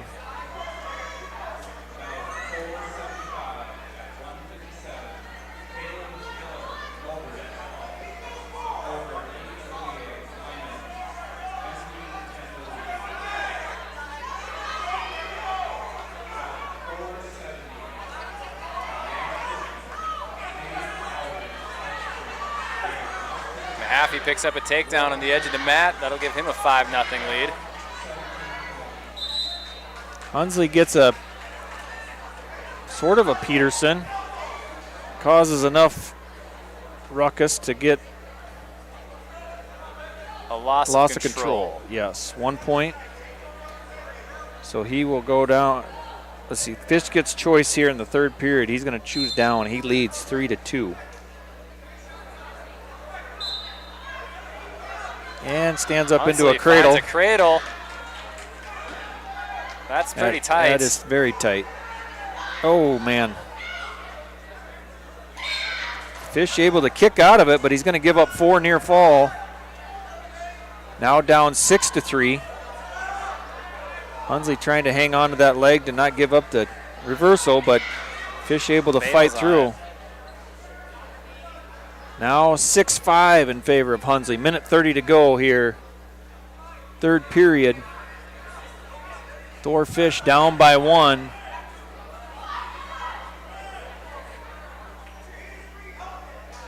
Time's going to run out here on mat 1, so Landon Mahaffey of Sturgis gets into the placements at the Mid-Dakota Monster.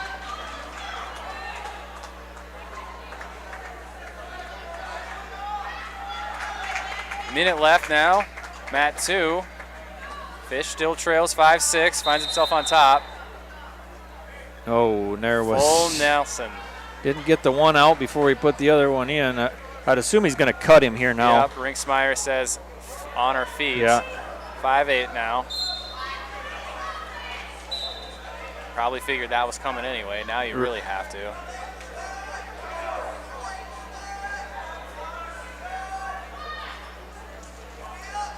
Shot by Fish. Hunsley able to horse him over. And get the fall.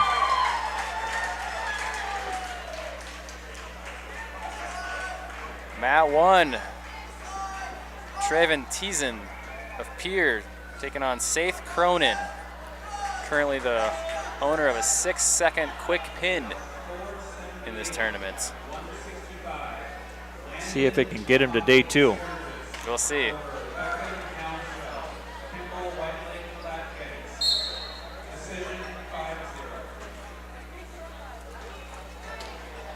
Mat 2, Dean Nathan of Hot Springs wrestling Tayson Akenge of Canton. 175.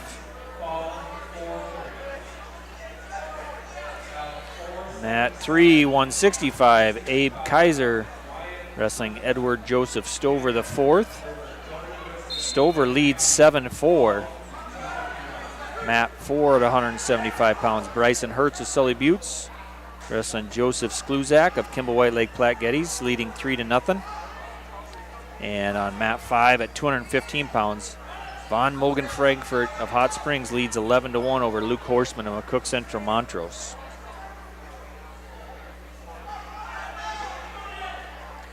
Cronin picking up some back points on the edge of the mat. No. Got a few swipes, one to be specific. Yep. And they went out of bounds.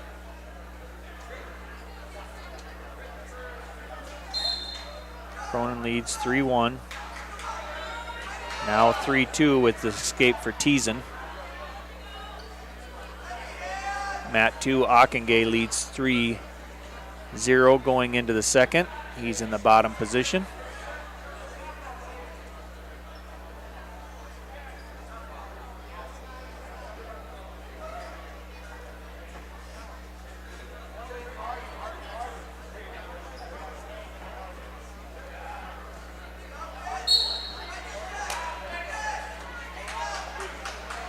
Takedown by Teason. He's up 5-3. Cronin, though, finds a reversal.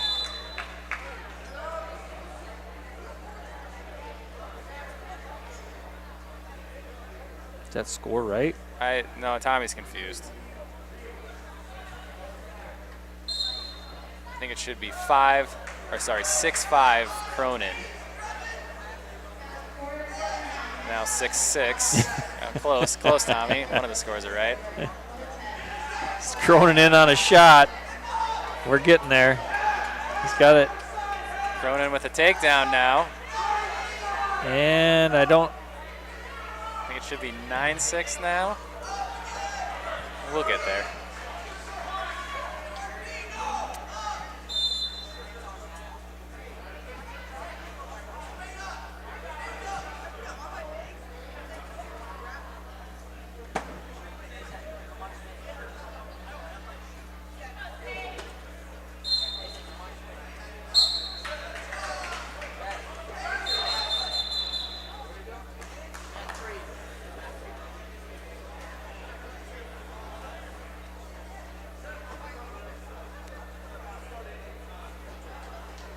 Little injury time here on mat 1.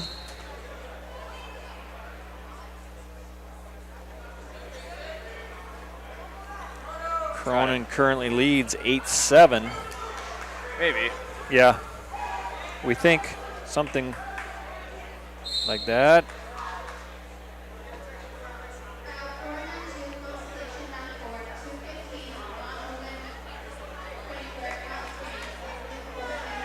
Yeah, Ockengay on mat 2, he leads 7-1, 31 seconds to go in period 2.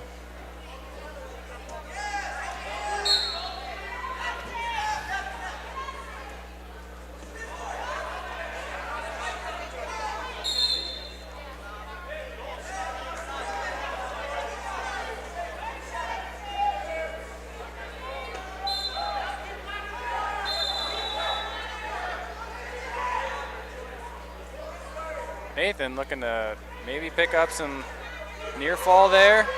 Gotta get the reversal. No near fall. That'll make it 7-3 going to the third.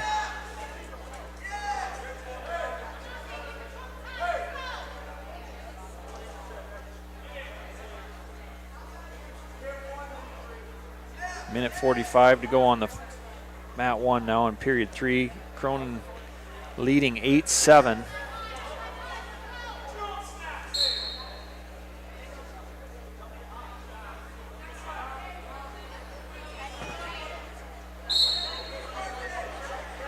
Shot by Cronin. Doubles up. That's 2, 3, sorry. I'm never gonna get over that one.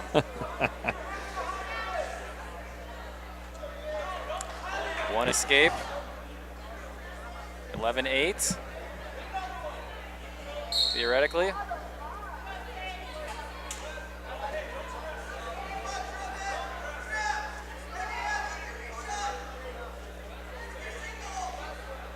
8-3 in favor of Ockengay on mat 2. Minute 30-ish to go.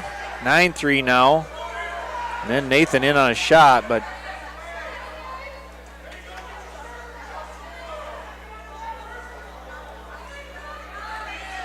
should be 3 with more, I would think. That's a yes. tight cradle.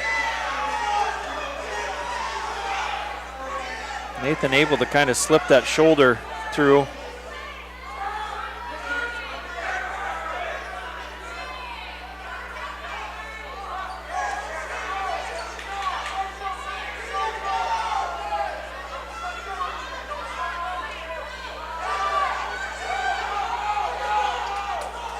Saith in on a shot.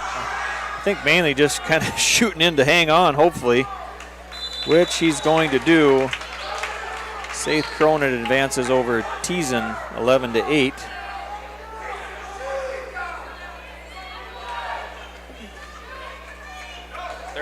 Seconds left on mat 2. Kokanga looking to cradle again. Picks up the tech fall at least.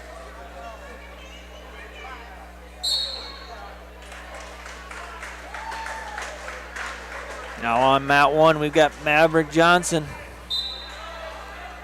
Lyman, 8th grader at 215 pounds. Wrestling Waltner of T.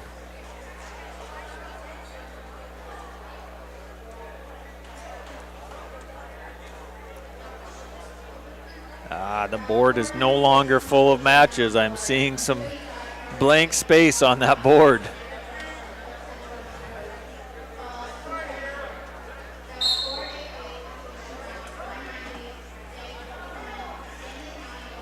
We got Alec Eilers from Pier over there on mat 2. He's wrestling off against Justin Mueller from Sisseton. Mueller, I think this was his first tournament of the year. Came in with a record of 0-0. Mueller.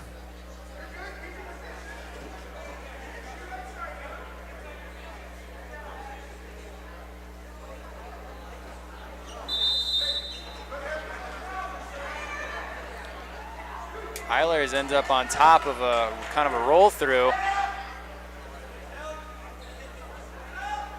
Mueller rolls off it.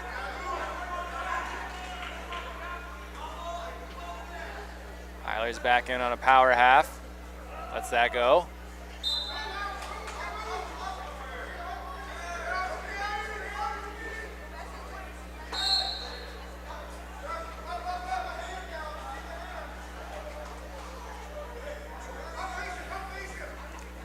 Checking in on our 106B bracket. See if that's gonna, looks like they've already crowned a champion there.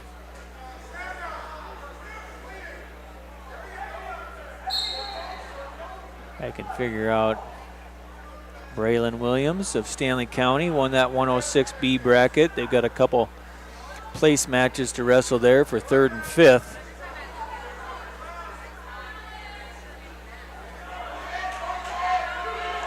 Eilers finds a Peterson over there. Racking up points left and right.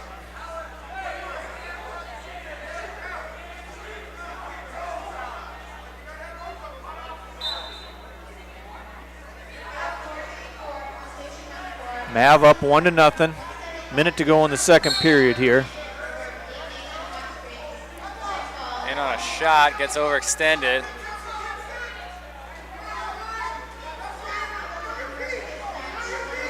Needs to come up to his feet. Altner picks up the ankle, goes behind for 3.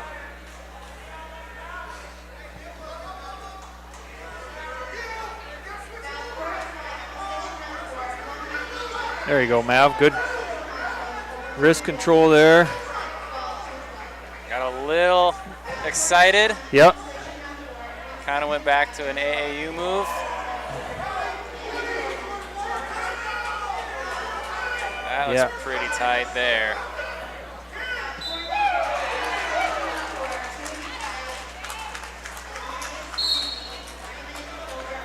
Good effort there by Mav. Also, I believe his first Mid-Dakota Monster. I don't know if Mav wrestled in the Mid-Dakota Monster last year. I don't believe he did. Yeah, just probably like you said on that one point, he had a chance to kind of break away, get his one and reset, and he got a little overzealous and did not work out for him. A little more experience, he'll figure that out. Absolutely. And Eilers picks up the tech fall on mat 2 there at 190 pounds over Justin Mueller.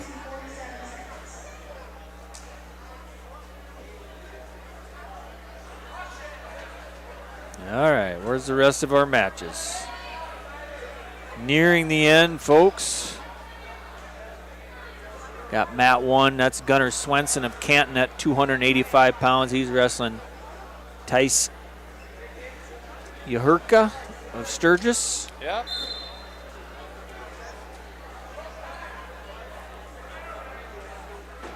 Yahurka ranked 7th in the A's. Swenson not rated. Mat 2. There he is. Thick. Yeah. Lowell of T and Jace Kroger of Canton at 215 pounds.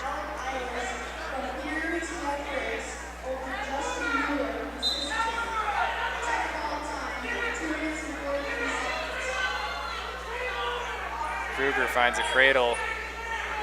15 seconds to turn it. It's close.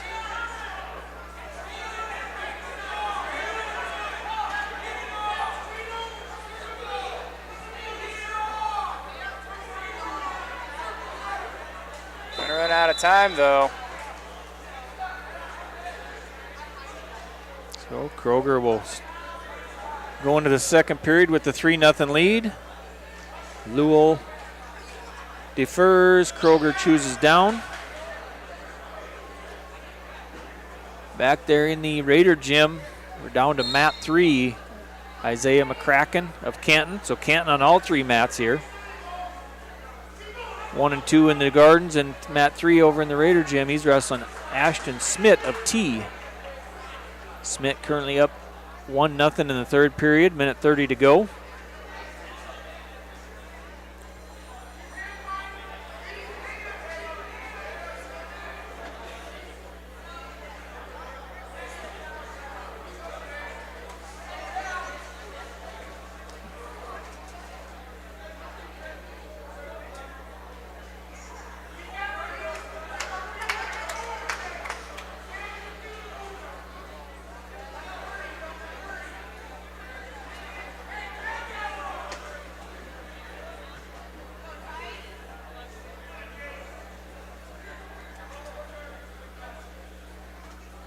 Both sets of wrestler on these matches have been very patient, not forcing anything. A lot of hand fights, a lot of careful steps.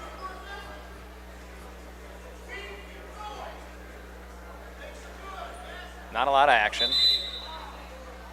And we're going to go to the third period on mat 1 with Swenson leading 1-0. Yahurka is going to go down to start the period.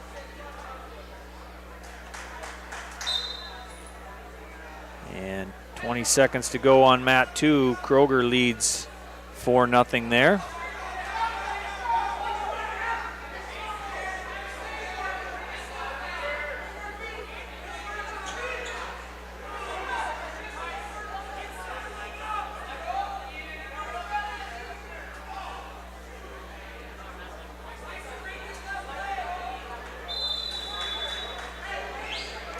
Go into the third period now on mat 2 with Luwall trailing Kruger 4-0. Oh, are we going to get another mat up and running over there? I'd appreciate that.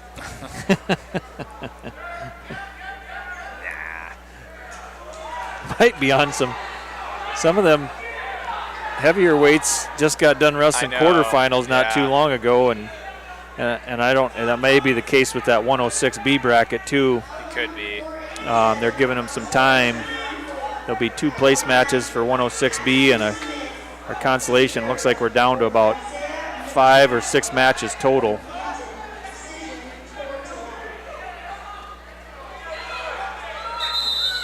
Yurka still not able to get up. Swenson dinged for stalling. And on mat 2, Kroger picks up another takedown. Now up 7-1.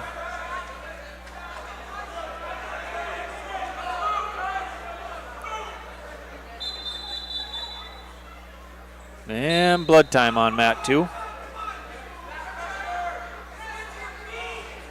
Swenson does have 1 stalling call against him now. 1, yes. Just the one. So he's got 30 seconds here. Yahurka's not making him work too hard here, though. But he really hasn't the whole period, though. I was kind of surprised to see him get dinged with the stall.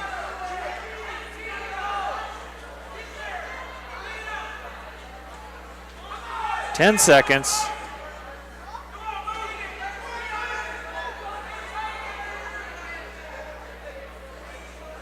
Good ride there by Swenson.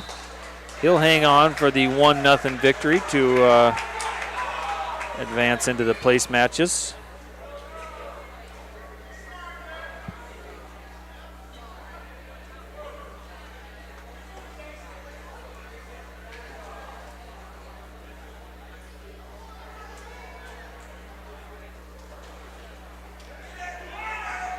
And Kroger, he's down to the last 30 seconds. Got that cradle hooked up again.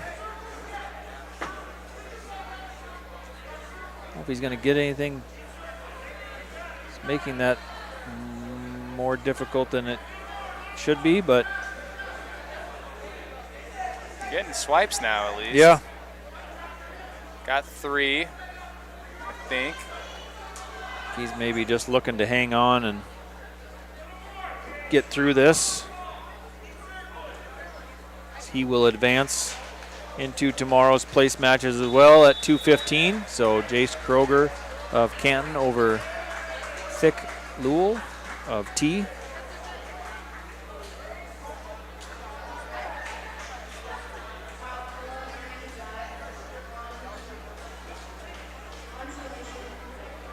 Four matches on the board.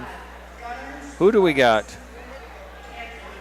Over there in the Raider Gym, Mat 3, Easton Dooley of Custer. That's your third place match at 106B. He's wrestling Bladen Sterling of Winter. Sterling up 6-0. Mat 4 at 285, Derek Fanenga of Winter wrestling Adley Rendell of Kimball White Lake Platte Geddes. Fanenga up 4-0.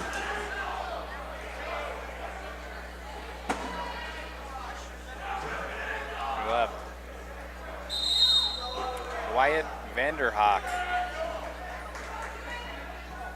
here on mat 2, Kimball White Lake, wrestling August Stoufferon. I had a hard time with that word the first time. Struggled with that 4 hours ago. Yeah. These are the final 3 matches? I think maybe. so. Final 3.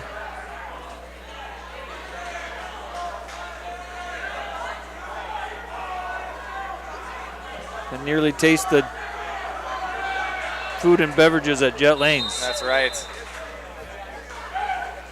Or Carson's Corner. Oh, sure. I haven't been there yet. Oh, you haven't? No. Yeah.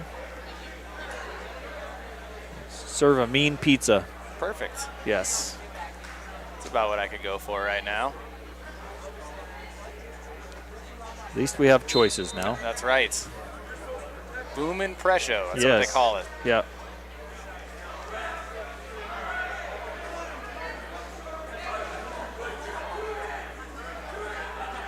So we've got action here on mat 2 between August Stofran and Wyatt Vandenhoek.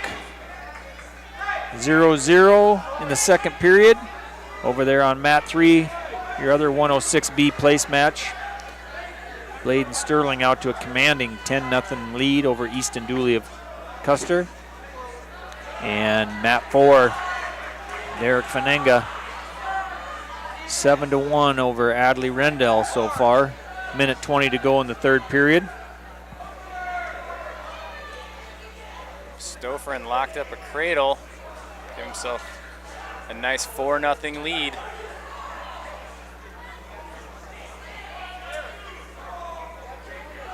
That's the 5th place match in that 106B bracket.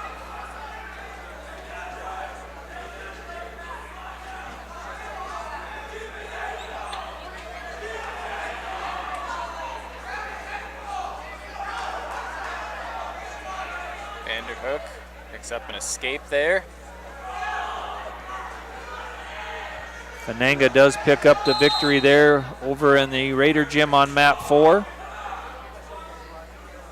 Derek Fenanga of Winter over Adley Rendell of Kimball White Lake Platte Geddes. And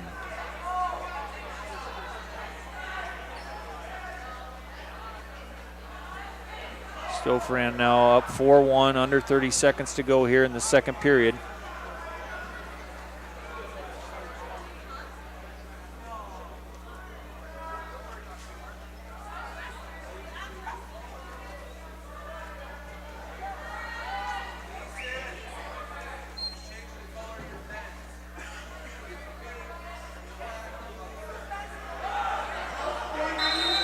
And no change there. Go to the third period. Third period, Stofran's going to take top. He's up 4-1. 2 minutes to go. And looks like starts with the clasp.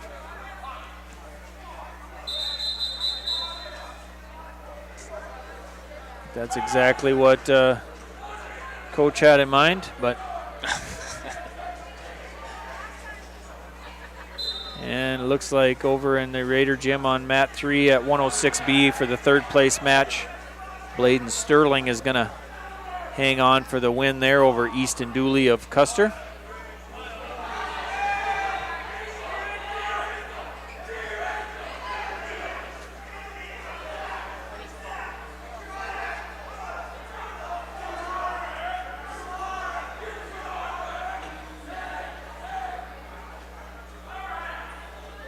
Now down to our final mat for the evening. Close it out with the fifth place match at 106B. 4-2 in favor of August Stofran so far from McCook Central Montrose.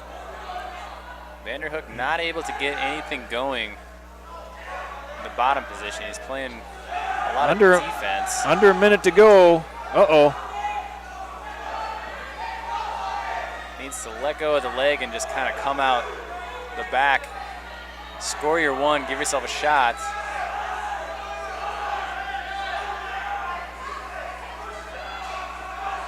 I think he heard you. Yeah, there he is. Maybe. Maybe. Oh, there he's going to pop through. Switch through to a yes. Reversal, perhaps? That's going to get the reversal.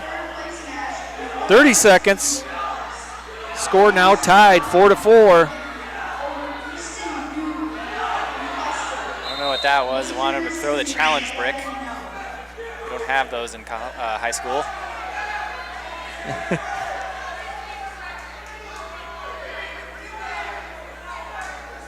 17 seconds left. Escape wins it. Otherwise, if Vandenhoek can hang on, we'll go to overtime. I think we're going. Ends the first day of the Monster on an overtime match. You bet. Just when you think you've gotten enough wrestling. Go to sudden victory here at 106, the B bracket for the fifth place match.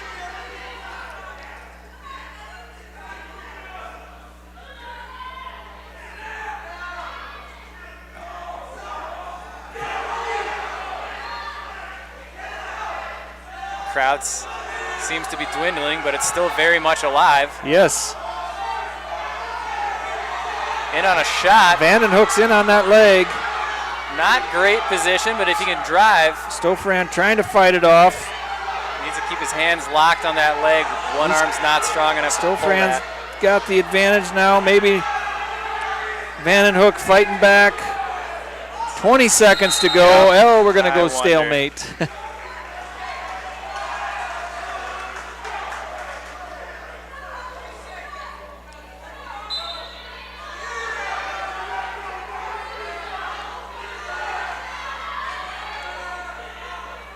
Ten seconds. Slide by attempt and then front headlock.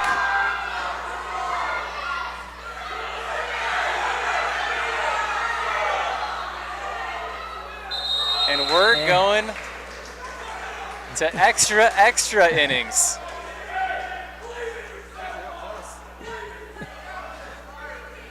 Trying to mess up my under. I feel like it was a pretty fair line that I set for you. Yeah. You're pushing it.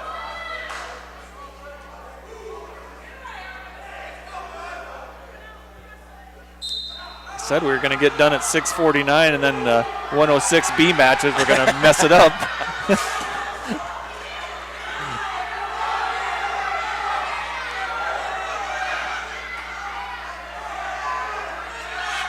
Holding on to Oh, the he's leg. going to hang on a leg. It's all right. I think he can eat a stall call. Yeah, I don't think there's been anything given, but he doesn't want to clasp.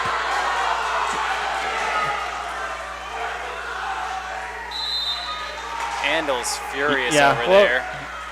But I don't know. He crawled up. Yeah. Eventually. And it's not really like Stoffern was moving to get off the bottom. Another 30 seconds here. Now Wyatt Vandenhoek gets his shot on the bottom.